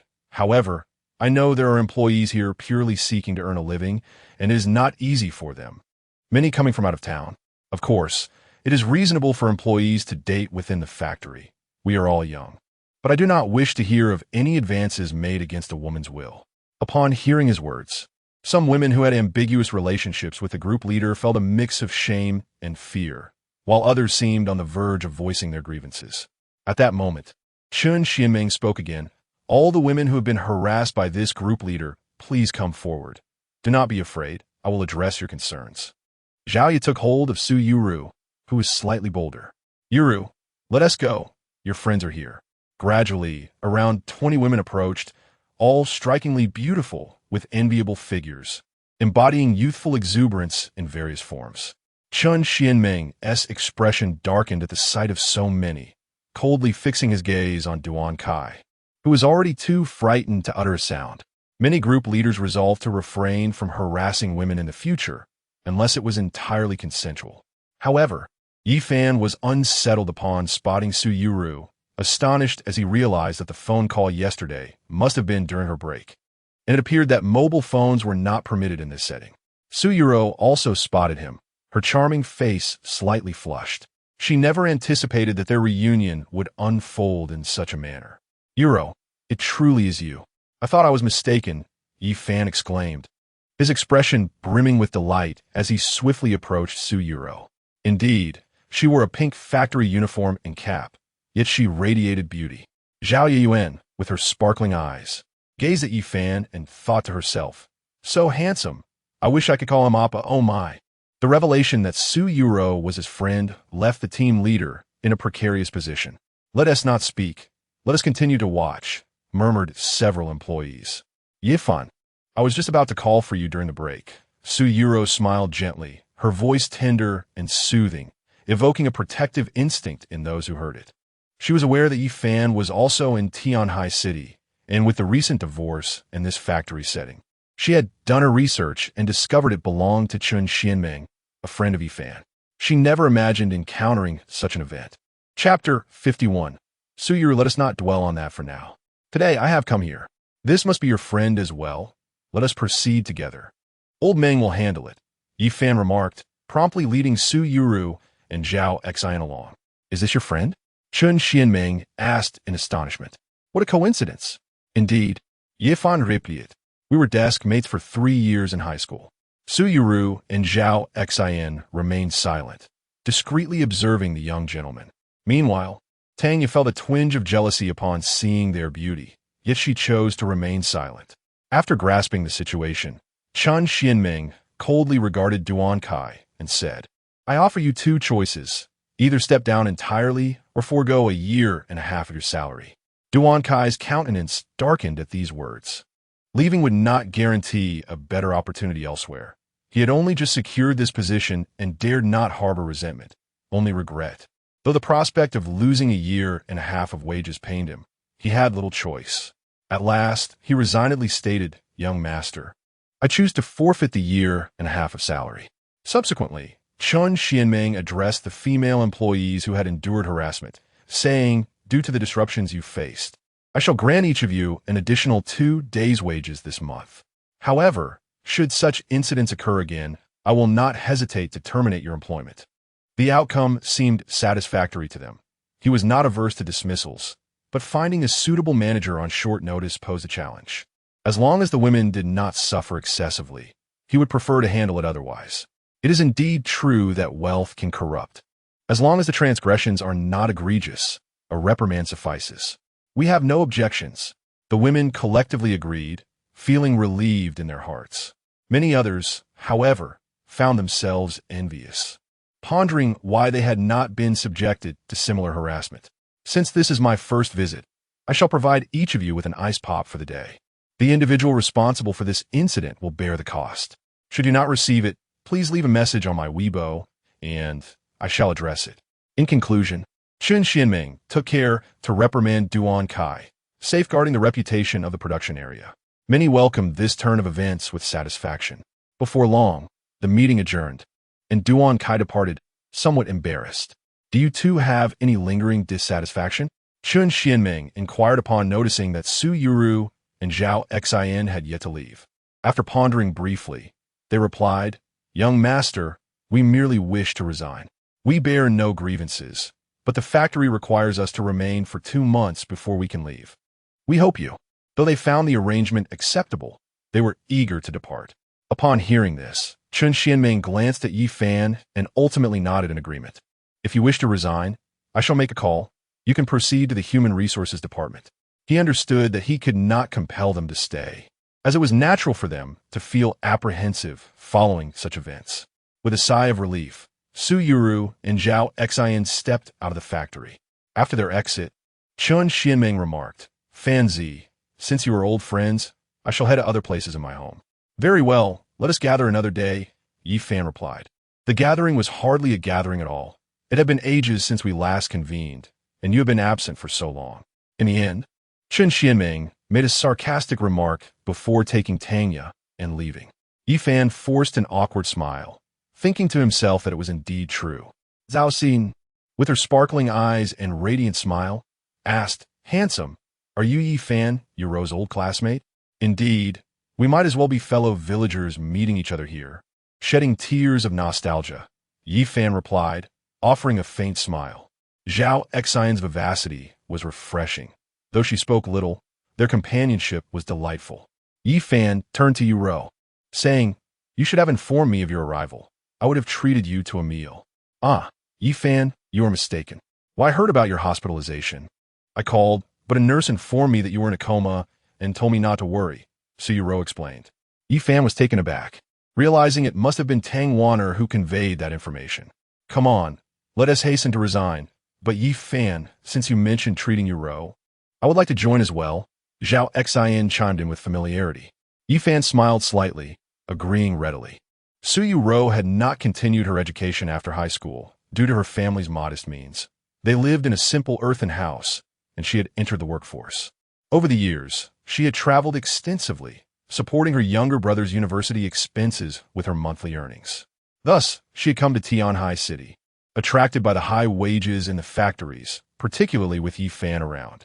The resignation process was swift, and soon they were off to the girls' dormitory to gather their belongings, each having only a suitcase, given their brief stay of just a month. Su Yuro was particularly frugal. Yi Fan, ever the gentleman, assisted them with their luggage. Su Yuro, clad in a flowing long dress with cascading hair, exuded an aura of gentleness and kindness. Standing at 166 centimeters, she may not have seemed tall in the north, but in the south, she was certainly the object of admiration for many young men. Zhao Xin, with her petite round face and fair skin, often wore a smile that revealed her dimples.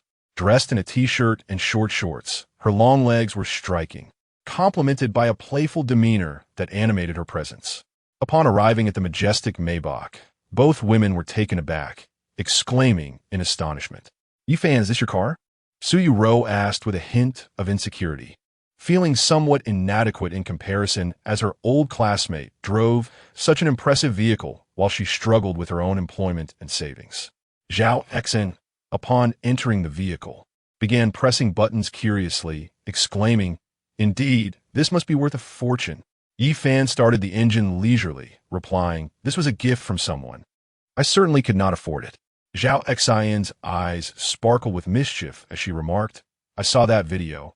It seems they said you were living off someone else's wealth. You're divorced now, right? Su Yuro perked up her ears, seemingly eager to hear more.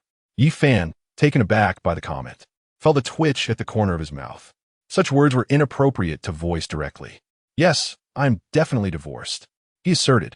Divorce is for the best. Su Yuro thought, feeling a sense of relief wash over her, her cheeks slightly flushed. Yet, a hint of melancholy crept into her expression as she glanced at Yi Fan, pondering his thoughts. Eventually, they arrived at the familiar restaurant where they had once shared many moments. They called upon Yi Yuan and Chen Fong. By this time, it was already 6:30 in the evening, and it was time to dine. Today, the two individuals sought out office buildings and apartments, feeling a twinge of anxiety as they clutched an astonishing sum of 500 million. He was acutely aware that Yi Fan placed complete trust in him, resolved to support his software. At that moment, Yi Yuan experienced a surreal sensation. Su Yuru, you may not comprehend, but this fellow has just dropped 500 million on me, and I could hardly steady my hands. I have never encountered such an amount in my life. Chen Fong echoed this sentiment. Ultimately, Yi Yuan deemed it excessive and returned a portion to Yi Fan, reluctantly acquiescing to the situation, offering him just a fraction of the sum. Upon hearing this, Su Yuru felt a surge of inadequacy, dismissing her earlier thoughts. Zhao Xen widened her beautiful eyes, gazing at Yi Fan, thinking to herself how wealthy he was and how she longed to bear his children. Yi Fan remained unfazed, perhaps due to his prolonged association with affluent individuals. The group enjoyed their meal heartily, abstaining from alcohol. Under the same moonlight, Yi Fan's phone rang. It was Situ Yanran. Hello, Yanran. Where are you? I will come over. The other party did not elaborate, directly inquiring about his location. Yi Fan understood she was requesting her firearm back, and he had no choice but to comply. He did not genuinely wish to keep it. It was merely a plaything for him. There's indeed a sense of security in a man who carries a gun. Chapter 52. Situ Yanran sulking before long. Situ Yanran arrived, clad in her police uniform, exuding an air of elegance and competence.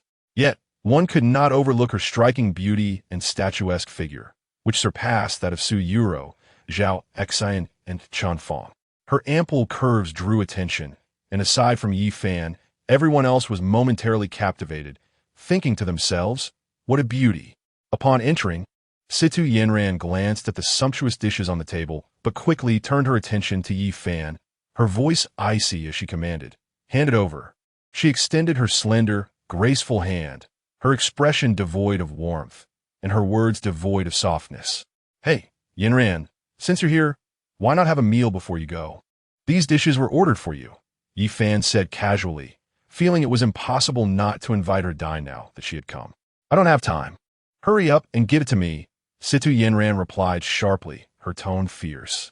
Without her gun and having been reprimanded by her superior, she clearly had no intention of treating Yi Fan kindly. We're friends, after all. We've been through tough times together, Yi Fan asserted as he stood up and guided her firmly into a chair. Caught off guard, Situ Yanran found herself seated. Yi Fan leaned closer, whispering, when you return, you won't be able to eat properly. I'm merely concerned for your well-being. His words struck a chord in Situ Yanran's heart, causing her to pause momentarily. She then coolly retorted, I don't need your concern. However, she felt a tremor within herself. What was she saying? Why did it feel somewhat flirtatious? As she battled her emotions, she noticed Yi Fan offering her a large crab and some pricey shrimp. Su Yuro looked on with a hint of bitterness, feeling a subdued sense of disappointment that Yi Fan had not served her any food while she sat beside him. Perhaps it was a foolish hope. Zhao Xian observed silently, her eyes darting, while Yi Yuan was internally astonished, cursing Yi Fan under his breath. You're quite the charmer. Chen Fong also stared in disbelief, thinking to herself how Yi Fan had become infatuated with the policewoman. How am I supposed to eat such a large crab? Situ Yanran grumbled, picking it up with an annoyed expression before placing it down, her beautiful eyes fixed on Yi Fan. Yi Fan was momentarily taken aback. Was she actually pouting? All right, I'll peel it for you, he conceded, feeling exasperated. Yet, he understood that they were in business together, It would be prudent to maintain a good rapport with her. However, Situ Yanran was still looking to pick a fight, her tone icy as she huffed. You're watching me. How am I supposed to eat?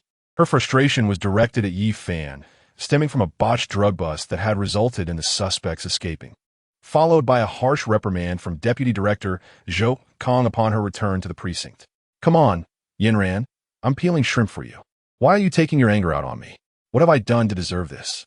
Yi Fan protested, feeling as though he were under fire. I'm not eating anymore, she snapped, and before Yi Fan could respond, Situ Yanran abruptly stood up, preparing to leave. What? Yi Yuan, Chun Fong, Su Yuru, and Zhao Xian. Yi Fan, in a state of distress, uttered some frivolous remarks, prompting Situ Yanran to reluctantly take a seat once more, though a hint of a smile played upon her lips.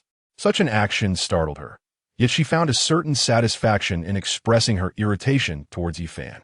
For the remainder of their time together, Yi Fan refrained from further conversation, uncertain of what antics might ensue. Approximately 20 minutes later, Situ Yanran finished her meal. Yi Fan, understanding the cue, led her to the car, her surprise evident at the sight of yet another vehicle, though she said nothing. Retrieving a handgun from within the car, Situ Yanran shot him a sidelong glance before taking it from him. I'll treat you to a meal sometime, you pretty boy, she declared, turning her back on Yi Fan and departing. Must you call me out like that? Do I not deserve some dignity? Yi Fan shouted in displeasure, questioning the absurdity of his situation. Upon hearing his remarks, Situ Yanran thought to herself, in the future, when I'm upset, I'll use you as my emotional punching bag for not returning my handgun. After returning to the second floor, a few of them began to observe him with keen interest. Only Su Yuru appeared somewhat disheartened, though she did not overly display her feelings. You should first utilize the company's funds to purchase a vehicle for your convenience, Yi Fan suggested to Yi Yuan. Yi Yuan had no objections, replying, You may proceed as you wish. I was considering leasing an office space of about 1,000 square feet. Once registered, we can commence promotion. Naturally, any financial matters will require your input. Yi Fan had no issues with this, but pondered whether filming short dramas would be profitable. I suppose we shall have to try. I'm unsure of the celebrity's fame, and it feels as if I am merely a bystander in this venture. Chen Fong then turned to Su Yuru and Zhao Xian, inquiring, what are your plans? The two replied, We initially intended to seek employment tomorrow, not realizing Yi Fan was planning to start a company.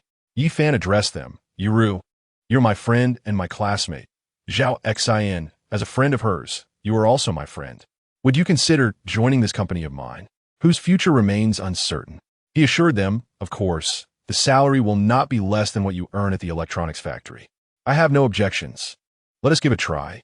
If it doesn't work out, I can always resign, said Zhao Xian. Yi Fan, you do realize I graduated high school, and there is much I am unfamiliar with, Su Yuru admitted, her lack of confidence revealing a sense of inferiority stemming from her rural background. Yi Fan contemplated for a moment before responding. Learning is a process. Primarily, Yi Yuan will handle the software. In that case, you will oversee finances, while Zhao Xian and Chun Fong will monitor online data. Eventually, we shall need to bring in a few men for negotiations. It is essential. As for advertising displays in the marketplace, if I'm not back in time, you may temporarily arrange placements nearby and negotiate with advertisers. For now, Chun Fong, you will accompany Yi Yuan. With that, they expressed no further dissent. The DreamLink short video platform and Quick Ride have both been consolidated by Yi Yuan into a singular entity. This marks a competitive shift, as it is likely that rival companies will attempt to suppress this venture. He has already anticipated that any advertisements dispatched may come to naught. Consequently, he intends to explore the potential of utilizing celebrities to create videos, thereby harnessing a wave of traffic. Given his previous association as Lu Xueqing's husband, it is plausible that some citizens may recognize him, making them potential clients. Ultimately, he also arranged for a vehicle for Su Yuru and Zhao Xian. He allocated 1 billion to Yi Yuan, as leasing office space is expected to be exorbitant, particularly in the CBD. While the cost per square meter is uncertain, perhaps 10 or more per day. 1,000 square meters would still be quite costly, considering property management fees and various miscellaneous expenses. Eventually, Yi Fan escorted several individuals back to the urban village. Yi Fan, where do you reside? Su Yiru inquired with curiosity. Yi Yuan and Chun Fong exchanged a glance, remaining silent. Oh, I live quite far from here. I'll take my leave now. If there's anything, just call me. If it's urgent, I'll leverage my connections, Yi Fan remarked before preparing to depart. Please be careful on your way, Su Yiru expressed with genuine concern in her tone. Yi Fan offered a slight smile before ultimately driving away. Chapter 53. The younger brother-in-law Lin Tian and Yi Fan arrived at the Tianqing Villa, the residence of Lin Jia. Upon entering the house, they spotted a vibrant young man, around 17 or 18 years of age, seated on the sofa engrossed in a video game. He bore a striking resemblance to Lin Jia, undoubtedly her younger brother. With the holiday in full swing, Lin Tian looked up and remarked, I recognize you. You are my sister's ex-husband, famously dubbed the puppy dog. What is your current relationship with my sister? You're not welcome here at this late hour, he added nonchalantly, returning his focus to the game. Yi Fan cast a gentle glance in his direction, reflecting on the beauty of youth, the multitude of choices it affords, and the opportunity to rectify past regrets. Lin Tian, feeling affronted, retorted, Am I not being cordial to you? Who gave you the right to speak to me like that? Just then, Lin Jia descended from the second floor, her expression brightening upon seeing Yi Fan. She had not expected him to come. Lin Tian rolled his eyes, of course. This guy has a great physique and looks dashing at night. Sister, you must be smitten. I truly disdain your infatuation. Lin Jia's cheeks flushed slightly at her brother's teasing, and she shot him a glare, commanding, Call him brother-in-law. What, brother-in-law already? Sister, you truly amaze me. You told me not to date. Yet here you are, bringing him home. I won't call him, not even if you threaten me. I'll tell Mom that you brought a wild man home. Lin Tian's shock was palpable. He was still single, and his sister had a boyfriend who was none other than her ex-husband. How shameless. Yet, he only dared to think such thoughts. Lin Jia shot him a sidelong glance. Have you lost your conscience? Who provides your living expenses? Lin Tian grumbled. 10,000 a month. Our family is clearly wealthy. I should be entitled to more. Everyone else drives cars, and here I am, with nothing. It's incredibly unfair. Those young ladies don't even notice me. Every night, you're out causing a ruckus, while I can't even get you into a good school. It's truly frustrating, Lin Jia quipped. Yi Fan found Lin Tian's rebellious phase rather amusing and, with a slight smile, said, Little Tian, is it? I happen to have a set of car keys. As he produced the keys, Lin Tian's eyes widened in delight. He sprang from the sofa, excitement bubbling over as he approached with a grin. Wow, brother-in-law, you're so cool. I'm going to take a spin and check out the ladies at the bar. His eagerness shifted in an instant, but as he reached for the keys, Lin Jia twisted his ear playfully. Ouch! Sister, my dear sister, I didn't do anything wrong. Lin Tian yelped, being pulled aside by Lin Jia. It's 10 o'clock, and you still want to go out? And you, why give him the keys? Lin Jia chided, even directing her ire at Yi Fan. Yi Fan cleared his throat and replied, Ahem, Little Tian, I did my best. Ultimately, Lin Tian lamented, Alas, I am a wretched youth, destined to be unloved. He leisurely retreated to his room. After his departure, Lin Jia could no longer contain her excitement. She gracefully approached, her beautiful eyes sparkling with joy, and wrapped her delicate arms around Yi Fan, gazing up at him. Darling, you haven't visited in ages. Yi Fan felt a twinge of bitterness and a hint of trepidation. The thought of being targeted by snipers made him uneasy. What if they were to eliminate him one by one? You are aware of my circumstances. Why must you act this way? Lin Jia's gaze dimmed momentarily, expressing her discontent. Why can't you just pretend? I must ask you, if given the choice, whom would you select? She posed the question knowingly, still wounded from the last incident at the hospital when he had not chosen her. The tension lingered as they remained in the same room for so long without truly being together. Yi Fan sighed, looking at her helplessly. Are you not forcing my hand? Many might label him as insincere, having previously been a devoted admirer. It was indeed a difficult position to navigate. He pondered whether to remain a faithful man or to embrace the role of a heartbreaker. Upon hearing his words, Lin Jia felt a deep sense of disappointment. The outcome was all too clear. She was right in front of him, and even deception proved futile. She forced a smile. All right, it was merely jesting. Why take it so seriously? Quickly, the script has concluded. Take a look. It was akin to a playful banter. Subsequently, the two ascended the stairs once more to that familiar chamber, with a computer screen displayed page after page of text. Yi Fan perused for an hour without any issues, merely participating as a guest. Darling, if it weren't for that person of mine, I would surrender myself to you, ensuring you wouldn't escape. Lin Jia nestled in Yi Fan's embrace, her emotions tangled. After 3 years of acquaintance, she found herself on the brink of abandonment while others had surged ahead. They possessed wealth yet yearned for love, but her father, a figure in the political realm, would not permit her indiscretions, and her mother, a businesswoman, made it even more improbable. They merely sought to turn raw rice into a fully cooked meal. Sweetheart, I am sorry. I truly do not comprehend why things have come to this. It seems I have become indiscriminate in my affections, and I do not wish to deceive you. I cannot let go of either Lin Jia or you. Yi Fan admitted, displaying his unfaithful nature. Please do not mention others while we are together. My relationship with Xueqing has been a failure, though she is more unfortunate. I assure you, I will not engage in flirtation with anyone else. A tear glimmered in the corner of Lin Jia's eye, a blend of sorrow and reluctance to part ways. Yi Fan spoke softly. Very well, I shall refrain from speaking. It is my inadequacy that prevents me from offering you complete love. Darling, hold me tightly. Let me feel your heartbeat, a manifestation of your affection, assuring me that all your sentiments belong to me. Lin Jia buried herself in Yi Fan's embrace, fearing loss, as a myriad of complex emotions coursed through her. Yi Fan gently kissed her hair, holding her close, feeling their heartbeats resonate with profound love, vowing never to part, as if it were an eternity. The night passed in silence. Yi Fan and Lin Jia, along with the so-called little brother-in-law, arrived at a media company named Lin's Media. This establishment is managed by Lin Jia's aunt and shelters numerous stars of varying repute. Some artists, when not engaged in filming, tend to linger at the company or take on modeling gigs. They're often willing to pursue any opportunity that brings in revenue.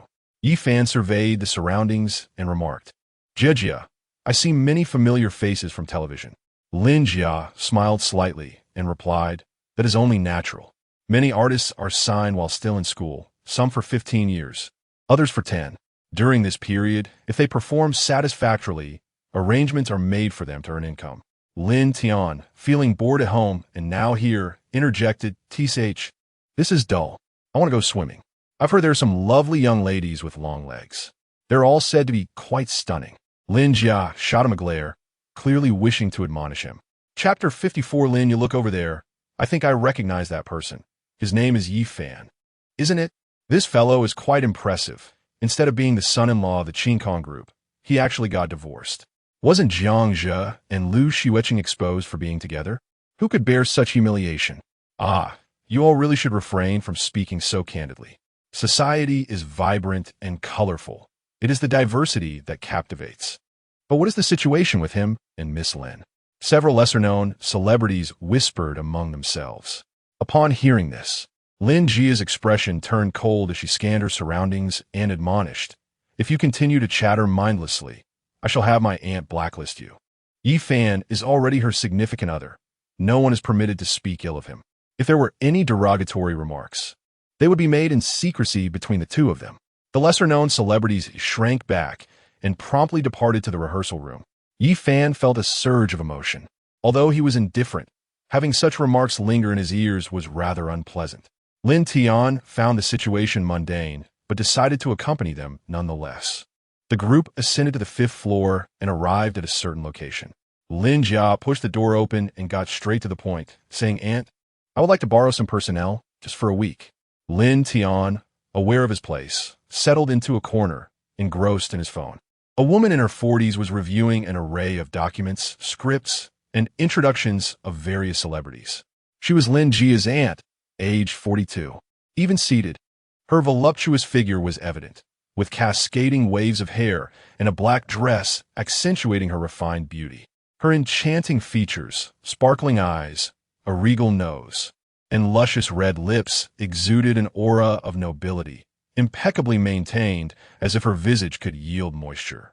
Every movement radiated an irresistible charm. Lin Jia glanced up slightly, her elegant brows arching as she spoke with a hint of exasperation. Jia, please do not jest about that short drama. You would have to invest money in its promotion. It is simply a losing venture. She believed that short dramas were unprofitable. If one were to produce anything, it should be a series or a film.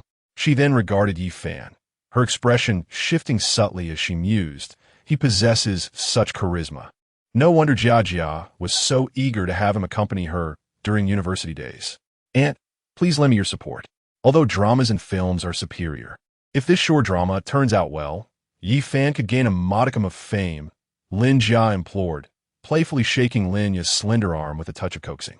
Lin Jia appeared taken aback, then replied, "Oh, Yi Fan, do you wish to become an artist and sign with our family? Should I refer to you as aunt or sister Jia?" Unexpectedly, Yi Fan posed this question.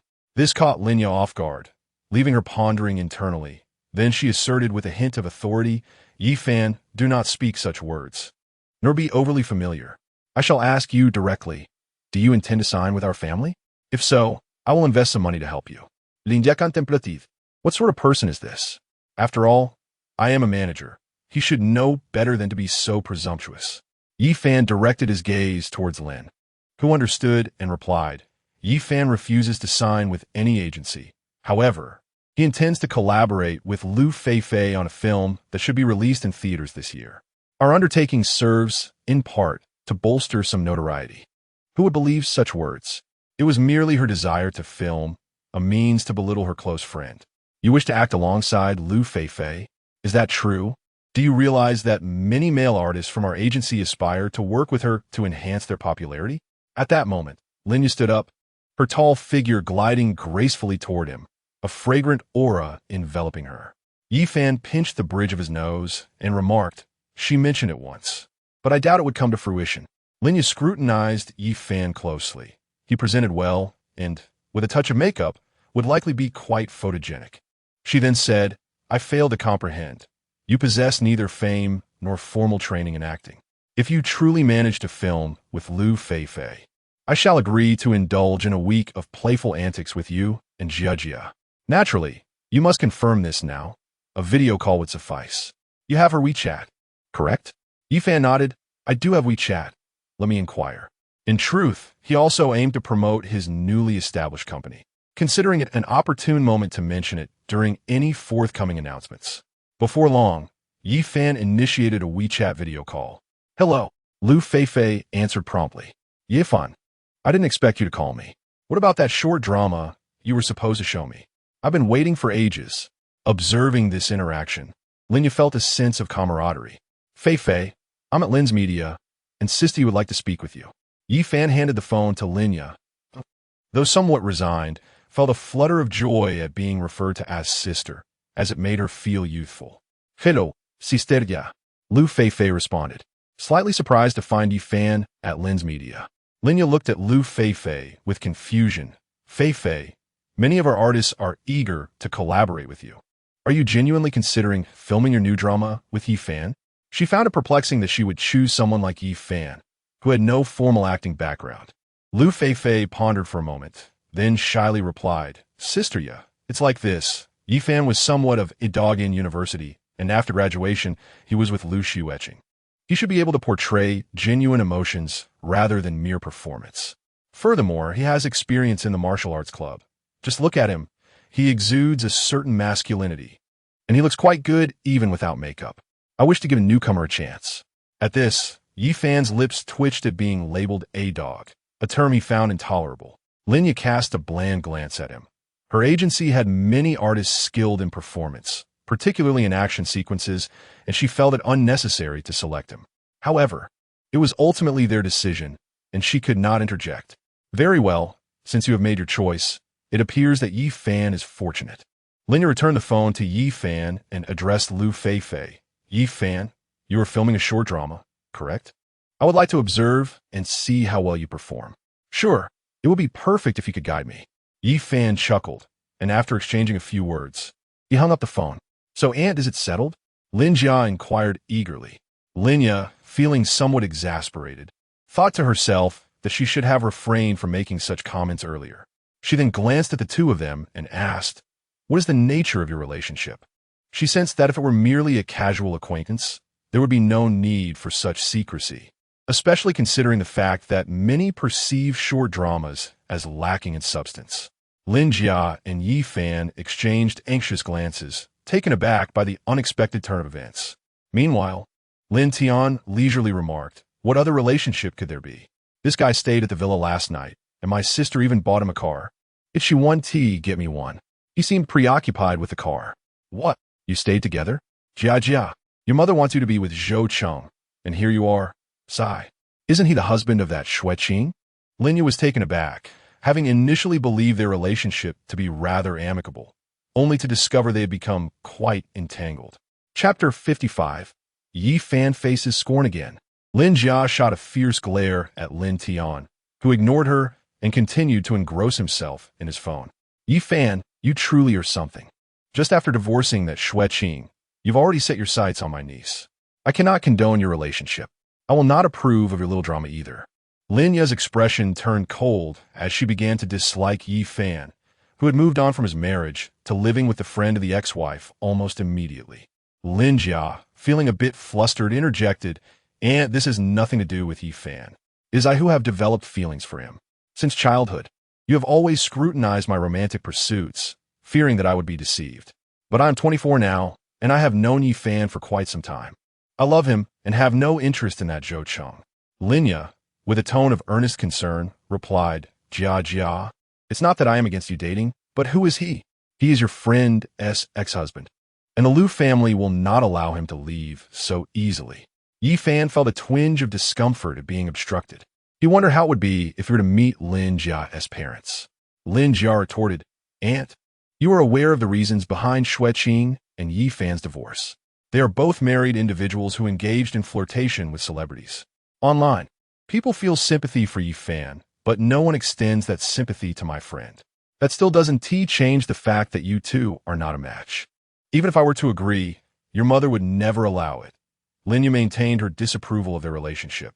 Yi Fan's countenance darkened as he finally could no longer contain himself. "Ms. Lin, do you truly believe I am living off others? Your implication suggests that I am unworthy of Lin Jia." Lin Yu regarded him with a calm gaze and remarked, "Yi Fan, while my words may be harsh, you two are genuinely incompatible. Her mother favors Xueqing, and their families have a good rapport." Her insinuation was clear, suggesting Yi Fan was merely relying on his looks. Lin Jia was momentarily taken aback, realizing that this was the last thing Yi Fan wanted to hear. Yi Fan inhaled deeply, addressing the elegant woman before him. "It ultimately boils down to a disdain for my rural origins. I cannot choose where I was born, but I do not regret it. My parents love me dearly, and I acknowledge that the Lin family is beyond my reach. Jia, perhaps we should reconsider this. It is I who am unworthy of you." He cast a glance at Lin Jia before resolutely turning away. Lin Jia was in a state of panic, grasping Yi Fan's arm and pleading with a quivering voice. "Yi Fan, please don't leave, okay?" She was acutely aware that if he turned away today, it might be irrevocable, just like with Liu Xueqing. Why not struggle a little longer? Yi Fan gazed at her and softly replied, "Jia, as your aunt mentioned, we are not suited for each other. Our backgrounds do not align. Please do not create discord between me and your family. Perhaps our acquaintance was a mistake."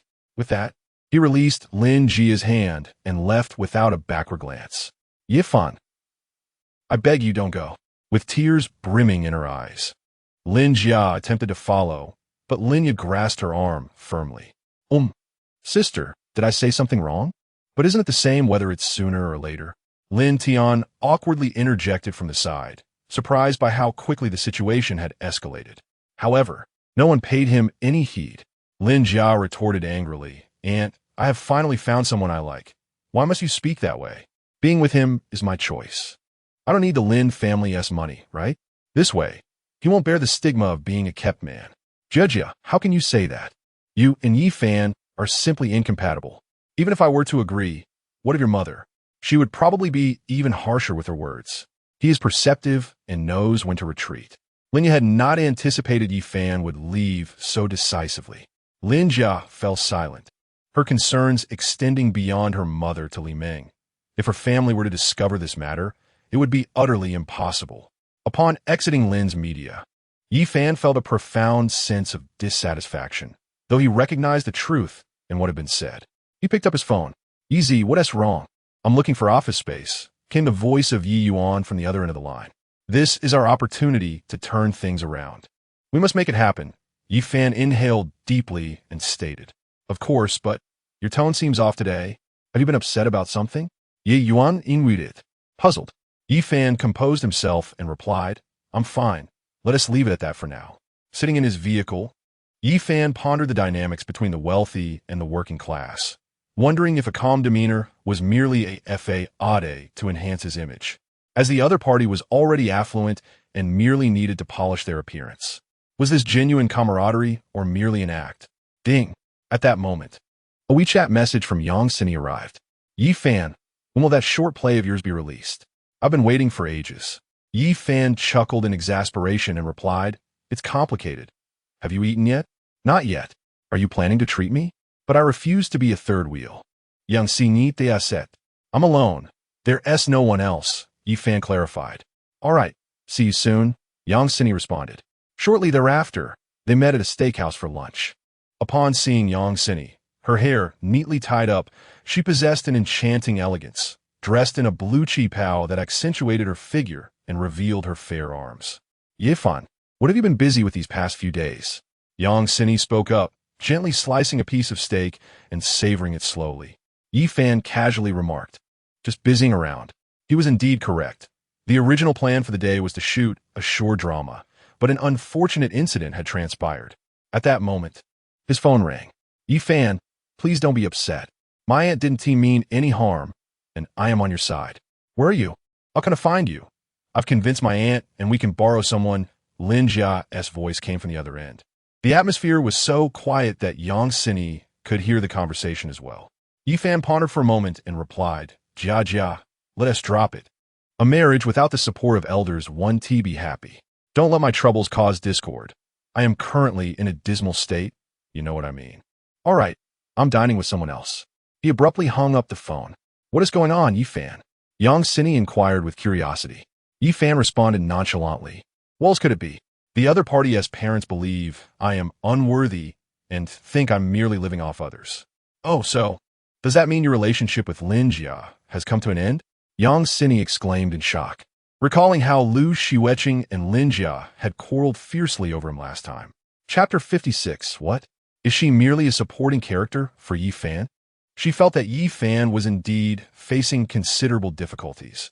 Having just divorced Xueqing, must he now also contend with conflicts here?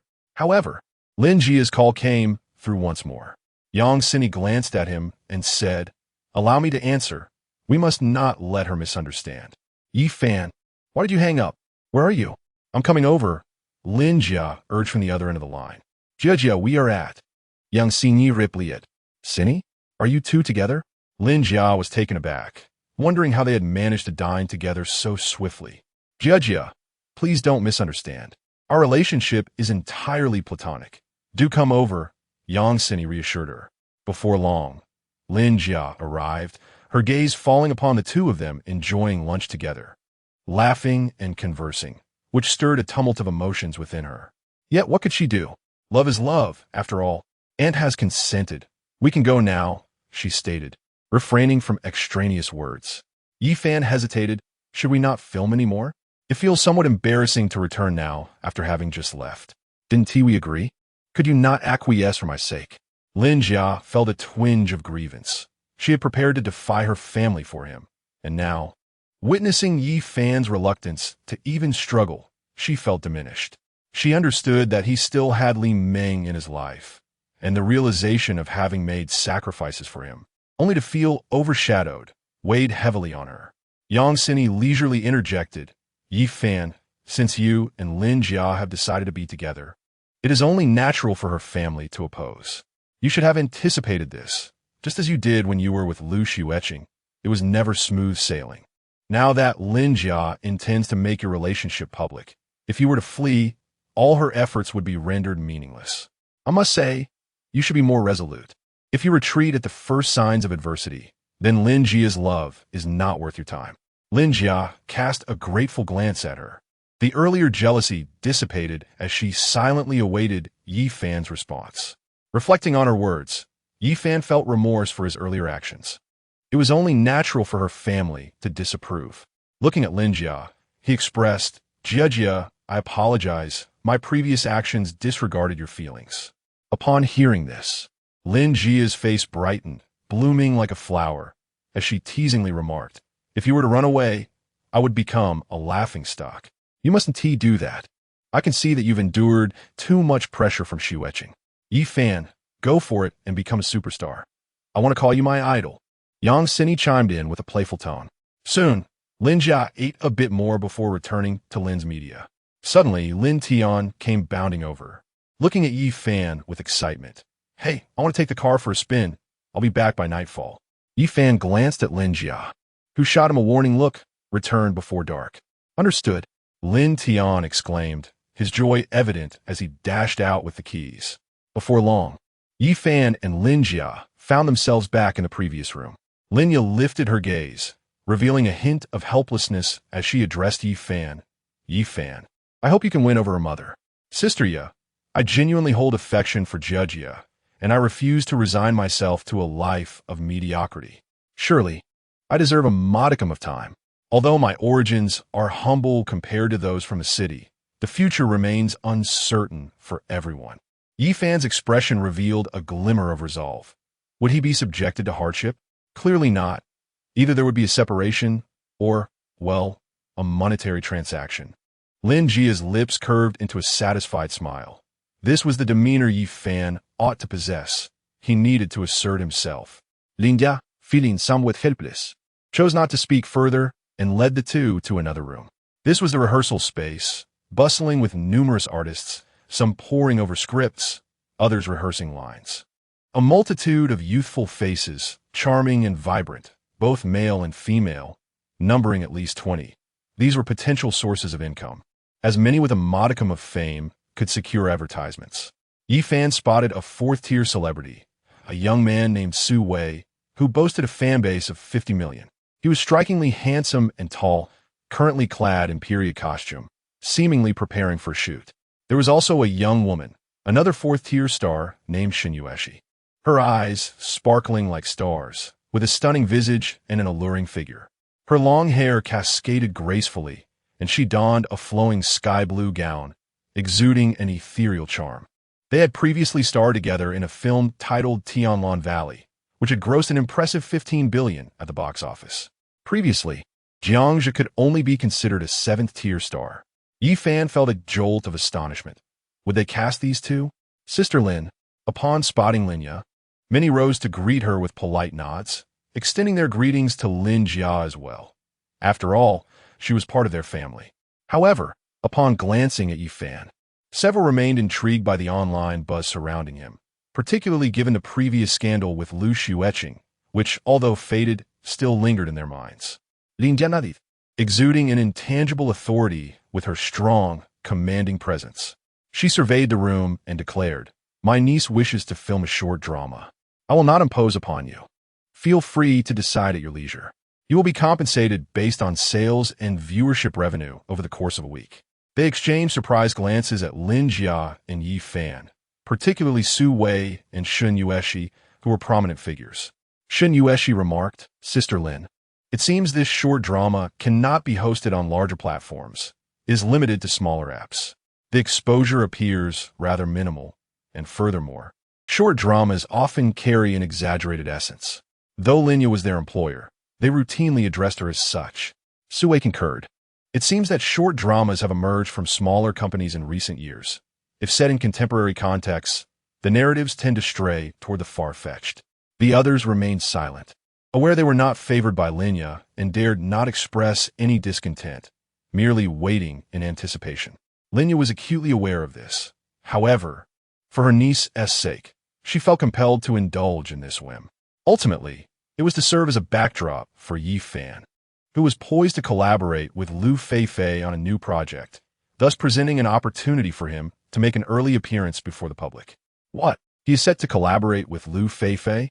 Hasn't he already starred in films? There is no foundation, nor can they manage the camera, right? Goodness.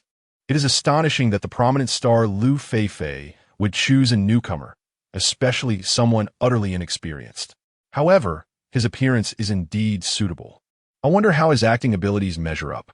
Many here are in shock, expressing their doubts. After all, it should not be Yi Fan's turn, particularly for Xueqing. The feeling is even more unsettling, as he has also received news that Lu Feifei has long been preparing for a new drama, eager to secure a role in a historical setting in which he holds confidence. Yet unexpectedly, Yi Fan, like a bolt from the blue, has thrown a wrench in his plans. Chapter 57. Li Meng's disappointment. Lu Xueqing's heartache. All eyes were fixed on Yi Fan, questioning the rationale behind his role as merely a backdrop in a short film. The prideful amongst them found it intolerable to be mere accompaniments to someone seemingly less accomplished.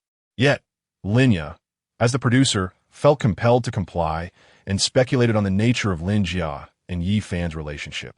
Observing the reactions around him, Yi Fan realized that these stars were equally eager to collaborate with Lu Feifei, driven by the desire for fame. It appeared that, without a project, they were merely languishing in this space. At this juncture, Lin Jia interjected, stating, "Who among you agrees? Even without fame, I shall personally fund him 50,000. Xueqing and Shun Yueshi remained silent, feeling somewhat diminished by the proposition. A short film? They aspired for something grander, a feature to grace the silver screen. They yearned to secure a role in Lu Feifei's upcoming drama, which was set to premiere during the Spring Festival this year. The prospect of instant fame could potentially double their market value and attract a plethora of advertising opportunities. An air of silence enveloped the group as they exchanged glances, many visibly tempted by the offer. 50,000 was no small sum for merely a week's work. Lin Jia furrowed her brow, questioning the efficacy of her words. We agree to be the supporting cast. Eventually, two individuals with 5 years of experience stepped forward, a man and a woman named Han Dong and Jiang Zixuan, both possessing commendable looks. Lacking the resources of Xueqing and Shun Yueshi, they understood that fame would ultimately necessitate compensation. Anyone bold enough to claim they pursued stardom purely for enjoyment would earn the collective thumbs up from the onlookers. The duo was unwilling to forfeit any opportunity for exposure, nor the enticing 50,000. Excellent, Lin Jia declared. For 1 week, you two will be among the leads. Subsequently, I shall provide each of you with 50,000. This is noist. As for others wishing to act, they will have to settle for extras. Lin Jia expressed her dissatisfaction, feeling disrespected by Xueqing, Shun Yueshi, and others. Han Dong and Jiang Zixuan nodded in agreement, understood. Meanwhile, others began to regret their pretensions. Particularly those still struggling to establish themselves lamented their stubborn pride. Why refuse to play Yi Fan's supporting role? Now the opportunity had slipped away, and with it the 50,000. To be an extra? A mere few thousand would suffice. Today, you will familiarize yourselves with the script. Filming commences tomorrow. Lin Jia produced the lines she had meticulously prepared. Her efforts for Yi Fan were commendable, especially in contrast to Lu Xueqing's contributions. Lin Jia observed the group and remarked, "Tomorrow, Lu Feifei will visit our company. I will see if I can secure your roles." Although many had agents, the intervention of the producer might yield greater respect. Lu Feifei is coming. She is my idol. I have yet to meet her in person. This is finally my chance. Excitement rippled through the crowd. Before long, they exited to familiarize themselves with the script. Xueqing inquired knowingly, "What is the relationship between Yi Fan and Miss Lin? They actually expect us to play the supporting roles for him. Perhaps we should refrain from discussing this further. Sister Lin's intention in summoning us here is evidently to have us serve as mere backdrop. There's little we can do. We are, after all, performers. Let us see if we can secure a spot through Lu Feifei." Shun Yueshi sighed, acknowledging that they were merely contracted individuals without the authority to dictate everything. At the Qingtian group, Li Meng appeared somewhat distracted. Although Yi Fan was off filming a short drama, his absence from home left her feeling unsettled. It had been 2 days without a single phone call. A sense of disappointment washed over her as she speculated about Yi Fan's whereabouts, contemplating, is this truly all right? How shall we navigate this relationship moving forward? Meanwhile, Xueqing gently caressed her abdomen, aware of the life blossoming within her. Yet her emotions were tumultuous, especially since she and Yi Fan were now divorced. Her grandfather had requested Yi Fan's presence, prompting her to consider reaching out to him with the hope of rekindling their marriage. She picked up the phone, seeking the courage to call him. However, the line was busy. How could this be? Has he blocked me? Xueqing's disbelief prompted her to try again. The same message echoed back. The number you dialed is currently busy. English is not my forte, so I shall refrain from writing. I can at least say sorry. She murmured to herself, frustration mounting. I refuse to believe you would block me. Her expression darkened as she opened WeChat. A string of red text appeared, indicating her message had been sent but rejected. Staring blankly at her phone, she felt as if 1,000 needles pierced her heart, her breath irregular, and her throat constricted painfully, akin to being choked by a fishbone. In a trembling, despondent whisper, she lamented why, after sharing vows as husband and wife, am I not even worthy of maintaining contact? Yi Fan, how cruel you are. My hatred for you, it burns deeply. You, the emotional con artist, deceived me into believing you loved only me. Yet, here you are, entangled with Jia and Xueqing. I returned home for just one night. And this is how you treat me?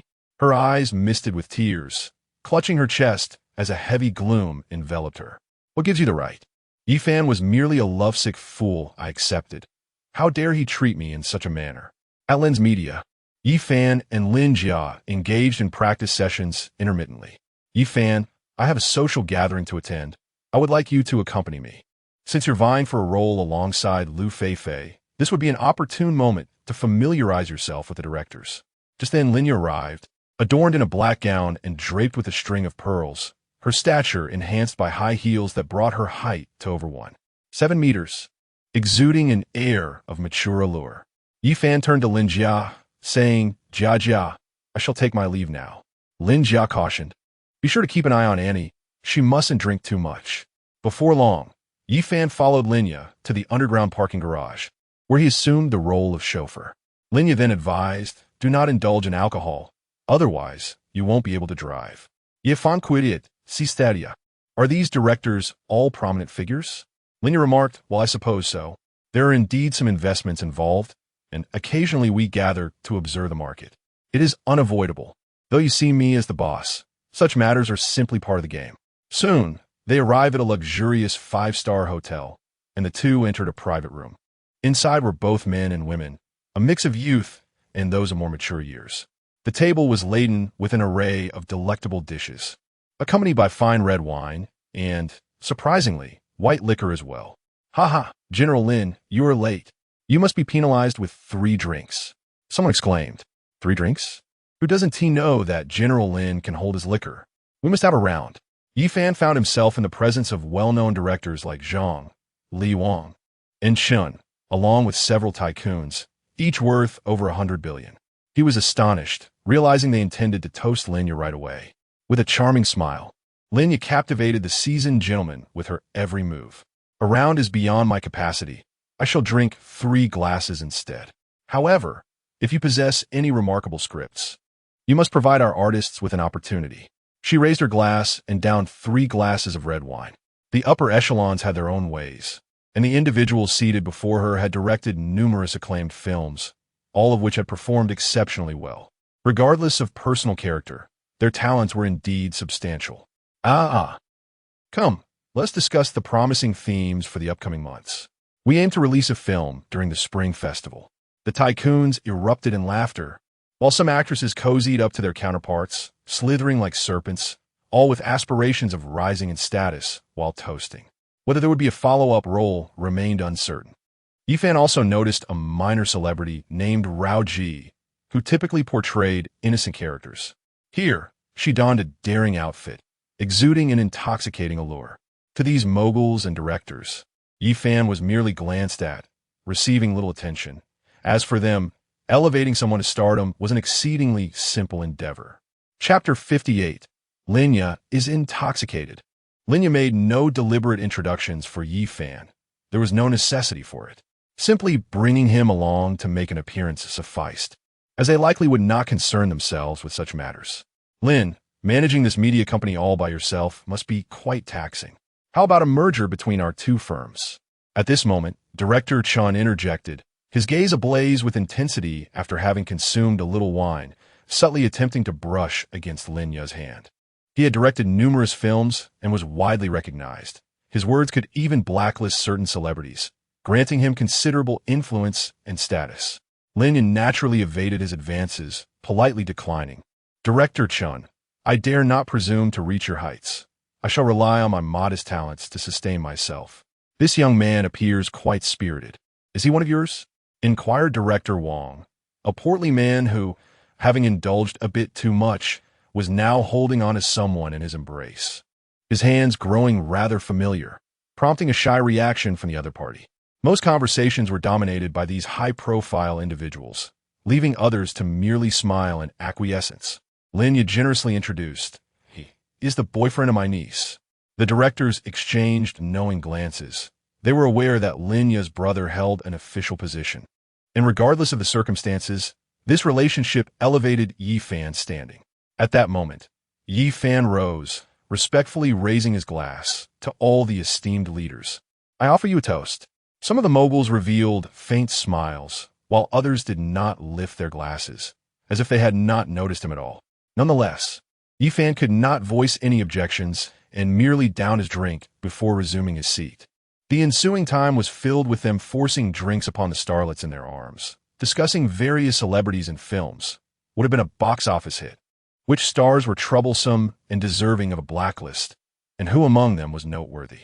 Lin Jia was also honored with many toasts, exuding a captivating allure as she gently pressed her forehead and slowly rose, announcing, esteemed leaders, I believe I have had enough. I shall take my leave now. Director Chun, somewhat displeased, remarked, Lin, this is rather inconsiderate.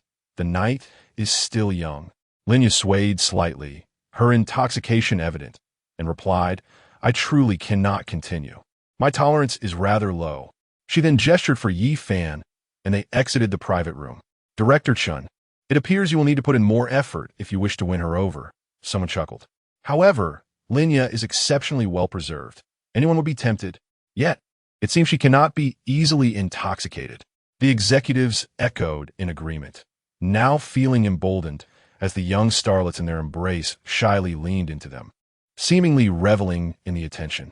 Director Chun, a middle-aged man of 50, had long desired to pursue Lin Jia, yet he dared not act forcefully. If she were to become intoxicated, then the situation would take on an entirely different nature. As they reached the ground floor, Lin Jia walked with a slight wobble, the effects of the red wine clearly taking hold. After a 2-hour meal, Yi Fan observed her state and gently supported her, assisting her into the passenger seat. Finally, Yi Fan spoke, Sister Jia, shall we head to Lin's media? Lin Jia, inebriated, responded with a slurred, take me to my place, in a state of drowsiness. She mumbled a location before drifting off to sleep.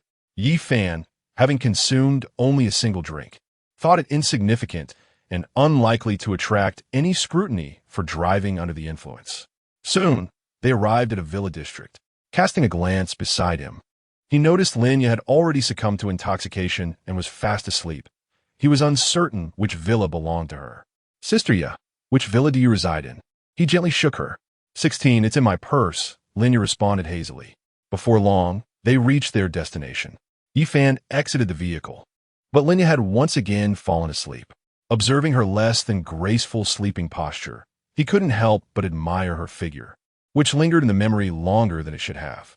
Though she was 42, she appeared to be in her 30s, exuding a mature charm that was distinctly alluring. Yi Fan observed Lin Jia, who was still asleep.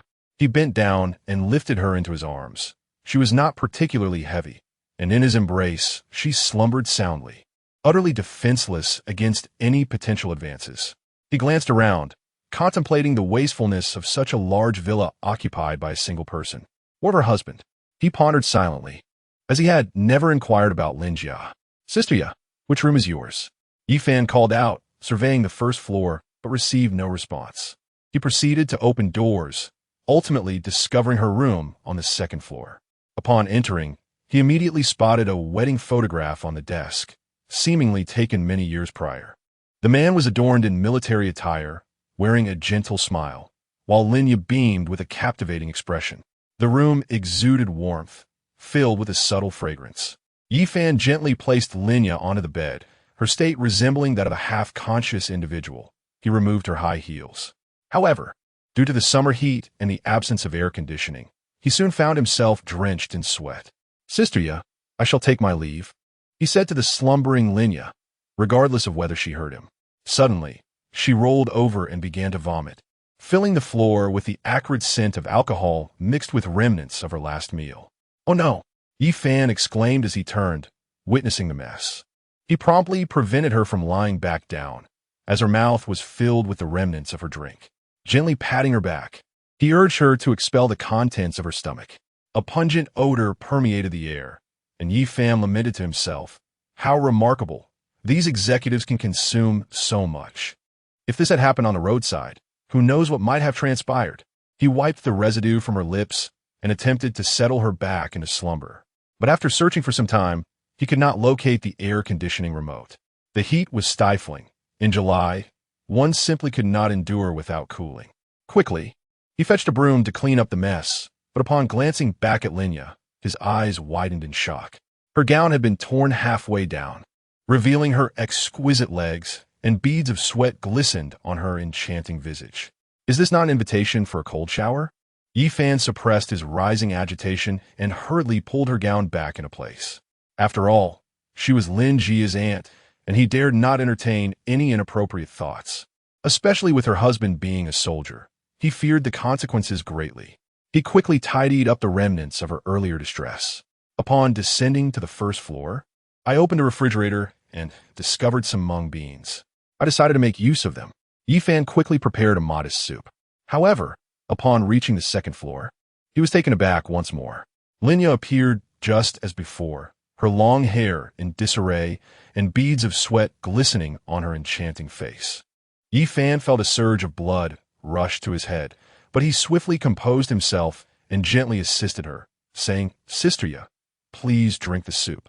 Lin Jia, in a daze, took a sip but coughed, exclaiming, "Hugo, why did you leave?" Ye. It seemed he must have been her husband, Yi Fan mused. Yet, he inwardly chastised. How could someone who calls himself Hugo leave behind such a beautiful wife at home? Chapter 59. Lin Jia's touching moment, however. The scene that unfolded next left Yi Fan utterly astonished. As he glanced at the bed, he realized Lin Jia had lost control, and he slapped his forehead in disbelief. The sheets were beyond salvaging. How could he possibly encounter such a predicament? He searched frantically for blankets and sheets, quickly locating some in a wardrobe. Observing Lin Jia in her current state, he felt it inappropriate to assist her directly. It would be utterly indecorous. It was far too late to call Lin Jia for help. Thus, he made a decision. "Wake up, Sister Jia," he exclaimed, giving her a gentle slap. "Sister Jia, you're exposed." In his desperation, he resorted to slapping her cheek, but she remained unresponsive. It was only upon hearing his final remark that she stirred, her beautiful eyes fluttering open. Initially startled, she soon recalled the circumstances and exclaimed, "How did I fall asleep? And why am I?" As she lay there, still in her dress, she quickly realized the bed was wet, and her gown was damp as well. Having been sick and consuming some hangover soup, she felt slightly revived, but a flush crept across her alluring face, wishing she could vanish into the ground. "Don't look at me. You know nothing." Lin Jia felt utterly humiliated. Having lost control in front of Yi Fan, her face burning with embarrassment, momentarily forgetting that he had just slapped her. Yi Fan, on the other hand, perceived nothing unusual. It was a natural occurrence, especially after a night of drinking. He urged her gently, "Sister Jia, you should get out. I will clean up. Just treat me like your little brother." Overwhelmed by her embarrassment, Lin Jia abruptly stood up and admonished, "This must not reach Jia Jia's ears, or neither of us will be able to face the consequences." With that, she staggered out of the room. Yi Fan shook his head, finding no strangeness in the situation. In fact, he felt a sense of admiration for Lin Jia, who had consumed so much alcohol for the sake of her company and its influential figures. Soon, he had replaced all the sheets and blankets. The remote control was found beneath the pillow. No wonder he had overlooked it, as it was and tea on the table. He then proceeded to mop the floor once more. Meanwhile, Lin Jia was in the shower, utterly mortified by the thought of Yi Fan having discovered such an embarrassing moment. Surely, he had seen her in that state. Would other men take advantage of this? Yet, his gaze had been so ordinary.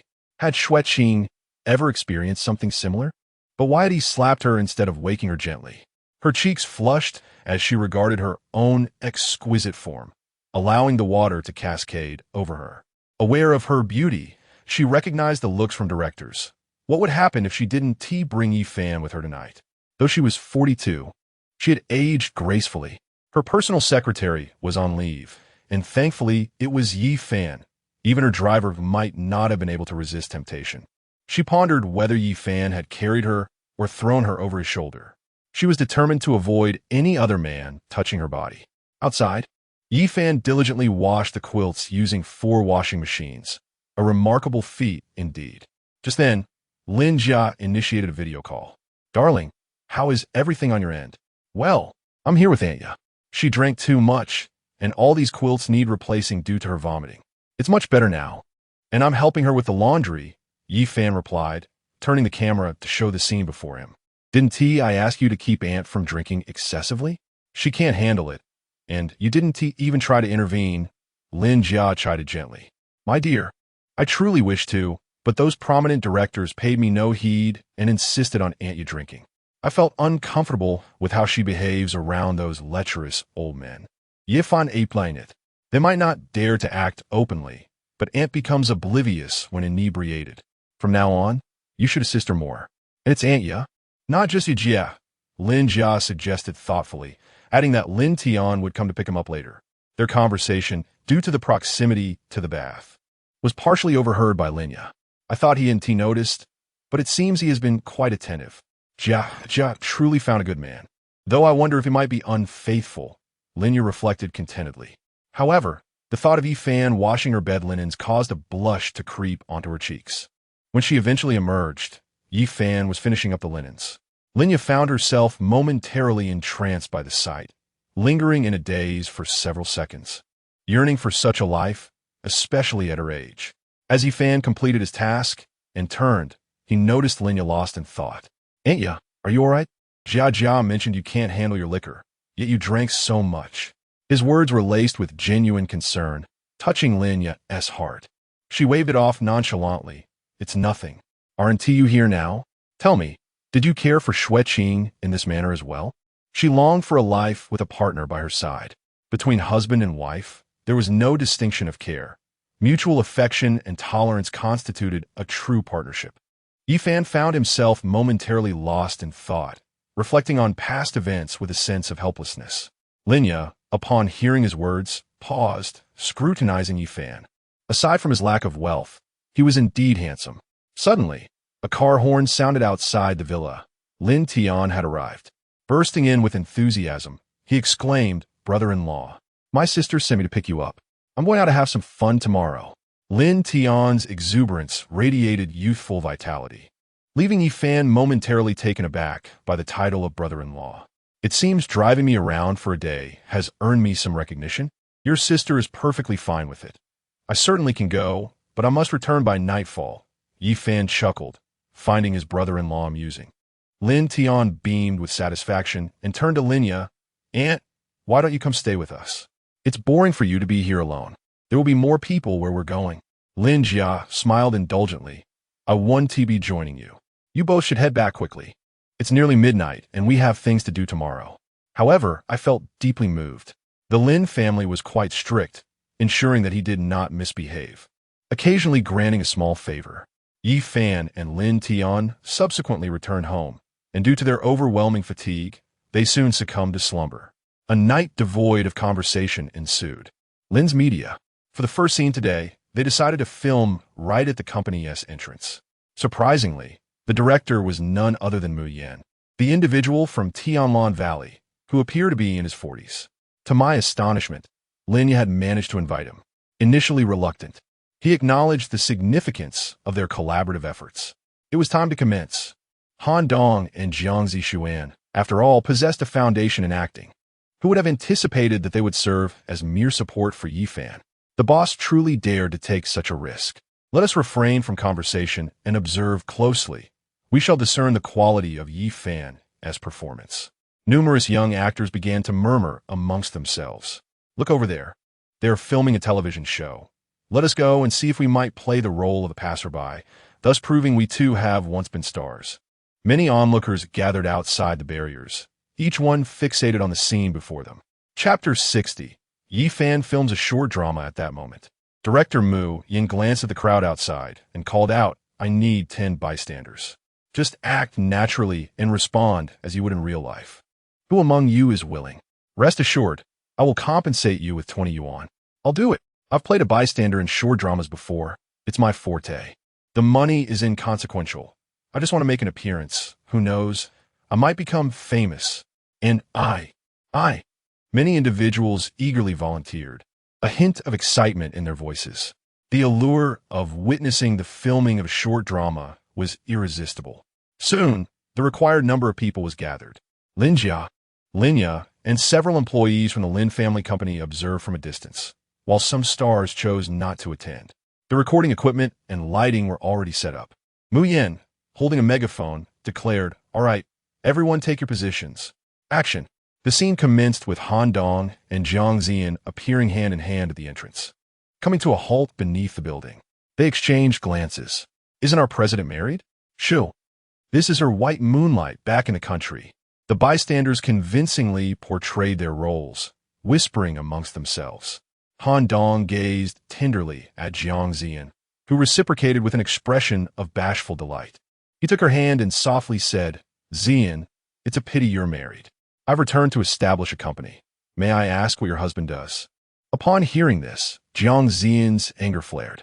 "My useless husband, who lives off me, is merely a house husband. He does treat me well, obeying my every word, which is why I married him. However, I haven't allowed him to touch me." A flicker of intense desire crossed Han Dong's eyes upon hearing her words. Not touched. His heart soared, and he replied nonchalantly, "Oh, what a shame. How can a man be so ineffectual? He is utterly unworthy of you. You are the president, and he merely lives off you. It's quite embarrassing." Jiang Ziyan's expression turned somewhat uneasy. Here stood her white moonlight, who was about to start a company, while her husband was just a domestic caretaker. The stark contrast left her feeling disheartened. "Ziyan, why not divorce your husband? I would cherish you instead." "If you would allow me," Han Dong suggested, his eyes sparkling with affection as he gently placed his hand on her delicate shoulder.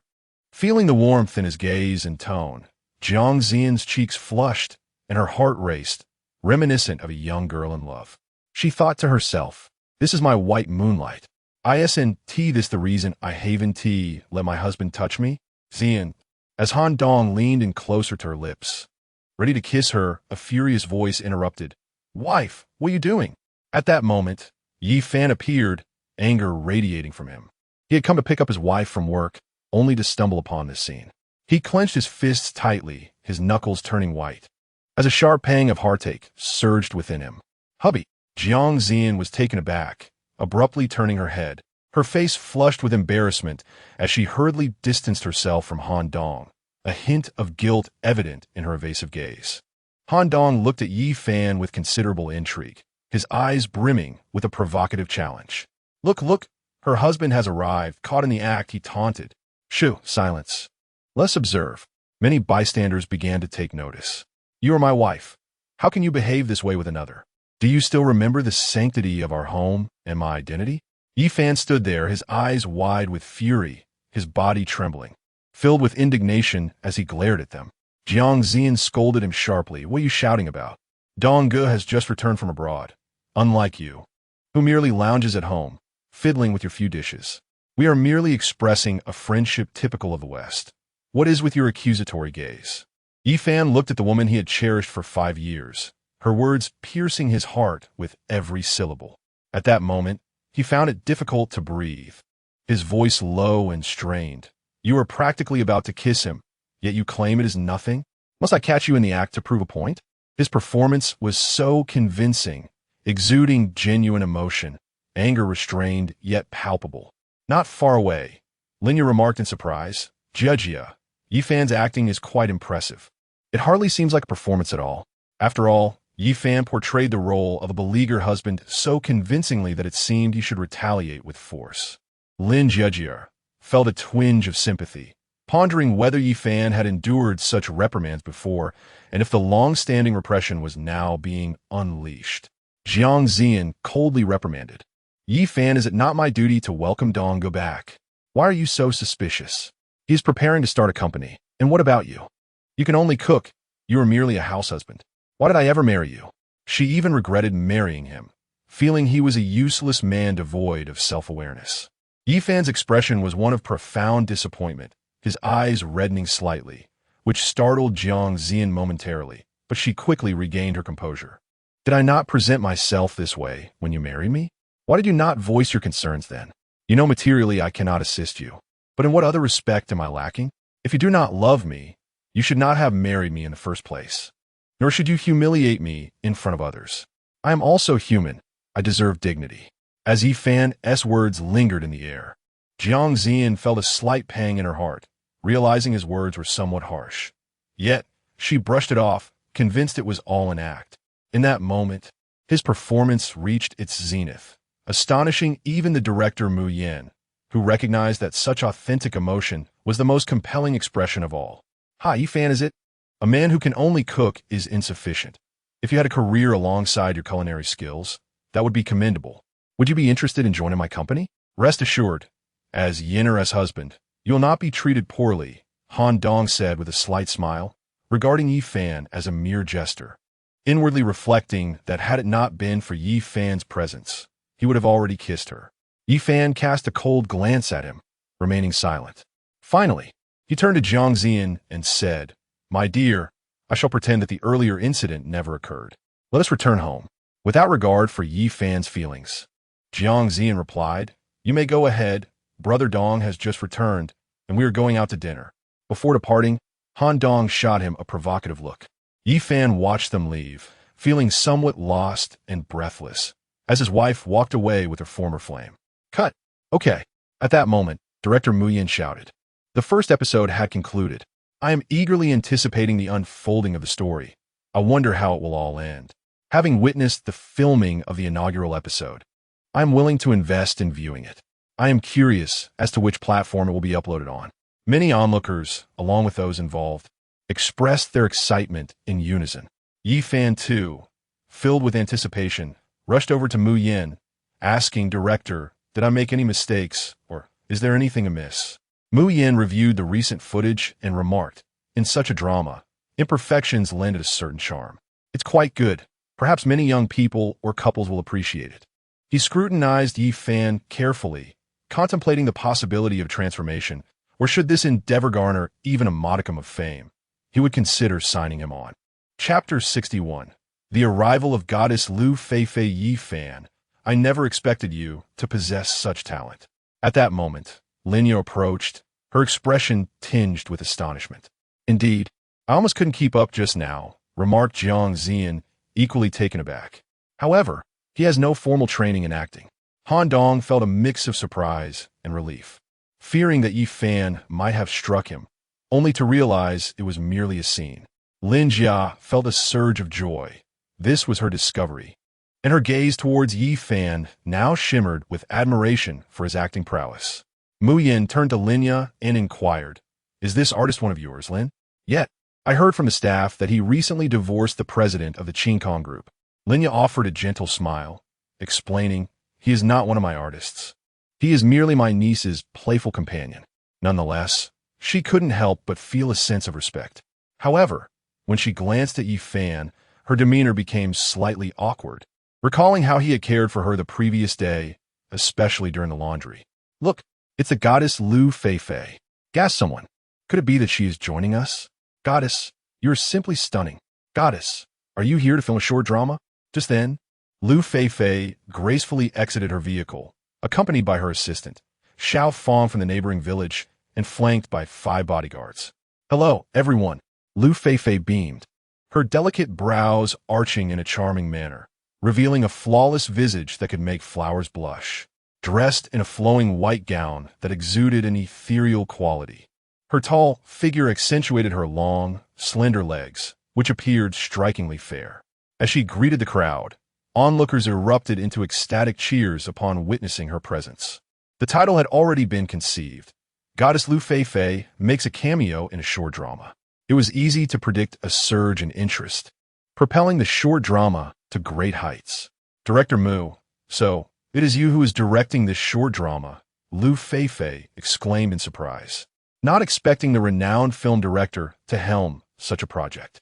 Han Dong and Jiang Zian finally accepted the reality. Lu Feifei had truly arrived. Mu Yin chuckled, "Well, it was Lin who invited me. It has only been a week." Although his credentials may not rival those of industry titans, they were still respectable. Lin Jia, "Feifei, welcome." Lin Jia, "It's been a month since we last met," Lu Feifei replied with a gentle smile. Meanwhile, Xiaofang had already darted over to Yi Fan, inquiring about various matters. Lu Feifei approached Yi Fan with a smile. "Yi Fan, it seems you're destined to become an idol." Yi Fan chuckled awkwardly. "What idol? I'm merely playing around." "Feifei, you may not know this, but Yi Fan has adorned his room with your photographs, considering you as goddess." Lin Jia chimed in with a grin. Upon hearing this, Lu Feifei's expression shifted to one of surprise, and she mused. "What role do you think I should cast you in my new drama?" Their previous encounter had been purely coincidental, yet Yi Fan's identity as Lu Xueqing's ex-husband was certainly notable. Mu Yin was astonished, contemplating the prospect of casting Yi Fan in the new drama. Lin Jia, now fully convinced, believed that Yi Fan truly had a role awaiting him. Yi Fan managed a wry smile, indifferent to the outcome, yet if possible, he would welcome an advertisement for his video software. "It's too hot. Let us head upstairs for now," Lin Jia suggested, proposing to film a brief episode temporarily. Soon, they arrived at the rehearsal room, as Lu Feifei wished to observe Yi Fan's martial arts skills. Mu Yin, however, remained outside, preoccupied with editing the footage from their recent shoot. Many trainees, upon witnessing the scene, exhibited expressions of excitement, pondering whether they might ascend to stardom, inundated with roles. Among them, Su Wei and Shan Yueshi yearned for a part, especially Su Wei, who cast a pleading glance at Lin Jia, hoping for a recommendation.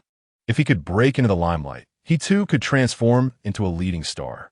Lin Jia quickly grasped the situation and remarked, "Feifei, what do you think about Su Wei playing the male lead in your new drama?" Both in professional and personal terms, she wished for her artist to secure the role, also subtly endorsing Shan Yueshi, who reciprocated with a grateful look. Lu Feifei considered them briefly before softly stating, "Let Yi Fan and Su Wei spar. I'd like to see who performs better." Neither contestant objected, donning protective gear and wielding prop swords. "Yi Fan, watch closely. I have trained before," Su Wei declared, his demeanor turning serious as he lunged forward like a tempest, aiming at Yi Fan's abdomen. "I've trained too for 2 years in university," Yi Fan replied, adopting a similarly solemn posture, his right hand gripping the sword as he met Su Wei's strike with determination. Their exchanges were fierce, parrying and dodging with intensity. For a time, neither managed to land a blow, both maintaining a focused gaze on one another. Though they wielded props, a successful hit would signify defeat. Subsequently, their clashes became increasingly fierce, bordering on ferocity, especially for Su Wei, who was exceedingly eager to secure the male lead role. Little did they expect Yi Fan was not exaggerating. He had indeed mastered some martial arts.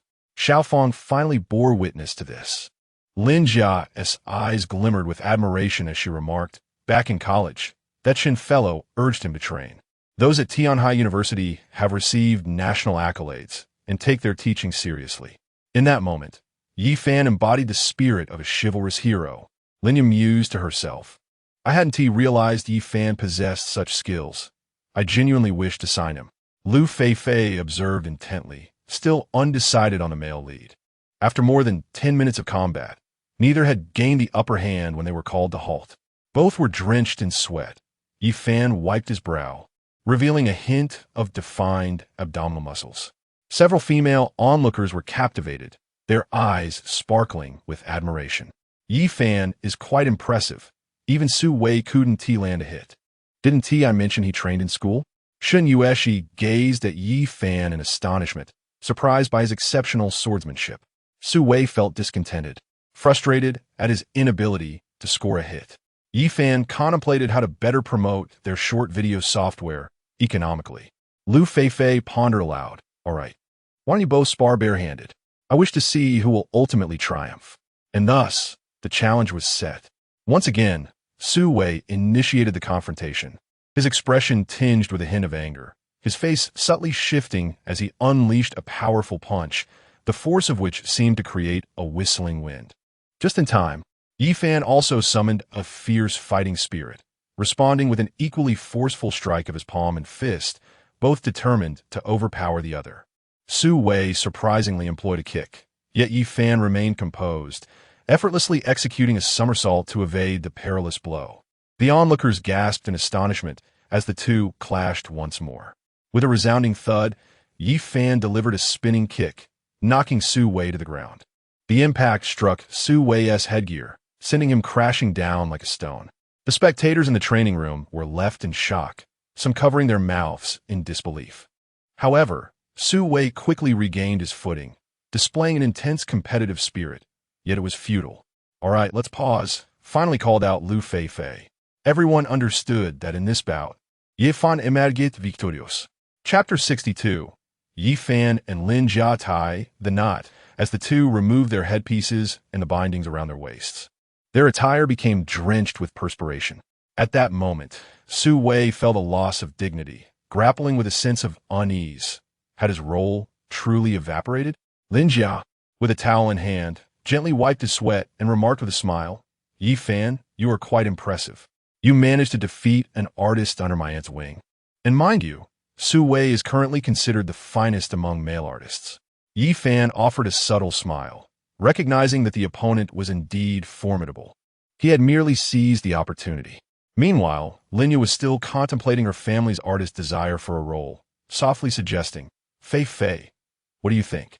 Lu Feifei glanced at Yi Fan, Su Wei, Shun Yueshi, Han Dong, and Jiang Zian, and slowly replied, I will consider it further, but Yi Fan, you must attend.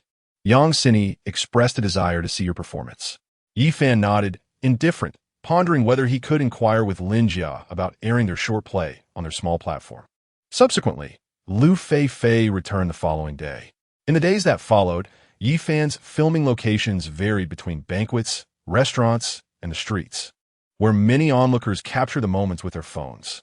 With the proliferation of tablets and smartphones, they had become ubiquitous, easily accessible in major cities, counties, and towns for just a few hundred yuan. At the Qingkong Group, with Lu Zhamping's return, the previous negative press began to diminish as he personally re-engaged with former clients and suppliers, though the prices had to be adjusted upwards. Many were astute.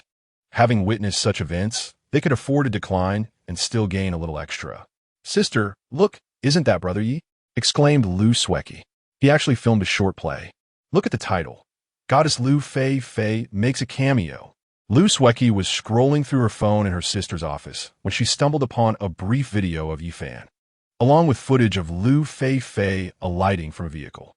Lu Xueqing leaned in for a closer look, her beautiful eyes shifting as they fixated on Yi Fan, her ex-husband. She never expected him to venture into short films, surely driven by Jia Jia's influence. She had overheard something to that effect. Furrowing her brow, she felt as though her close friend was opposing her. Lu Xueqing, brimming with excitement, suggested, let us go see. Upon hearing this, Lu Xueqing also felt compelled to attend. Her grandfather had invited Yi Fan for a meal, and she had her own intentions. In a high-rise office building, where the light was splendid, a nearby developer was earnestly presenting their proposal, knowing that securing a deal would yield significant commissions. Commissions from office buildings and shops surpassed those from houses and apartments, particularly if directly purchased. The young man presented earnestly, Mr. Yi, this would indeed be a wonderful office space for you. The transportation is quite convenient. Yi Fan nodded, feeling a surge of excitement as he slowly responded, all right, I will make a call. Hello, UNZ. Yi Fan's voice resonated through the line. I had sought a 16th floor apartment. Yet it was swiftly leased by another for just over 1,000, charging 10 yuan per square meter daily. This shall suffice. I will ascertain whether we can stream this short drama through our software to garner some traffic. Furthermore, I believe 2 vehicles are insufficient. Let us secure 5, providing accommodations for Su Yuru and Zhao Xian, and, additionally, we should explore the vicinity for any available employee lodgings on the ground floor. After concluding the call, Yi Fan hung up. Yi Yuan regarded the sales representative and inquired, "Where is the contract?" The latter was momentarily taken aback, not expecting such immediate agreement over the phone, as many others would deliberate, often taking half a year to finalize. "Mr. Yi, we can fill out the contract here," he said, guiding Yi Yuan to a nearby sofa. Days passed, and Yi Fan's short drama approached its conclusion. The scene being filmed today was an addition by Lin Jia, depicting her marriage to Yi Fan. Clad in a pristine white wedding gown, ethereal veils floated around her like clouds, perfectly accentuating her graceful silhouette. With each step, she swayed gently, reminiscent of a celestial being. Accompanied by Lin Jia, she entered the scene where numerous guests awaited. Yi Fan stood on stage in a tailored suit, his stature dignified and handsome, his starlight gaze tenderly fixed upon her exquisite form. Lin Jia led Lin Jia to Yi Fan's side, wearing a smile that resembled that of a proud parent giving away their daughter. Shortly thereafter, she returned to her position below as the cameras rolled. The music played, creating a delightful atmosphere, and many in attendance expressed their admiration and cheered for the couple on stage. At that moment, Xueqing and Xueqing arrived at the filming location, their eyes widening in disbelief as they observed Yi Fan and Lin Jia. "Are they getting married?" Xueqing exclaimed, her voice laced with envy. "Sister, Yi Gij is marrying Lin Jia." Despite knowing it was merely a performance, she felt a sense of injustice, as if it should have been her instead. Xueqing felt even more perturbed, her heart aching as her delicate features paled, fixating on the scene above. The most bitter realization was that her close friend was using her own story as the basis for the short drama. Was this a severe punishment for her? The groom on stage, Yi Fan, was meant to be her husband, a man who loved her dearly, yet it seemed all was lost. "Why are you married, and I not the bride?"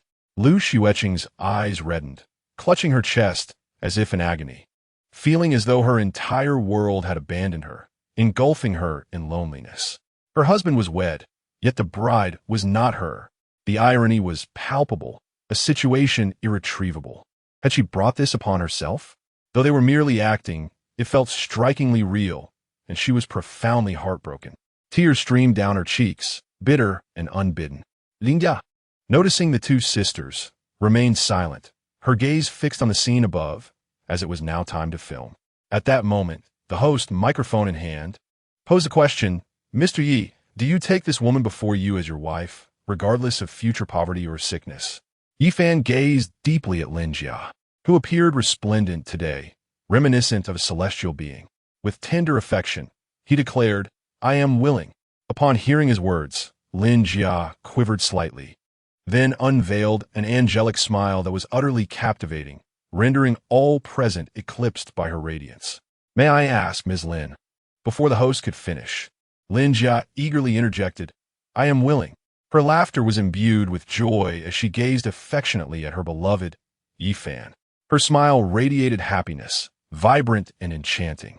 He was, without a doubt, the companion of her life. Meanwhile, Xueqing, witnessing this moment, stood transfixed, feeling as though she were in a dream, utterly disoriented. "How outrageous!" Xueqing pouted, aware of the pretense, yet feeling an undeniable discomfort within. Yi Fan's eyes were solely fixed on her, captivated by an ineffable grace and purity that enveloped him. The delicate veil brushed against his face, while her eyes sparkled with the light of happiness, never straying from his gaze. Gently, he lifted the veil to reveal her exquisite face adorned with a beaming smile, drawing the attention of everyone present to their union. "For the rest of our lives, may we grow old together." He tenderly placed the diamond ring onto her ring finger, her bashful countenance reflecting a heart racing with love. Lin Jia reciprocated by adorning Yi Fan with a ring of her own, a symbol of their shared narrative and a binding token for their lifetime together. Share a kiss, the assembled guests erupted in cheers, some believing in the authenticity of the moment as they beheld the profound affection exchanged between the two. Yi Fan and Lin Jia exchanged knowing smiles before gently embracing and kissing, creating a scene of unparalleled beauty. Chapter 63. Lu Xueqing. I am pregnant. Amidst a resounding chorus of applause, the crowd cheered, celebrating the union of the newlyweds and witnessing the joy of a blissful couple. Lin Jia, adorned in a wedding gown, wore a bashful expression, her gaze lowered as she held Yi Fan's hand.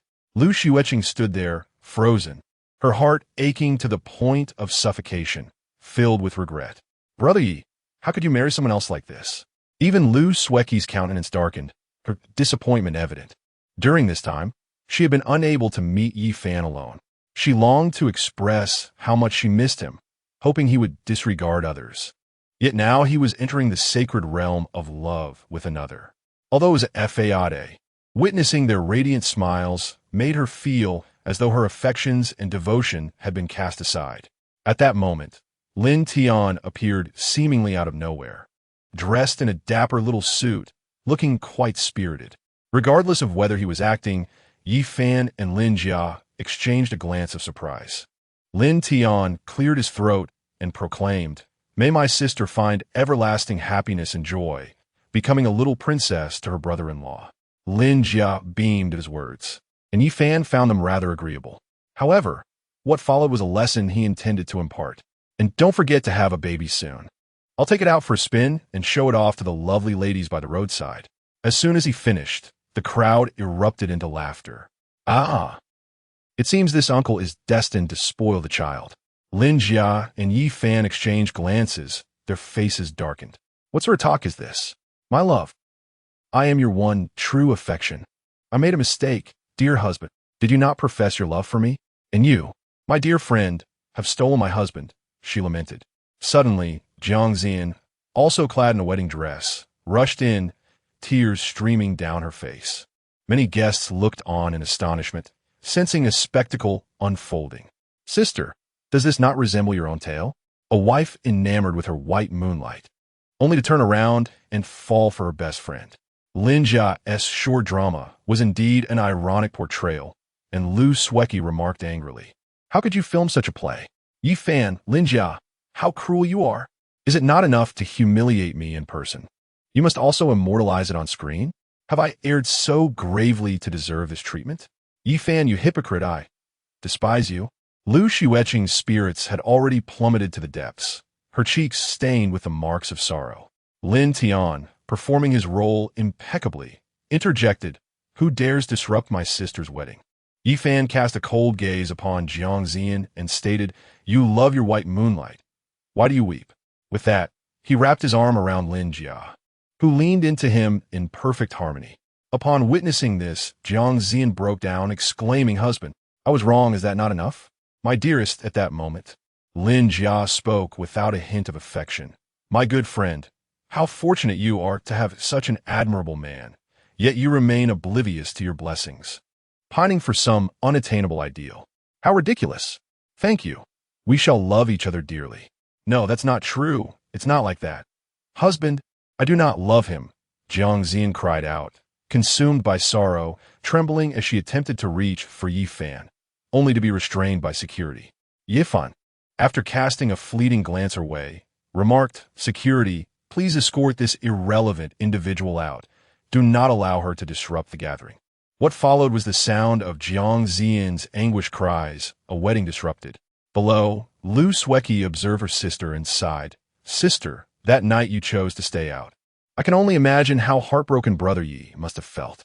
She assessed the unfolding scene, concluding that it felt far from scripted.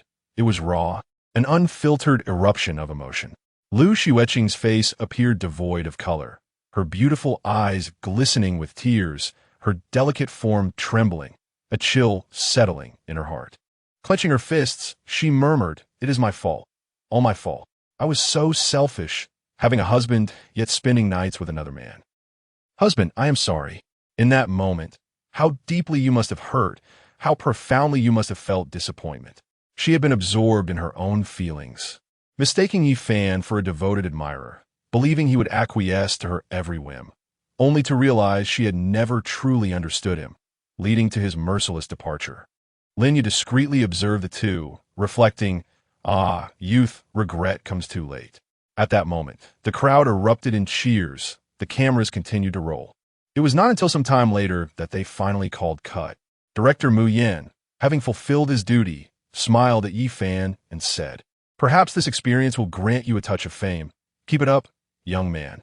Yi Fan offered a modest smile, expressing his gratitude with, "Thank you for your kind words, Director Mu. You have worked hard." With a gentle smile, the director departed to handle the final editing. Many of the guest actors also left, except for a few cleaning staff. However, Yi Fan and Lin Jia noticed the Lu sisters. "Xiaoqi, you've come." Yi Fan approached slowly, casting a casual glance at Lu Xueqing, whose cheeks still bore traces of tears. Lu Xueqing pouted, feeling a twinge of jealousy. "Brother Yi, you didn't invite me to film the short drama. I would have loved to make a cameo." "Ahem, perhaps next time, if the opportunity arises," Yi Fan replied awkwardly. As the cast had already been finalized, Lu Xueqing's face brightened with a smile as she declared, "All right then, I want to be the first to watch your short drama and be your very first fan." Yi Fan had no objections. However, Lin Jia and Lu Xueqing found themselves at odds once more. "You are quite something, using my story, taking my husband, all for your own gain. How did I never realize what a scheming person you are?" Lu Xueqing's expression was frosty, her tone even colder, like an impenetrable ice cavern. Lin Jia felt a twinge of guilt, but asserted, "Yes, I admit it. But you're the one who lost your husband. Does Yi Fan belong solely to you? Is he an unlikable person?" At this moment, Yi Fan remained silent, as the two engaged in a verbal skirmish, while Lin Jia observed the scene from a nearby bench. Lu Xueqing's expression was frosty as she addressed Lin Jia. "Do you truly believe your family would approve? They might look down on us even more than my parents."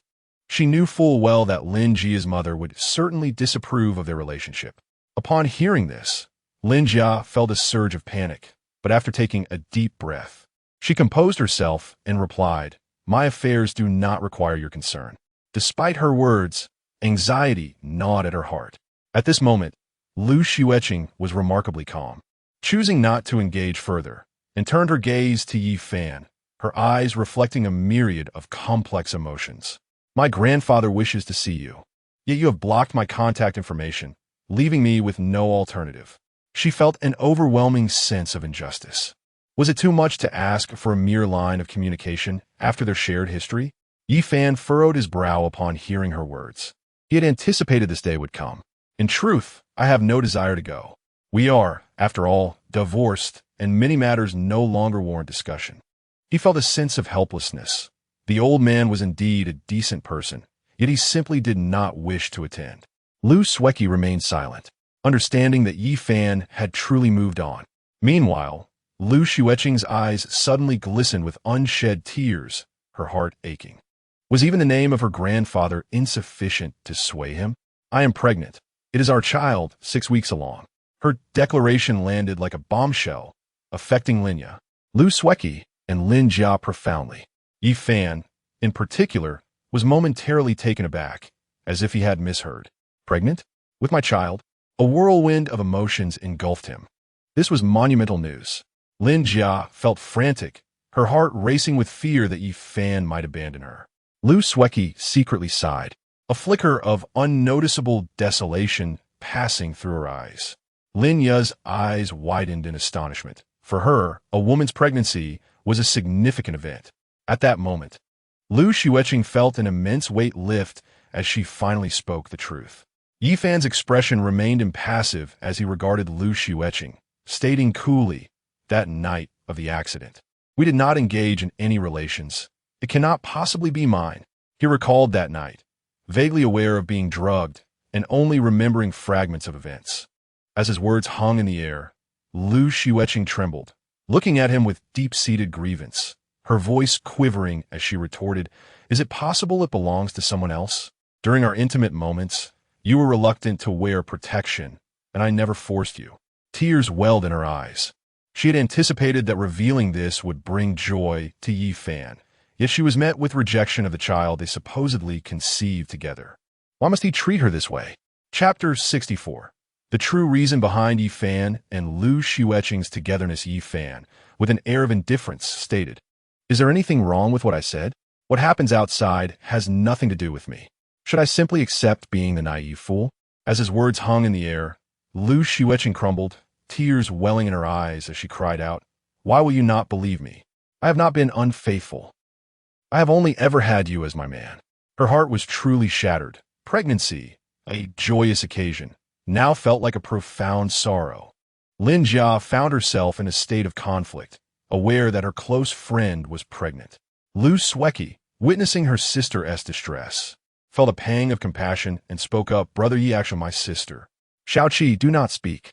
Yi Fan interrupted her before she could finish, causing Lu Xueqing to swallow back her words with a sigh. Yi Fan continued to regard Lu Xueqing coldly.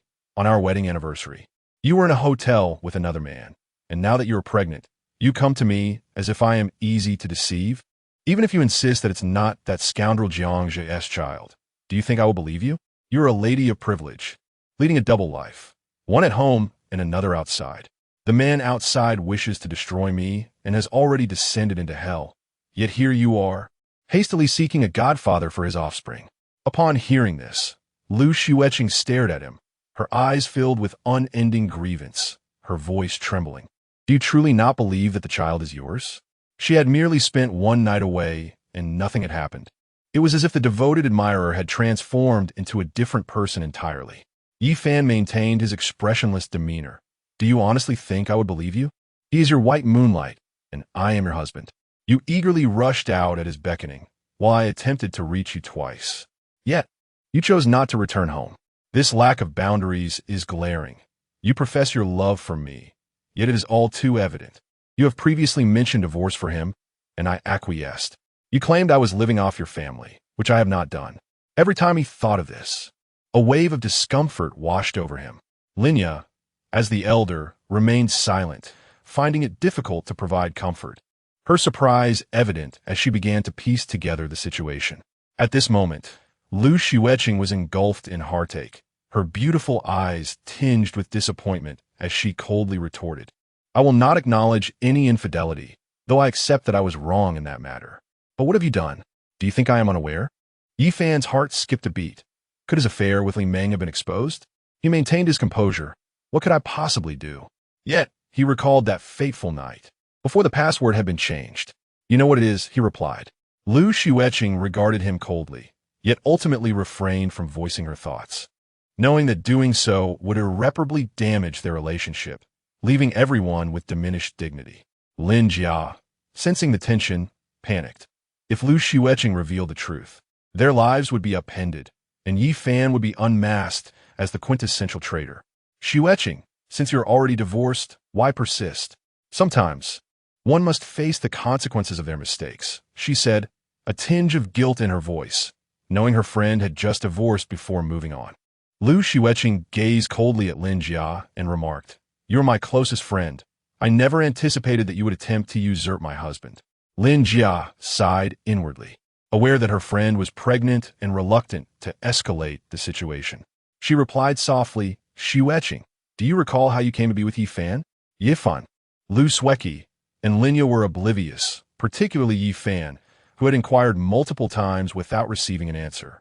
Lu Xueqing's eyes flickered momentarily, yet she quickly regained her composure. Lin Jia slowly elaborated, "During our university days, we made a wager. I asserted that Yi Fan would undoubtedly pursue you throughout our time there and would not seek a girlfriend, while you claimed he would. It turns out I was correct. Yi Fan did not find a girlfriend, and the one who lost had to become his partner." As Lin Jia revealed the truth, Yi Fan was taken aback, realizing that their relationship had stemmed from a bet. Lu Xueqing had not genuinely loved him. She merely lost a wager. How could Yi Fan have pursued anyone else at that time? Lu Xueqing appeared visibly uncomfortable, clearly wishing to avoid the topic, but after a deep breath, she confessed, "I admit that is the reason, but after spending 6 months together, I discovered that I had fallen in love with him."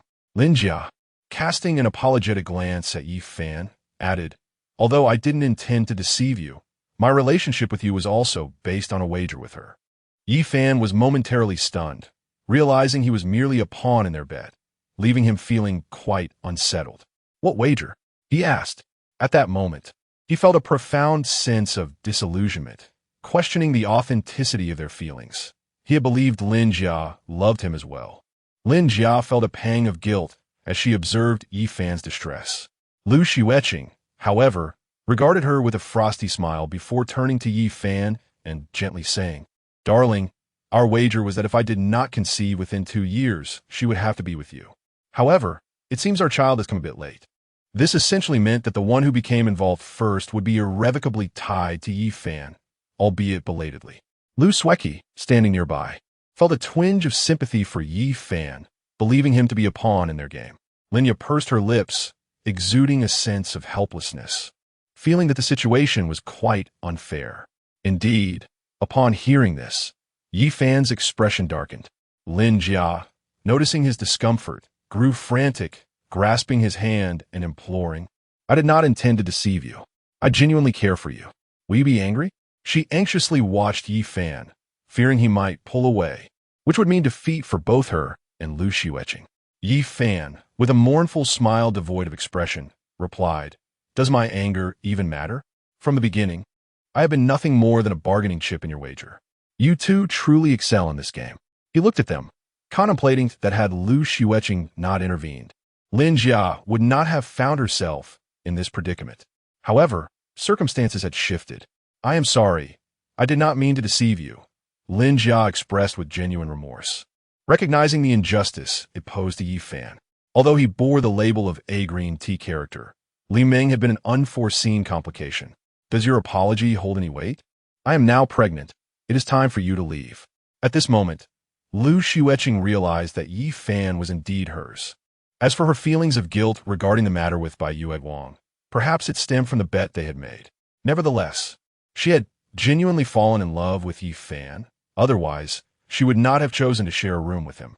Lin Jia and Xueqing had also begun to quarrel, while Yi Fan stood by, contemplating that perhaps he was merely a pretty face, a puppet for the amusement of these two young ladies.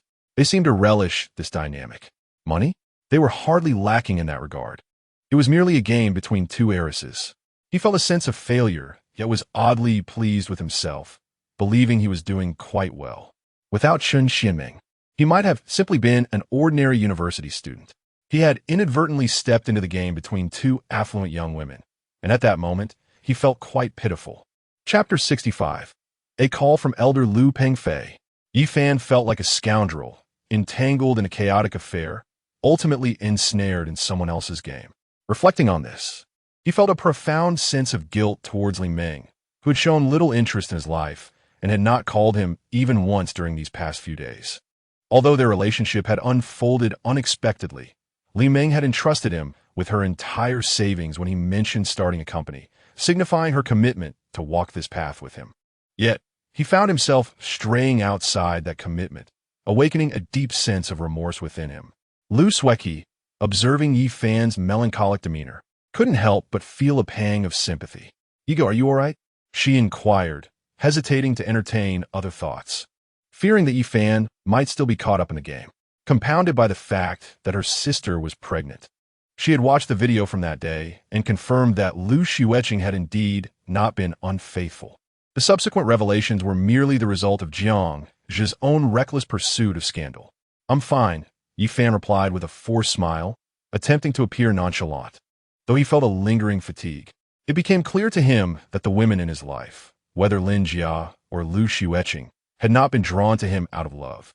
Perhaps both shared a spirit of defiance. Lin Jia watched the scene unfold, her heart aching at a loss for words. Meanwhile, Xueqing secretly reveled in her circumstances. Her greatest asset was the child she carried, Yi Fan's child. She regretted not returning that day, believing that everything could have turned out beautifully. In a moment of impulsiveness, she thought Yi Fan would indulge her, and she genuinely wished to see Jiangzhe, the man who had once captured her heart. As the moonlight cast its glow, Yi Fan's phone rang. "Hello, Elder." A warm voice emerged from the other end, Lu Pengfei's gentle tone. "Xiao Fan, I've heard about you and Xueqing. I seldom pay attention to the internet these days. I've grown old, and you kept the car accident news from me for quite some time. Normally, I wouldn't interfere in the affairs of youth, but in our generation, a hand-holding signifies a lifetime commitment. Hence, I urge you to think carefully. Xueqing has not wronged you. As for that white moonlight, do not hold it against her, though it is natural to feel jealousy. In life, especially for young people like you, one may encounter many whom they admire, but that is not true love. Perhaps is merely appreciation for something beautiful. What do they call it? The awakening of romantic feelings, perhaps not knowing whether it is one's true love. I haven't seen you in quite some time. Why not come to my house for dinner in a few days? Is that all right, Xiao Fan? His words were imbued with warmth, resonating with the care of an elder. Yi Fan listened intently, adopting the demeanor of a respectful junior, perhaps due to their shared rural roots. Beside him, Lu Xueqing recognized that her grandfather had intervened.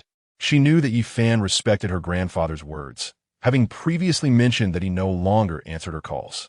At this moment, Lin Jia felt a rush of panic. Aware that the one most supportive of Yi Fan and Lu Xueqing's relationship was indeed her grandfather. After listening to the words of the elderly man, who was over 70, Yi Fan finally replied, "All right, elder, I will come." As for whether Lu Xueqing would betray herself, it no longer held any significance. She was merely a pawn in the game of the other party. Regarding the child, a myriad of emotions engulfed him. His parents, upon hearing the news, would undoubtedly be overjoyed, yet some events, once occurred, could not be undone. "Brother Yi, are you going home?" Lu Xueqing exclaimed with delight, her heart brimming with the hope of spending time together. "Indeed, it has been quite some time since I last visited the old man," Yi Fan replied with a smile, believing that some matters must reach a conclusion. It seemed that he had only Li Meng left in his life. Lu Xueqing felt a wave of happiness wash over her, as if her earlier sorrow had dissipated. Especially when she observed her best friend's current mood, she felt a secret thrill. What had initially been a wager between the two had transformed into something altogether different. As Yi Fan prepared to step outside, Lin Jia, noticing this, intended to accompany him. "There is no need to follow me. I'm merely out for a stroll," he said. Lin Jia suddenly regretted revealing her reasons, pondering why she had remained deceitful throughout her life. Now that Yi Fan was divorced, even with Li Meng in the picture, she was entirely above board. How ironic. Isn't it? My husband harbors resentment towards you, and I find myself believing his words. He previously mentioned that you two never reached the final stage. It seems to be true, Lu Xueqing declared with a sense of triumph.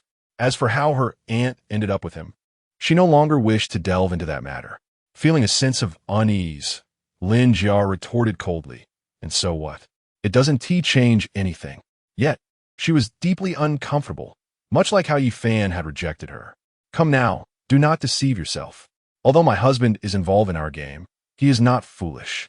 He fears your family's disapproval and the potential harm it could bring him," Lu Xueqing remarked, seemingly perched atop her high horse. Lu Xueqing furrowed her brow and interjected, "Enough of the quarrel. Your actions are profoundly unfair to Brother Yi, as if he were merely your plaything. You are toying with his emotions." She could not abide by their wager. Although Lin held a skeptical view of the situation, she reproached them. "You both are indeed wealthy young ladies. Where's your poise?" Ultimately, she exited with a sense of resignation. At the Tianyue villa, Lu Zhanpeng, perplexed, addressed Fang Fei. "Why have you summoned me here when I am busy handling documents at the company? Xueqing needs further training before I can entrust her with authority. This is Li Meng's villa, but what purpose does your visit serve?" Fang Fei shot him an irritated glance. "Have you not noticed that Xiao Meng has been acting quite differently lately? She appears lost in thought. This villa was a gift from her to her sister, and she possessed a spare key. Following the incident when Yi Fan had his accident, she sensed a change within the room. She had watched Li Meng grow up and was well aware of many things. Thus, the two quietly ventured to her villa, eager to uncover the truth. What is the big deal? It could merely stem from work-related stress. Lu Zhanping dismissed. Isn't it normal to daydream? He had not paid much attention to Li Meng, believing that as long as she handled her responsibilities well, that was sufficient. You have truly become rather oblivious to your duties. Xiao Meng is no longer young. She has already reached the age of 30 and remains without a partner. In her youth, we were overly protective, forbidding her from engaging in romantic relationships for fear of potential heartbreak. Fang Fei remarked with a hint of annoyance that the two were essentially destined for a union. Yet their feelings blossomed gradually after the arrival of their child. It was then that Lu Zhanpeng experienced a moment of realization. Could it be that Xueqing has indeed entered into a romantic relationship? However, is that not entirely reasonable? At her age, she ought to be afforded the freedom to explore. Fang Fei, exasperated with her husband, eventually stated earnestly, "Did you not notice during your last visit to the hospital how Xueqing's gaze toward Xiao Fan was markedly different?" Lu Zhanpeng furrowed his brow, recalling the incident, particularly when Li Meng was in tears, stirring a sense of alarm within him. Could there be something more to this? If there truly were a connection with Yi Fan, what then? He had not paid much heed to Li Meng, considering her as a sister-in-law, and thus believed it inappropriate to intrude upon her privacy. Chapter 66. The revelation of Li Meng and Yi Fan's relationship at this moment. Both Li Meng and Yi Fan were enveloped in unease, particularly Fang Fei, who, as a woman and Li Meng's elder sister, was acutely aware of the implications. How could there possibly be anything between them? It was 20 years ago when Fang Fei, on her way to university, discovered an abandoned infant, Li Meng, accompanied by a note seeking a kind-hearted individual to care for her. With a compassionate heart, Fang Fei brought the child home. And since her parents had initially intended to take her to an orphanage, it was Fang Fei who chose to keep her as a sister instead. Finally, taking a deep breath, Fang Fei declared, "You stay here. I shall check on Xueqing in her room." Lu Zhanpeng nodded in agreement. He felt it inappropriate to intrude and settled himself on the sofa in the hall. With hesitant steps, she slowly opened the door to Li Meng's room. The moment she entered, she stood frozen, covering her mouth in shock, her eyes wide with disbelief. What had she stumbled upon? The room was filled with a mixture of male and Li Meng's clothing, along with photographs of Yi Fan and Li Meng together, snapshots taken during outings with Yi Fan's parents, and even intimate pictures of the two sharing kisses, all displayed with radiant smiles. Xueqing, how could you? Competing for a man with your own aunt? Xiao Fan, I once believed you to be a good person, yet you have brought me such disappointment. Do you truly wish to disrupt my entire family? Fang Fei's expression bore immense disappointment and anger. The poised and graceful woman she was would not typically display such ire. However, the actions of Yi Fan and Li Meng were profoundly disheartening, occurring right under her nose. Ultimately, she picked up one of the photographs from the table and descended the stairs, her demeanor grave. Upon seeing her, Lu Zhanpeng glanced at his wife and urgently inquired, "What transpired?" Fang Fei's face was devoid of any joy, shrouded in a veil of gloom, as she replied, "You may look for yourself." Lu Zhanpeng took the photograph, his countenance darkening with fury as he beheld the image. He slammed the photograph down, his voice cold and incredulous. "This is outrageous. How could this be? Summon that wretched boy immediately, and your sister as well. How could they engage in such behavior?" His face trembled with anger. The tension of the past few weeks had already weighed heavily upon him, and now, witnessing such disgraceful conduct was unbearable. What would become of their reputation if this were spread? A mere gigolo had managed to ensnare the women of their family in turmoil. "Why are you blaming my sister? She must have been deceived by that Xiao Fan," Fang Fei retorted, unwilling to accept any fault on Li Meng's part, attributing all blame to Yi Fan. Lu Zhanpeng's voice grew stern. "Shouldn't she be reprimanded? She is the aunt of Xueqing and Xiaoqi. How could she behave in such a manner? And that insufferable gigolo. I warned against this, and yet my father insisted on this arrangement, leaving me no choice but to comply. And now look at what has transpired." A surge of impulse to strangle Yi Fan surged within her. At this moment, Fang Fei was equally incensed and pondered what to do next. Should they separate the two? Undoubtedly, they must. Call that boy over, and your sister too. How can they be so inconsiderate? Lu Zhanpeng remarked with a scowl, his frustration palpable. His daughter was still deeply infatuated with Yi Fan. What would happen if she learned of this affair? Originally, when Lu Xueqing had not returned that night, they did not force Yi Fan into a divorce, only for him to swiftly fall for Li Meng. The thought of Yi Fan's insipid face only fueled her ire. He was truly despicable and cunning.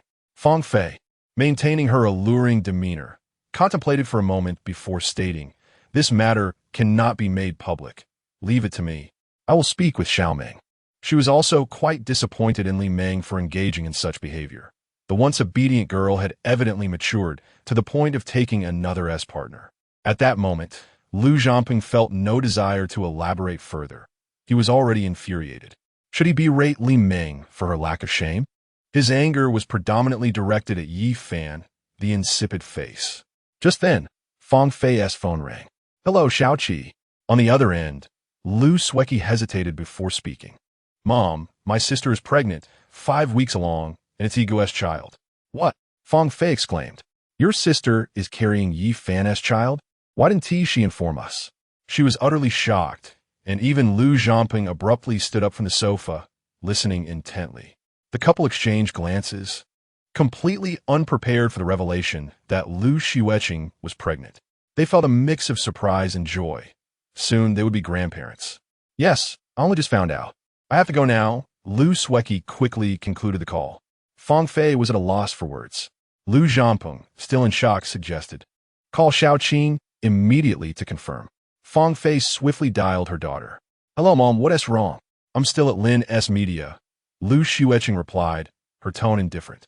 Fang Fei took a deep breath before gently asking, "Daughter, please tell us the truth. Are you pregnant?" On the other end, Lu Xueqing trembled slightly before responding. "Did Xiaoqi tell you?" Realizing she had been discovered, she quickly guessed correctly. Fang Fei and Lu Zhanping finally confirmed the truth. A complex expression crossed Fang Fei's face as she expressed her concern. "Why didn't you tell us you were pregnant? You've been crying so much over that Yi Fan." It was rare for her to cry, yet she had shed tears for a man, exhausting her previous reserves of sorrow. Fang Fei and Lu Zhanping were momentarily at a loss for words. Lu Xueqing, feeling somewhat helpless, explained, "I intended to tell you after reconciling with Yi Fan." Upon hearing this, Fang Fei and Lu Zhanping exchanged glances, astonished. Reconcile? What nonsense!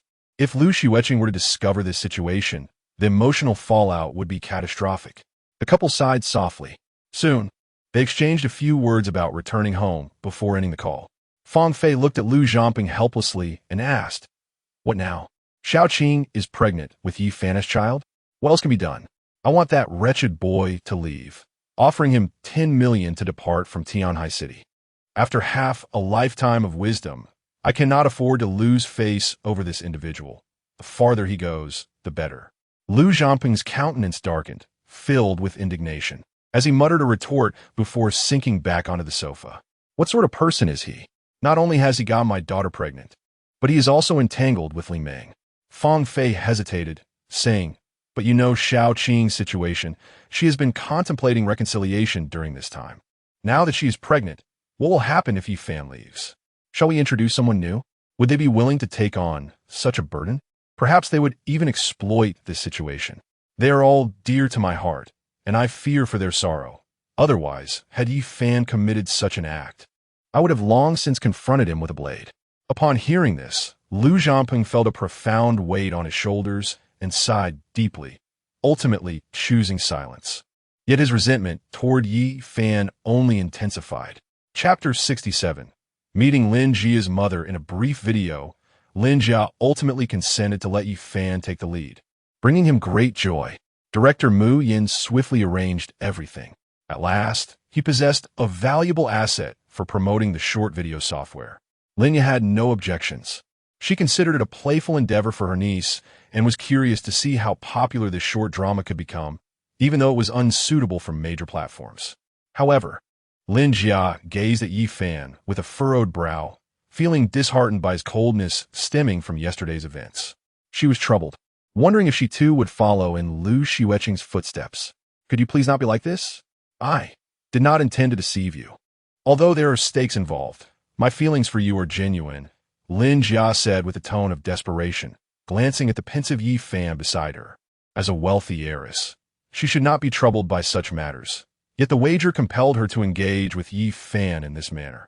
A pact she had made with Lu Xueqing. Yi Fan offered a faint smile, Do not overthink it. I have forgotten about that matter.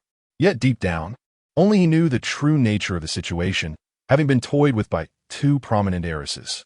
Seeing his current demeanor, Lin Jia regretted her earlier words, but she did not wish to continue deceiving Yifan.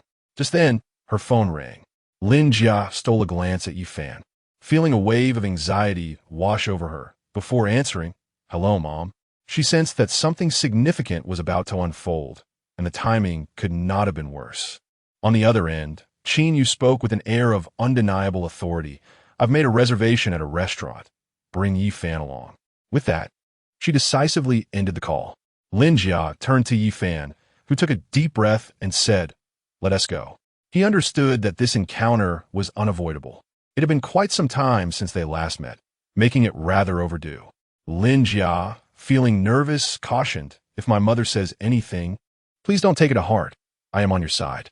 Yifan nodded, having already experienced a similar situation before. Soon, they drove to an upscale restaurant. Upon arrival, they found a private room, guarded by bodyguards, indicating the grandeur of the occasion. After a moment of hesitation, especially on Lin Jia's part, they entered, knowing that the outcome of this meeting was crucial. Inside the room sat two refined women, exuding elegance, particularly Lin Jia's mother, who radiated a noble aura with a slightly frosty demeanor. She was well-preserved, with a voluptuous figure, sitting gracefully. The other woman also appeared affluent, adorned in expensive attire and accessories, exuding an air of superiority. Yifan also noticed Xueqing, the deputy director's son, who greeted him with a subtle smile, embodying the poise of a gentleman born into privilege. "Yifan, it's good to see you again," Xueqing remarked with a smile. Yifan merely nodded in response. They did not share a close friendship. Upon seeing Yifan, Qin Yu was momentarily taken aback, captivated by his striking handsomeness, akin to a pretty boy. She offered a subtle compliment, remarking, "He does have a commendable appearance. No wonder he has enchanted my daughter." Beside her, Jiqiong interjected with a sardonic tone, "But what uses good looks?" Her words belittled Yifan in an instant, despite their brevity. Lin Jia furrowed her brow and glanced at her, then turned to Qin Yu with a pleading expression, "Mom, I hope you won't make things difficult for Yifan, nor prevent me from being with him." It was evident to her that with Qin Yu and Jiqiong present, along with Xueqing, the situation was intricate. The two mothers were close friends, and their children's union seemed entirely natural. Additionally, Lin Jia's father, and Xueqing's father, were colleagues. Such a marriage, from an outsider's perspective, appeared exceedingly reasonable and well-matched. Qin Yu and Jiqiong were also business partners, collaborating on a port in Tianhai City, with investments not merely in the hundreds of billions. Today, she had finally carved out some time to meet. Maintaining her authoritative tone, Qin Yu addressed Lin Jia. "Jia, hold your tongue for now. I shall not impose too harshly upon him." She gestured for the two to take a seat. Turning her gaze to Yifan, she remarked coolly, "You should have met me sooner. As far as I know, you're currently unemployed, correct? The short film you participated in and the car you drive were both gifts from my daughter, I presume? You are still the ex-husband of that girl from the Liu family, and now you find yourself entangled with my daughter." Without indulging in unnecessary chatter, she succinctly recounted the circumstances, prompting Lin Jia to speak, only to be silenced once more. Yifan responded with a calm demeanor, "Auntie, if there is anything to discuss, please do so directly." Encountering wealthy individuals was not a novelty for him. It was merely a matter of differing circumstances. However, Qin Yu would not allow Yifan to cultivate familiarity or refer to her as an elder.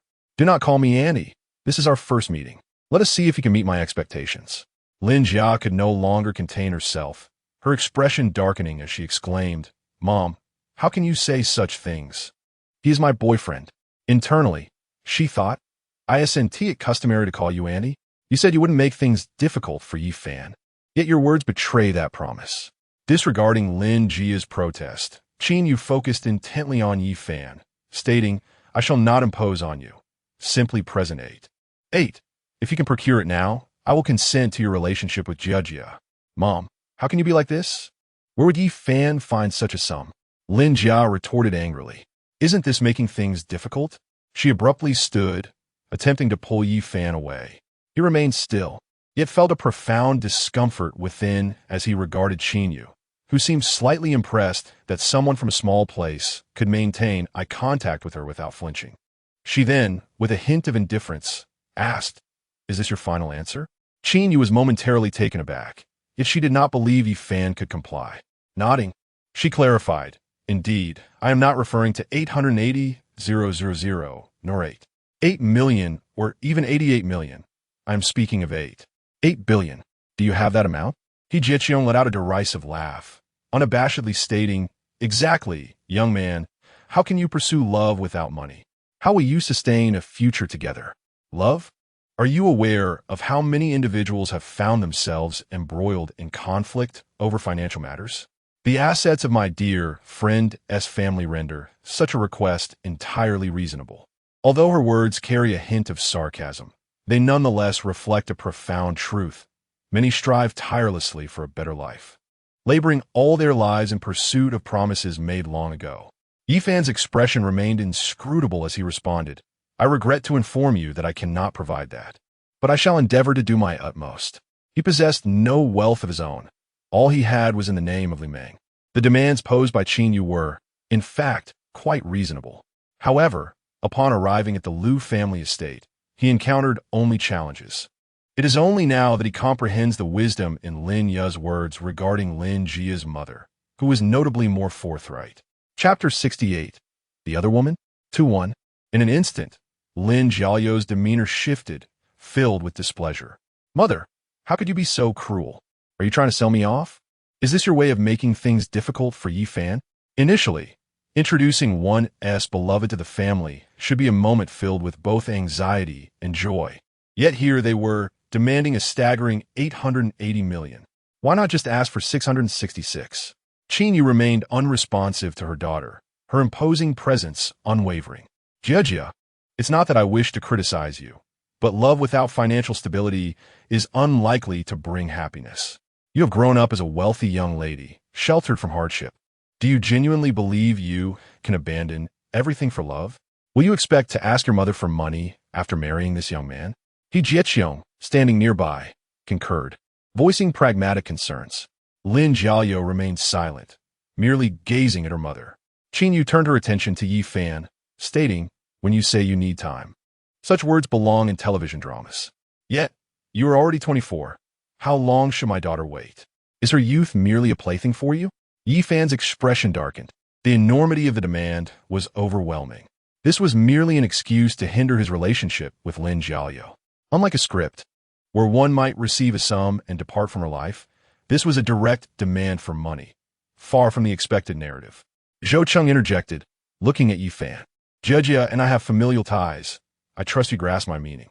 His words, though understated, carried an implicit threat and disdain. Y fan chose silence. Refraining from making grand promises or empty boasts, knowing such words would fall on deaf ears.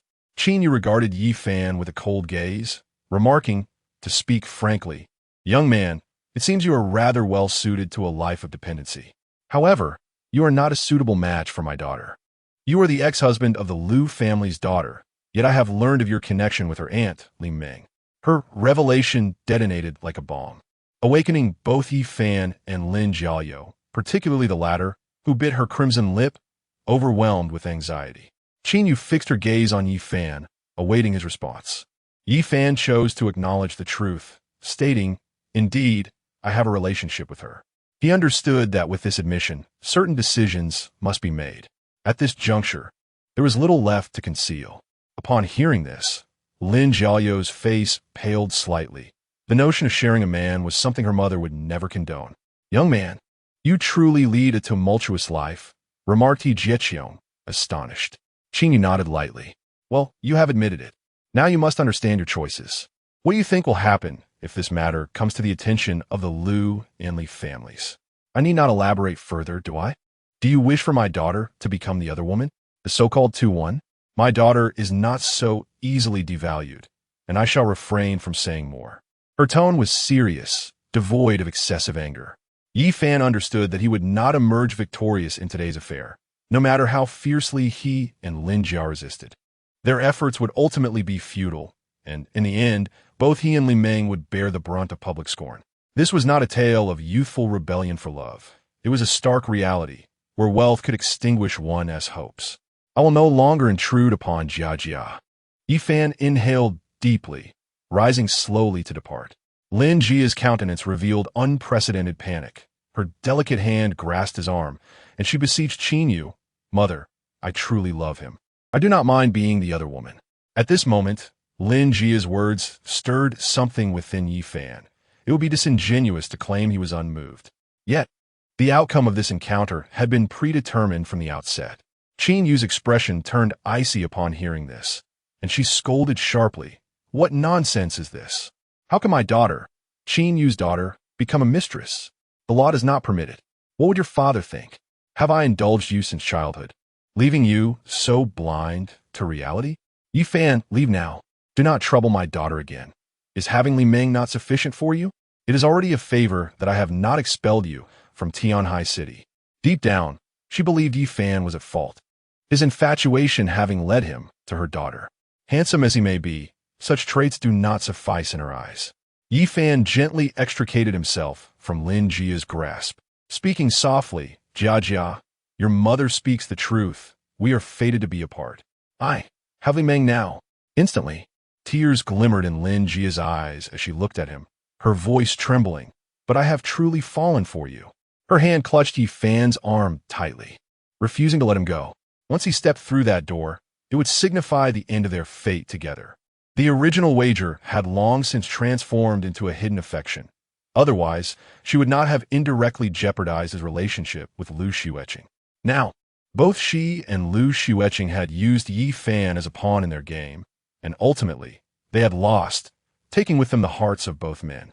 Yifan sighed softly and gazed at her. "I am not a worthy person. I am a fickle individual. The so-called green tea you mentioned is accurate. We were never meant to intertwine, our backgrounds too disparate." Having spoken, Yifan released Lin Jia's hand and attempted to leave, but she tried to follow, only to be stopped by him. "Jia, do not create discord with your family." With that, he departed, leaving Lin Jia with tears welling in her beautiful eyes. Had it not been for Li Meng, she might have found a way to fight for them, but now.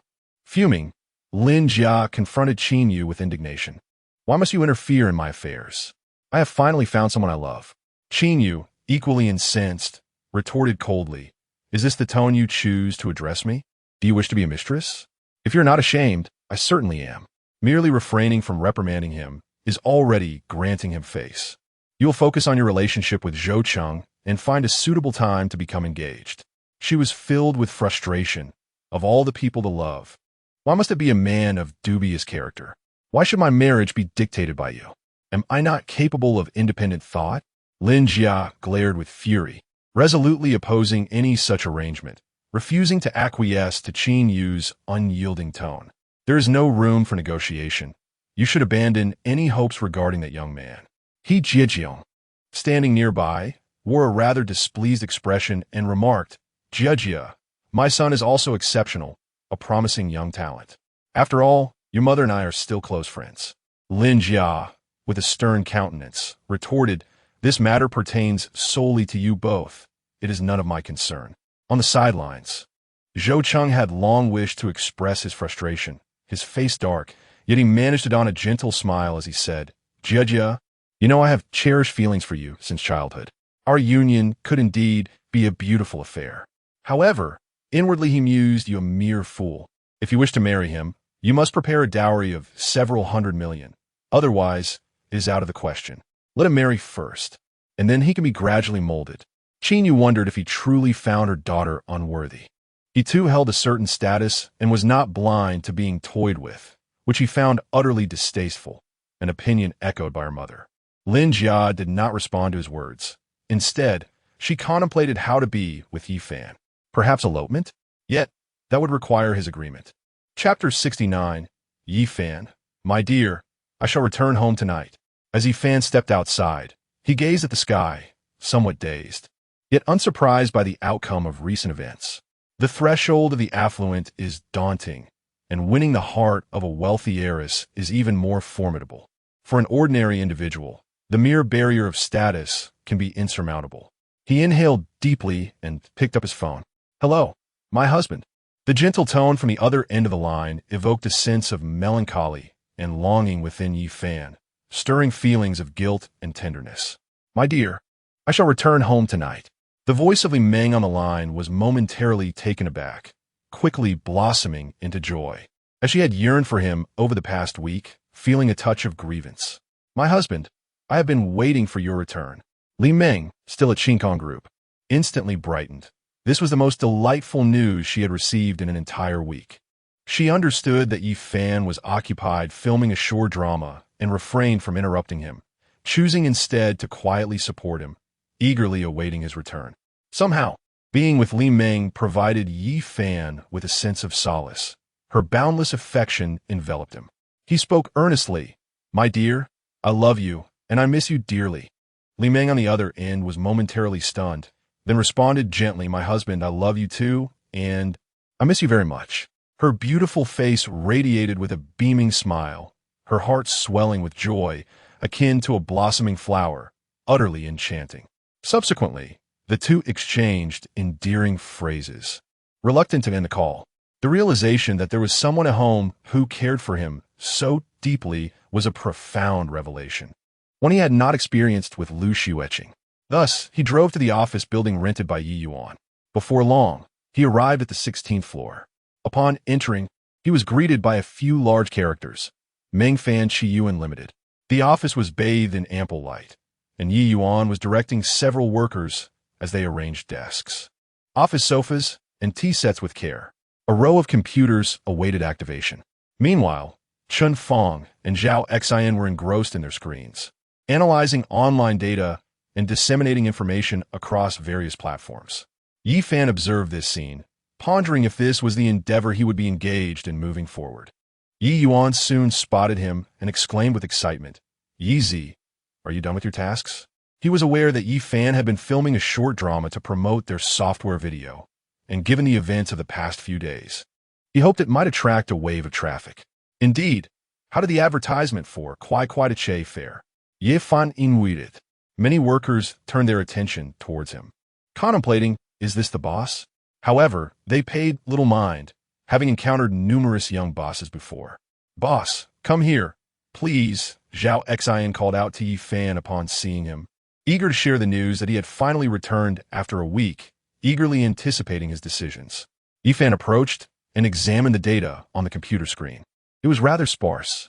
They had invested hundreds of thousands in advertising, yet had only garnered a mere 1,000 users, primarily drivers, with seemingly minimal commission. "Boss, other companies take a 30 cut, and we are no different. However, at present, other software, such as UU Dash, has the most users," Zhao Xian explained. "Furthermore, we have yet to determine the charges for first-time users of our ride-hailing service," Chen Fong explained while gesturing towards the data on the computer. Yi Fan scrutinized the information, noting that other competitors had significantly higher exposure rates, as they had been in the market for a year. Consequently, while others extracted 30 from users, we would only take 28. Additionally, for first-time users and those hailing rides for the first time, we would allocate 90 of the earnings to the drivers, accepting a slight loss initially to promote our advertising. Moreover, for first-time riders, we would implement a coupon system, a mere 5 deduction for those who purchase, while a 10 charge would be levied on those who opt not to buy. Ultimately, Yi Fan made his decision. As the primary legal representative of the company, he possessed the authority to make such choices. However, he pondered, would this not offend the UU ride-hailing platform? After all, their cut is 30, ours merely 28. Yi Yuan expressed his concerns, recognizing that the choice was glaringly obvious. Chun Fong and Zhao Xian exchanged glances, apprehensive about potentially antagonizing their competitors. Yi Fan, deep in thought, finally resolved, there is no alternative. If we do not proceed this way, it will be exceedingly difficult for us to gain traction, as many users are stable patrons of UU ride-hailing, and we may not earn much in the initial phase. He understood that such clashes were inevitable. The software short video was set to participate in an event upon release, thus enhancing exposure, while also advertising the Kwai Kwai Day service. Naturally, this was merely the beginning. He needed to invest in advertising across various software platforms. Since Yi Fan had made his stance clear, they had little room for dissent. By the way, for the next few days, you two should manage customer service, and we will hire additional staff later. Yi Yuan continued to scrutinize the software for vulnerabilities. As for the costs related to traffic conditions, we will address the underlying issues when the time comes. Eventually, Yi Yuan returned to his small office, opting to keep certain matters discreet. Chen Feng and Zhao Xin continued to monitor the data. Upon entering his office, which had been prepared specifically for him, Yi Fan discovered Su Yuro organizing the space. She had acquired a flower pot and a money tree, and the desk was adorned with a computer and files, accompanied by a tea table. A bookshelf was positioned at the back. "Oh, Yi Fan, oh no, boss, you're back," Su Yuro exclaimed. Her cheeks flushed from the effort she had exerted in arranging everything. Yi Fan chuckled. "Yuro, what kind of relationship do we have? Calling me boss is rather uncalled for. Although we are old classmates, you are the boss now. Otherwise, how would you maintain any authority?" Su Yuro's beautiful eyes met Yi Fan's, and upon hearing his question about their relationship, she felt an unfamiliar sensation in her heart, quickly suppressed. Yi Fan, resigned, accepted the situation. "By the way, regarding financial matters, the first priority is to avoid tax evasion," he emphasized earnestly.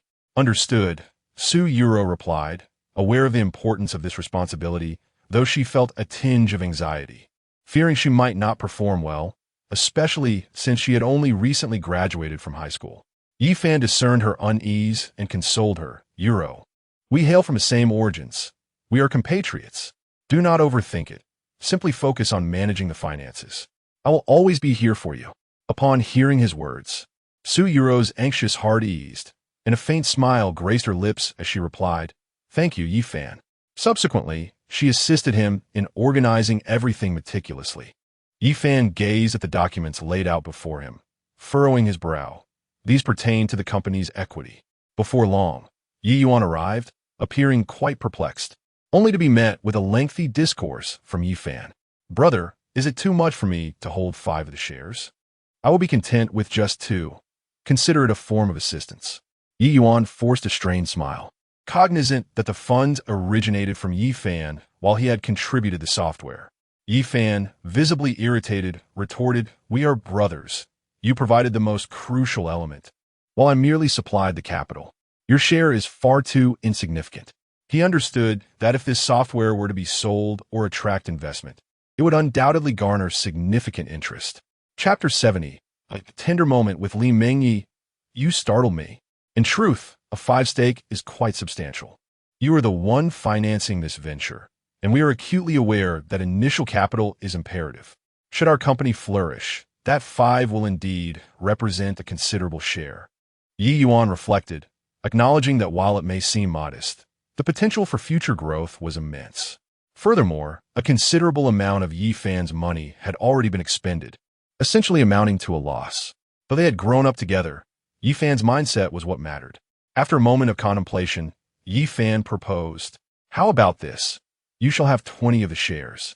Nevertheless, since this money is not entirely mine, we may need to consider external investors should our funds run dry." As soon as he finished speaking, Yi Yuan appeared taken aback and hastily declined. "Yi, that's unacceptable. I truly only require this 5. Yi Fan was indeed correct. The funds were ultimately his girlfriend's, and the prospect of her discontent over such a substantial share was daunting. 15 is what you shall have. Let's not speak of this further. I will discuss it with my girlfriend." Just as Yi Fan concluded his statement, Su Yuro, who had been tidying up nearby, suddenly froze, unable to suppress her inquiry. "Yi Fan, weren't you divorced? How do you still have a girlfriend?" Yi Fan looked at her, momentarily taken aback, while Su Yuro quickly realized her faux pas, her face flushing with embarrassment. Yi Yuan observed the exchange with a hint of curiosity, but remained silent. Yi Fan managed a slightly awkward smile. "I found someone new after my divorce. This money is the startup capital for my girlfriend." He felt somewhat sheepish about having moved on so quickly. Upon hearing this, Su Yuro's expression shifted, revealing a hint of melancholy. They had been classmates in high school, and after learning of his divorce, she had come to Tianhai City, only to discover he was already in a new relationship. Yi Fan insisted that Yi Yuan should receive 15 of the shares, and ultimately, Yi Yuan acquiesced, resolving internally to honor this investment and work diligently to ensure it bore fruit, lest the funds be squandered. After work, Yi Fan drove home. "Darling, I'm back," he called out exuberantly. Upon hearing his voice, Li Meng joyfully dashed out from the kitchen, immediately spotting Yi Fan, who was holding a bouquet of roses. Gazing tenderly at Li Meng, Yi Fan was captivated by her exquisite beauty, her enchanting smile illuminating her graceful features. Even clad in an apron, her elegance was undeniable. A spoon in hand, as she prepared a meal in anticipation of his return. When she received the message that Yi Fan was coming home, she had eagerly set about cooking. Yi Fan approached and embraced her warmly.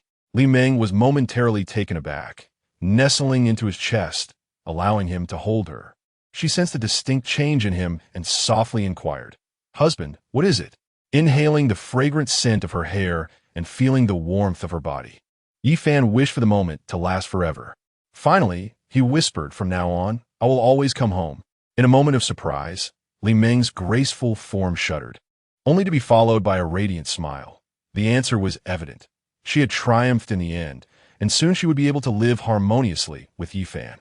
"Darling, that is the most delightful phrase I have ever heard," she exclaimed joyfully, her smile blooming like a resplendent flower, vibrant and enchanting. She refrained from inquiring about Lin Jia, for the return of her beloved already conveyed all she needed to know. However, unbeknownst to her, a heart-wrenching event loomed on the horizon. Yi Fan, momentarily taken aback, was soon engulfed by a wave of guilt as he gazed at the mature and elegant Li Meng, her long lashes fluttering, her beautiful eyes glistening with emotion, and her delicate countenance tinged with shyness. Her heart was a sweet symphony. "Wife, this is for you," he proclaimed, presenting a rose that accentuated her beauty, outshining even the flower itself, creating a picturesque scene. Li Meng revealed her pearly white teeth in a joyful grin and planted a kiss on Yi Fan's cheek, her face alight with bliss as she tenderly remarked, "Thank you, darling, I truly adore it." Yi Fan teased, "I thought this was your first experience receiving flowers." "Oomph. I'm a beauty too. During my school days, I often received love letters and many flowers," Li Meng replied, her pride slightly piqued, pouting in playful discontent. Then, with a mischievous glint, she asked, "My man, are you not feeling jealous?" Yi Fan smiled nonchalantly, replying, "Of course not. This only proves that my little darling is quite captivating. Those who fail to shower you with flowers are simply blind." "How rude. Who is your little darling?" Li Meng playfully chided, her heart fluttering with sweetness at his words. Yi Fan laughed heartily. "Indeed, my flower shall always be the one that blossoms beside you. I will cherish her, for she is my treasure." Upon hearing this, Li Meng felt an overwhelming wave of sweetness and anticipation for their future together. The person before her was her beloved, and although their path was filled with unforeseen twists, she was a traditional woman, committed for a lifetime. Other matters faded from her mind. Eventually, dinner was served, 3 dishes and a soup. Knowing Yi Fan's fondness for stir-fried pork, she had prepared it for him. Watching him devour the meal with gusto brought her immense satisfaction and warmth. "Darling, how is your company doing? Is your childhood friend managing well this week?" she inquired, her concern for his business symbolizing their shared future. As he ate, Yi Fan replied earnestly, "Everything is going well. It was a bit costly in the beginning, but I have invested significantly. When you have some time, I will take you to see our company's name." "What is the company's name?" Li Meng asked, puzzled. She had long since prepared for the financial aspects and sincerely wished for Yi Fan's success. If funds were insufficient, she would consider borrowing from her family. She would never regard Yi Fan as a mere freeloader. Their love transcended their differing statuses, and he was no idle man. Yi Fan smiled mysteriously. "Keeping the details under wraps, I'll keep that a secret for now. Trust me, you will love it." Li Meng pouted slightly, left with no choice but to acquiesce. After dinner, Li Meng had prepared the bath water and was ready to go. Yi Fan, noticing this, eagerly suggested, "Dear, shall we go together?" Li Meng cast a glance at him, her eyes meeting his filled with affection and anticipation. It was evident that he had longed to join her. Her heart raced slightly, and with a blush she replied, "But you mustn't be mischievous." "Of course not," Yi Fan promptly assured, excitedly following her inside. "Darling, you're deceiving me." "Wife, this is a natural occurrence. Just look at yourself." "Don't say that out loud." Ultimately, amidst the night, a symphony of sounds intertwined, a beautiful awakening of the heart and spirit. The night passed in silence. The next day, Yi Fan promptly arrived at the office, having begun to post recruitment information for the previous day, outlining various requirements. From this moment forward, he would invest money and advertise extensively. Chapter 71. The prototype of Quick Taxi. Yi Fan gathered several individuals and began, "I intend to personally shoot a video advertisement and display it on the mall's large screen. Who among you is willing to partner with me?" Having filmed several short dramas, he felt capable of producing an advertisement. The others understood that Yi Fan was preparing to expand his endeavors. Chun Fong and Yi Yuan were unlikely to participate. Zhao Xian's beautiful eyes flickered as she glanced at Su Yuru and said, "Boss, it must be Yuru." "Me? Am I capable?" Su Yuru was taken aback at being singled out, yet she felt a surge of anticipation at the prospect of filming an advertisement with Yi Fan. "Then it shall be Yuru, as you were desk mates in high school," Chun Fong concurred. The group had no objections. Yi Fan nodded, "I'll dict, Yuru. You and I will step out for a while. We also need to expedite the hiring of employees." With that, he and Su Yuru departed, but before shooting the advertisement, he had other places to visit. "Yi Fan, are we heading straight to the advertising company?" Su Yuru inquired softly from the passenger seat, feeling a rare happiness at being alone with him. Yi Fan replied, "First, we will visit a web novel company." Before long, they arrived at a branch of Fan Novel Company. It was said to house numerous writers, including many at the L3 and L5 levels. He had also heard that a platinum-level author had recently joined, a remarkable figure in the realm of mundane literature, known for crafting well-developed characters. They ascended to the 9th floor, which was entirely occupied by the company. Immediately, they observed many individuals engaged in manuscript reviews and even streaming their works. "Oh my, someone is actually considering writing a novel about falling in love with their stepmother. I wouldn't dare to let anyone know." I have encountered an absurd case as well, where an individual claims to possess a grand worldview and an impressive plot, yet fears being plagiarized and has yet to put pen to paper. It's utterly ridiculous. However, numerous stories featuring themes like white, moonlight, and why are you crying after turning away were trending. Comparatively, these narratives appealed to college students, recent graduates, or those entangled in love, seeking solace from romantic heartache or yearning for sweet love stories. Alas, the cat across the way was our competitor. As Yi Fan and Su Yuru entered the company, they were met with such discussions. Every industry had its rivals. Soon, a team leader noticed them. "Excuse me, is there something I can assist you with?" I believe I recognize you. You are Yi Fan, the one rumored to have filmed the short drama White Moonlight. When will it be released?" Upon seeing Yi Fan, Pan Yong recalled the recent incident involving Lu Feifei. They were in the same field and closely monitored short dramas. Yi Fan, pleasantly surprised by his newfound recognition, responded, "So you know me. My short drama will be released soon. I hope you'll support it." Many others turned to look, expressing a hint of astonishment. Indeed, it is Yi Fan. This fellow has now ceased to rely on others and has taken to filming short dramas to earn a living. This is quite ordinary, for he is undeniably handsome, as you can see. The short dramas emerging nowadays are replete with attractive figures, and many affluent individuals, particularly women, have chosen to invest, often acting themselves as well. However, the beauty by his side, could she be his girlfriend? Being handsome certainly facilitates the pursuit of companionship.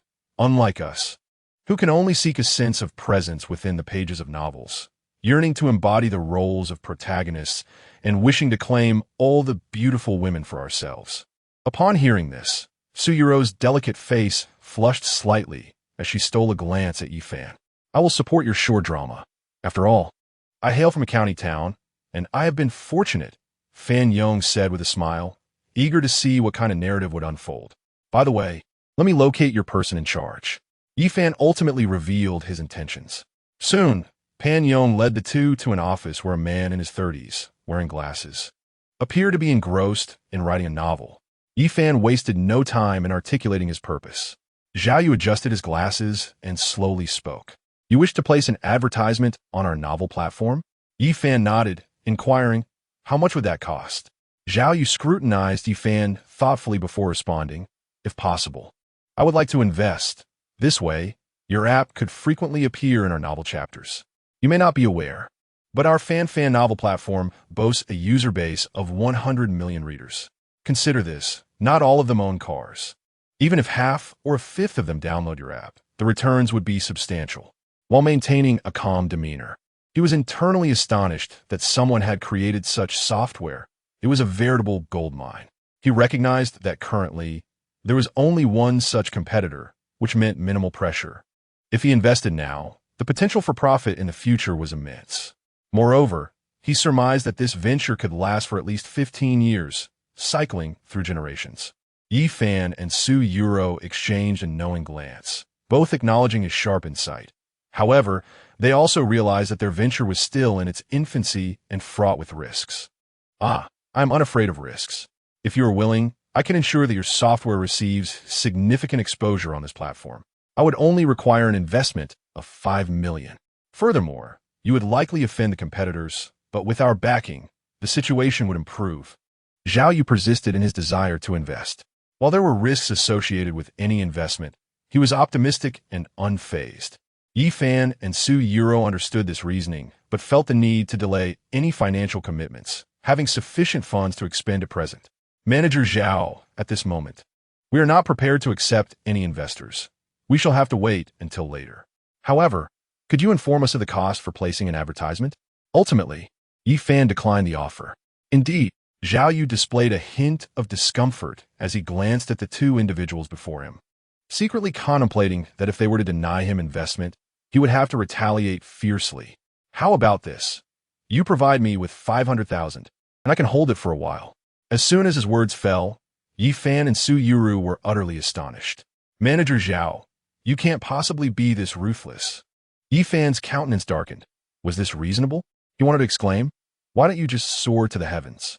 Su Yuru, equally taken aback, echoed, indeed, Manager Zhao. With that amount, one could easily hire a celebrity for endorsement. Your sudden increase to such an exorbitant sum. This is simply outrageous. Even lesser-known stars could be secured for that price. Demanding so much from merely 100 million users was excessive. The two were unprepared for such an obstacle right from the outset, recognizing the underlying motives. After all, those who could ascend to managerial roles were astute individuals, eager to extract funds while contributing nothing in return. It was already unreasonable to expect investment, and to demand equity as well was truly excessive, revealing a blatant attempt to take advantage of them from the very beginning. Chapter 72. An unexpected encounter with Lu Xueqing's friend Zhao Yu, with an air of confidence, remarked, Ladies, our user demographic predominantly consists of young individuals. Not to mention this city, even in third-tier cities, many people do not possess cars. At times, engaging celebrities for promotions may be less effective than advertising through apps. The rapid advancement of technology has rendered smartphones indispensable, and fewer individuals are inclined to watch large screens. His demeanor suggested an unwillingness to invest, seemingly intent on complicating matters for them. Yifan understood that despite the circumstances, the sum of 500,000 was excessive. He responded gravely, Manager Zhao, if 20,000 is not feasible, we find ourselves in an impasse. You are aware that we are merely in the initial stages, and there are numerous avenues for advertising. His words were unequivocal. They were not the only potential investors. Zhao Yu, upon hearing this, felt a sense of helplessness at being so significantly undercut. Ultimately, they had no choice but to settle at this price, as competing with Yu Ride was untenable. Upon exiting, Su Yuro expressed her frustration, saying, This is truly outrageous. However, she was also astonished at how lavishly the wealthy could spend. For many affluent individuals, such amounts are trivial. Yet for her, it was substantial. Only Yifan, it seemed, could spend so freely. Alas, it appears we must proceed as such. If indeed many people download our app, we will not incur losses. We must expedite the production of our advertisement, Yifan stated. Eventually, The two made their way to another establishment, Meow Meow Reading, an online novel platform. They encountered a manager named Rwanda, a rather corpulent fellow. This establishment demanded a staggering $250,000, refusing to budge, asserting that they were not in need of their modest advertising funds. In a fit of frustration, Yi Fan reluctantly agreed to part with such a sum, hoping for increased downloads from a youth. The initial offering would be exceptionally favorable, while the subsequent one would still offer some discount. Purchasing coupons would also be quite cost-effective. Naturally, these coupons were derived from the original price, dispersed in such a way that users would not feel shortchanged, resembling a loyalty program. Ultimately, Yifan led Xueqing to a boutique filled with high-end brands. He felt a tinge of guilt, having never bought anything for Li Ming. Yet he found himself here for the sake of advertising attire, accompanied by another woman. "Welcome," a store attendant approached with a warm smile, exuding elegance. The garments here range from thousands to tens of thousands, including various work attire. Xueqing was momentarily taken aback, pondering, "What is Yi Fan bringing me here for?" Yi Fan nodded, surveying the surroundings before stating, "Please assist me in finding a suit, one that she can wear." Upon hearing this, Xueqing immediately demurred, "Yi Fan, you really don't need to buy this for me." Yi Fan replied with a smile, "I'm purchasing a suit that complements the advertisement, so please don't refuse." Xueqing, clearly a bit taken aback, realized it was for official purposes after all. She had initially overthought the situation, and ultimately, she acquiesced. "This lady, I will assist you in selecting an outfit." The attendant, now aware of the intended purpose, found a relatively casual light blue suit with cropped trousers, which indeed looked splendid. Xueqing glanced at her attire, her delicate face blushing slightly. This outfit was a gift from Yi Fan. Although it was for business, she inquired, "Yi Fan, do you think it looks good?" Yi Fan was momentarily taken aback by her beauty. Indeed, Xueqing was striking. Despite their familiarity, her appearance was undeniable. And he praised her, "Of course it looks good." Upon hearing this, Xueqing's mood visibly brightened, her cheeks resembling ripe apples, clearly a bit shy. Even the shop assistant couldn't stop complimenting. After all, Yi Fan had purchased several items, leading to a substantial commission for her. Ultimately, they completed the transaction, spending tens of thousands. "Hey, Yi Fan!" Just as they stepped outside, a voice called out. Turning around, they saw Zhang Yan, a college classmate and close friend of Xueqing, looking astonished at the sight of them, accompanied by another woman, presumably a relative. Yi Fan found the encounter fortuitous and greeted her with a smile. "Hello, Zhang classmate." He had seen her before when picking up Xueqing, though their interactions had been minimal, as he typically did not enter the school. "Yi Fan, you're quite something. Someone has been thinking about you. And here you are on a rendezvous," Zhang Yan remarked, a hint of annoyance in her tone as she looked at Xueqing, who was equally beautiful. Feeling protective of her friend, Yi Fan was taken aback and responded, "Zhang classmate, you seem to have misunderstood. I am here for work." "What nonsense? We're going to shoot an advertisement, you know," Xueqing added, her beautiful eyes directed at Zhang Yan, expressing her confusion. Zhang Yan's lovely face displayed a moment of anger as she retorted, "Humph, what work? You just came out of there." She assumed Yi Fan was merely buying clothes for Xueqing, and while her guess was not entirely off, the truth eluded her. Xueqing clarified, "Miss, you are mistaken. Yi Fan and I are not in a romantic relationship." She feared that Zhang Yan might be a friend of Yi Fan's girlfriend, and a misunderstanding could lead to complications. Zhang Yan, however, remained unconvinced, stating, "You two are so close. Who would believe that?" Yi Fan, feeling helpless, mentioned, "Zhang classmate, we have to shoot the advertisement. We must be off now. Let us meet again. I'll treat you both to a meal." With that, they departed. "Xiao Yan, it seems Yi Fan is filming a short drama. I saw a video featuring Lu Feifei," Zhang Yuran remarked. I don't care what he is doing. I'll send this to Xueqing so she can see the true colors of that scoundrel." Thus, Zhang Yan, feeling exasperated, opened WeChat and sent the candid photo she had just taken, which was a side profile. "Did you see, Brother Yi?" Xueqing immediately called via video. Zhang Yan, feeling resigned, replied, "I told you, Xueqing, that the one you admire is deceiving you. You should let go of this scoundrel before he breaks your heart. She recounted Yi Fan's words from earlier. On the other end of the WeChat call, Xueqing laughed unabashedly. Xiaoyan, you've misunderstood Brother Yi. That's his high school classmate. He has been quite busy lately, apparently starting a company. His claim about shooting an advertisement seems genuine. What? Zhang Yin was momentarily taken aback, a hint of embarrassment washing over her. Just moments ago, she had spoken so candidly about Yi Fan. Yet he displayed no sign of anger, leaving her feeling somewhat foolish. Xueqing then recalled, let me show you the short play that Brother Yi filmed. A short play? Do send it to me quickly. Zhang Yan's interest was piqued. Ultimately, the two agreed to dine together when time permitted, as they both resided in the same city, making it quite convenient. At Xueqing Group, Li Meng sat in her office, engrossed in her computer. Beside her was a small photograph of herself and Yi Fan, both beaming with joy. Just then, the office door creaked open, and her sister, Fang Fei, entered with an air of grace, adorned in a delicate scarf. Sister, what brings you here? Li Meng exclaimed, clearly startled. She hastily closed the photograph and got up to greet her, but this subtle movement did not escape Fang Fei's notice. Li Meng smiled, feeling a bit hesitant to invite her sister to the desk, and instead took her hand, guiding her to a nearby sofa. It had been quite some time since her sister's last visit. Previously, it was Fang Fei who occupied this position, and now it was Li Meng, having taken over the responsibilities. Chapter 73. A conversation between sisters. With a gentle smile, Fang Fei gazed at Li Meng and inquired, Little Meng, how is the finance and HR department? To be honest, I have my reservations when it comes to outsiders. Li Meng obediently nodded before softly responding, it's manageable. Once familiar, it becomes relatively easy. Sister, what brings you here so unexpectedly? Fang Fei chuckled. Well, it's been ages since we had a heart-to-heart, hasn't it? However, she could hardly fathom that her seemingly obedient sister would engage in such behavior. Evidently, there were flaws in her upbringing.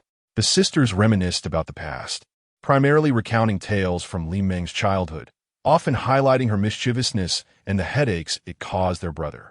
Li Meng felt a tinge of embarrassment as her cheeks flushed, recalling those bygone days. Finally, with a determined heart, Fang Fei gently posed a question. Little Meng, you are already 30.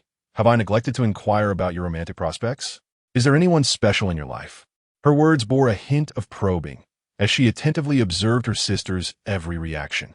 Clearly, Li Meng was taken aback, her heart fluttering slightly as she evasively replied, Sister, why bring this up all of a sudden? I'm not ready to think about such matters yet. Yet, her expression betrayed her, revealing a flicker of sweet delight amidst her evident fluster. Seeing this, Fang Fei sighed softly.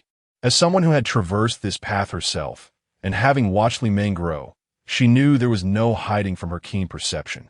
Thus, she continued in a gentle tone, Little Meng, it's time for you to contemplate your future. Look at you.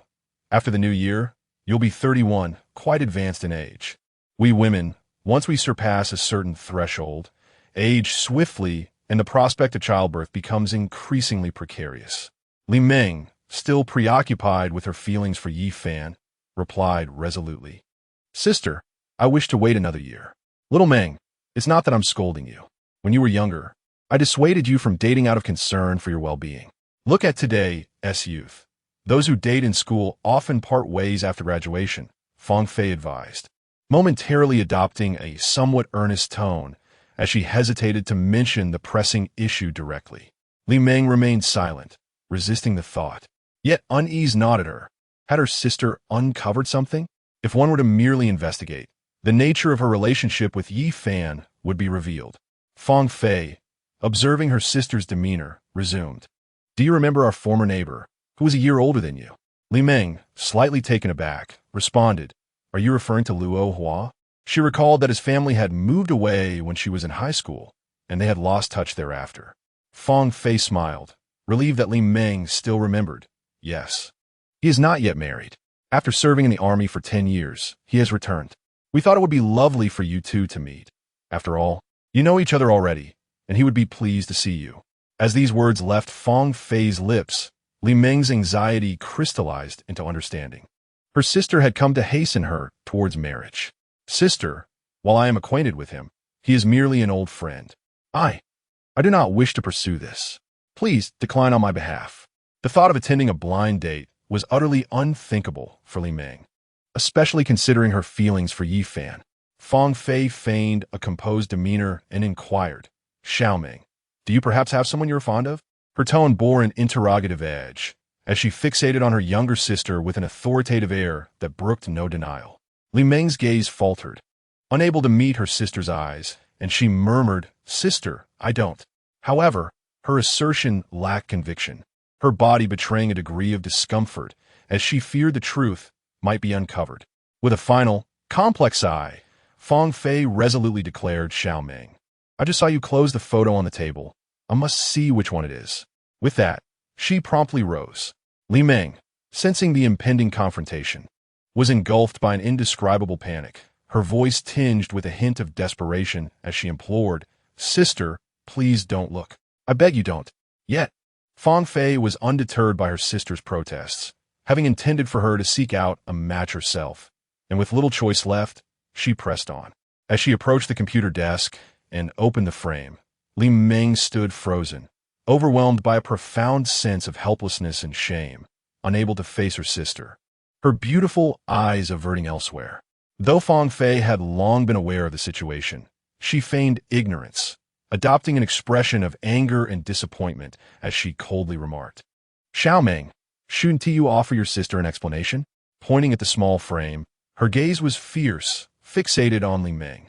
Was this truly the obedient child she had nurtured, now embroiled in such a scandal? It was utterly humiliating to compete with her own niece for a man, a frustration that cut deeply, as she had successfully guarded against outsiders but failed to protect her family. Li Ming lowered her gaze, her hands clasped tightly together, guilt washing over her as she confessed, Sister, I'm sorry. I am with Yi Fan. I like him. Upon uttering this, a weight lifted from her, for whether discovered sooner or later, the truth had to surface. Yet, she felt an immense sorrow for Xueqing, knowing she had brought shame upon her family. Despite this turmoil, she could not fathom how she had fallen for Yi Fan.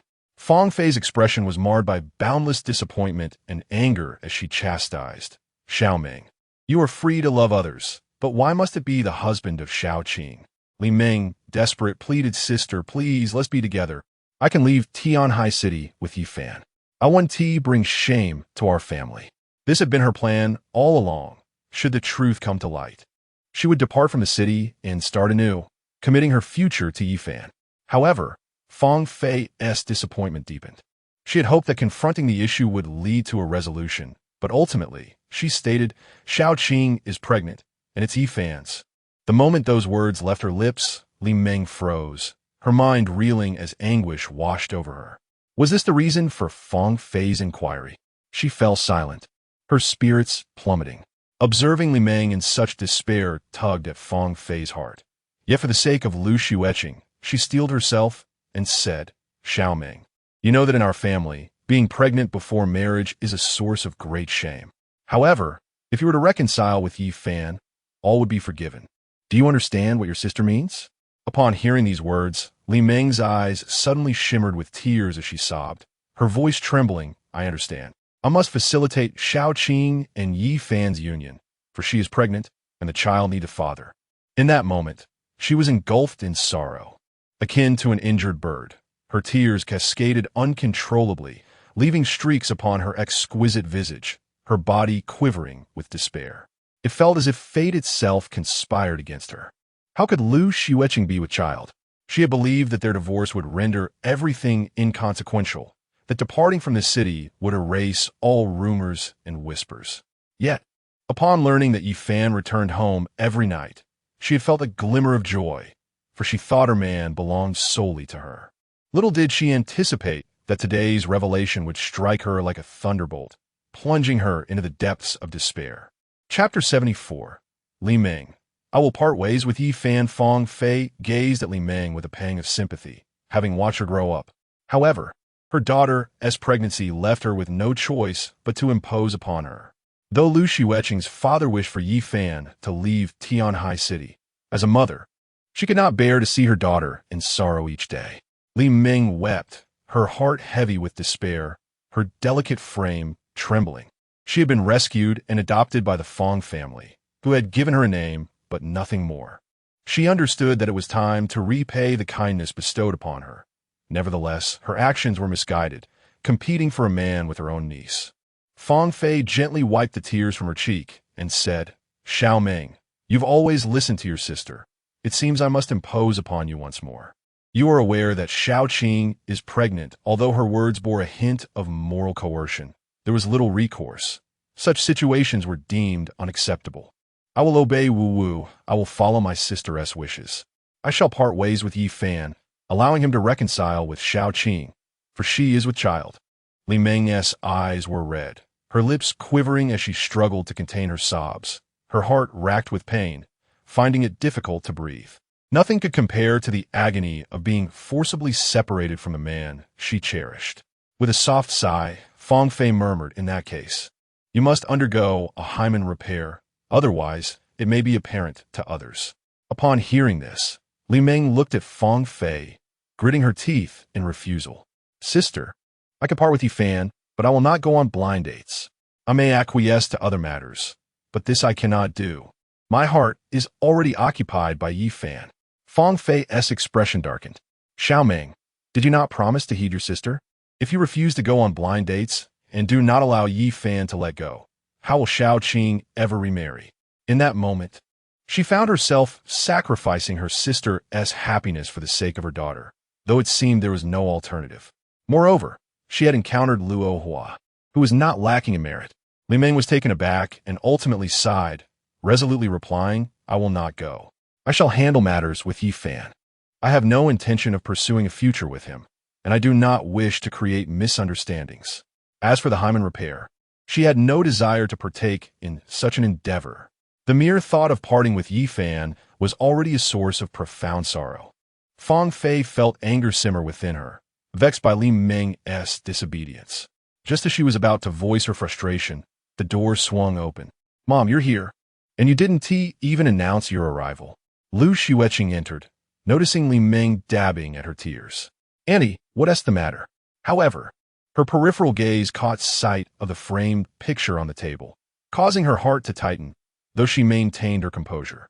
Fong Fei gestured subtly to Li Meng, who offered a faint, forced smile, declaring, "I'm fine. It's just that some sand got in my eyes. Your mother is helping me clear it up." "Xueqing, I heard you're pregnant. Congratulations. You're going to be a mother." Li Meng felt a bitter pang in her heart, compelled to congratulate another while suffering herself, all the while feigning ignorance and putting on a brave face. Such pain was truly unbearable. Lu Xueqing seemed to forget the earlier incident, brightening with a gentle smile. "I'm already 5 weeks along." Li Meng managed a strained smile, inwardly reflecting, 5 weeks indeed. The last time she met Yi Fan's parents, they urged her to have her own family soon, but now it seems that hope has been extinguished. Fong Fei secretly sighed in relief. As long as Li Meng kept the truth to herself, that was sufficient. She looked at her daughter earnestly and advised, "When Yi Fan visits our home, be sure to adopt a cordial attitude. We must then arrange for our marriage certificate and proceed with the wedding." Lu Xueqing nodded, though fear gnawed at her heart. Yi Fan had completely severed ties, erasing all means of contact. A flicker of melancholy passed through Li Meng's eyes. None of this mattered to her anymore. Meanwhile, Yi Fan and Su Yuru arrived at an advertising firm, Huadong Advertising Design Company, Limited. Upon entering, they were greeted by a myriad of photographic works, lighting setups, and numerous models engaged in shooting print advertisements. Many were busy editing and adjusting lighting, each person with a distinct role. The pricing varied here, determined by established parameters, with notable exceptions for renowned actors. A team leader, Zhu Kai, in his 30s, approached them. Yi Fan promptly stated his purpose, a 30-second promotional video. The cost was set at 100,000, which was relatively reasonable, with additional charges to follow based on the final product. Zhu Kai remarked, regardless of the client's budget, operating such a business required supporting many individuals. Yi Fan nodded in agreement. To Zhu Kai's surprise, Yi Fan did not engage in further negotiation and simply acknowledged. "The actor's fees will be separate." Yi Fan then proposed, "We will act as the performers ourselves. When can we schedule the shoot? We are in urgent need. Xueqing contemplated for a moment and replied, how about this afternoon? We need to prepare the venue, which will take about 4 hours. Yifan expressed no objections. Afterward, they would also assist with some promotional efforts in collaboration with various partners. Subsequently, Yifan and Su Yuru temporarily departed, having a light meal before exploring several other potential clients. This time, he aimed to project his work across various regions, be it in county towns or cities, determined to create a buzz. A notification pinged on his phone. It was from the nurse who had taken care of him, Tang Wan'er. Yifan, didn't you film a short drama? Where can I watch it? It dawned on Yifan that he had promised her free access and a meal invitation. How about this? I'll send you a software link that hasn't been released yet. You can watch it there. Really? Great. Hurry up and send it. I'll watch it after work. Tang Wan'er replied, evidently delighted. Yifan instructed Yi Yuan to send the software, which he then forwarded to Tang Wan'er. She soon confirmed receipt. The software was named Dreaming Fish, with only a few users registered. It had a setup that charged 5 yuan per viewer, and it featured 2 celebrities. Otherwise, its lack of fame would deter viewership or usage. Tang Wan'er het joyfully klint, Yifan, he downloaded ET. I'm the 8th user.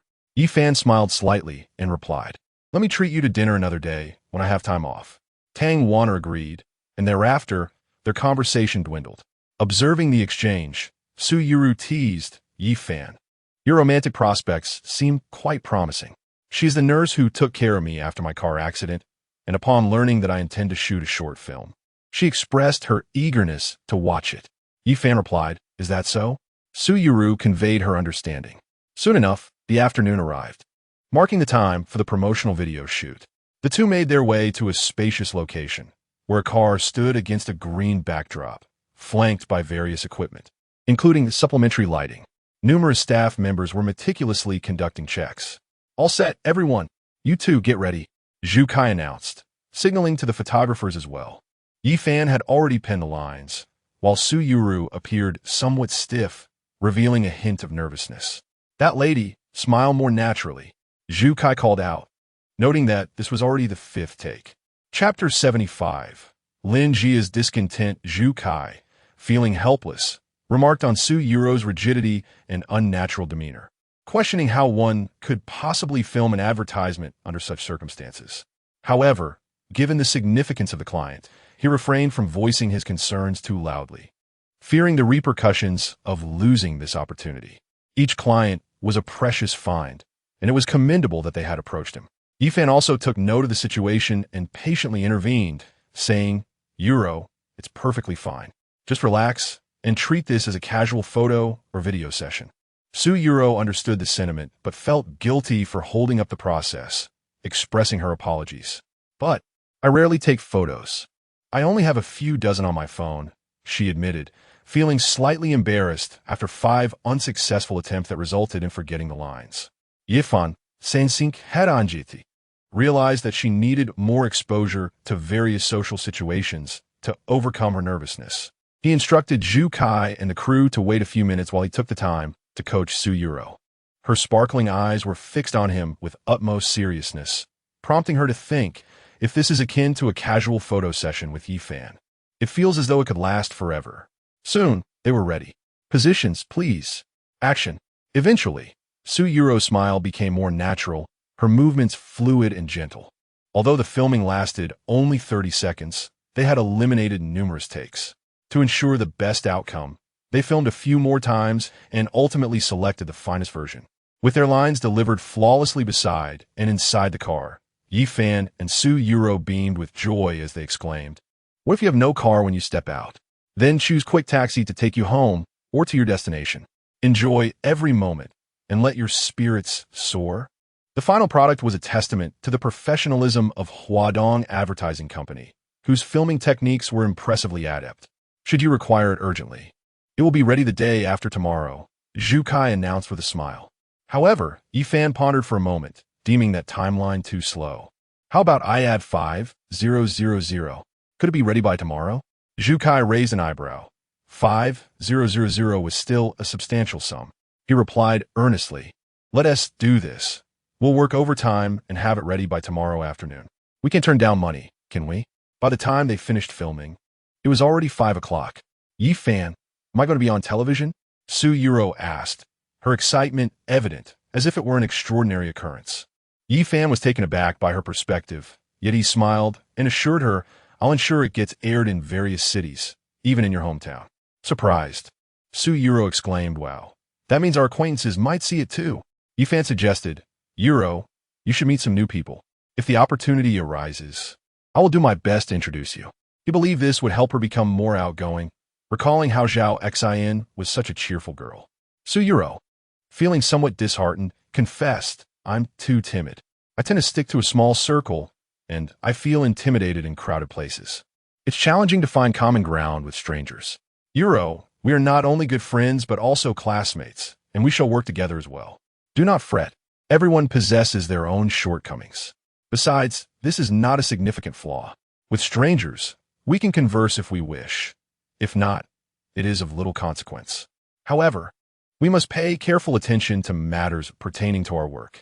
Yi Fan patiently reassured her, recognizing that Su Yuro's gentle disposition sometimes incited a protective or even bullying instinct in others. Thank you, Yi Fan. You remain ever so kind. Su Yuro expressed her gratitude, touched by his unwavering support. He was just as he had been in high school, often comforting her, even to the point of having made her cry on several occasions during their early interactions. It was no surprise that after entering university, he pursued a wealthy heiress, and thus their paths diverged. Nevertheless, after his sincere apologies, she forgave him. Back then, while she was not the school beauty, she was still quite popular, attracting the attention of many boys. Attending school in a county where few were affluent, they often encountered unruly characters. Yi Yuan was in her class as well. He bluntly stated that Su Yuro was Yi Fan's girlfriend, leaving her feeling flustered and stirring an unfamiliar emotion within her. Coming from a modest background, she felt a tinge of inferiority, having lived in a mud house at that time, and hesitated to voice her thoughts. After graduating from high school, she ceased her studies to work, supporting her younger brother's education while her parents toiled in agriculture, earning little over the year. At that time, she only had QQ, as WeChat was not yet prevalent. It was 2 years later that she finally connected with Yi Fan again, only to hear of his marriage, which she could only silently bless. Later, upon discovering his divorce and his current girlfriend, she found herself at a loss for words. Ye Fan similed gente, assuring her that it was nothing unusual, as they were merely good friends. Just then his phone rang. It was Lin Jia. Ye Fan. What do you mean by this? Are you even a man? I told you I was with you, yet you act differently with Xueqing. Why can't you maintain that here? Lin Jia's voice was laced with fury, nearly deafening Yi Fan. Jia, why are you scolding me? You know our relationship has been discovered, and I don't possess 8 billion after all. Yi Fan replied, feeling helpless. Most importantly, he feared that Li Ming's family would find out. I don't care. We are in this situation. My reputation is already tarnished. Do you think that if I marry, Xueqing will not disdain me? He has likely berated me in his mind already. I don't want to engage in any romantic entanglements with Xueqing. If it comes to that 8 billion, I might as well borrow it from my aunt and present it to my mother. Lin Jia grew increasingly aggrieved. Initially, if they were to protest together, it might have been slightly better, but Yi Fan had simply fled, leaving her feeling isolated in her distress. Upon returning home, her mother insisted on an immediate wedding, which Lin Jia rejected, deeming Xueqing to be overly calculating. Meanwhile, Su Yuro, observing the unfolding drama with wide eyes, pondered to herself, was Yi Fan truly so fickle, juggling one girl after another? Her mind raced with curiosity. What on earth was happening? Yi Fan stood in a daze for a moment, astonished at the prospect of borrowing. Was he really being asked to resort to such measures? Good heavens! Could it be that he was truly unable to shed the label of a green tea prince? Was this a prelude to establishing a harem? After a moment of contemplation, he replied to Li Ming, uncertain of how to articulate his thoughts. Jia, I've been rather occupied these past few days. Can we discuss this later? On the other end of the line, Lin Jia clearly expressed her dissatisfaction, responding with indignation. If you keep evading, I will lose respect for you. Moreover, I will find a time to speak with Sister Meng. You understand what I mean. Upon hearing this, Yi Fan felt a tightening sensation, as if a realization struck him. And Lin Jia abruptly hung up the phone. Nonetheless, he now had to explain himself to Li Meng, especially after having previously assured her that he would return. He had laid all his cards on the table. Chapter 76. Xueqing's desire to win over Yi Fan. Su Yuro, with her dazed and beautiful eyes, gazed at Yi Fan and uncertainly inquired, Yi Fan, do you have 2 girlfriends? She marveled at her old classmate's charm, feeling a twinge of envy at his apparent fortune with women. Such thoughts began to swirl in her mind. Yi Fan, unsure of how to articulate the complexities of his relationships, decided to divert the conversation, saying ahem, Yuro, shall we head back to the company? A hint of awkwardness accompanied him as he opened the car door. Su Yuro cast him a peculiar glance, sensing that her old classmate had undergone significant changes. She pondered the implications of his newfound wealth, wondering if this pretty boy was indeed living the dream. By 6 o'clock, they arrived at Dream Fan Chi Yuan Company. Boss, there's a beautiful lady waiting in your office, Zhao Xian exclaimed, her energy palpable. Yi Fan, puzzled about who it could be, realized he had only disclosed this information to one person. He was eager to find out. Zhao Xian, pulling Su Yuro along, exclaimed, wow, this must be something the boss bought, right? Su Yuro, taken aback, responded, how did you know? Zhao Xian, with a teasing tone, remarked, given how frugal you usually are, it must be a gift from a boss. You are quite fortunate indeed. I wonder when I might receive such a reward. With a hint of blush on her cheeks, Su Yuro replied somewhat shyly, what nonsense are you spouting? This is for an advertisement that Yi Fan is helping me with. Zhao Xian shot her a knowing look, her smile widening as she observed the situation. Upon entering his office, Yi Fan found Xueqing engrossed in a video game, Mushroom Adventure. Upon noticing him, her face lit up with joy. With her ponytail bouncing, she radiated vitality. Yi Fan quickly deduced that it was indeed her. She had asked for his whereabouts when she wanted to see him. Brother Yi, you're back. I've been waiting for you for 2 hours, Xueqing beamed, stepping closer. Today, she wore black shorts that showcased her long, fair legs. Yi Fan stole a glance, though he hesitated to voice his thoughts. Her figure was undeniably appealing. Xueqing's eyes sparkled as she sensed his gaze. She moved closer, leaning in with a playful expectation. So what do you think? Looks good, right? Yi Fan, feeling her warm breath and the faint scent that enveloped her, instinctively took a step back, somewhat irritatedly responding, quit messing around. What are you doing here? Xueqing pouted in dissatisfaction, feeling that Yi Fan was merely putting on an act. She had witnessed his reactions and believed that her older sister's presence had caused him to retreat. It had not been like this before. The first step to winning over Yi Fan was to frequently appear before him. Brother Yi, where did you get the money to start this company? Xueqing queried, her mind racing through possibilities, thinking of Chen Xianming, Lin Jia, and Li Meng. Can we not discuss this? Yi Fan replied, a hint of unease in his voice. Xueqing internally scoffed at his evasiveness, but chose not to press the matter further. Instead, she continued, then who is Meng? May I ask your name? Yi Fan nearly stumbled, caught off guard by the unexpected question. Feeling somewhat guilty, he replied, Xueqing, perhaps it would be best not to inquire. However, Xueqing was unwilling to relent, insisting, what about the name of that short video app? Dream Initiation Flying Fish. Who was behind it? Her irritation was palpable. Even in such a situation, they were still playing coy. Yi Fan found himself at a loss, realizing that the app's name began with the last character of Li Meng's name. Brother Yi, could the second character be changed to my name? Xueqing asked eagerly. Although the pronunciation remained unchanged, she desired to make that alteration. Yi Fan, feeling somewhat helpless, replied, Xueqing, that has already been officially verified.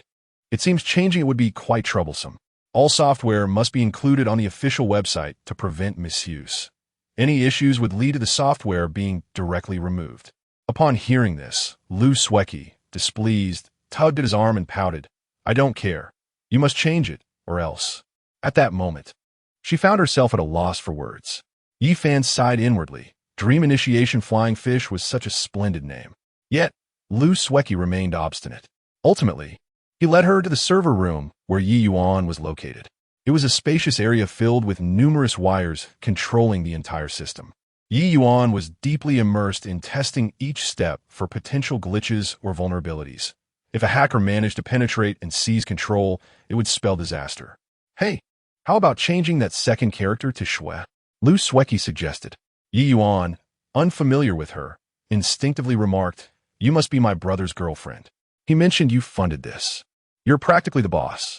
If you wish for changes, I shall implement them." Inwardly, he thought it impressive how young and affluent Yifan was. Upon hearing this, Xueqing's beautiful eyes widened in surprise, followed by a smile as she instinctively glanced at Yifan. The latter covered his forehead, realizing this revelation might expose the source of their finances. In truth, even if he had remained silent, Xueqing likely already suspected the truth. Yi Yuan then submitted the revised changes to the official website, commenting, "I must say, Yi, how can you not inform me when the boss lady is present? I feel rather embarrassed for not properly welcoming her." He flattered Yifan, who widened his eyes in disbelief.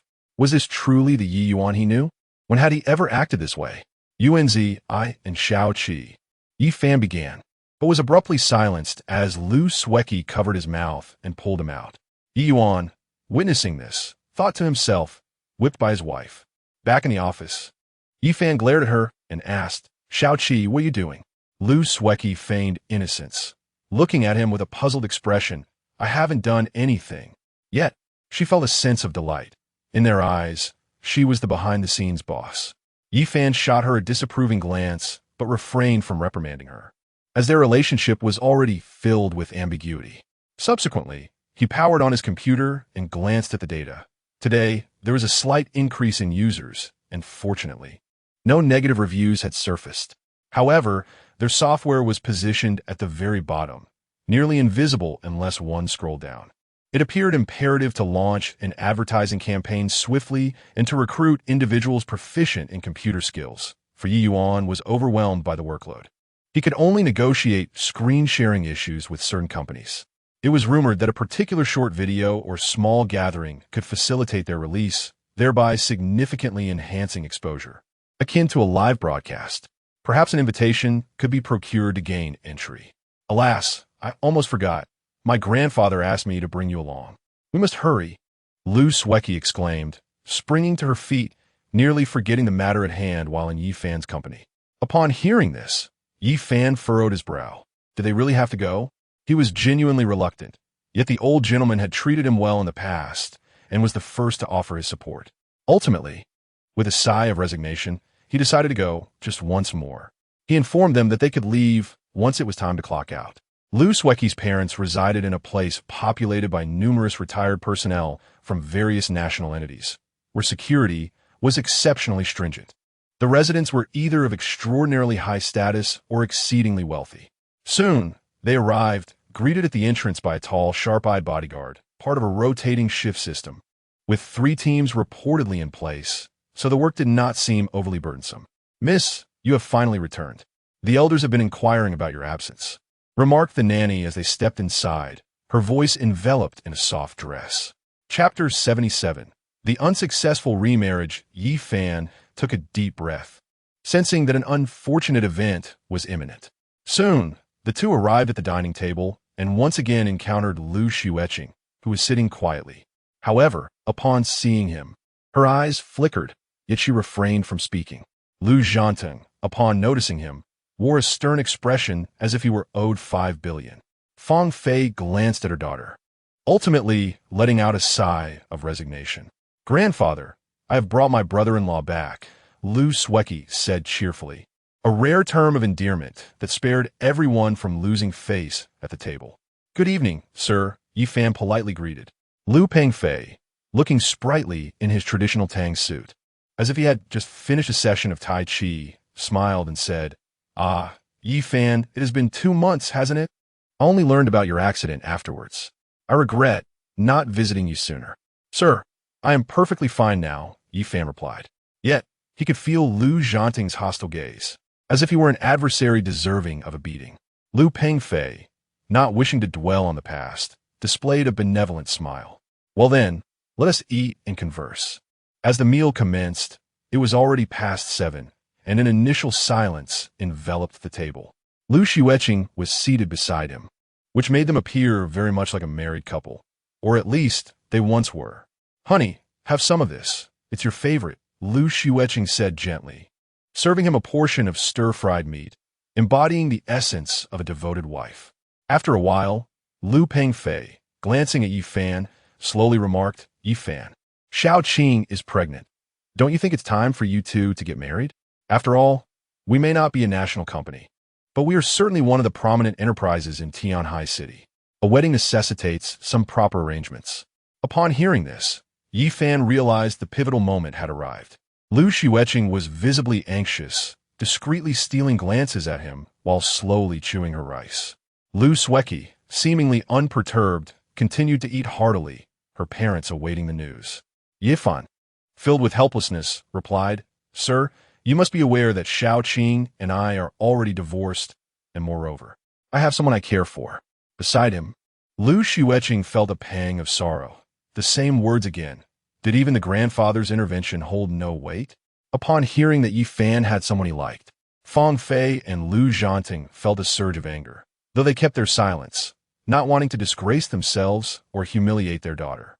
Lu Pengfei, unfazed, remarked with a chuckle, young people these days, divorcing and remarrying, quarreling is only natural. It is through such turmoil that one realizes the significance of the other. Even after divorce, reconciliation is possible, especially since Xueqing is carrying your child." With a patient tone, he understood which matter Yi Fan was concerned about. Believing that reconciliation was still an option, Yi Fan set down his chopsticks and stated firmly, "Sir, we divorced amicably, and there is no possibility of remarriage."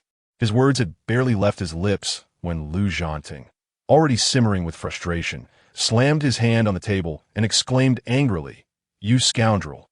You got my daughter pregnant, and you say you have no intention of taking responsibility?" He was genuinely furious, and his family seemed to be pleading with him. Had it not been for his daughter's pregnancy, he would have told them to leave. "Xiao Fan, you and Xueqing seem to have some misunderstandings. Now that you both have your own child, can't you be a bit more magnanimous?" Fang Fei chimed in, furrowing her brow. The family was already humbled. What more could they do? Yi Fan was resolute and said in a deep voice, "The timeline simply does not align." As soon as he finished speaking, Xueqing could no longer hold back her sobs, her mouth still full of food. With a sense of injustice, she pleaded, "Why don't you believe me? This child is ours. I only went out for one night, and you think he belongs to someone else. Why can't you trust me?" She was truly heartbroken, her eyes brimming with tears. She had explained countless times, even showing him the hotel footage, yet he refused to look. "It cannot be mine. The timing does not match," Yi Fan insisted, denying any claim to the child, as he had been unconscious in the hospital, the incident orchestrated by her first love. Hearing this, Xueqing was overcome with tears, her delicate frame trembling, as if her heart was being crushed, causing her to struggle for breath. The pain was immense. Why could he not forgive her? Hadn't he once indulged her every whim? The child's father denied his own child, insisting he was an illegitimate offspring. Beside them, Lu Pengfei remained silent, while Lu Zhanping's eyes blazed with anger. "Yi Fan, how did I never see you were such a scoundrel? What assurance do you have?" He sat trembling with rage, recalling how Yi Fan had once patted his chest, vowing to treat his daughter well. Fang Fei, too, wore a grim expression, having thought to dissuade Li Meng by using the child as leverage, only to find Yi Fan completely unyielding. Xueqing's eyes were filled with tears as she fixed her gaze on Yi Fan, her voice trembling as she implored, "How can you be so heartless? This is your child. Why won't you acknowledge him?" Her final words were nearly a shout, her heart pierced. Never anticipating that things would spiral to this point, Yi Fan, expressionless, regarded her and spoke in a deep voice, "That day, I called you twice. Yet you were in a hotel with your first love. I had remained faithful and behaved as a husband should. But what about you? Did you consider how much it hurt me while you were with Jiangxia? Did you think about the one waiting for you at home? I told you, nothing happened between us. Why won't you forgive me?" Xueqing, at this moment, still failed to realize where the true problem lay, believing that an apology would suffice. Yi Fan shook his head inwardly. She had been raised in comfort, yet her judgment was flawed. He continued, and that's not all. This morning, you brought him to our home. I was furious and struck him, but did you ever think why I would act that way? You defended him in my presence, claiming I was in the wrong. At the company, when he brought flowers, I was enraged, feeling provoked, yet you still defended him, considering my reaction unreasonable. Lu Xueqing wept inconsolably, reflecting upon the foolishness of her actions, realizing how she had inflicted pain upon her husband while solely prioritizing her own emotions, centering everything around herself. It is only in loss that one learns to cherish, yet the events and individuals have long since turned the page, leaving no room for lingering attachments. As she resolutely departed, Yi Fan gazed at the weeping Lu Xueqing and spoke somberly. Among so many in the company, a wife who does not stand by her husband, but rather speaks ill of him to others. How could you possibly comprehend the depth of my pain? When I left, I bore the weight of betrayal upon my shoulders. I once loved you deeply, yet when we divorced, you were already with him, proclaiming your love for me. Do you truly believe that yourself? His pride had long been shattered by her, especially after being labeled as a parasite by his own wife, who claimed that without her family, he was nothing. There was so much more he wished to express.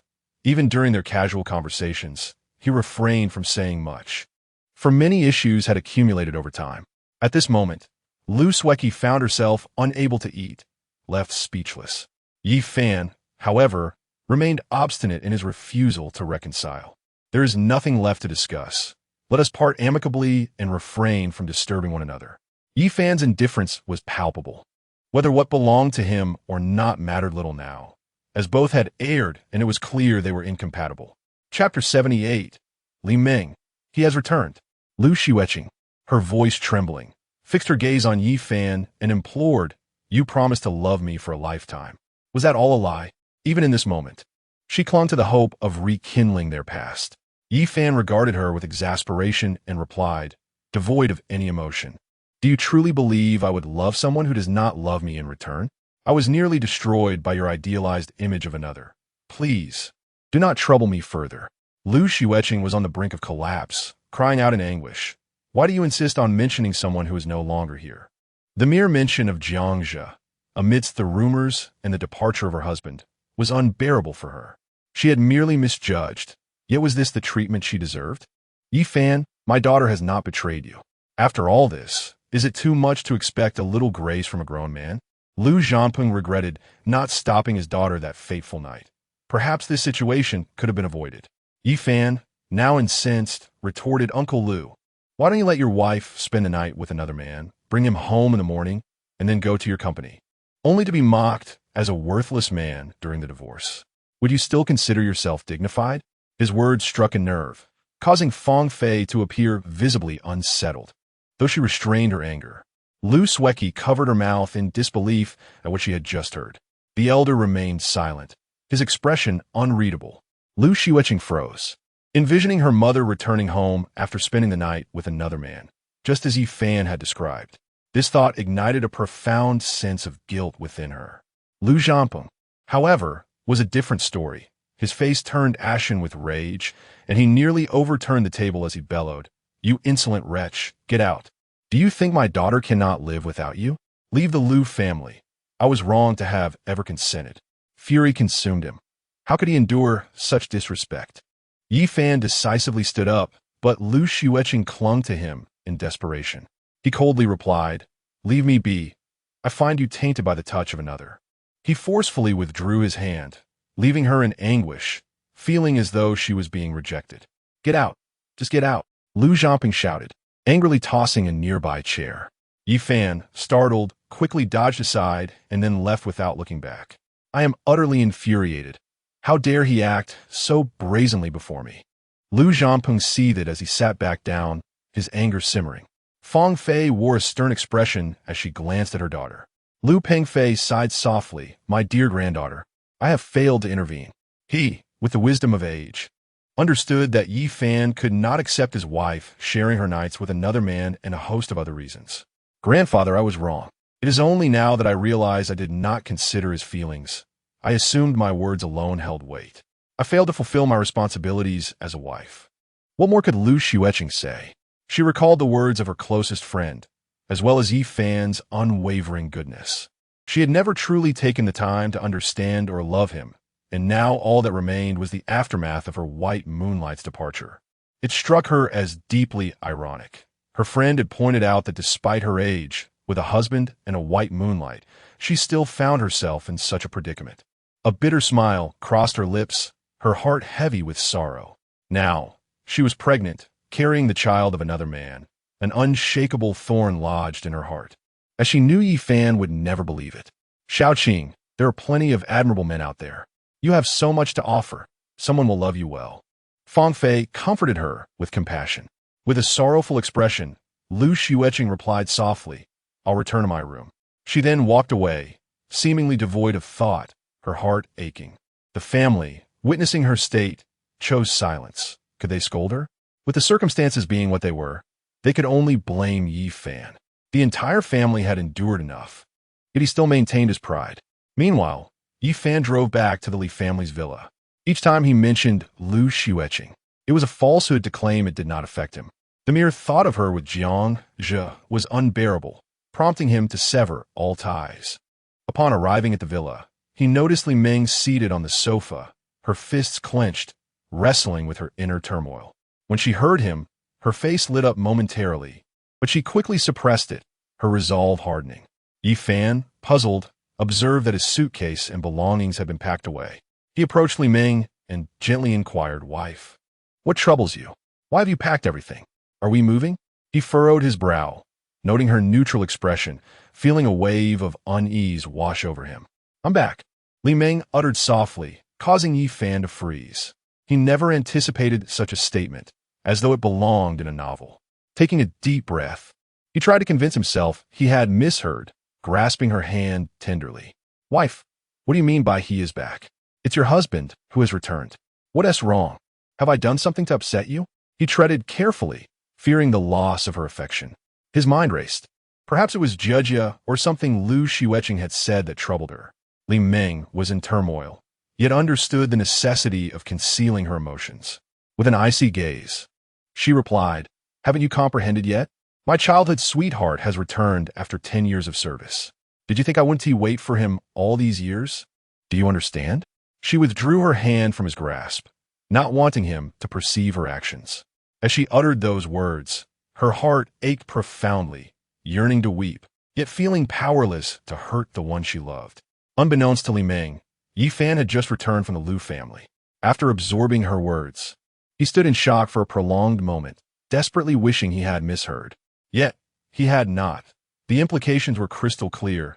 Was he merely a backup, destined to step aside? Exhaustion washed over him. Was this truly how he was meant to be treated in love? At this moment, Yi Fan felt an overwhelming anguish, as if a colossal stone pressed upon him, making it difficult to breathe. Blood vessels appeared around his eyes as he fixed a piercing gaze upon Li Meng. The latter, unable to bear his torment, attempted to speak on several occasions, yet found herself unable to do so. My dear, I wish to hear this again. It cannot be true. Yi Fan's voice was low and hoarse as he stared intently at Li Meng, as if seeking some flaw in her resolve. Li Meng, too, was ensnared in her own struggle of pain. Summoning her resolve, she coldly met his gaze and nearly shouted, You wish to hear it once more, do you? Very well, I shall oblige. My Luo Hua has returned, and you must step aside. I intend to marry him, and I will also restore my virginity. I do not love you. Do you understand? As she reached the end of her statement, her voice trembled slightly. Yet, in that moment, Yi Fan remained oblivious to any hint of deception. His mind rendered utterly blank, as if struck by a thunderbolt, plunging him into an abyss of despair. Chapter 79. Yi Fan's heartbreak. Li Meng's words pierced through Yi Fan's heart like a knife, inflicting deep pain. Ha! He has returned. I am merely a backup. I am someone else's substitute. I am a pitiful creature, wandering along a path of suffering, unnoticed by anyone. Yi Fan rose, a bitter smile on his face, tears streaming from his eyes. He staggered and clutched his chest, overwhelmed by the anguish of her words. He wished it were merely a dream, but alas, it was not. First, It was Lu Xueqing who treated him this way, and now it was Li Meng. All because of another, entangled in someone else's game. He was utterly a wretched being. Seeing him in such despair deeply saddened Li Meng as well. She bit her lip, fighting back tears, almost succumbing to the urge to leap into his arms and confess that she had been deceiving him. Her hands clenched tightly, knuckles turning white. But her sister had commanded her to leave him, and she could not defy that. She had to support her niece, who was pregnant. Yi Fan's eyes were bloodshot as he fixed his gaze upon her, his voice hoarse as he asked, "Did you ever love me?" He could not fathom why she had shown such affection, only to ultimately yield to another. Li Meng visibly trembled, her heart tormented, and resolutely replied, "No love." Yi Fan stared at her, his tone pleading, "Am I not good enough? We come this far. You are wonderful, but not for him. I have merely grown accustomed to your presence during this time," she stated coldly, each word inflicting pain upon herself as well. She longed to weep for the hurt she had caused her beloved. As Yi Fan endured his suffering, she too was not unscathed. Her husband's return should have been a moment of joy, yet she was forced to play a role that inflicted harm upon him. Fine. I will leave. I have ultimately loved the wrong person. Yi Fan's voice was nearly a rasp, unable to accept this reality. At that moment, he resigned himself to fate, even preparing his luggage. Was this to make room for her childhood friend? He would need to restore her purity, erasing all traces of himself. In the end, with a heavy heart, Yi Fan grasped his suitcase and staggered away, his silhouette forlorn, seemingly narrating his sorrow. "Oh, husband, I am so sorry. I love you dearly. I was raised this way. I can only support Xueqing. You may hate me, but please do not forget me." Once Yi Fan had distanced himself, Li Meng could no longer maintain her composure. She collapsed to the ground, sobbing uncontrollably, tears cascading down, trembling with profound sadness. But who could console her? She had wounded Yi Fan, driving away the man she loved. Upon exiting, Yi Fan wore a blank expression, uncertain of where to go. Driving with a heavy heart, he felt inexplicably despondent. Why had his emotions spiraled into such disarray? Did he truly deserve this? It was already past 10 o'clock.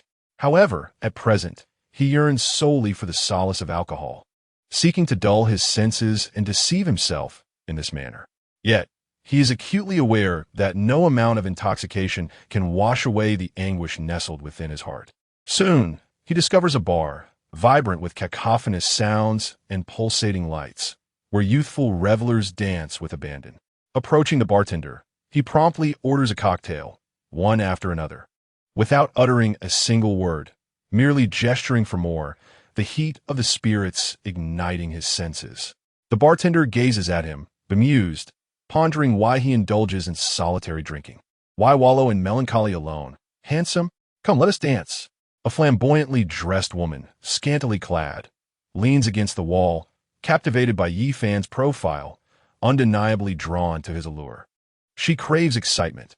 After all, in the tapestry of life, happiness reigns supreme. Yet, Yi Fan remains oblivious, consumed by his own consumption.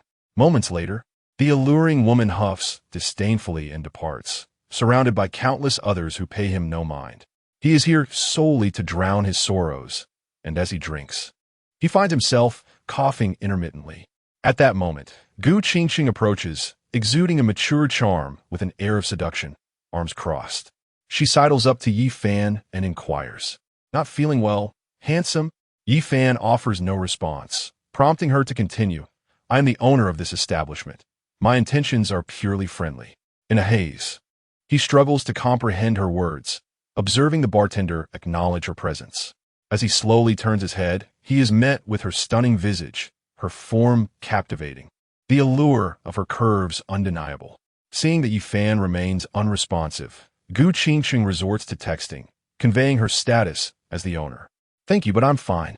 Yi Fan finally responds. A hint of a smile graces Gu Qingqing's lips as she continues to type. "I suspect you've suffered a heartbreak. I've seen many like you, and they all end up here, drowning their woes."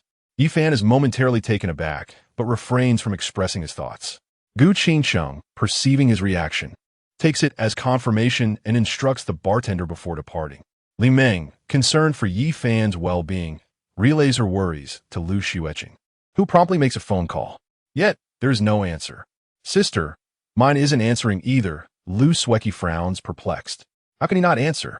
Xueqing echoes her sister's concern, urging her to contact Xueqing, who also reports no sight of him. Consequently, she reaches out to Lin Jia. What? The call won't go through?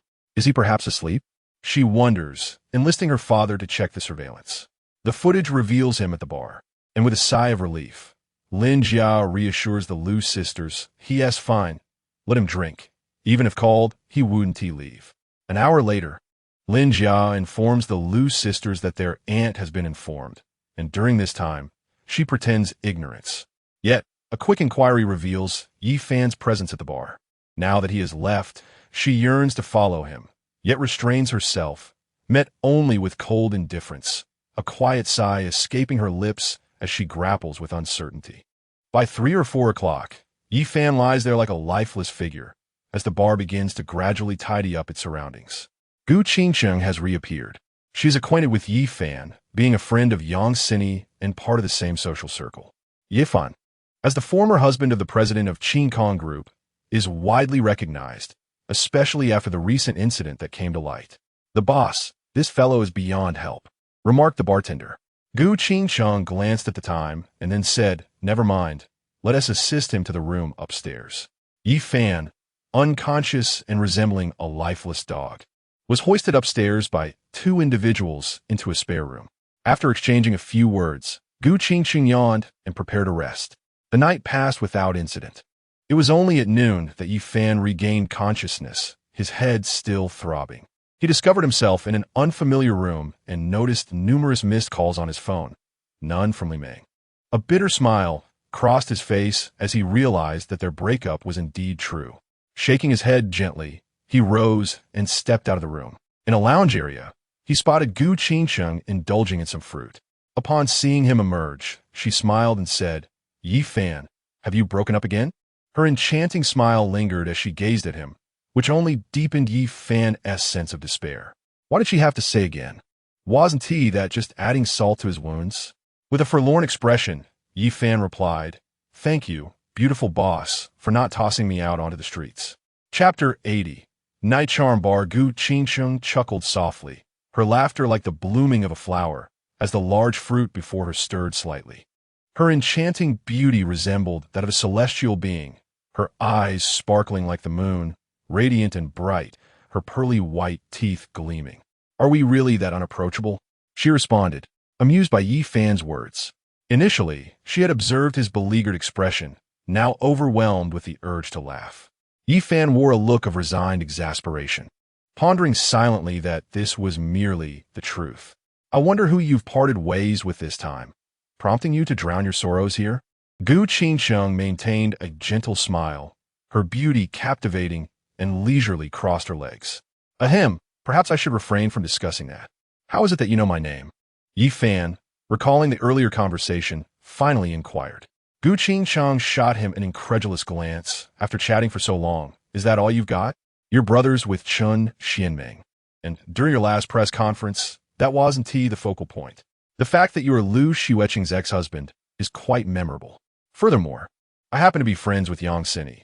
We are quite close, and she has mentioned you, saying you filmed a short drama, yet never shared it with her. As her words fell, Yi Fan suddenly understood. Look at me. I'll send it to her right now, he declared, promptly dialing her number. Yi Fan, you liar. You've clearly finished filming the short drama.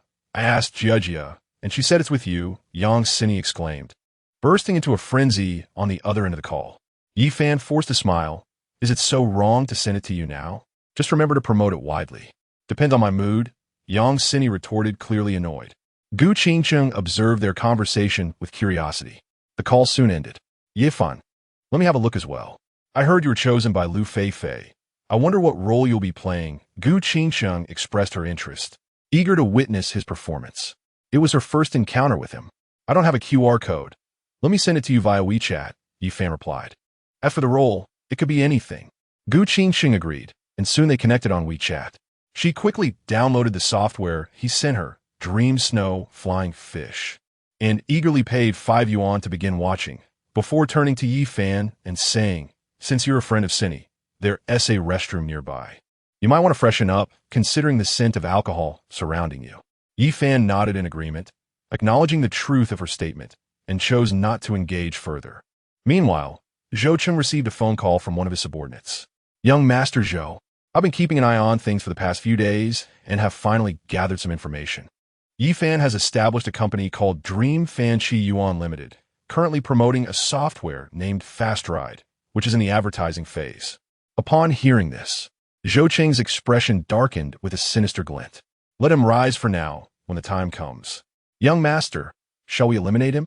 Su Zhong asked, his eyelids twitching, apprehensive about Xueqing's intentions, recalling that Jiang had already met a tragic fate.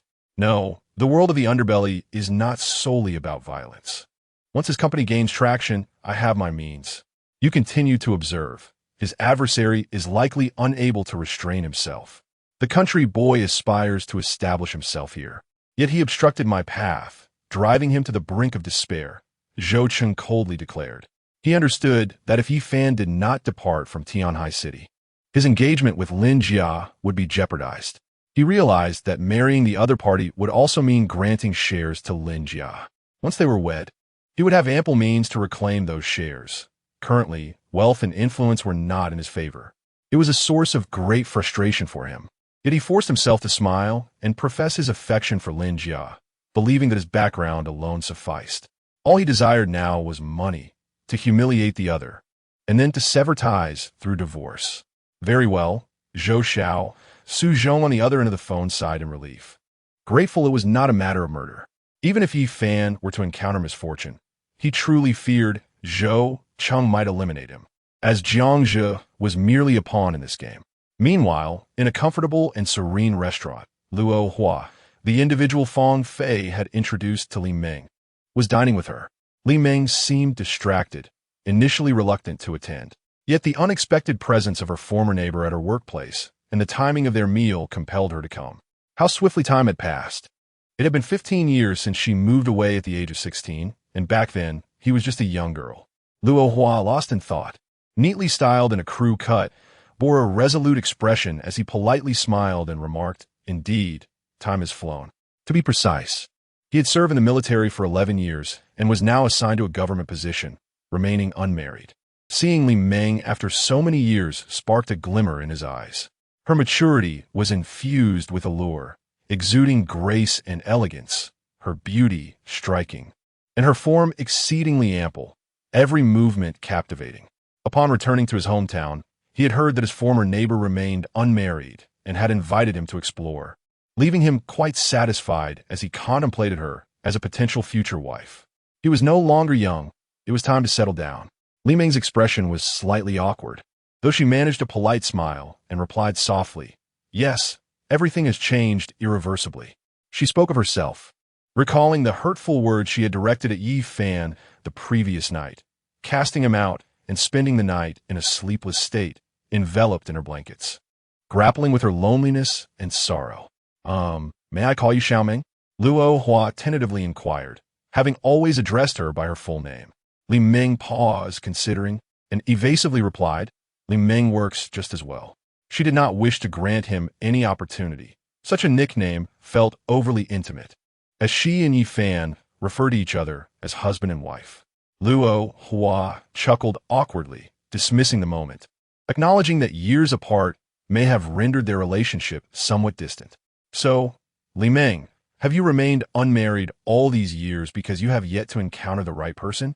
He teased, eager to discern the truth. Li Ming resolutely stated, "I have someone I care for deeply. I love him."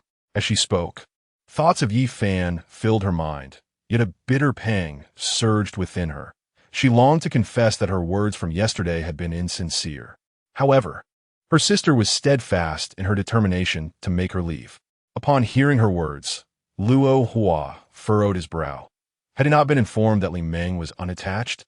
Wait, having someone one loves does not necessarily mean they are together. Upon reflection, he found solace in the notion that there remained a glimmer of hope. The meal shared by the two was rather uneventful, devoid of laughter, and permeated by a heavy atmosphere. When Yi Fan emerged from the night charm bar, it was already 1 p.m. He swiftly made his way to the company, where he encountered a wave of fresh talent. There were at least a dozen newcomers, predominantly young individuals, a vibrant group filled with energy, prioritized for their backgrounds in computer studies during the hiring process. Initially, the company had recruited some for offline sales, balancing it with online efforts, customer service, technical personnel, and more. "Look, is that our boss?" someone exclaimed. "Wait, isn't that Yi Fan? Oh my." He was recently spotted in a video with Lu Feifei, filming a short drama. Who would have thought our boss was he? It all made sense now. As Dream Fan Chi Yuan Limited came into focus, the new employees whispered amongst themselves, intrigued. Nearby, Qian Fong observed the scene and remarked, "All right, you are correct. He's indeed our boss. Let's refrain from chatter for now and focus on the data, checking for any malicious reports." She felt compelled to speak, her gaze fixed on Yi Fan. Chapter 81. Chi-Chi, be my woman. Yi Fan surveyed the room, momentarily taken aback. Had he truly become a small boss? "Greetings, everyone. I am Yi Fan, the owner of Meng Fan Chi Yuan. You're the inaugural employees of this company. If we perform well, I will ensure that you receive year-end bonuses. Additionally, as we're just starting out, I promise to reward any employee who brings in users with a commission. The more you contribute, the more you earn." Yi Fan's brief address served as a means to present himself. "All right, boss. I will go out tonight to seek clients and see if I can attract some users." One of them quickly responded, ensuring Yi Fan did not feel awkward regardless of their intentions. Being part of the first batch, they all aspired to be considered pioneers once the company flourished. With a faint smile, Yi Fan replied, "Very well. Just remember to jot down the contact numbers of the clients. When they use my software, I will ensure their bonuses are added to their salaries." He was serious and not jesting. Perhaps it was indeed easier to attract clients from outside, as each client represented a monetary gain. At present, Qin Fong and Zhao Xian had stepped into managerial roles and were serving as team leaders. Yi Fan noted that they still required additional technical personnel, as it was a bit overwhelming for Yi Yuan to manage alone. Before long, he made his way to the office. "Guess who I am?" As Yi Fan entered, his eyes were suddenly covered, and a melodious voice chimed from behind him. "Is it the voice of an angel or a toad?" Yi Fan teased, just as Lu Xueqing let go of his eyes, pouting in discontent. "How rude. An angel is an angel. Why compare me to a toad?" Indeed, she had arrived once more, fully aware of the company's location. Yi Fan gazed at her. Today, Lu Xueqing donned a flowing dress, her long hair cascading down. With a delicate oval face and sparkling eyes, she radiated a blend of charm and sweetness.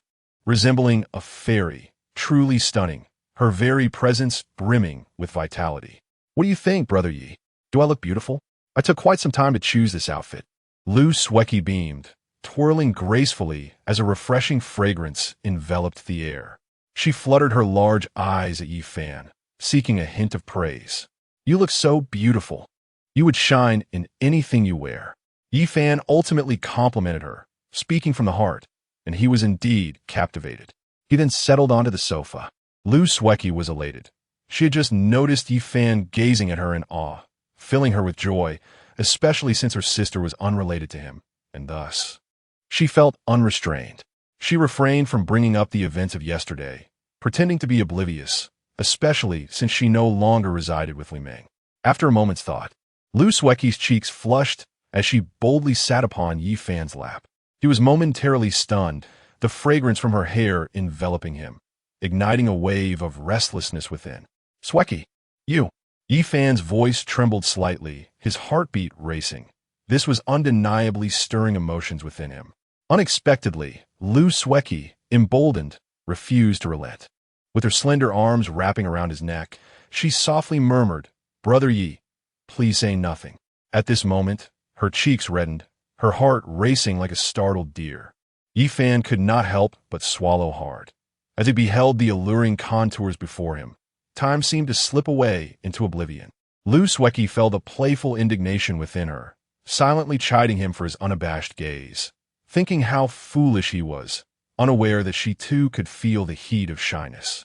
Amidst delight and bashfulness, Yi Fan soon regained his composure, sighing, "Xueqing, you are aware of my circumstances." Lu Xueqing, with a hint of melancholy, replied, "It's just Lin Jia. I won't let that deter me. I aspire for something greater. Yet, a flicker of concern for her family lingered in her thoughts. Yi Fan's worries extended beyond Lin Jia. Having just returned from a quarrel with the Liu family, he felt a jolt of stimulation. Moreover, he needed to discern the truth regarding Li Meng. Did she truly no longer harbor feelings for him? The situation seemed rather perplexing. Brother Yi, Lu Xueqing whispered, her heart racing, cheeks flushed, long lashes trembling, and her bright eyes fixed upon him. The air thickened with an intimate tension as they exchanged heated breaths, their gazes locked, the rhythm of their heartbeats intertwining like a melody of affection. Yi Fan, entranced by her delicate lips, felt parched and could not resist leaning closer.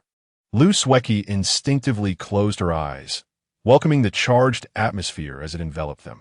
Just then, the office door creaked open, revealing Su Yuro, who stumbled upon the scene of Yi Fan and Lu Xueqing on the brink of a kiss. Her eyes widened in surprise, and she gasped, "I'm sorry. I didn't see anything. Please continue." Although her words were light-hearted, a sense of disappointment washed over her. She had intended to ask Yi Fan if he wished to go out, only to find the moment she dreaded. Startled, Yi Fan and Lu Xueqing sprang apart, nearly colliding in their haste. "Brother Yi, I wish to clarify our current relationship," Lu Xueqing said, her face aglow, both eager and slightly anxious. Gazing at him without a trace of embarrassment from the previous incident, Yi Fan pondered deeply. With a pregnant woman from the Liu family causing a stir, he felt overwhelmed. Inhaling deeply before responding, "Xueqing, if we were to be together, your family would surely scold me." A bittersweet smile crossed his lips. Why could he not restrain himself? Lu Xueqing, interpreting his words differently, smiled brightly. "Let us keep it a secret for now. Eventually, I too will have a burgeoning belly, and there will be no turning back." Yi Fan was taken aback. Such a thought could only originate from her mind. He pulled Lu Xueqing into his embrace, her delicate form trembling slightly, a smile gracing her lips. He then whispered in her ear, "Xueqing, I have no path to retreat. Will you be mine?" Radiating joy, Lu Xueqing lifted her gaze to him, her face adorned with a rosy hue, her eyes brimming with affection. She wrapped her arms around Yi Fan's neck and pressed her vibrant lips against his, fulfilling the moment they had nearly shared. Yi Fan was momentarily stunned, then succumbed to the warmth of their affection, their tongues entwining. Lu Xueqing, though slightly inexperienced, found herself momentarily startled, occasionally biting Yi Fan in the midst of their passionate exchange. Yi Fan's hand gently glided down, and with each delicate touch, Lu Xueqing trembled, as if releasing an endless affection. Subsequently, her lovely face flushed, her heartbeat quickened, feeling that intoxicating caress that sent tingles throughout her body, akin to an electric current coursing through her. She melted into his embrace like a soft puddle. Their bodies soon grew warm, hearts racing, as primal emotions surged through them. Yi Fan lifted Lu Xueqing and laid her softly onto the sofa. However, at the very last moment, she gasped, "Brother Yi, not today." Her breaths became uneven, her exquisite visage resembling a ripe peach, filled with longing. She wrapped her arms around Yi Fan's neck. "Why?" he inquired as they stood at the threshold, the tension reaching its zenith. "You're teasing me." "Good brother, I'm feeling it too," Lu Xueqing replied, a blend of shyness and sweetness in her voice, tinged with a hint of helplessness, having just been swept away in the moment. Chapter 82. The fickle Leaf Fan's expression darkened suddenly. This truly was a tantalizing tease. Lu Xueqing blinked her beautiful eyes, her cheeks flushed as she whispered, "Good brother, I can help you." Upon uttering those words, she immediately regretted it. How could she have said such a thing? Yet, after a moment of surprise, Leaf Fan chuckled warmly, "Little Chi, let's go to a certain place." Gently, he lifted her into his arms and made his way to the restroom. Lu Xueqing's face was a lovely shade of crimson as she instinctively wrapped her arms around his neck, burying her face into his chest, overwhelmed with shyness. Before long, half an hour had passed. Leaf Fan stared at the ceiling, shivering slightly, as if a cold breeze had swept through the room. Lu Xueqing bit her lip, her long dress slightly disheveled, The fullness of her curves was irresistibly captivating, as if inviting one's gaze to delve deeper. Li Fan couldn't help but swallow hard, a mischievous smile spreading across his face. Little Chi, what has happened to you? Xueqing shot him a glare, adjusting her dress that had been tousled by the wild wind, thinking to herself, he is incorrigible. I am about to lose my mind. Soon they emerged, and Xueqing's eyes sparkled with playful reproach. You are such a tease. You could have given me a heads up. Li Fan grinned. Little Chi, this is a delicacy. It must be fresh out of the oven, or else it will spoil. Rascal, cease your chatter and hurry away. Isn't your old classmate searching for you? Xueqing felt a wave of embarrassment wash over her as the memory of their earlier encounter blushed her face. She hastily pushed Li Fan out into the corridor. Once he departed, she pondered how she had even suggested such a thing, musing, so that's how it is. I wonder if my sister ever experienced this.